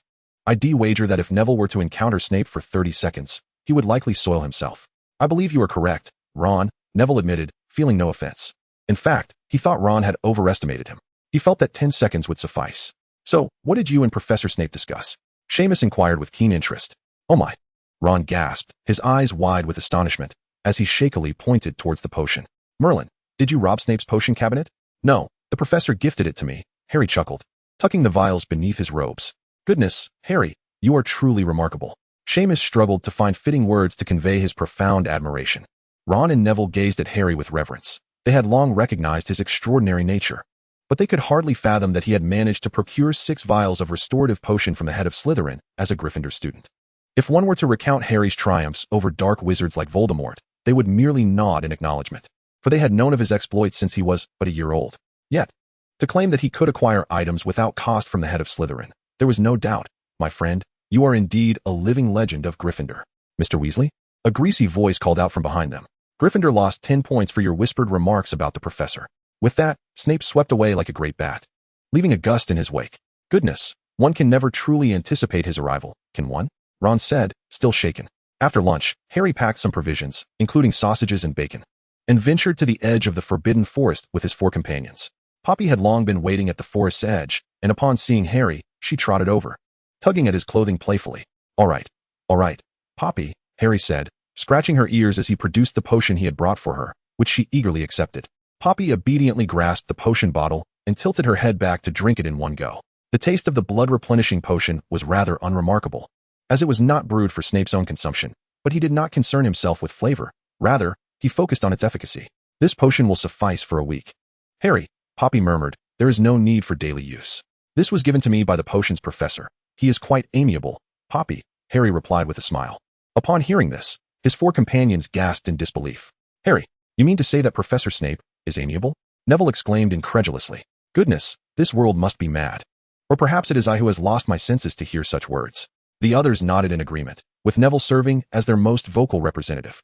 Would you be so kind as to introduce me to your little friends? Poppy inquired, gazing at the 4 behind Harry, oblivious in his eagerness to feed Poppy. Harry pulled Ron aside and said, Look, this is Ron Weasley, and the one a bit taller is Neville Longbottom. This lad with the missing eyebrow is Seamus Finnegan. And this is Hermione Granger, the most Ravenclaw-like among Gryffindors. Hello, I'm Poppy, a good friend of Harry's, she chimed, her voice light and airy. Goodness, are you truly a unicorn? Hermione stepped forward, cautious not to offend Poppy while maintaining a respectful distance. You can actually speak. Magical creatures are indeed wondrous, aren't they? Harry chuckled softly, retrieving the food he had prepared for Poppy from his pocket. Upon seeing the bread, butterbeer, sausages, and bacon, Hermione quickly interjected, No, Harry. Unicorns do not consume such fare. They only enjoy berries. Before she could finish her sentence, Poppy let out a delighted sound and happily began nibbling on the bacon and sausage sandwich from Harry's hand. And grass, Hermione murmured, her unfinished thought rendered obsolete. It seemed even the know-it-all had her moments of uncertainty. Ron whispered to Seamus and Neville behind her, both of whom nodded in agreement, looking eager to approach Poppy. However, recalling Hermione's remark that unicorns only drew near to the purest-hearted of women, they hesitated, wary of the sharp horn atop Poppy's head. After all, it would not be wise to provoke this unicorn maiden and risk a grievous wound. Chapter 83. Harry and I have known each other for over a century. After Poppy finished the food Harry had brought, the group settled on the grass to engage in light-hearted conversation. Poppy reclined on the ground, beckoning Harry to lean against her. The others were not as fortunate. The 4 of them could only sit opposite Harry, gazing enviously at the bond he shared with the unicorn. Had I not witnessed it with my own eyes, I would have believed that unicorns only favored the pure-hearted maidens. Hermione remarked with a hint of envy, though it was unsurprising, given that Harry had saved Miss Poppy's life. Not quite, Hermione, Poppy corrected. It's not solely because Harry saved me. It is because we are old friends. Old friends, the group exclaimed in astonishment. They all knew that Harry had grown up with his aunt and uncle, having little exposure to the magical world, so how could he possibly be an old friend of a unicorn?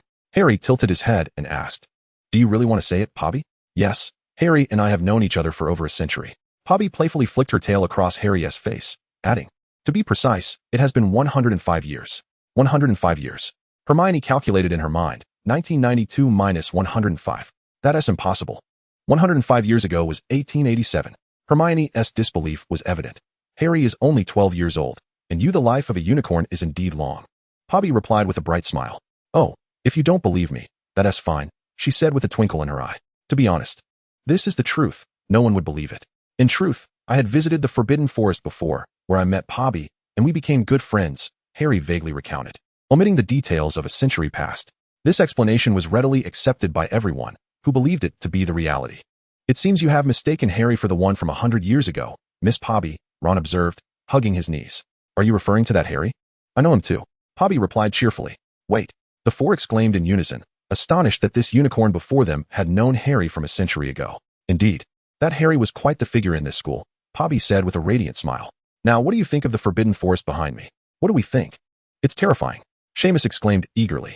The forest is filled with all sorts of creatures, werewolves, trolls, and I've heard tales of spiders the size of cars. At the mention of car-sized spiders, Ron visibly paled. For the first time in his life, he regretted his vivid imagination, in the span of a mere sentence. He had already conjured a mental image of that monstrous spider. Is that true? The four asked in unison. Of course it is. Poppy beamed. Things are quite different now than they were a century ago. Back then, Hogwarts was surrounded by dark wizards, and the forest was teeming with poachers. They even had a poachers association, and in their black market, they would auction off dragons. Why have they all vanished then? Hermione queried, perplexed. Logically, poaching in the forest should be quite profitable. I cannot believe such a vast organization of poachers would simply disappear. Of course, they all perished. Poppy lifted her head, a remarkably human smile gracing her face. The once formidable Ashen Serpent faction, which even the Ministry of Magic dared not provoke lightly, was utterly vanquished by Harry Potter and his companions. The dark wizards who dared to resist met their demise beneath powerful curses, and since that time, the name Ashen Serpent has been relegated to the annals of history. The four young ones regarded her with expressions of reverence. To them, Poppy was a living witness of history, and her words were undoubtedly true. Moreover, this Harry Potter shared the same name as their own, which naturally fostered a sense of kinship toward him. Poppy settled into a comfortable position and began recounting her tale to Hermione. Indeed, Harry had several close friends, including Gareth Weasley from Gryffindor. At this point, she turned to Ron and said, He is your ancestor, Ron. Yes, my great-grandfather, Ron exclaimed, pride swelling in his chest as he reveled in the fact that his ancestor had been a friend of the illustrious Potter. There was also Amit Sakar from Ravenclaw, Pappy Swit from Hufflepuff, and from Slytherin, Omini's Gaunt and Sebastian Sallow.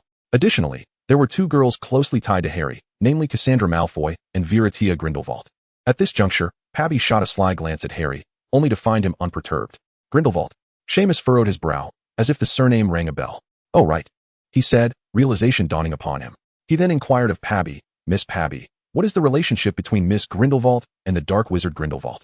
It would be wise not to let either of the Grindelwalds overhear that, Pappy remarked, casting a sympathetic glance at Ron, who she felt might unwittingly find himself in a precarious situation with Gellert. However, Hermione grasped the crux of the matter and turned her gaze toward Pappy. Miss Pappy, you just mentioned a Hufflepuff named Pappy Swit. Is your name related to hers? Chapter 84. But you are indeed a dog. Upon hearing Hermione's question, Harry looked anxiously at Pappy. To his surprise, Pappy lifted her head and cheerfully declared, Ah, you've discovered me. I am indeed the Pappy Swit of Hufflepuff. Cool, Ron exclaimed, slapping his hand down. I knew you were extraordinary. It turns out you are that Swit lady. Oh, be quiet, Ronald. Hermione shot him a disapproving look. Dismayed by his simplicity, there is no such thing as an animagus that can transform into magical creatures. At least, the books have warned against ever attempting to become a magical creature. Pappy's eyes sparkled, for she knew that no one would believe her if she spoke the truth. Rather than deceive or conceal her identity, she preferred to reveal the reality. It is well known that a lie requires countless others to mask it, while the truth stands alone. Oh, so the unicorn lady can lie too? Ron asked pitifully. Pappy remained silent, merely giving Ron a knowing glance. All right, Ron. You really are a foolish child, Hermione said, shaking her head in exasperation. Miss Poppy, am I truly foolish? Ron gazed imploringly at Poppy. She shook her head and chuckled. Oh, dear child, how could you ever be foolish? Ron puffed out his cheeks, sorrowfully curling up his legs and turning away. This pitiable display of dejection elicited hearty laughter from everyone present. At that moment, Hagrid arrived with Fong by his side. Harry was engaged in a conversation with Firenze about Voldemort, while Hagrid was preoccupied with the intention of informing Dumbledore, thus momentarily forgetting Fong. Miss Poppy, and all of you. Good afternoon. Hagrid greeted them, cradling something in his arms. Good afternoon, Hagrid, they chorused in unison. Hagrid approached, with Fong trailing behind, and plopped down beside Ron.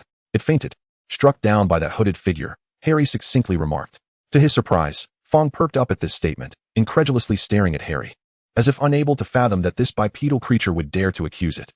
Reluctantly, Fong trotted over to Harry, barking defiantly.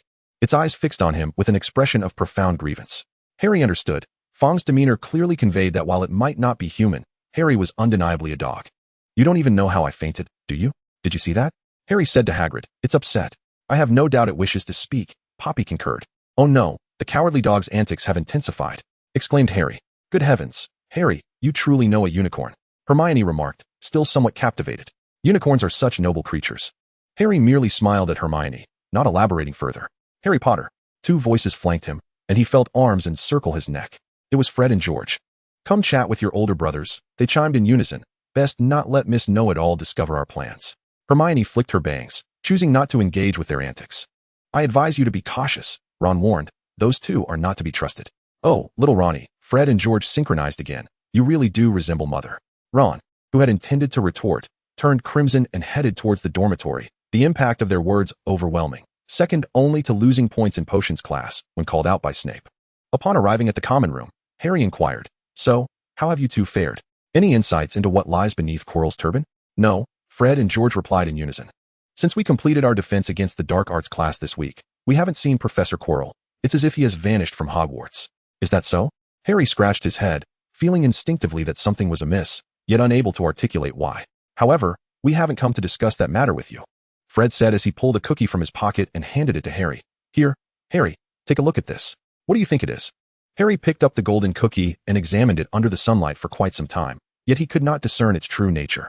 Canary creams, our latest prank product. George chimed in with a grin. Once consumed, it temporarily transforms you into a human-sized canary. Quite the amusing little prank. Harry glanced at Fred, then at George. It seems you two possess quite the talent for mischief. He placed the canary cream back on the table. Without any enemies at school, he found it difficult to conceive who might be the target of such a prank.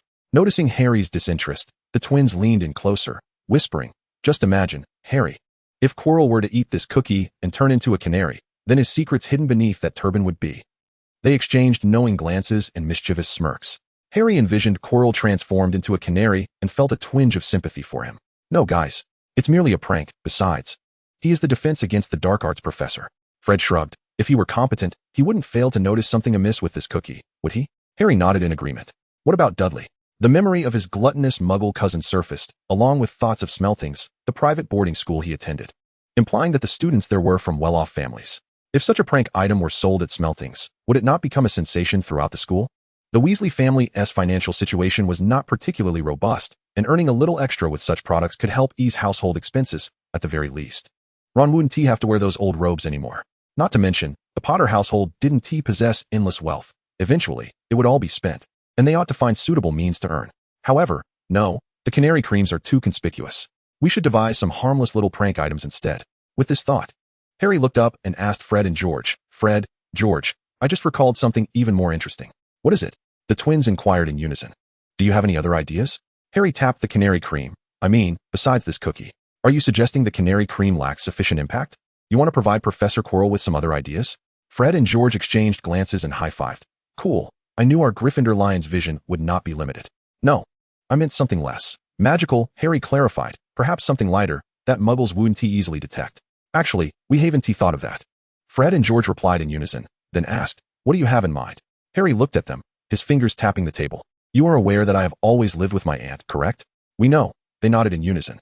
I have a muggle cousin who is currently attending Smeaton School. Harry once again suggested that if he could promote your products at their school. At this point, Harry fell silent, allowing the twins ample room for imagination. They exchanged glances. Yet they still did not grasp Harry's intention. Do you mean for your muggle cousin to sell our products at school?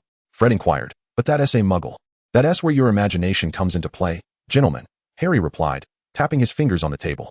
Muggles' money can indeed be converted into galleons, if I recall correctly. £5 can be exchanged for a galleon, and my cousin's school, Smeaton, is filled with affluent students. Affluent? George's eyes brightened, deeply captivated by the vision Harry painted. Very affluent, Harry insisted earnestly, though perhaps not on par with the Malfoy family, they are certainly not far off. Harry's comparison was to the Malfoy family of his time, which was then at the zenith of the Wizarding World.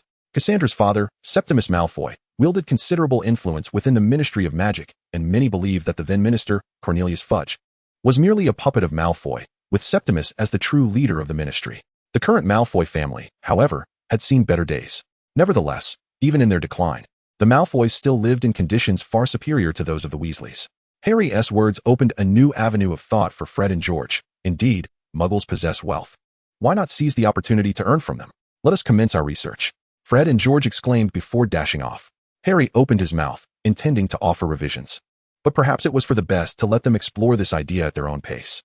To Harry's surprise, for 2 consecutive weeks, Professor Quirrell did not appear in the defense against the dark arts class, replaced instead by the formidable Professor Snape. Consequently, the Gryffindor students found themselves in dire straits, with everyone suffering substantial point deductions, except for a select few who received special attention.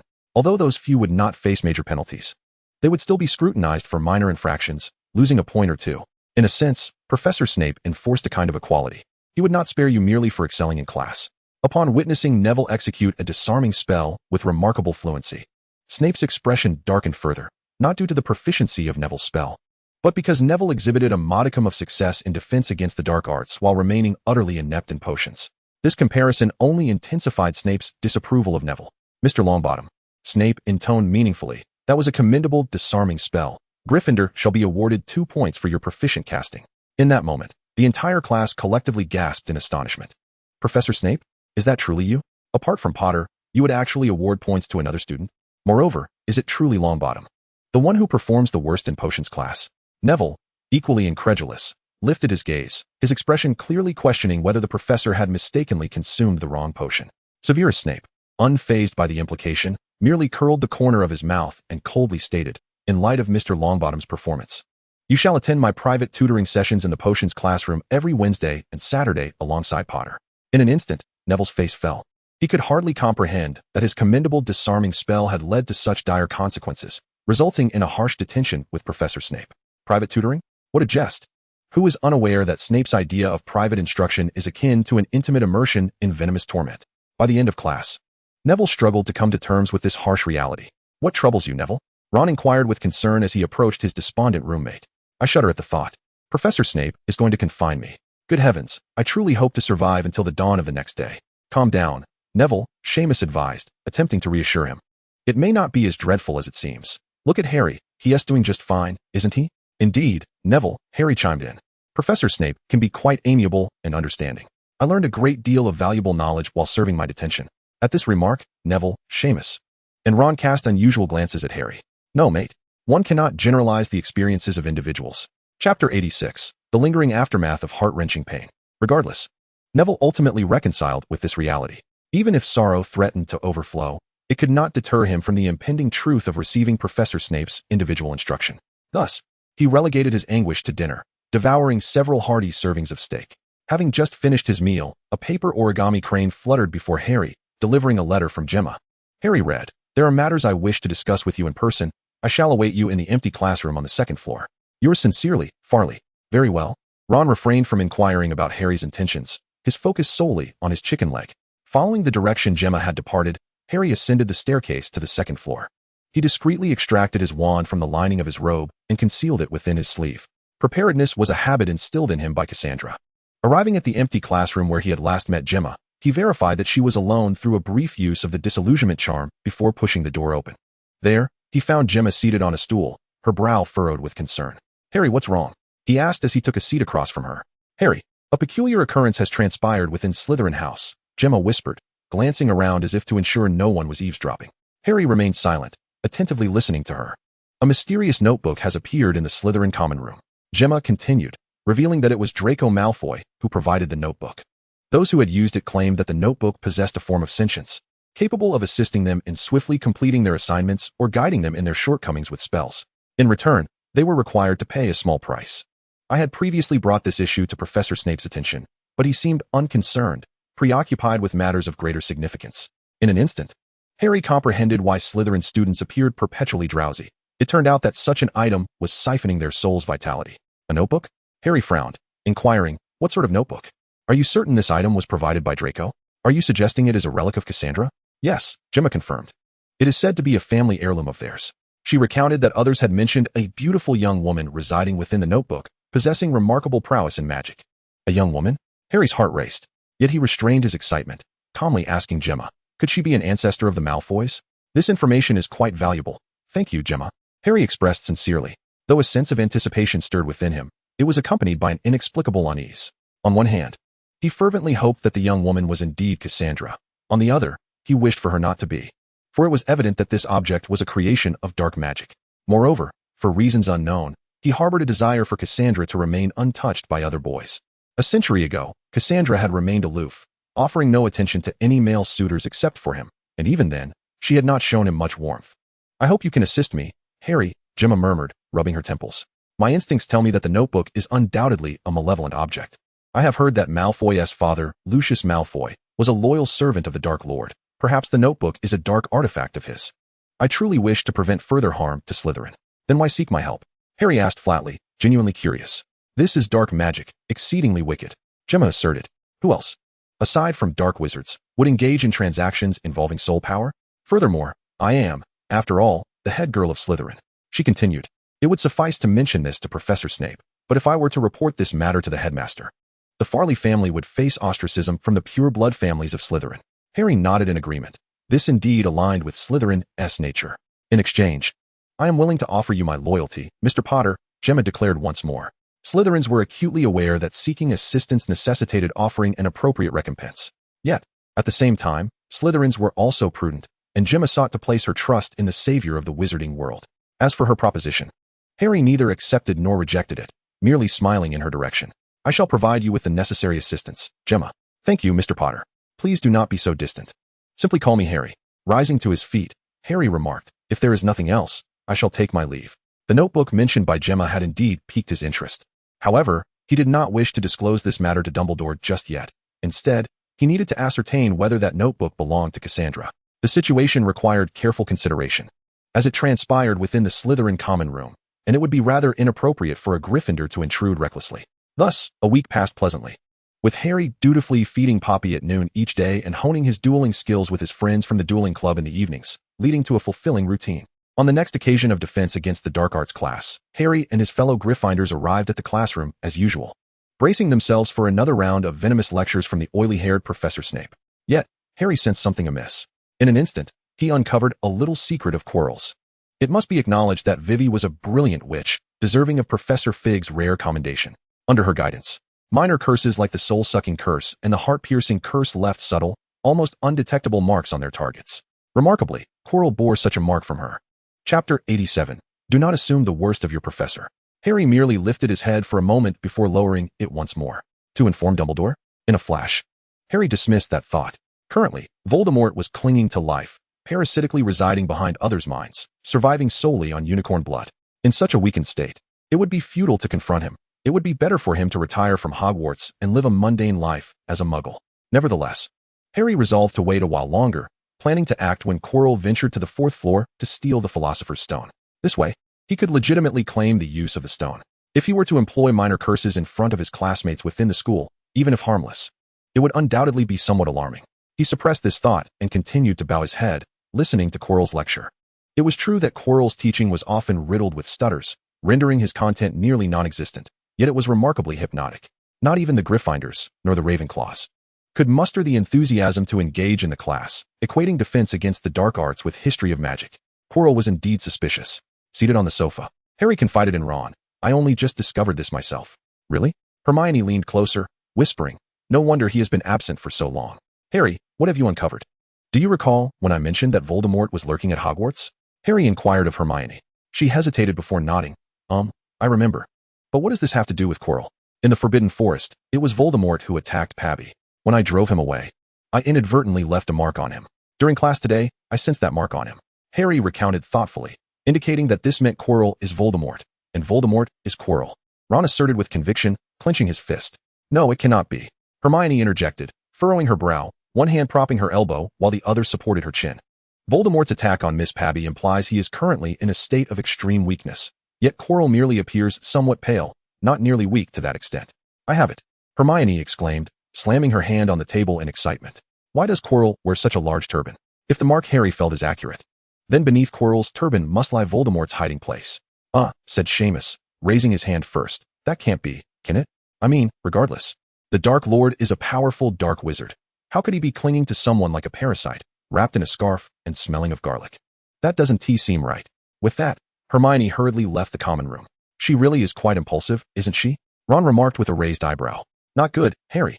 Hermione whispered urgently. I just want to see Professor McGonagall. But she said that Professor Dumbledore has received a letter from the Ministry of Magic and has already set off for the ministry. Did you not mention Quirrell to Professor McGonagall? Ron inquired. She didn't believe me, telling me not to think ill of my own professor and advised me against speaking words that might disrupt the unity of the school, Hermione said, covering her face. Genuinely distressed. Harry felt a sense of unease. Logically, as the greatest living wizard, Dumbledore should not be oblivious to Quirrell's activities. Could it be a scheme by Quirrell or Voldemort to draw Dumbledore out of the school, thereby allowing them unfettered access within?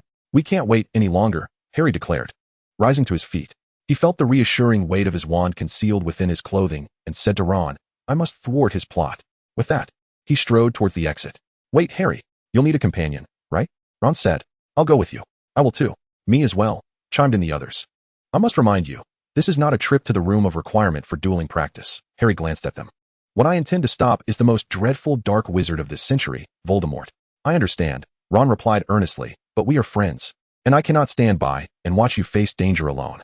Ron, Harry said, patting Ron's shoulder, I appreciate your good intentions. But Voldemort is not a challenge that a first year can contend with. I know, Harry, Ron said, a slight tremor passing through him at the mention of Voldemort's name. But he quickly steadied himself and spoke to Harry with conviction. Harry, do you remember when you told me about wizard dueling? I am your assistant. If you happen to perish, I will carry on. Hermione remarked. Indeed, Harry, Dumbledore has instructed Hagrid to place the Fluffy on the 4th floor, and there must be more than one obstacle. With our presence, we can assist you in swiftly navigating through them. Wait, Harry interjected. Upon returning to the common room, the 4 companions awaited him with eager anticipation. If you have any second thoughts and wish to withdraw, now is the time, Harry said earnestly, standing before them. After all, we are about to confront Voldemort. Feeling fear is nothing to be ashamed of. His minions tormented my parents, Neville stammered, though he stood tall. For their sake, I cannot falter. We are Gryffindors, Ron declared, thumping his chest. We possess an innate bravery, and it is our courage and spirit that elevate our house above the rest. Chapter 88. Gryffindor, the Pinnacle of Courage. Harry looked at his friends, understanding that a greenhouse cannot nurture sturdy trees. A century ago, the students of Hogwarts excelled because the very environment of the magical realm was fraught with peril. Merely wandering outside could lead to encounters with poachers or dark wizards. Observing their fervent desire to thwart Quirrell, Harry realized that even discouraging them would be futile. It was better to acquiesce to their wishes so he could keep an eye on them. Moreover, Harry wished to toughen his companions, much like Sebastian had done for him. Offering constant protection would only render them like delicate flowers in a greenhouse, rather than formidable trees standing tall. This is the Felix Felicis, Harry announced, holding up a small vial of the potion. Its effects need no elaboration. At the very least, it will ensure your safety. Each of you should take a small sip and share it among yourselves. With that, Harry conjured 4 small cups, evenly distributing the potion among them before handing them to his friends. What about you, Harry? Ron inquired. I do not require it, Harry winked at Ron. After the 4 consumed the contents of their cups, Harry continued, this time, we are engaging in a practical duel in the room of requirement, and I hope everyone will heed my commands. Understood, Harry, they all replied in unison. Harry nodded and handed them the invisibility cloak. Follow me. Done this. The cloak was ample enough to envelop all 4 as they advanced together. Neville, you stepped on my foot, Seamus whispered in complaint. Oh, sorry, Neville quickly apologized. Ascending the staircase to the 4th floor, Hermione pulled down the invisibility cloak and approached the door, whispering, Look, this door has been opened. Clearly, Quirrell has already entered. A low growl emanated from within, and Hermione opened the door, locking eyes with the 3-headed dog. With that, she drew her wand and pointed it at the harp, gently swaying her hand. The harp produced a melodious tune, causing the 6 eyes of the vigilant beast to droop, and within seconds, it succumbed to slumber. Hurry inside, Hermione whispered, not forgetting to use her wand to orchestrate the performance of the instruments. This contraption won't awaken, will it? Neville apprehensively glanced up at Lewis. It won't. Harry replied, stepping inside first, followed by Ron. Upon entering, Ron searched the walls in vain for the door to proceed. Over here, Simon beckoned to the 2 of them, revealing a trapdoor akin to that of a cellar. Harry extended his wand to peer down, but the abyss was unfathomable. He waved his wand again, yet nothing was revealed. I shall descend to scout ahead, Harry informed the 4 of them. If all is well, I will call you down. And if there is trouble? Ron inquired. Then you must swiftly summon the professors. Harry rolled his eyes and leaped down. As he descended, he remembered to cast a cushioning charm upon himself. He felt as if he floated softly onto a plush surface, which appeared to be some sort of vine-like plant. Come down, Harry shouted towards the opening above. It's safe. The opening appeared to him as a speck no larger than a fingernail. Ah! Accompanied by 4 shrieks, his friends landed beside him. You know, while I was in midair, I even had the impulse to strangle you, Neville muttered softly. To be honest, thank goodness for this pile of vegetation, Ron remarked. Thank goodness for what? Hermione screamed. Something has grasped my body. Oh dear. It's coiling around my legs. Hermione's exclamation alerted the group to the predicament. Ron struggled violently, only to find the tendrils tightening further. Gasp, gasp. Ron was being constricted, finding it hard to breathe. Harry discreetly cast a spell to alleviate Ron's suffering. He recognized the plant, but sought to use the opportunity to sharpen his friend's skills. Do not struggle, Ron. Neville suddenly shouted. It's the devil's snare. The more you fight, the tighter it binds. Oh, how delightful. Ron complained. Now that we know what this wretched thing is, what shall we do, Neville? Aren't you rather keen on herbology? Professor Sprout mentioned. Neville mumbled a few words, then exclaimed, Simon, set it ablaze. This creature fears fire. No, don't, Simon. Ron barely managed to shout before a thunderous explosion erupted nearby. The devil's snare retreated swiftly, and they fell to the ground one after another. See, sometimes I believe I am rather impressive, Simon said, exhilarated. These devil's snares seem to dread my stunning spell. If only you could exchange that stunning spell for a roaring flame, I would be grateful, Neville said. His face darkened. Simon's spell had been aimed at Neville, making him the first victim of the explosion. Thankfully, Neville had a keen interest in herbology. Otherwise, we might have met our end there, Ron remarked, a sense of relief washing over him. All right, let us continue onward.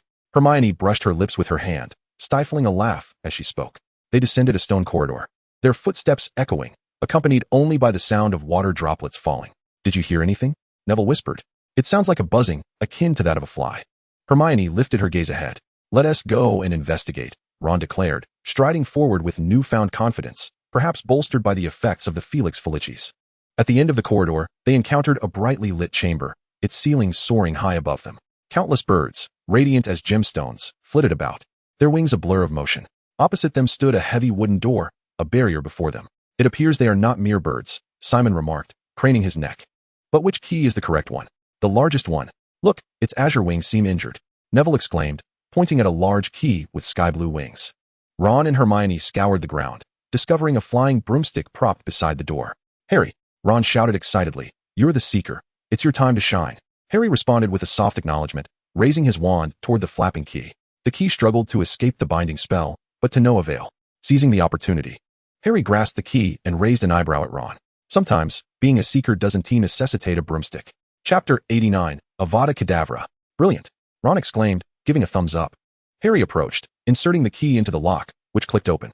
As he pushed the door ajar, darkness enveloped the next room, rendering it invisible. Yet upon their entrance, the lights flared to life, unveiling a startling scene. They found themselves beside a colossal chessboard, facing towering black pieces, seemingly carved from obsidian. Opposite them stood white pieces, equally imposing, their faceless visages exuding a chilling aura. Neville whimpered, gripping Simon's arm tightly. If you squeeze any harder, you'll break my arm. Neville, Simon retorted sarcastically. Though he too had felt fear moments before, now strangely reassured by Neville's grip. What now? Hermione inquired. Ron gazed at the pieces, his expression grave. Clearly, we must play chess to advance to the next room. Perhaps there are alternative methods? Simon suggested, eager to try. He pointed his wand at the king among the white pieces. The piece shattered, but just as Simon wore a triumphant smile, the fragments on the ground trembled and swiftly reformed into a king. It seems clever tricks one tea suffice, Hermione murmured. In my opinion, Ron stated, we must act as the pieces. He approached a black knight, reaching out to touch its steed. In an instant, the stone came to life. The horse began to paw at the earth with its hooves, and the knight turned his helmeted head to gaze at Ron. Must we, join forces with you in order to claim victory? Ron inquired. The Black Knight nodded in affirmation. Ron then turned to Harry and Hermione, saying, we need to seriously contemplate this. It appears we must replace the 5 black pieces here. The others remained silent, observing Ron deep in thought. After all, Ron was a master of wizard's chess, and only he could secure triumph in this game. After careful deliberation, Ron spoke. I hope you won't take offense. But to be frank, your chess skills leave much to be desired. We are not offended, Seamus quickly replied. Just tell us what to do. All right, Harry. You shall assume the position of the bishop. Hermione, you stand beside him, taking the role of the castle. Ron continued to direct. Neville, You move to the other side and replace the opposing bishop. Seamus, you take your place beside Neville and become the other castle. And what about you? Hermione exclaimed. Me? Ron inhaled deeply, his gaze resolute. I shall be a knight. The chess pieces seemed to heed their conversation. As Ron finished speaking, 1 knight, 2 bishops, and 2 castles turned about, their backs to the white pieces, stepping off the board and creating 5 vacant positions for the 5 of them. Adhering to the customs of wizard's chess, Ron took another deep breath. The white pieces moved first. No sooner had he spoken than one of the white pawns advanced a step forward. Harry, move 4 spaces to the right. Ron commanded loudly. Harry complied with Ron's instructions, advancing 4 spaces. I'm a bit nervous, Seamus gulped. Ron, please don't send us to face certain doom. Go ahead, Neville, Ron said, his expression betraying no emotion as he directed Neville forward. Eliminate the opposing bishop. Attack the white bishop? Neville stuttered, trembling. Nevertheless, he obediently drew his wand and cast a disarming spell, vanquishing the white bishop. Soon, a disarray of lifeless black pieces lay strewn against the wall. On 2 occasions, Ron astutely noticed that Seamus and Neville were in peril and devised ways to extricate them from danger. Meanwhile, Ron charged valiantly across the board, eliminating nearly as many white pieces as they had lost black ones. Let me think, Ron mused atop his black steed, his expression fraught with conflict. At that moment, the White Queen turned her featureless face towards Ron. I require a volunteer, she declared. Ron swallowed hard. A person willing to be sacrificed alongside me. What would be the consequences? Seamus asked nervously. Ron remained silent, merely glancing at the scattered, incomplete remains of the black pieces lying on the ground. No, Hermione shouted. You could lose your life. Ron. Yet Hermione wished to argue further. Hurry, don't squander time. Ron's tone was nearly a command. If they delayed any longer, Voldemort would seize the opportunity. I will do it. Seamus stepped forward. It cannot be Harry. Here, he is the destined adversary of the Dark Lord, Ron. I hope my sacrifice will not be in vain. Harry clenched his fists tightly, aware that although his companions were not as skilled in magic as the members of the Order of the Phoenix, in terms of willpower, they were unmatched. Are you ready? Ron took a deep breath, his face pale yet resolute. I will go first, then Seamus follows. Harry, you are responsible for the Dark King. Understood. Harry nodded firmly. Ron took a step forward, and the White Queen lunged at him immediately. She lifted her stone arm and struck Ron squarely on the head, sending him crashing to the floor, dragged away by the White Queen and thrown out of the arena. Hermione let out a piercing scream, but she remained within her square. I'm going too, Seamus said, glancing at Harry and Hermione before trudging toward his position. The White Queen, who had initially stood between Harry and herself, slowly turned and approached Seamus. Tell my mother I love her. With that single statement, Seamus was knocked unconscious by the White Queen and thrown outside the arena. Seamus, Neville shouted. Don't move. Harry pointed at Neville, raising his voice as he approached the White King and lifted his head high. The White King removed his crown and tossed it at Harry's feet. As he did so, the white pieces bowed and stepped back, clearing a path. Harry and Hermione covered their mouths, whispering, You must be careful. Don't worry, Harry assured Hermione with a nod, then patted Neville's shoulder. Neville, take care of Hermione. You are a man, stand tall. Okay. Neville nodded vigorously. Harry watched them depart before turning to continue forward. Ahead lay a subdued troll, likely incapacitated by Quirrell or Voldemort. Beyond the troll were potions, likely set by Professor Snape. After a brief moment of deliberation, Harry grabbed the smallest vial and drank it down in one gulp. He then passed through the cluster of flickering black flames and entered the next room. Indeed, in the next chamber stood a figure, Quirrell, as Harry had surmised, with the mirror of Eriste behind him. Upon seeing Harry enter, a sinister smile crept across Quirrell's face. Harry, before he could finish his sentence, he saw Harry draw his wand and pointed at him. A green beam of light shot forth from Harry's wand, carrying the essence of death as it surged toward Quirrell. Chapter 90. Who is the Dark Lord? The cramped room was instantly illuminated by the ghastly green light. Quirrell, indeed the man favored by the Dark Lord, nimbly dodged the deadly Avada Kedavra curse. However, he did not anticipate that the spell, upon striking the ground, would suddenly split, sending a shard of green light racing toward his face. Unprepared, Quirrell was struck squarely in the forehead by the splitting green beam. Struck by the killing curse, Quirrell collapsed to the ground with a thud, barely having time to utter a sound. Harry held his wand firmly, pointing it at the lifeless Quirrell, cautiously stepping forward. He had realized, when the curse had split, that Voldemort still clung to the back of Quirrell's head, and he dared not let his guard down. Reaching Quirrell's side, he hesitated not for a moment as he recited the incantation once more. The curse struck Quirrell again, sealing his fate without a glimmer of hope for survival. This was a prudent habit Harry had cultivated over the years. A former classmate had once let their guard down while defeating a dark wizard, only to be fatally countered by the feigned dead foe. Such a harrowing lesson was incessantly reiterated by Vivi and Cassandra, echoing in Harry's ears. He felt no pity for Quirrell. Apart from his lust for power and ambition for authority, there was no justification for aligning with a dark wizard like Voldemort, who clung to life in such a wretched state.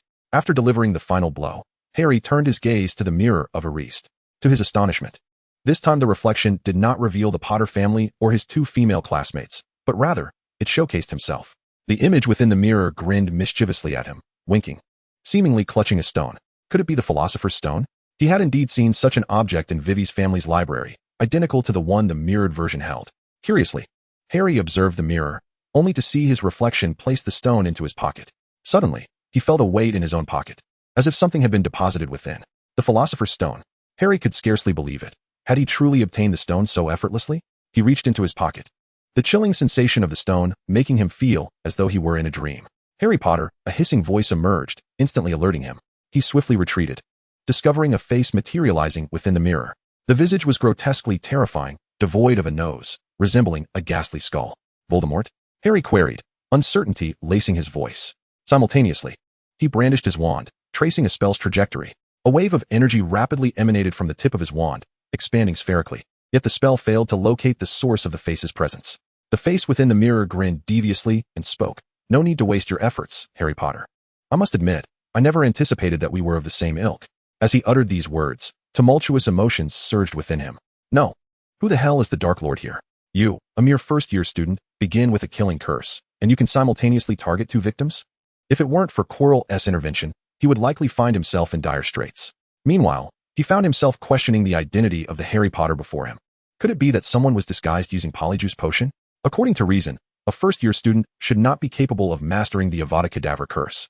Even if they were to manage it, their aim would be so poor that it would only cause a mere nosebleed to an adult wizard, failing to inflict any fatal damage whatsoever. Yet, this Potter before me astonishingly managed to strike down two individuals simultaneously, and he cast the killing curse with no emotional build-up. He simply unleashed it upon encountering them. Have the students of Hogwarts become this ruthless? Such thoughts crossed my mind. Yet Voldemort's words flowed unabated. I truly wish to show Dumbledore what manner of person his golden boy is. You were born to be a dark wizard. Come, join me. Potter, let us rule the magical realm, dominate the entire world, and acquire the power of eternal life. Oh, why should I trust you? Harry, uncertain of the man's face's location, found himself at a loss and retorted mockingly. I do not believe a parasite clinging to another's nape could possess such abilities. You ought not to be called the Dark Lord. Duck King would be more fitting, as you can only squawk ineffectually like a duck. The face in the mirror suddenly contorted. He never anticipated that this child's words would be as venomous as the spells he cast. Even Severus Snape, one of his former subordinates, could not rival this boy's wicked tongue. He could hardly fathom the extent of ridicule he would endure should the Dark Lord be reduced to a mere pun. Duck King. You insolent orphan. Voldemort seethed, his voice laced with fury. Silence. How dare you? You. Voldemort's voice rose to a hysterical pitch. How could you possibly know? Harry opened his mouth, realizing that his careless remark had struck a nerve with Voldemort. The Dark Lord's demeanor clearly indicated he had been provoked, and this hit home. Could it truly be so? Goodness, his biting words were learned from Professor Hao Ying, the magical creatures instructor from China. Not only was Professor Hao an exceptional cook, but she was also a master of invective. Harry had witnessed her scathing retorts, which flowed like a rapid-fire barrage, akin to the venomous curses of Shakespeare's sonnets, yet delivered with an air of elegance. This rendered their cohort's insults particularly potent. Feeling his own words lacked sufficient force, Harry recalled that Professor Hao even invoked the spirits of her ancestors. Oh, I must apologize, Mr. Voldemort, Harry said earnestly. I am truly sorry that your parents abandoned you when you were very young. However, to Voldemort, this statement rang as the most vicious mockery. Lies do not wound.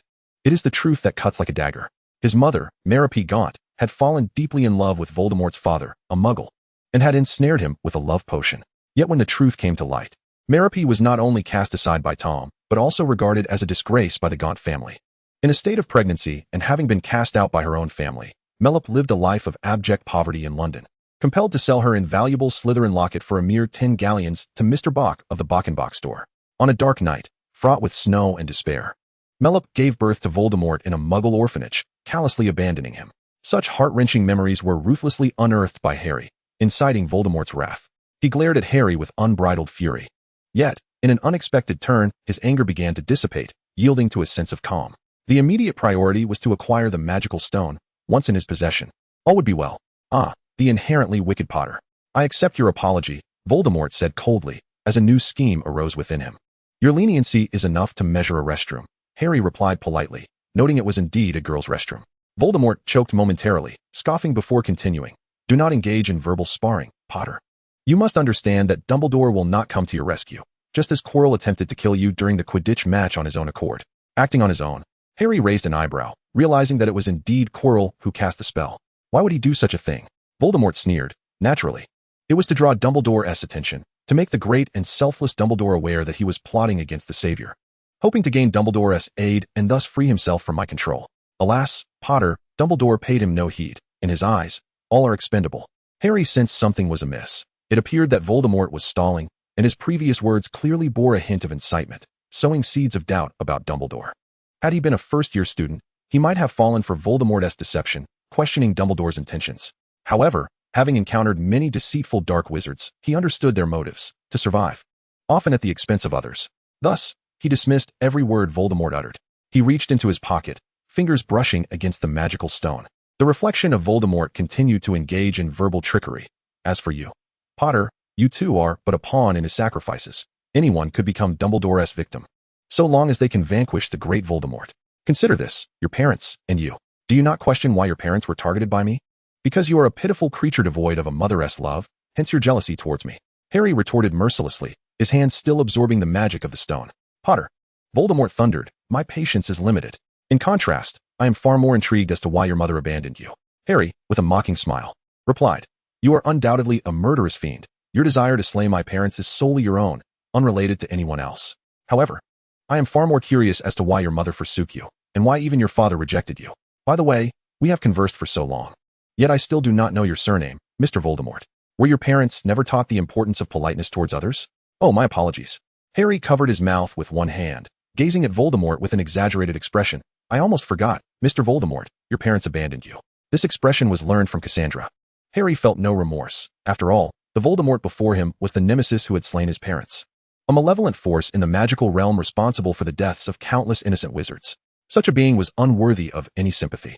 Moreover, with Harry in the light and Voldemort in the shadows, it was wise to utter taunts that might provoke Voldemort into revealing himself. Harry Potter, Voldemort hissed. I have changed my mind. You must die? As his words echoed, Quirrell suddenly stood upright. A beam of green light materialized out of nowhere. Anticipating this, Harry deftly maneuvered his wand, transforming the bricks before him into a massive shield that blocked the terrifying green light. You will pay the price, Quirrell hissed. Harry understood that Voldemort had taken control of Quirrell's body. Harry cast a disarming spell, his other hand firmly gripping the Philosopher's Stone, drawing energy from it. True to its name, the stone was indeed powerful. Harry felt strength surging within him.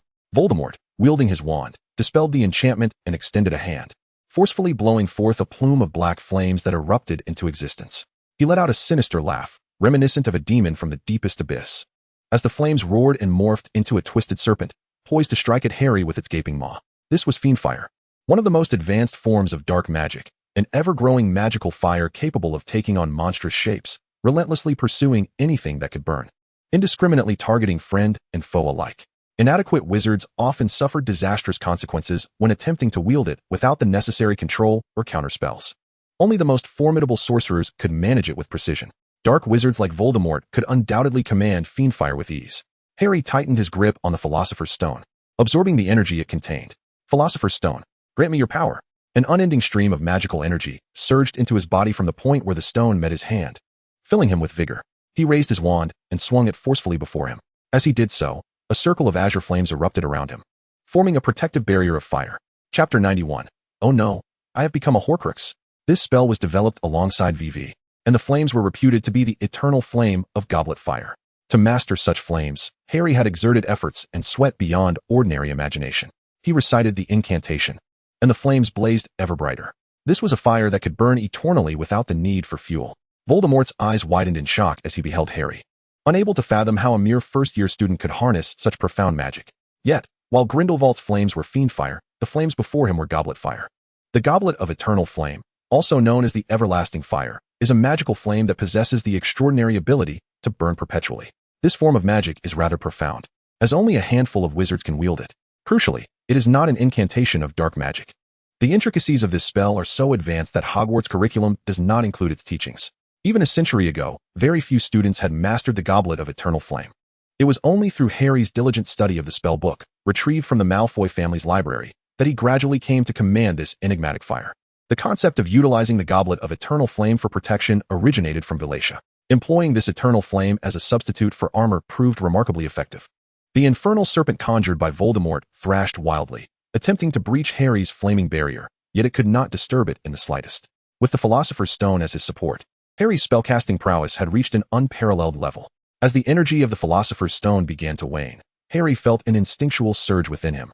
As if it were striving to burst forth beyond the confines of his body, he followed this instinct.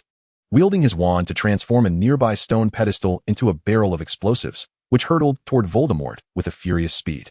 Startled, Voldemort conjured a protective shield, but the barrel detonated directly, causing him to stagger backward under the shockwave.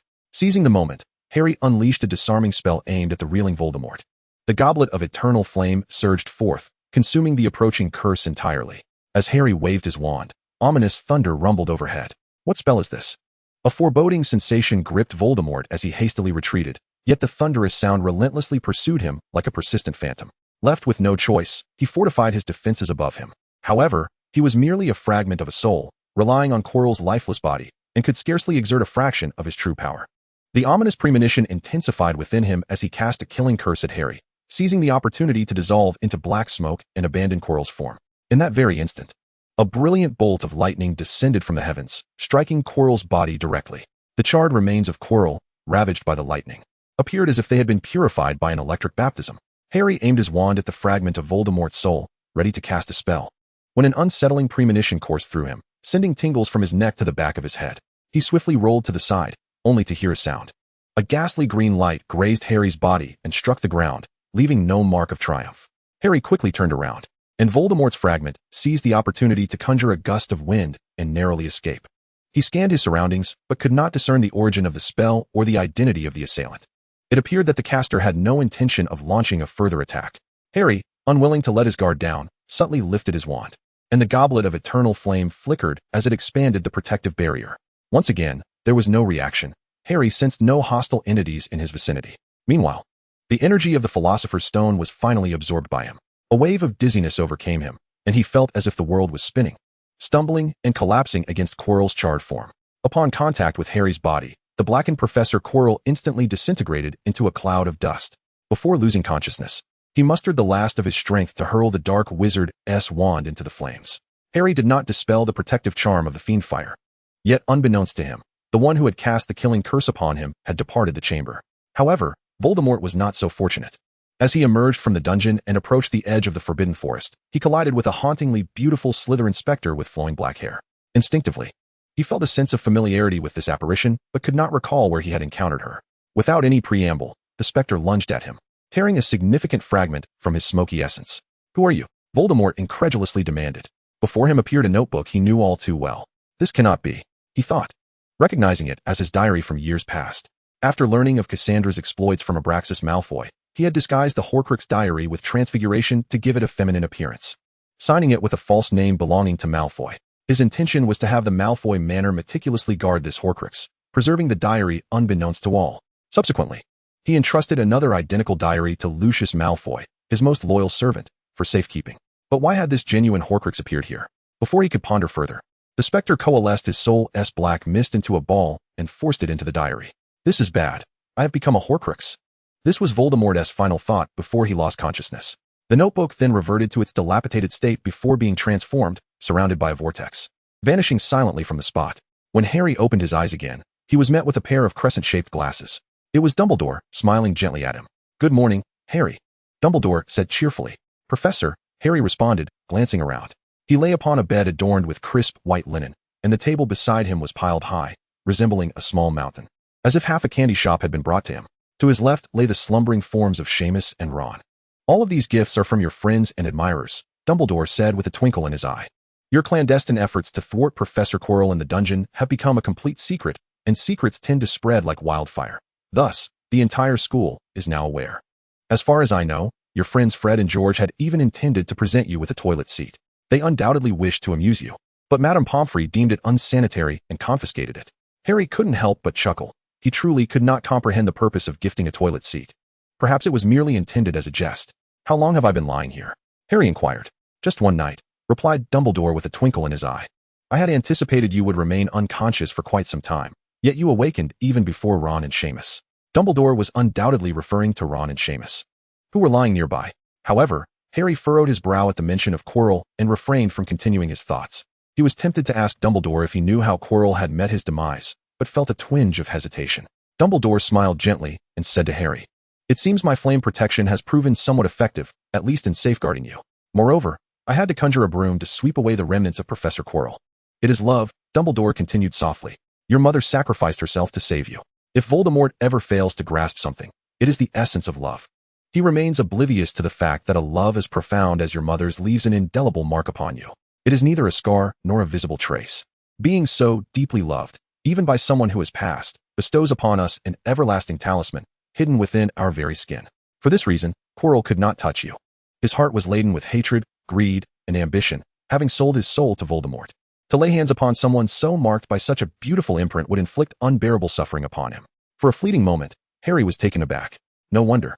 No wonder V had mentioned before in the Slytherin common room that he bore a potent protective charm, rendering the Cruciatus curse utterly ineffective against him.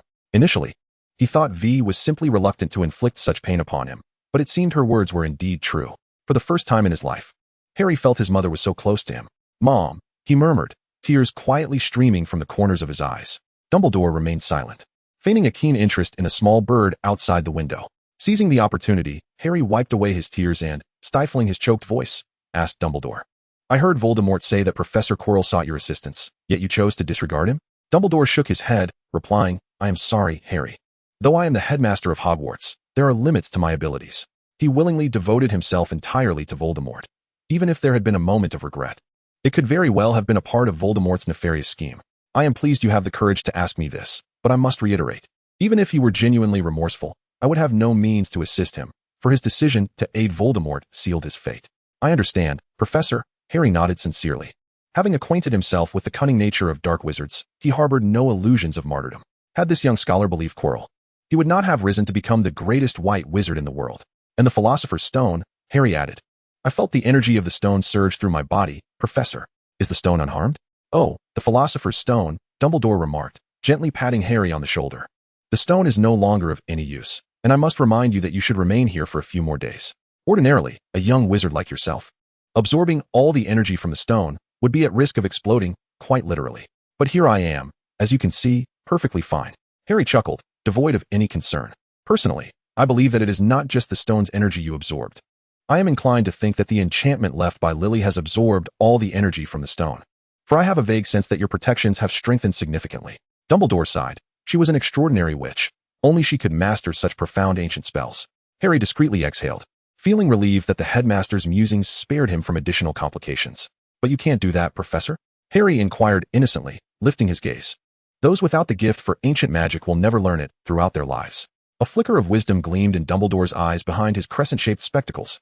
Harry sensed that this venerable headmaster seemed to be aware of something beyond the ordinary. He then recalled the Lemmays and asked, "Professor, what about the Philosopher's Stone and Mr.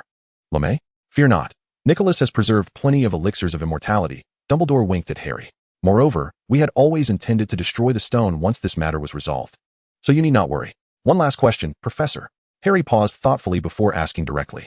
"I can't shake the feeling that you are intentionally guiding me to the basement, to confront Professor Quirrell or perhaps Voldemort?" A flicker of surprise crossed Dumbledore's features. He had not anticipated such a direct inquiry from Harry. He placed a reassuring hand on Harry's shoulder and said, "Harry, when Voldemort returns, everyone faces two choices, to submit to his terrifying reign or to perish in resistance. However, you, over a decade ago, caused him great humiliation, even causing him to cling like a parasite to another's shadow. Believe me, he is a vengeful creature. In this world, you possess no choice but to confront him." "I understand, Professor," Harry nodded gravely. "Well, you have asked enough questions. I suggest you begin to enjoy these sweets." Dumbledore rose, casually retrieving a box of Bertie Bott's every flavor beans from the table. "Ah, Bertie Bott's every flavor beans. I was rather unfortunate in my youth. I accidentally consumed a bean that tasted utterly foul, and since then, I've been rather averse to this product. However, I suppose choosing a toffee-flavored one is always a safe bet, wouldn't you agree?" "I suggest you try something else," Harry replied earnestly. "Chocolate flavor sounds quite delightful." Dumbledore chuckled. Chapter 92. The Map, the Chamber, Reunion. During this time, many visitors came to see him, all of whom were sternly rebuffed by Madame Pomfrey. Seamus and Ron awoke that very afternoon, having spent 3 days in the hospital wing, and they exited alongside Harry. Without the companionship of his two friends, those days would have been utterly dreadful. Upon returning to the common room, Harry was welcomed like a hero. Potter is our lion-hearted king. It was the Weasley twins who instigated the commotion, with Fred's voice ringing the loudest. Each boy and girl harbored a deep yearning for tales of heroism. Particularly within the courageous halls of Gryffindor, Harry single-handedly thwarted Professor Quirrell's sinister plot, a feat that resonated profoundly with the values held dear by the lion-hearted. Perhaps it was Dumbledore's intention to spread the news without revealing Voldemort's existence. The details shared merely touched upon Professor Quirrell's actions. Yet, this was more than enough to incite fervor, considering he was a professor, a first-year student, with the aid of friends, had navigated through the challenges set by the professors and ultimately confronted Quirrell alone, successfully averting his scheme. Truly, he was the savior. Not only Gryffindor students were present. The common room also housed some from Hufflepuff and Ravenclaw. Cedric Diggory, accompanied by his fellow Hufflepuffs, led a fervent round of applause for Harry. Harry, well done. Harry remained grounded amidst the accolades showered upon him from all directions, eschewing any sense of arrogance. He raised his hands, motioning for silence. As his classmates looked on in confusion, wondering what he intended, Harry began to speak. Thank you all for your support, but my success was not solely my own. I had friends who supported and aided me, and it is they who helped me reach this point. The room fell silent as everyone awaited Harry's next words. First and foremost, I must acknowledge Hermione Granger.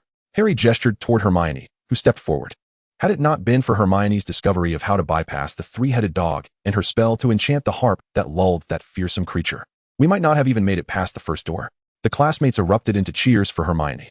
Granger, Hermione, I always knew you were brilliant, came Lavender's enthusiastic shout.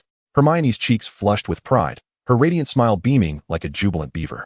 After a moment of celebration, Harry seized Neville, who attempted to slip away, pulling him into the spotlight with an arm draped over his shoulder. And let us not forget our very own Neville Longbottom, who discovered the weakness of the Devil's Snare, allowing us to progress through the first challenge. The room thundered with applause, chants of Longbottom, echoing throughout. Neville, with a tight-lipped smile and teary eyes, gazed around at the classmates genuinely cheering for him. Heaven knows he had always lived under the shadow of his parents' expectations, even believing himself to be a non-magical dud. Could someone like him truly receive such acclaim? Neville, do you see this? Harry called out. You are incredible. Neville is the best. Ron chimed in from behind, clapping enthusiastically. Neville is the best. The classmates echoed, the atmosphere becoming increasingly fervent. Thank you, Harry. Unable to contain his emotions any longer, Neville turned and embraced Harry tightly, tears cascading down his cheeks. Harry coughed a couple of times, feigning a struggle as he exclaimed, Goodness, Neville, if you pull any harder, you might just squeeze out the dinner I had last night. Neville promptly released him, and upon seeing Harry wink, he finally broke into laughter. And let us not forget our dear Seamus Finnegan, Harry exclaimed as he pulled the exuberant Seamus closer. Addressing the crowd, Seamus bravely cast the spell that dismantled the Devil's Snare and stood resolutely at the pivotal moment to secure our crucial victory. Finnegan. The crowd erupted in applause. Seamus, brimming with excitement, waved his hands and brandished his wand, declaring, Does anyone wish to see the spell I used to vanquish the Devil's Snare? Oh dear, I beg you, Seamus, please don't. The surrounding classmates chorused in unison. As the applause gradually subsided, Harry turned to Ron. What I want to say is this, Ron Weasley, you are the greatest chess player I have ever encountered. You sacrificed yourself on the board, battling fiercely, and in a moment of utmost importance. You stood alongside Seamus to secure our chance at victory in that harrowing game of wizard's chess. I must say, Ron, you are the bravest person I have known. A true Gryffindor. Weasley. The crowd cheered wildly. Ron's selfless act on the chessboard, choosing to sacrifice himself at a critical juncture, epitomized profound courage. If he is not a true Gryffindor, who could possibly be? Ronnie, my dear Ronnie. The twins playfully jiggled their hips, reminiscent of cheerleaders on the Quidditch pitch. Utterly devoid of shame. This is my brother. My youngest brother.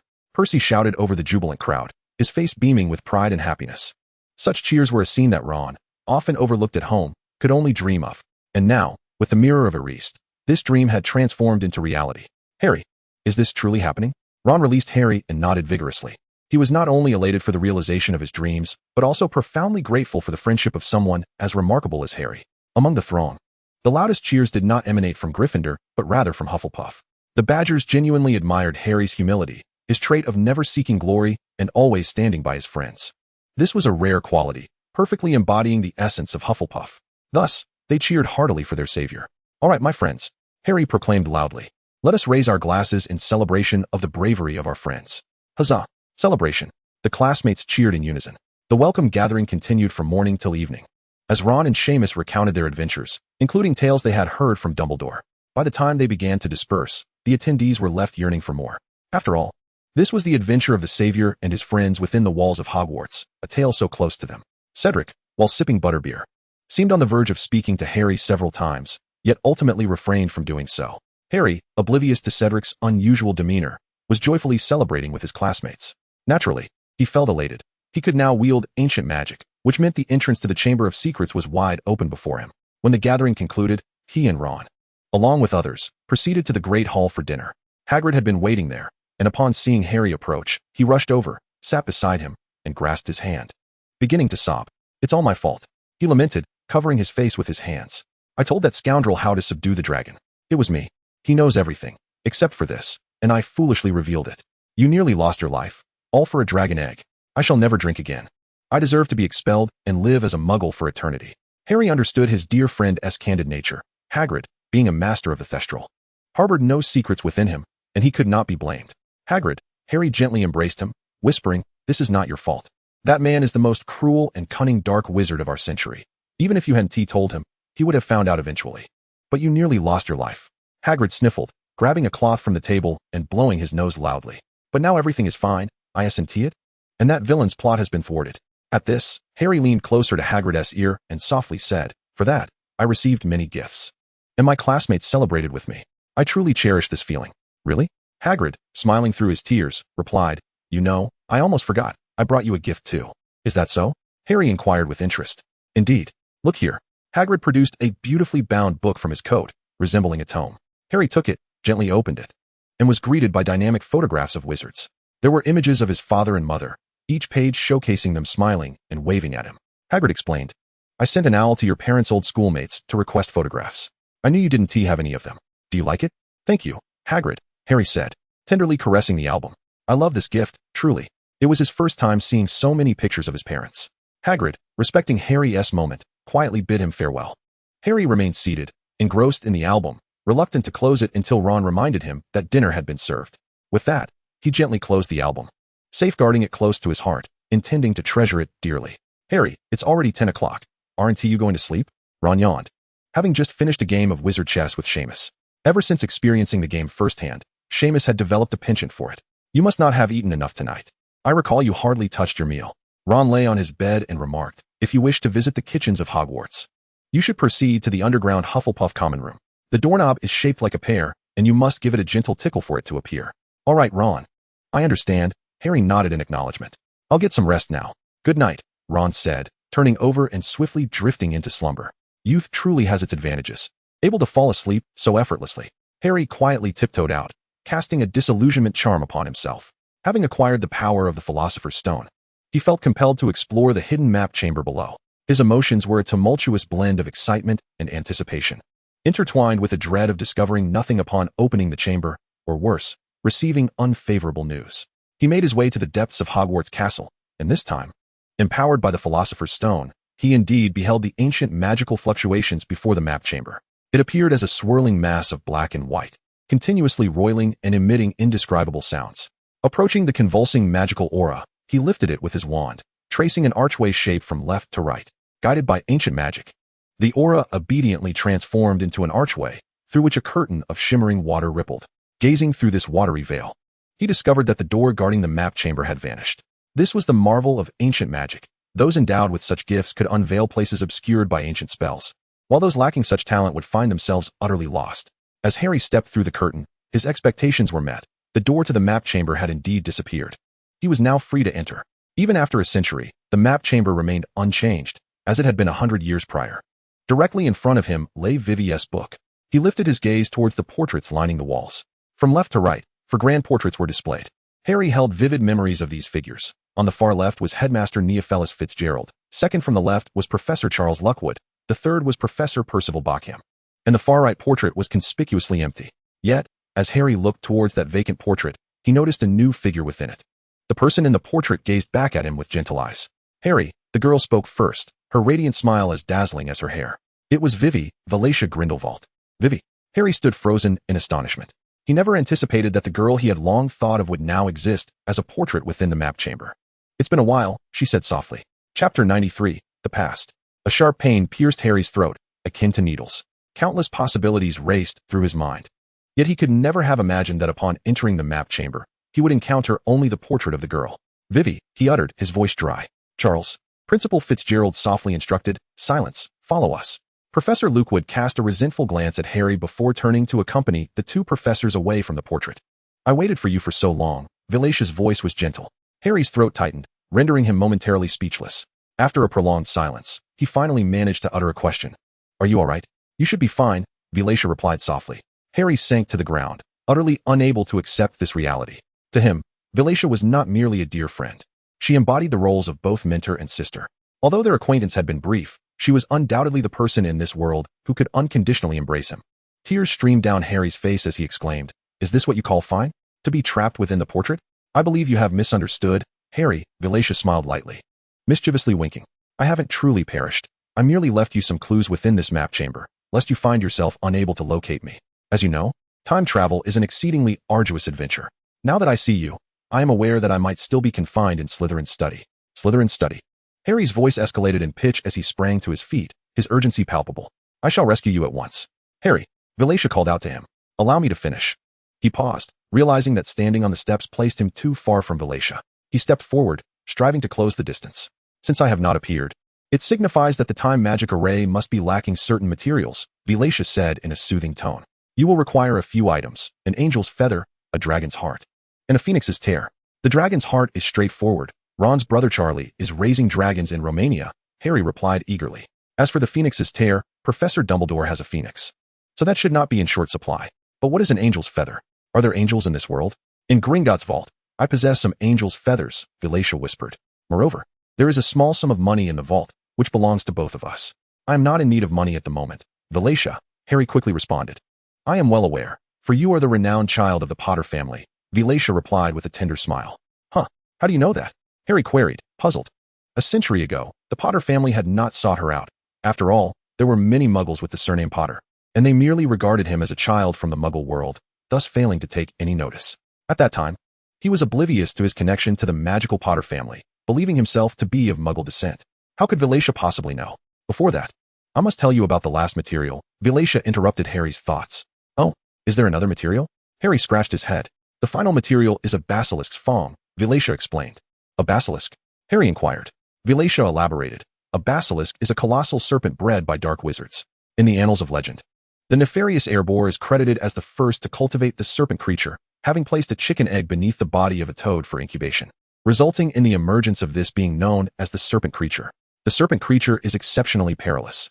Its gaze can instantaneously slay any individual or animal that meets its eyes, and its venom harbors lethal substances capable of annihilating the vast majority of life forms. Where can one find a serpent creature? Harry inquired loudly. I'm afraid I do not know either, Harry, Vivi replied softly. Harry ran his fingers through his hair, feeling somewhat disheartened. They were so close, having even acquired the legendary feather of the angel, yet they could not uncover a trace of the serpent creature. Must they incubate another serpent creature? But how long would that take? Could Vivi endure in Slytherin's study any longer? Calm down, Harry. There will always be a way. Vilacia gently reassured him, as she often did. Upon hearing her soothing voice, akin to flowing water, Harry's spirits began to settle. After a pause, he raised his head and asked, Vivi, you mentioned earlier that I hail from the Potter family. You are. Oh, that. Vilacia's expression suddenly appeared slightly uneasy. She hesitated before saying to Harry, This matter pertains to the ancient curse upon you. If you were to know everything, it is likely you would view me in a different light. Harry felt a surge of tension. Why? He asked. I'm sorry, Vilacia bit her lip and said. You should see for yourself, over there. Yes, the pensive behind you. Following her, Harry indeed spotted a pensive. Inside is your mother's memory. Vilacia revealed a startling piece of information. My mother? Harry asked incredulously. How could she have been in the Chamber of Secrets? Because she is also an heir of ancient magic. Harry, Vilacia spoke slowly and gently. Go and examine your mother's memory. Perhaps you will come to understand the entire context of this situation. Of course, you may also blame me for it. I won't. Vivi, Harry declared with conviction. He stepped forward and approached the pensive. Take a look, Vilacia said, her tone tinged with sadness. Gaze upon your mother's memory. Harry nodded and leaned his face into the pensive. Then, he was swiftly spiraling downward through a cold darkness, until suddenly, the scene brightened before him. He found himself on the banks of the Black Lake. Beside him sat a girl weeping, her face adorned with a multitude of freckles. Harry lifted his gaze. surveying the familiar black lake, only to realize that it differed from the one he remembered. Before he could ponder further, a familiar voice echoed. The very voice he often heard in dreams. Harry looked up to see a red-haired witch, holding a wand in each hand. It was his mother, Lily. Mother? He instinctively uttered. I want you to apologize, Mulsaber. Filthy mudblood. The Slytherin student named Mulsaber had not yet completed his sentence when he was struck by Lily's curse, resulting in a large, greenish pustule appearing on his face. Accompanying Mulsaber were two fellow Slytherins who quickly drew their wands. However, the girl who had just been sobbing now stood beside Lily, joined by another girl. Mulsaber, having lost his combat effectiveness, soon succumbed under the just onslaught of 3 against 2, with the other two Slytherins also falling victim to the malevolent curse, one's front tooth elongated to the point of rendering him unable to utter a spell, while the other had his mouth tightly sealed and his legs immobilized. Disdainfully, Lily tossed Mulsaber's wand into the lake. The 3 Slytherin students fled in disgrace. Mary, feeling a twinge of sympathy, glanced at the girl beside her, whose face was speckled with freckles. I'm fine, Lily. Mary managed a strained smile. You dealt with them quite decisively, didn't you? Yet, the girl beside her suddenly interjected. You ought to apologize. Those 2 are friends of your greasy-haired Slytherin companion. Aren't they? How could you associate with such individuals? Look, they are Death Eaters. Are you, Marlene? Mary whispered urgently, cutting off Marlene McKinnon. Oh, my apologies. Marlene realized her mistake and offered Lily an apologetic smile. Lily stood there, bewildered. She was well aware that those 2 were friends of Severus Snape. Yet Severus had been her childhood friend. Regrettably, all efforts seemed futile. Severus appeared resolute, fervently ingratiating himself within the ranks of the Death Eaters, even delving into the study of dark magic and inviting her to join him. Lily lifted her head, glancing at the sun hanging in the sky, taking a deep breath. With a sigh, she moved forward. Harry hurriedly followed, wishing to spend a little more time with his mother. Along the lakeside, Harry trailed behind his mother to a towering beech tree surrounded by a crowd. To his surprise, upon squeezing in beside her, he found himself facing several individuals he had seen in photographs. One of them bore a striking resemblance to him, save for the difference in eye color. He was a mirror image of his 5th-grade self, his father, James Potter.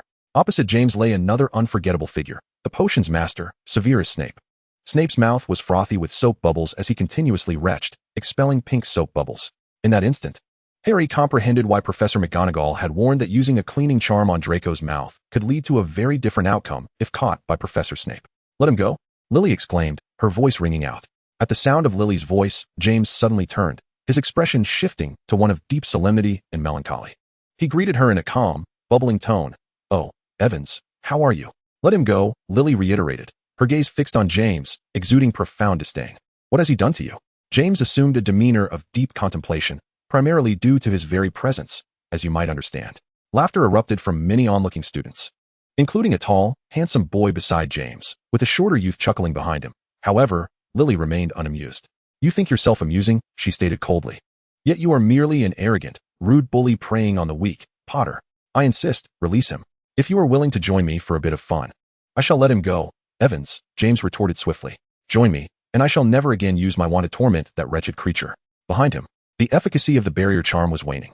Snape began to inch towards his fallen wand, crawling and expelling soapy bubbles with each heave. Even if I had to choose between you and a giant squid, I would refuse to accompany you, Lily declared with disdain. Bad luck, pointy fork. The handsome boy remarked cheerfully, turning towards Snape. Oh dear. But it was too late. Snape had already aimed his wand squarely at James, releasing a flash of light that left a deep gash on James's cheek, blood splattering onto his robes. James whirled around, and after a second burst of light, Snape was left dangling upside down, his robes draping over his head, exposing his gaunt, pale legs clad in a pair of rapidly darkening undergarments. Among the small crowd, many cheered. James and his friends laughed heartily.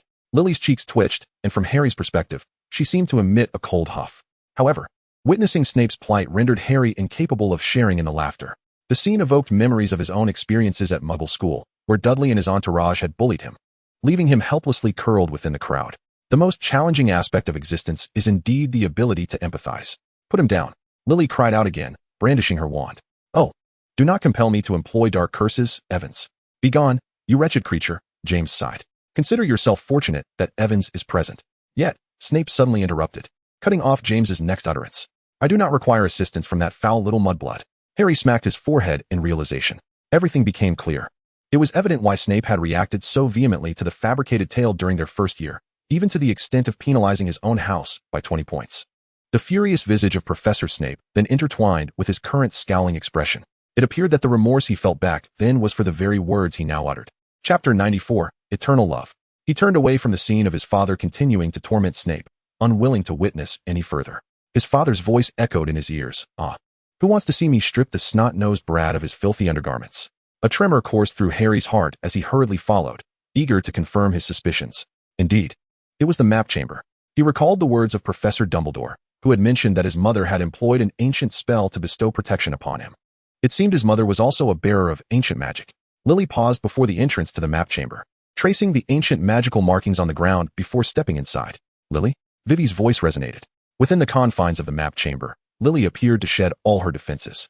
She no longer exuded the facade of strength, but rather knelt on the floor, her hands covering her face as she wept inconsolably. "What troubles you, Lily?" Vivi's voice was gentle. I. Lily choked on her sobs, recounting the events that had unfolded to Vivlacia. In the presence of Vivlacia, Lily held back no secrets, as if they were the closest of confidants. "I endure the scorn of the entire academy, yet still regard him as my dearest friend." Lily cried, her voice trembling. "His friends cast curses upon my friends, yet he claims it is their freedom. Everyone questions why I associate with such a person. They all scorn me for being a muggle-born who dares to befriend a Slytherin. I drew my wand for him, but what did he do? He insulted me, calling me a mudblood. In his eyes, I have always been such a lowly creature, unworthy of his friendship."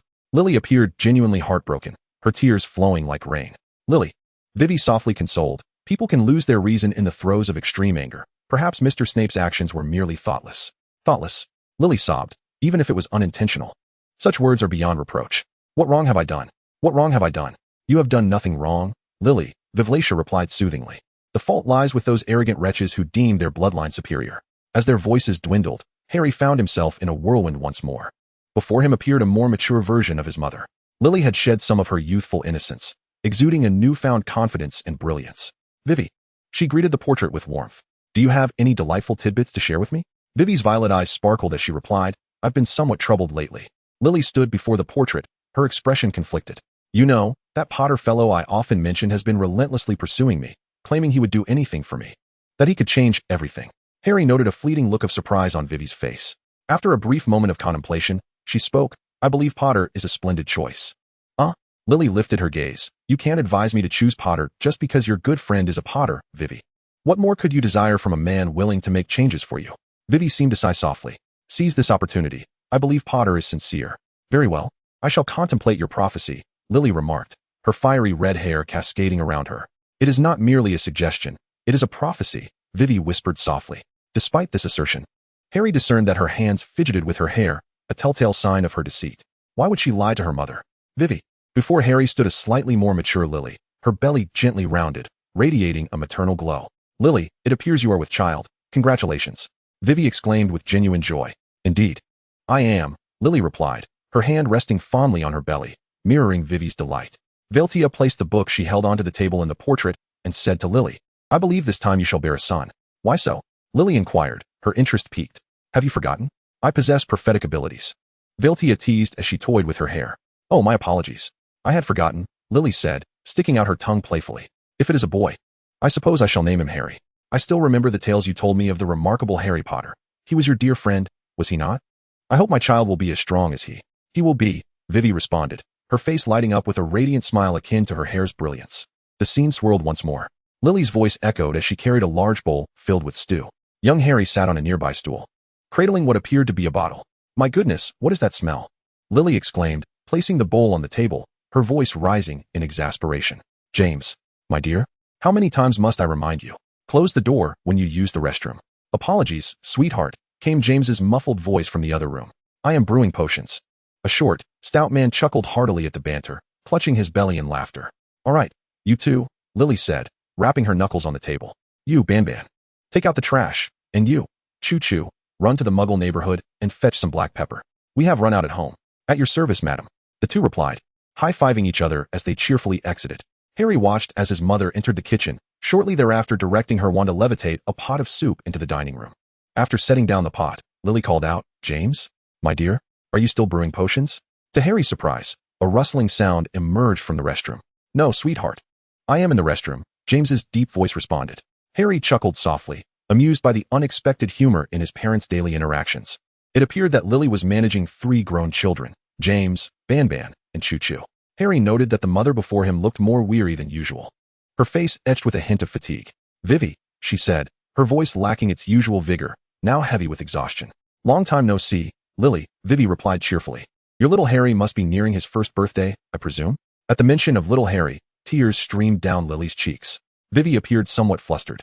As Harry noted the same expression on her face for the second time, the last occasion was at the moment he was struck by the killing curse. "Vivi," she said, "Professor Trelawney has made a prophecy." Kneeling on the ground, she looked utterly helpless. A child has been born who possesses the power to conquer the Dark Lord. Born into a family that has triumphed over him thrice, arriving at the end of the 7th month. The Dark Lord has marked him as his equal.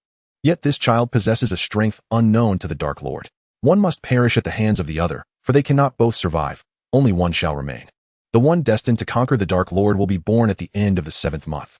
Vivi paused momentarily upon hearing Lily's words, then spoke again to confirm. "Are you saying this is a prophecy? What is the connection between Professor Trelawney and Cassandra Trelawney?" "She is the prophet's great-granddaughter," Lily replied, wiping away her tears. "Her prophecies are remarkably accurate. This should be a cause for celebration. Why do you weep?" Vivi inquired. "Because this prophecy has somehow reached the Dark Lord," Lily sobbed. "He intends to act against us. Are you afraid?" Vivi asked. "No, I do not fear death," Lily said sorrowfully. "But Harry, he is not yet a year old. How can a child defeat the Dark Lord? Only one of us can survive, and my poor Harry, he has not yet had the chance to experience this world, to learn fascinating magic, or even to play Quidditch. You have not seen how adorable he looks on a flying broom. It is truly heartbreaking. How can it be so cruel?" Seeing his mother in such despair, Harry could not help but shed tears as well. No one can remain composed in the face of a mother's tears. Vivi remained silent for a long time. Just as Harry thought she would continue in silence, she spoke. "Lily, we are heirs of ancient magic," Vivi said softly. "I understand that the malevolent Dark Lord has employed some dark sorcery to render himself invincible, but what?" Lily replied, hope igniting in her eyes at the shift in Vivi's tone. Vivi hesitated for a prolonged moment. Harry could see the struggle and turmoil in her expression. "I know an ancient spell," Vivi murmured. "This ancient incantation can not only transfer your lineage of ancient magic to Harry, but can also cast a protective charm upon him, shielding him eternally from the effects of the Cruciatus Curse and the Killing Curse, and reflect harm back upon those with malevolent intent." A glimmer of hope shone in Lily's emerald eyes. "Teach me, Vivi, I am willing to learn." A trace of reluctance crossed Vivi's features. "Lily, you must understand that such a spell comes at a cost." With unwavering resolve, Lily replied, "Name your price. I will accept any sacrifice as long as it ensures Harry lives a healthy and happy life." "You," Vivi closed her eyes. "You truly are willing to pay." Seeing the newfound determination in his mother's countenance, Harry felt a sense of foreboding rise within him. Vivi's voice was gentle yet tremulous. "This curse demands a life as its price. You must perish before young Harry, serving as the sacrificial offering to safeguard the enchantment." "No, mother, please," Harry cried out, his pleas failing to reach Lily's ears. "Vivi, do not reveal this to her. Do not teach her this spell." Yet, Lily's expression was resolute, and she nodded steadily. Addressing Bellatrix, "I am willing. For Harry, I would sacrifice everything, even my life." Harry watched helplessly as his mother mimicked Vivi's actions from the portrait, a mysterious ancient incantation being etched upon her arm. He shouted in desperation to stop her, but could not influence the memory of his mother. He reached out, futilely grasping at air, wishing to prevent her from proceeding, preferring death over witnessing his mother offer her life to protect him. As the spell was completed, a violet glow flickered across Lily's arm. "Thank you, Vivi." But she then saw Vivi crouching on the ground within the portrait. "I'm sorry, Harry, I'm so sorry," she murmured. Lily was uncertain of the meaning behind those words, yet she replied cheerfully, "Do not worry, Vivi, this is my choice. Harry will never blame you. How about this? I'll copy some memories into the pensieve. I suggest you replicate more so Harry can see you, and perhaps include his father and that dear friend of yours." Vivi's tone remained gentle. A splendid suggestion. Lily laughed joyfully, approaching the pensieve, drawing her wand to her temple. Silvery strands were drawn forth by her wand and transformed into the basin. "Perhaps this is our final meeting, Vivi," Lily spoke softly. "Thank you for your guidance." Vivi's gaze turned sorrowful, her violet eyes fixed upon Lily. "Class is dismissed." Her voice trembled. "Goodbye, Vivi." Lily raised her right hand high, vigorously waving with a radiant smile gracing her face. She then turned, her steps light as she approached the door. At that moment, the memory abruptly ceased. Harry pulled his head from the pensieve, grasping his collar as he gasped for breath. Chapter 95, Vivi's Teaching. Fragments of memory surged forth like a tide, and he seemed to glimpse scenes from his childhood. The same house, the same people.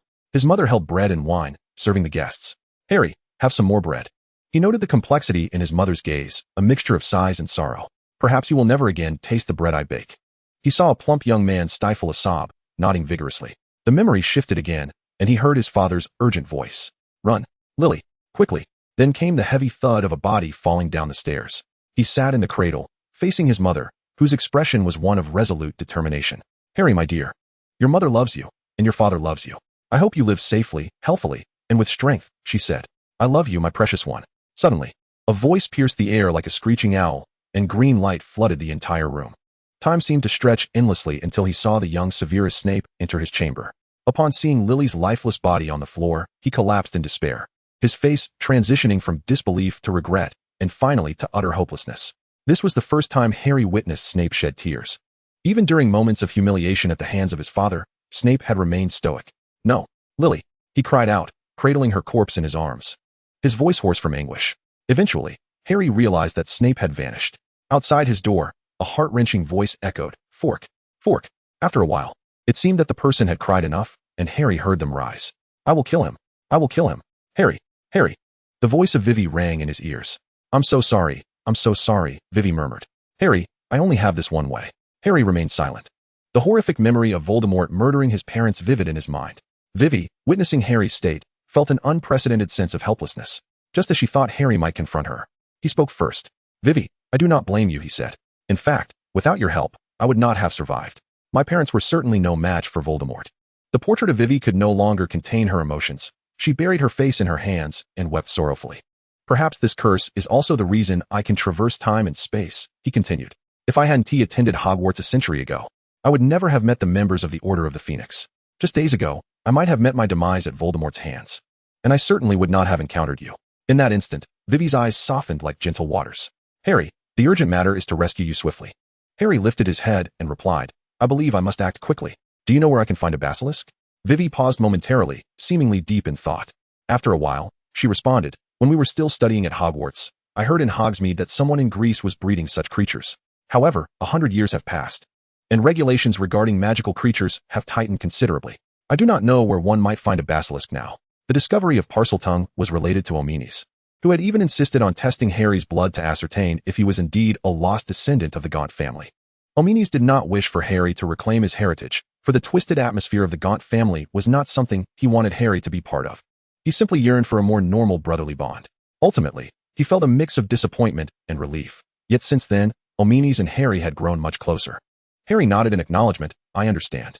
You can rest assured to leave this matter in my hands. We shall meet again soon." Vivian inquired, "Are the others well?"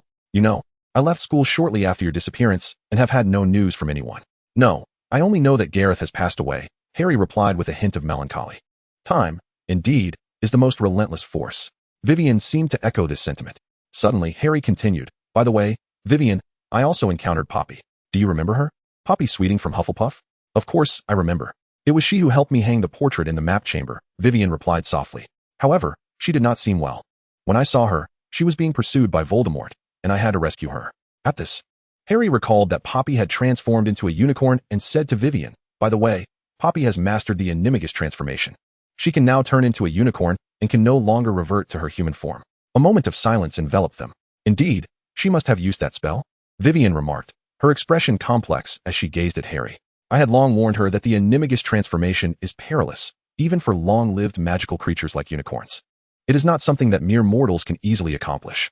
"Well," Vivian continued, "I have a hypothesis, but I will need to confirm it once I see Poppy." "I knew you would find a way," Harry smiled again. The feeling of being reunited with Vivian invigorated him, as though his intellect had reclaimed its rightful dominion, albeit through external means. Before meeting Vivian, their group's external advisor had been Sebastian, but his occasional flashes of brilliance often led them into precarious situations. "By the way, Harry," Vivian said again, "your wand made of holly with a phoenix feather, 11 inches, is placed behind my portrait. It also serves as the key to our vault in Gringotts." Harry stood up and approached Vivian's portrait, reaching out to touch it. Unlike his memories of her, the texture of the portrait was uninviting, cold and coarse. "Quick, get the wand," Vivian chided, a suspicious blush rising to her cheeks. "This is merely a portrait." Harry felt his own cheeks warm. He had no such thoughts, only a sense of solitude emanating from Vivian. Yes, solitude. He hastily retrieved the wand from behind the portrait, only to discover that the tip seemed to be adorned with a scarlet gemstone, with crimson veins extending down to the wand's base. He recalled that the last time he had wielded this holly wand, it had not appeared thus. "After you left, the wand was embedded in Ranrock's corpse," Vivian explained, clutching a book.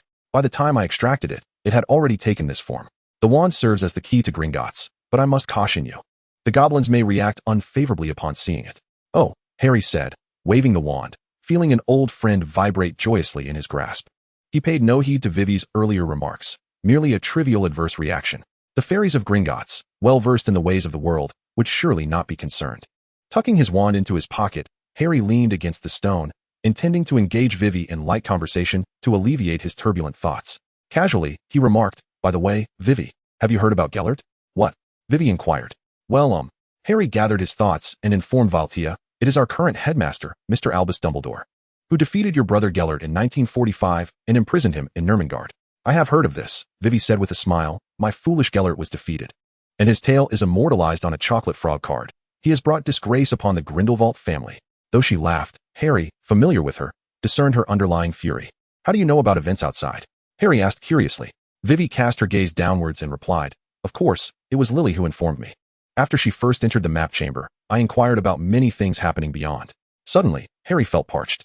He realized that this girl had infused her memory into the portrait to convey messages to him, waiting for his return for over a century. The days spent at the Dursleys felt interminable. He could hardly fathom the solitude Vivi had endured in this chamber. Vivi, he said, it must have been incredibly dull to be in the map chamber for over 100 years. Not too bad, Vivi replied lightly, while waiting may be tedious. The moment of fruition proves that the wait was not in vain. She added, this portrait is merely a replication of my memories, for the me in the Slytherin study. It is but a fleeting moment. Yet, Valtia then revealed a dangerously mischievous smile. You must remember to tell that me about Gellert. How so? Harry felt a chill run down his spine. An ominous premonition enveloped him, one that felt unsettlingly foreboding. The last time Vivi bore such a gentle yet perilous smile was when he and Sebastian had been clandestinely practicing the Cruciatus Curse. As they approached the Slytherin study, Vivi maintained that same smile. Upon reaching the study, she insisted he cast the Cruciatus Curse upon her. No, Vivi, I cannot. Only by using the Cruciatus Curse on me can we unlock the Slytherin study. Otherwise, we shall be trapped here. The girl before him emitted a muffled sound, and the agony of the curse reverberated in Harry's mind. No, this was far from pleasurable. He noticed that, due to the torment of the spell, blood had begun to seep from the corners of her lips. Vivi, before Harry could finish, he saw the girl suddenly lift her head, fixing him with a piercing gaze, her lips curling into a wild grin. Isn't the sensation of torment delightful, Harry Potter? Ha ha ha. She seized Harry by the collar, her other hand trembling yet resolutely grasping his wand-bearing hand, pressing it against her throat. A lovely swirl was etched into her elegant neck by the wand. Continue, she urged. Sara did not impart to you the essence of the Cruciatus Curse, but I shall. From that moment onward, Harry dared not employ the Cruciatus Curse again, save for that incident in the Forbidden Forest, where he had merely transferred the pain. Harry? Vivi called out as she noticed Harry lost in thought. A shiver ran through him, and an inexplicable wave of sympathy surged within him, not only for Dumbledore, but for Grindelwald as well. Yet, Dumbledore seemed to fare better.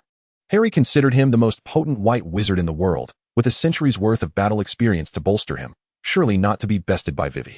However, Grindelwald was in a dire predicament. As a younger brother, he could hardly cast spells against a sister he hadn't seen in a century, could he? Harry could vividly envision the scene of the elderly Grindelwald being thoroughly thrashed by his sister, which would be quite the spectacle. Well, one could only hope that his 17-year-old sister would show leniency, considering her brother had already surpassed 100 years in age, and refrained from shattering his brittle bones. Harry? Vivi's voice interrupted his reverie. What perilous thoughts occupy your mind? Wipe that peculiar smile off your face. I have already seen it. Harry scratched his head, offering an embarrassed grin. I just wish to accompany you a while longer, he admitted with reluctance. I am right here and shall not run away, Vivi chuckled. But you, now merely a 12-year-old little squirt, do you wish to be shorter than me? I have heard that children who stay up late do not grow tall. With a nod, Verisho acknowledged him. Watching Harry's retreating figure, Vivi suddenly contemplated a serious matter. Chapter 96. You were dumped by Cassandra. The following morning brought yet another potions class. However, he now understood why Professor Snape treated Gryffindor with such disdain. His feelings towards Snape were decidedly complex. At least he had shown up that night. But who was the other person, the one calling for their father? Harry rubbed his eyes, oblivious to Professor Snape calling his name. Potter. Snape narrowed his eyes, his tone unfriendly. Do you believe thwarting Quirrell's scheme makes you appear capable? Gryffindor shall lose 2 points for your inattentiveness. Harry merely raised his head and smiled at Snape, only to find that his smile cost Gryffindor an additional 3 points, the reason cited being arrogance. Goodness, he truly is. After class, in the Gryffindor common room, Ron and Harry lamented about Snape. I think he just has it out for you, Ron opined. Indeed, he does not favor me, for I bear a striking resemblance to my father, Harry shrugged, almost as if carved from the same mold, save for the eyes. Why is that? Hermione inquired, puzzled. Did you not say that your parents and Professor Snape were good friends? Why the sudden change in tone? It was dinner time, and with both Simon and Neville absent, only the three of them lingered in the common room. Thus, Harry decided to speak openly about his father's actions. Goodness, Hermione exclaimed. Now I understand why Professor Snape harbors such disdain for Gryffindor. Frankly, if I were in his shoes, I would hold a grudge against the entire house. Just like you despise Slytherin? Harry inquired, glancing at Hermione. She remained silent, tacitly acknowledging his statement. Ron, uncertain of what to say, pondered for a moment before uttering an ill-considered remark. What will you do? Will you apologize to him? At this, Harry rolled his eyes. Oh, come on, Ron. Am I supposed to approach Professor Snape and say, "Oh, Professor Snape, I sincerely apologize for my father having hung you upside down while others, particularly my mother, witnessed your unwashed, grimy underwear, which was so filthy it had turned black. Do you think that would be an apology or a provocation? I have no doubt that if you were to utter such words, Gryffindor would lose 1,000 points." Ron swallowed hard. Earlier that day, Harry had ventured into the Forbidden Forest but found no trace of Pabby. Upon returning, he learned from Hermione that she had informed Pabby about Harry's fainting incident. Originally, Hermione had intended to feed Pabby, but it turned out that Pabby planned to return to the edge of the Forbidden Forest next week to seek out Harry. Harry breathed a sigh of relief, having feared something had happened to Pabby. After the morning classes concluded, they approached the final examinations. The end-of-term exams prohibited students from bringing their own paper and pens, as professors personally distributed specialized anti-cheating equipment. In addition to written exams, practical assessments were also included. For instance, in the Charms final, the diminutive Professor Flitwick instructed students to enter the classroom one by one to see if they could make a pineapple perform a tap dance across a desk. Transfiguration was even more hands-on. Professor McGonagall assessed how exquisitely students could transform a mouse into a snuff box. The more detailed the box, the higher the score. But any remnants of the mouse's whiskers would incur penalties. Snape stood at the back, scrutinizing each student closely, their necks prickling under the weight of his gaze, instilling a palpable tension among them. Naturally, who wouldn't be anxious with such a looming figure behind them, especially given that no one wished to be on the receiving end of the old bat's venomous ire? Harry, in particular, felt as if Professor Snape were a specter shadowing him relentlessly. Soon, they arrived at their final subject. The weather was stifling, and the classroom was even warmer than outside, exacerbating their agitation, particularly as the topic at hand was history of magic. Harry and Hermione scribbled away on their exam papers, while to everyone's astonishment, Ron, usually disinterested in history of magic, wrote feverishly, his quill dancing across the page. He even appeared jubilant as he submitted his paper. The reason for his enthusiasm was simple. The exam content revolved around the suppression of the Goblin Rebellion. Having spent considerable time with Harry, Hermione, and Poppy, Ron, even if he were as dense as a pig, would have surely retained the tales recounted by Poppy. Moreover, the protagonist of these stories was none other than Harry Potter, sharing the same name as his closest companion. In this light, Ron's dedicated efforts in the study of magical history were rather unexpected. Lying on the grass by the edge of the Black Lake, Ron inhaled deeply with delight, moving his arms and legs as if swimming. What bliss it was to be free from revision. Indeed, what a joy it was. An ethereal voice resonated around them. "Poppy!" Ron exclaimed in excitement. Harry sat up, turning his gaze toward Poppy. What are you doing?" he asked, observing Poppy, who was munching on grass with her head lowered. Hermione mentioned that unicorns ought to graze a bit. Poppy replied cheerfully, chewing on the fresh blades. Hermione, feeling slightly embarrassed, quickly interjected, "I'm sorry, Miss Poppy. That is not what I meant." "Oh, actually, this is what I've been eating in the Forbidden Forest all these years," Poppy laughed, hopping joyfully before nuzzling Harry. "Harry, I heard you fainted. Did you really faint?" "It's nothing serious, Poppy," Harry reassured her, gently ruffling her mane.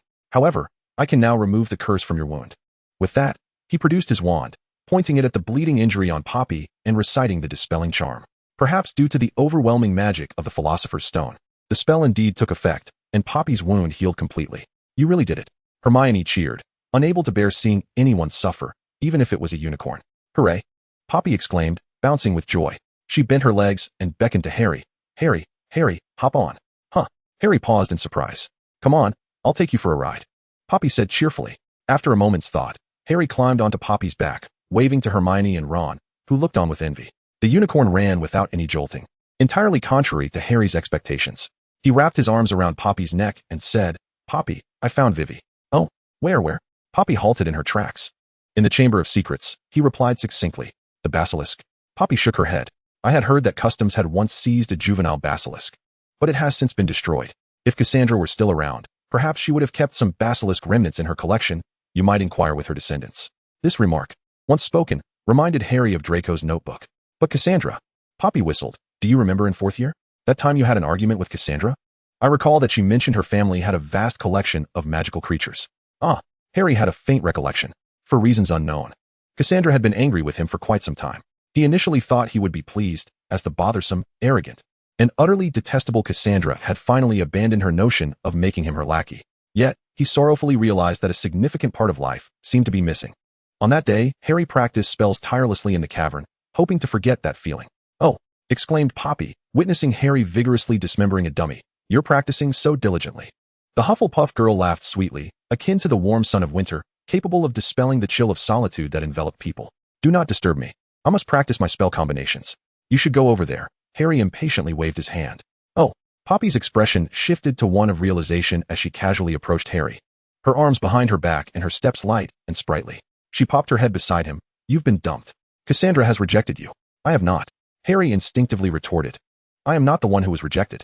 So you cast her aside, Poppy exclaimed, bouncing back into view on his right. What does it feel like to get rid of a wealthy heiress? Frustrated, Harry cast a spell at the dummy. It is not at all as you imagine. He said helplessly. Since I am still here, why not lean on my shoulder and have a good cry? Poppy bent down, resting one hand on her knee while the other pointed at her shoulder. Here, a shoulder. What am I crying for? Harry asked, rolling his eyes as he lowered his wand. Even if I jumped from here, I would absolutely not cry. Then you could talk to me. Cassandra is not as you envision, Poppy said, her hands clasped before her, her bright eyes sparkling as they gazed at Harry. I would prefer to confide in Sir Nicholas or discuss emotional matters with Blood Baron, Harry replied, waving his wand again to cast a spell upon the training dummy. Poppy pouted, aimlessly kicking her legs, and huffed. What's this? I came here with good intentions to comfort you, and not only do you not appreciate it, but you also refuse to talk to me in favor of Blood Baron. Indeed, Harry thought, with no thoughts of women, the spell naturally became divine. He seemed to view the dummy as Cassandra as he practiced his spell combinations once more. Seeing Harry ignoring her, Poppy swayed her body, and with a sly smile akin to a little fox, she produced her wand and pressed it against her throat, using a resonant voice. Standing on tiptoe behind him, she said, practicing spells with fervor, it appears our poor little Harry wishes to mask the pain of heartbreak through this method. Whom will a shattered heart love again? When will the pain of rejection fade? Only by transforming this grief into strength can one release it. With that, Poppy hopped onto a chair, her spirit buoyant as she cheered loudly. Let spells be the outlet for your suffering. Harry finally set down his wand. Oh, is little Harry exhausted? Has he finally realized something and wishes to have a proper conversation with Cassandra? Poppy pressed one hand against her chest while extending the other forward, as if passionately reciting one of Shakespeare's sonnets. Harry glanced at Poppy, who, sensing his gaze, abruptly halted her movements, momentarily feeling a twinge of guilt. Unfortunately, she lost her balance, struggled for a moment, and tumbled to the ground. Harry used a spell to levitate Poppy, preventing her from landing unceremoniously. Thank you, Harry, Poppy chuckled. Amused, Harry couldn't help but laugh, realizing in that moment the genuine intentions of the girl before him. It should be I who expresses my gratitude, Poppy, he replied with a gentle smile. Thank you. I feel much better now. Poppy's encouragement had helped him recognize the underlying issues. I remember, Harry said softly, reaching out to tenderly touch Poppy's neck. If it weren't for you, I might not have become friends with Cassandra. You understand her quite well, Harry sighed. Outside, the rain was falling, and tears flowed from his eyes. Why must all of this happen? Why must it come to an end? I am a strong girl in this vast world. It is not a monumental affair if you depart from me. Yet, I truly feel that I will miss you dearly. Chapter 97. Crying? Crying is also a passage of time. Harry believed that the most enigmatic beings in the world were women, and Cassandra was even more perplexing than most. Yet, he was oblivious to the fact that Poppy was the most composed around Cassandra, and not only Poppy, but even Vivi understood her well. However, the two had never shared their secrets with him, leaving him uncertain on how to communicate with Cassandra. Your suggestion is excellent, Poppy, Harry remarked. I think I should first inquire at the Malfoy residence about the availability of basilisk fangs. If they have them, I could purchase a few.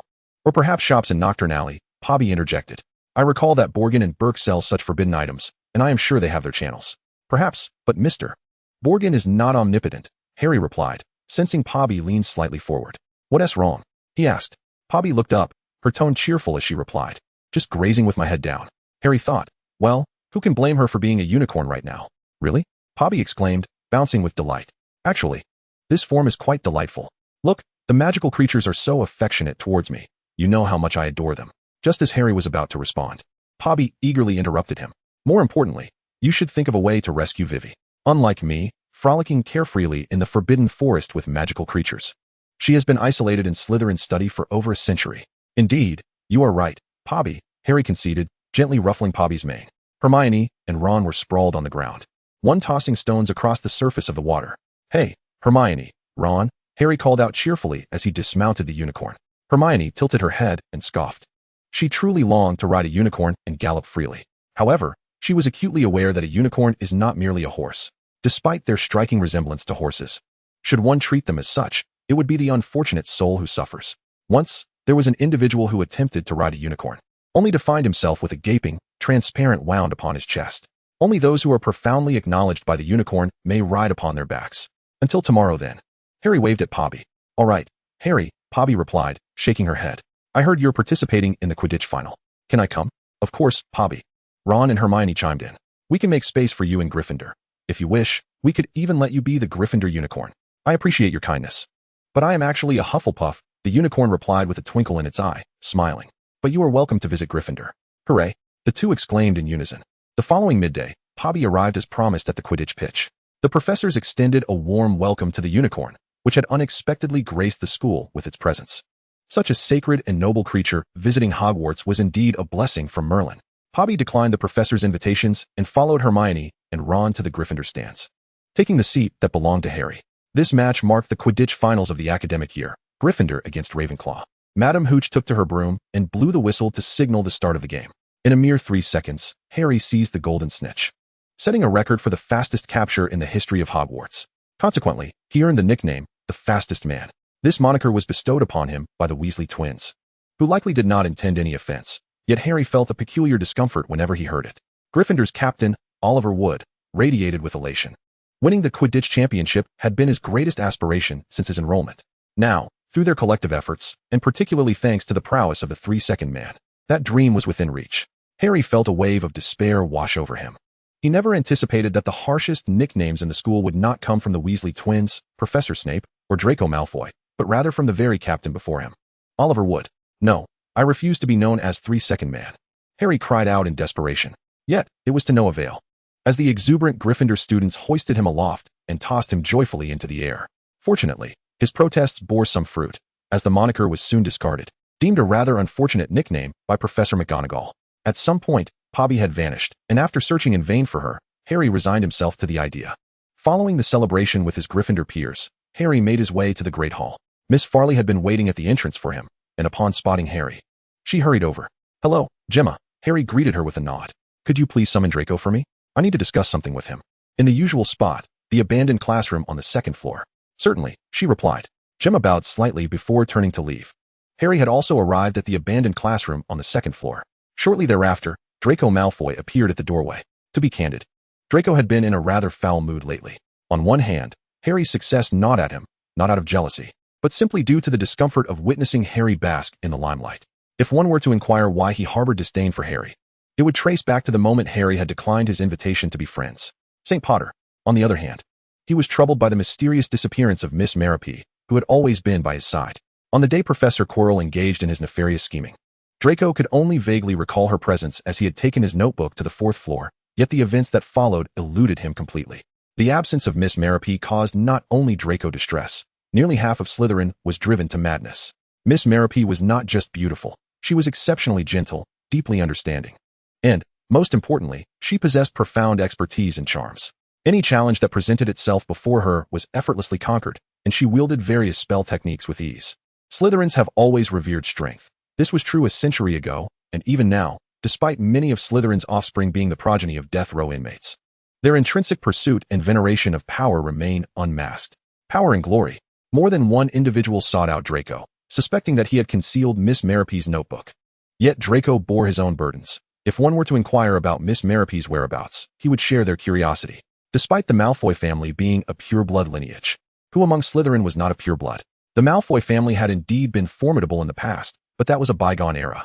This was not the 19th century. When Septimus Malfoy served as the Minister of Magic, the splendor of the Malfoy family had long since faded into obscurity. Draco, in his frustration, had no choice but to permit a search of his dormitory. Upon discovering the absence of the notebook, the Slytherin students reluctantly conceded defeat. His discontent stemmed not only from their invasive search, but also from the sudden disappearance of Miss Merope. Fortunately, the allure of power remained intact. Just as his irritation peaked, Miss Farley approached him, informing him that Gryffindor's Potter was waiting for him in the abandoned classroom on the second floor. Draco, of course, could not let such an opportunity for revenge slip away. He could hardly contain his excitement and immediately set off, abandoning his half-eaten meal as he hurried upstairs.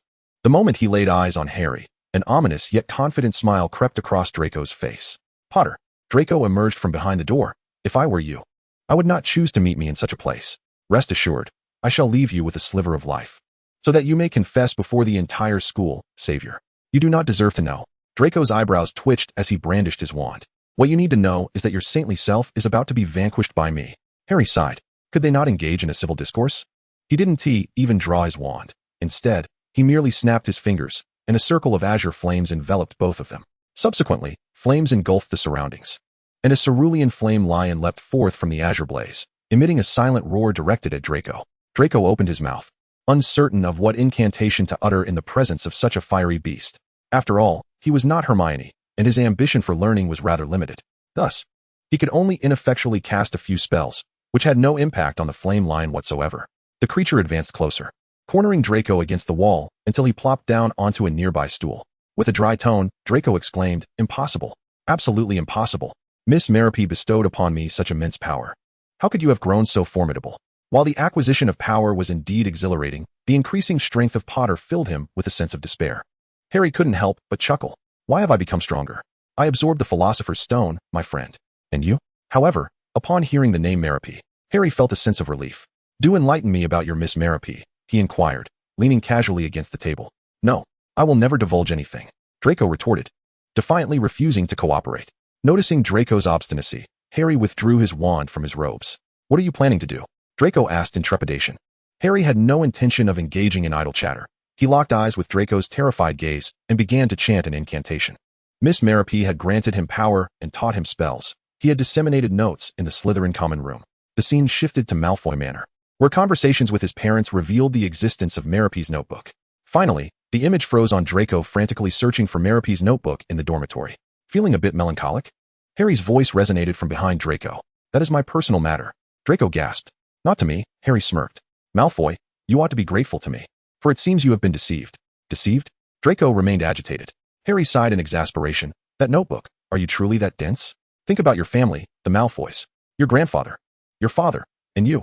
Are all of you not golden-haired? I've seen a portrait of Septimus Malfoy, and he too has golden hair. How could there possibly be a member of your family with black hair or red eyes? Impossible. Draco outright dismissed Harry's assertions. Absolutely impossible. Miss Merope could not deceive me. Never. With a resigned sigh, Harry produced Cassandra's notebook from his robes. Take a look. This is indeed Cassandra Malfoy's notebook, while yours is a forgery. How do you know Cassandra? Draco asked, his voice trembling with fear. Upon hearing Cassandra's name, Harry flicked his wand. No, don't use that spell. Draco recoiled, tears threatening to spill over. If you wish to know something, just ask, and I shall tell you. Let us discuss Cassandra, Harry replied, resuming his seat with an air of casual nonchalance. Why do you wish to inquire about her? Draco stammered, overwhelmed by a throbbing headache that filled him with despair. Harry remained silent as he waved his wand to conjure an alarm clock. He adjusted the time, setting it for 5 minutes, and sharply placed it on the table. You have 5 minutes. Otherwise, I shall resort to legilimency, Harry warned him. Draco faltered, beginning to sob once more. Despite his noble lineage, he was still a mere 12-year-old child. Raised in a sheltered environment, Draco had never endured such treatment, having been nurtured and adored from a young age. Crying? That counts as time, you know, Harry remarked coldly, eliciting a hiccup from Draco. I'll tell you everything. Draco began to spill the secrets he had gleaned from Lucius. Wait, Harry suddenly gasped. Are you saying that Cassandra stole your family's heirloom and then vanished? Yes. Draco nodded fervently, lifting his gaze to sneak a look at Harry, only to find his expression fluctuating ominously, seemingly concerned about Cassandra, the Malfoy ancestor. You appear quite invested in my ancestor, Draco inquired, a hint of flattery in his tone. Chapter 98, I am your ancestor. Harry had intended to fabricate an excuse to brush it off, but he was struck by the thought of the missing Cassandra. He crossed his arms, looking down on Draco. Of course I care about her. In fact, she remains a friend of mine. Could it be that your notebook also? Draco, astonished, pointed at the notebook Harry held, envisioning a scenario where an ancestor's spirit guided Harry. Could it be that Potter's prowess was a result of ancestral instruction? No, he screamed inwardly. That is my ancestor. Why would she instruct Potter? Oh, this is merely an ordinary notebook, nothing like your Maraude, Harry said casually, flipping through its pages. However, I believe if your mind, which is scarcely more astute than a troll's, hasn't he been entirely clouded by beauty, you would have discerned that individual's malevolent nature long ago. Malevolent? Draco instinctively wanted to argue, but hesitated. Harry's words felt strangely familiar, reminiscent of the way Professor Snape often spoke to others with veiled sarcasm. Are you Slytherins perpetually drowsy? Professors must have deducted numerous points for you, Harry remarked lazily. That notebook is a creation of dark magic. It can siphon the life force of others to enhance itself. Believe me, while the Malfoys may bend their principles somewhat, they are not so dark magical creation. Draco's face registered shock. Their family vault indeed contained artifacts of dark magic. As the heir, he occasionally accompanied his father on visits. Each time they entered the vault, his father had sternly warned him never, ever to touch those dark magical creations. And what happens if one does? Harry scoffed. Those Slytherin classmates of yours were drained by that so-called Maraude. Did you not experience that feeling of lethargy and weakness at the outset? In the end, he remarked, nevertheless, she cannot be deemed entirely devoid of principles. At the very least, she returns a portion of the vitality she siphons from you as compensation. Miss Mellop was indeed concerned for me. Draco's eyes glistened with unshed tears. Observing Draco's bewildered expression, Harry was overwhelmed with a sense of exasperation, as if he were witnessing a promising student squander his potential. Contemplating Cassandra and then glancing at Draco, Harry genuinely believed this young man was unworthy of being Cassandra's protégé. What in the world had become of the Malfoy family? Harry extended his wand towards Draco, unleashing a torrent of icy water that surged forth like a high-pressure hose, nearly pinning Draco against the wall. The sudden chill brought Draco back to a semblance of composure. So, you aren't deceiving me? Draco's intellect regained its foothold. I have stated that Cassandra is my dear friend. At this juncture, a mischievous impulse surged within Harry. He dried Draco with a flick of his wand and, poking his face, jested, by lineage, I am indeed your ancestor. You are insulting the Malfoy family, Draco exclaimed, his head raised in indignation. I shall inform my father. Oh, even if he is your father, he should be regarded as my grandson, Harry quipped, lightly tapping Draco's head with his wand. As Draco crouched defensively, Harry continued, consider this. Has your father ever told you who your great-great-aunt once subdued during the Goblin Rebellion? It was Harry Potter, Draco instinctively echoed, suddenly struck by a revelation. Pointing at Harry, he stammered, Harry Potter? Could it be you? Otherwise, do you think I could so effortlessly vanquish Miss Farley and Professor Quirrell? At this point, Harry's mischievous streak resurfaced. He recalled Ron mentioning that the Malfoy family were staunch followers of Voldemort, or perhaps, merely parasites clinging to Professor Quirrell's skull. How dare you speak that name? Draco exclaimed. Terror etched across his face, yet even in his fright, he grew increasingly composed. Indeed, if it were a first-year student, how could they achieve such prowess? Not to mention the Dark Lord's return. Even Merlin could not possess such mastery at that age. Could it be that he truly... Draco raised his head, meeting Harry's composed gaze. Is it really you? In that moment, Draco's mind completed its circuit. Good heavens, Mr. Potter, it is an honor, a true honor. If he were to be bested by a first year, even if that individual was the savior, Draco would have found it unacceptable. However, if this person were an ancient legend from a century past, Draco could harbor no grievances and might even feel a sense of pride. I have crossed paths with a legendary wizard from a century ago. Can you match that?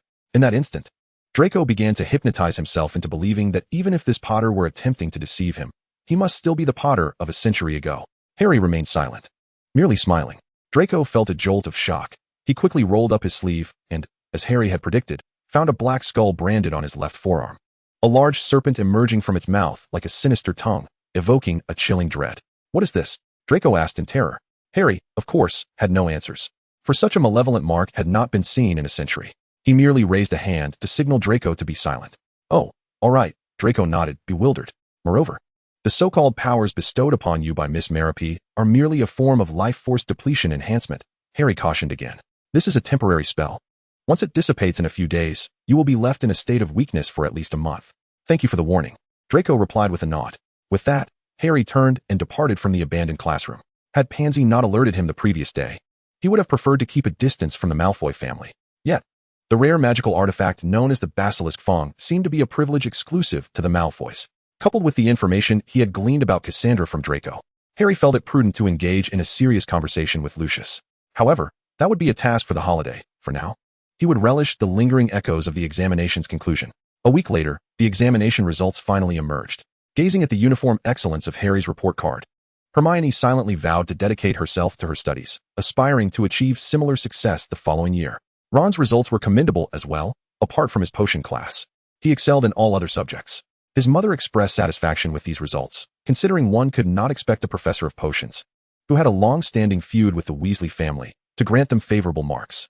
Indeed, the Weasley family's performance in potions had historically been lackluster. Except for Bill and Percy, no one had ever received higher marks from Snape. It was not that he held a bias against Gryffindor. Professor Snape was quite equitable in his assessments, albeit strictly so.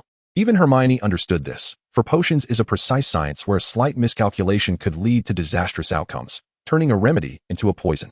Trust me, no one would take such risks. The points deducted in potions are merely a prelude to future suffering.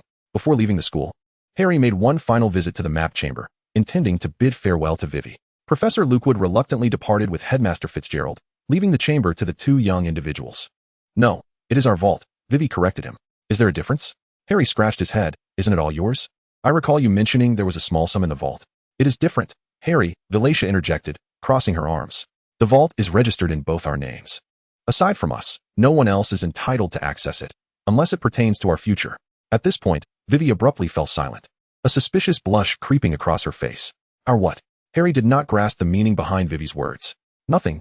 It's irrelevant, Vilacia whispered softly. It truly does not matter. Oh, by the way. Suddenly, Harry recalled Cassandra. In our year, there is a descendant of the Malfoy family from whom I received information about Cassandra. Cassandra? Viratia became alert. What about her? The news, according to the Malfoys, suggests that during her 7th year, she stole a family heirloom and subsequently vanished. Harry shrugged. No wonder, Vivi murmured. No wonder about what? Harry inquired, perplexed. No wonder she wrote me such a letter. She must have feared I would traverse time to find you before her. Vivi covered her mouth, stifling a laugh. It appeared she had similar intentions, wishing to utilize the family heirloom to journey through time and locate you a century later. That cannot be possible, Harry exclaimed in disbelief. She clearly stated in her letter that it was absolutely impossible for me to follow her antics. Why would she? Harry, Vivi's gaze softened. You are blinded by appearances. Trust me, she has undoubtedly employed time magic. Perhaps, like me, she is trapped in a certain time and space, awaiting your rescue. When it comes to understanding Cassandra, Viratia would boldly declare herself second, for none would dare claim the first. She had long since discerned Cassandra's character. This proud girl often required her words to be interpreted in reverse. For instance, Cassandra had once expressed her disdain for Harry, deeming him lazy and arrogant. Yet, in that moment, Vivi had caught a glimpse of the subtle warmth in Cassandra's eyes. From the moment she met Cassandra, Vivi realized that despite their apparent animosity, she was, in fact, her greatest rival in life. The opportunity before her was exceptional, given Harry's usual obedience to her words. If she were to convince him that Cassandra had not conducted any research on time magic, he would surely heed her counsel and abandon the search for Cassandra. However, she could not bring herself to even consider such a betrayal. Even if it meant her own defeat, she could not bear the thought of Cassandra being trapped somewhere. Just as she was, her body frozen in time within the Slytherin study, while her soul lingered in a portrait, enduring the unbearable solitude of a century. Yes, she had lied to Harry, unwilling for him to feel guilt over it. Nevertheless, she was indifferent to concealing Cassandra's strategy from Harry. Otherwise, she would lose her most significant advantage in an already precarious situation. Is that so? Harry questioned, skepticism lacing his voice. Harry, even if there is the slightest possibility, you must not give up, Vivi seemed to sigh. Cassandra is your good friend. Perhaps you do not yet realize this, but among all of Hogwarts, the one who cares for you the most is neither I, nor O'Meany's, and certainly not Sebastian, but Cassandra Malfoy. Do you remember Flint? The one who insulted you? Vivi inquired. At the mention of that name, Harry felt a wave of revulsion. Of course I remember. If it weren't for Vice Principal Weasley, I might have been bullied by him, just as Draco Malfoy once tormented Neville. Vice Principal Weasley? Vivian chuckled softly. Harry, you truly are delightful. Harry scratched his head. The Flint family was among the most distinguished in the British magical community at that time. Vivian continued, though Professor Weasley holds the position of deputy headmistress. You are well aware of the prevailing atmosphere at the school. She had no authority to compel the Flint family to restrain their offspring. It was Cassandra who, although she did not step forward to assist you at that moment, but merely observed from a distance, nonetheless penned a letter to her father that very afternoon. It was Mr. Septimus Malfoy who convened a board meeting that evening to exert pressure on the Flint family. Otherwise, do you not wonder why, from that point onward, every Slytherin would avoid you at all costs?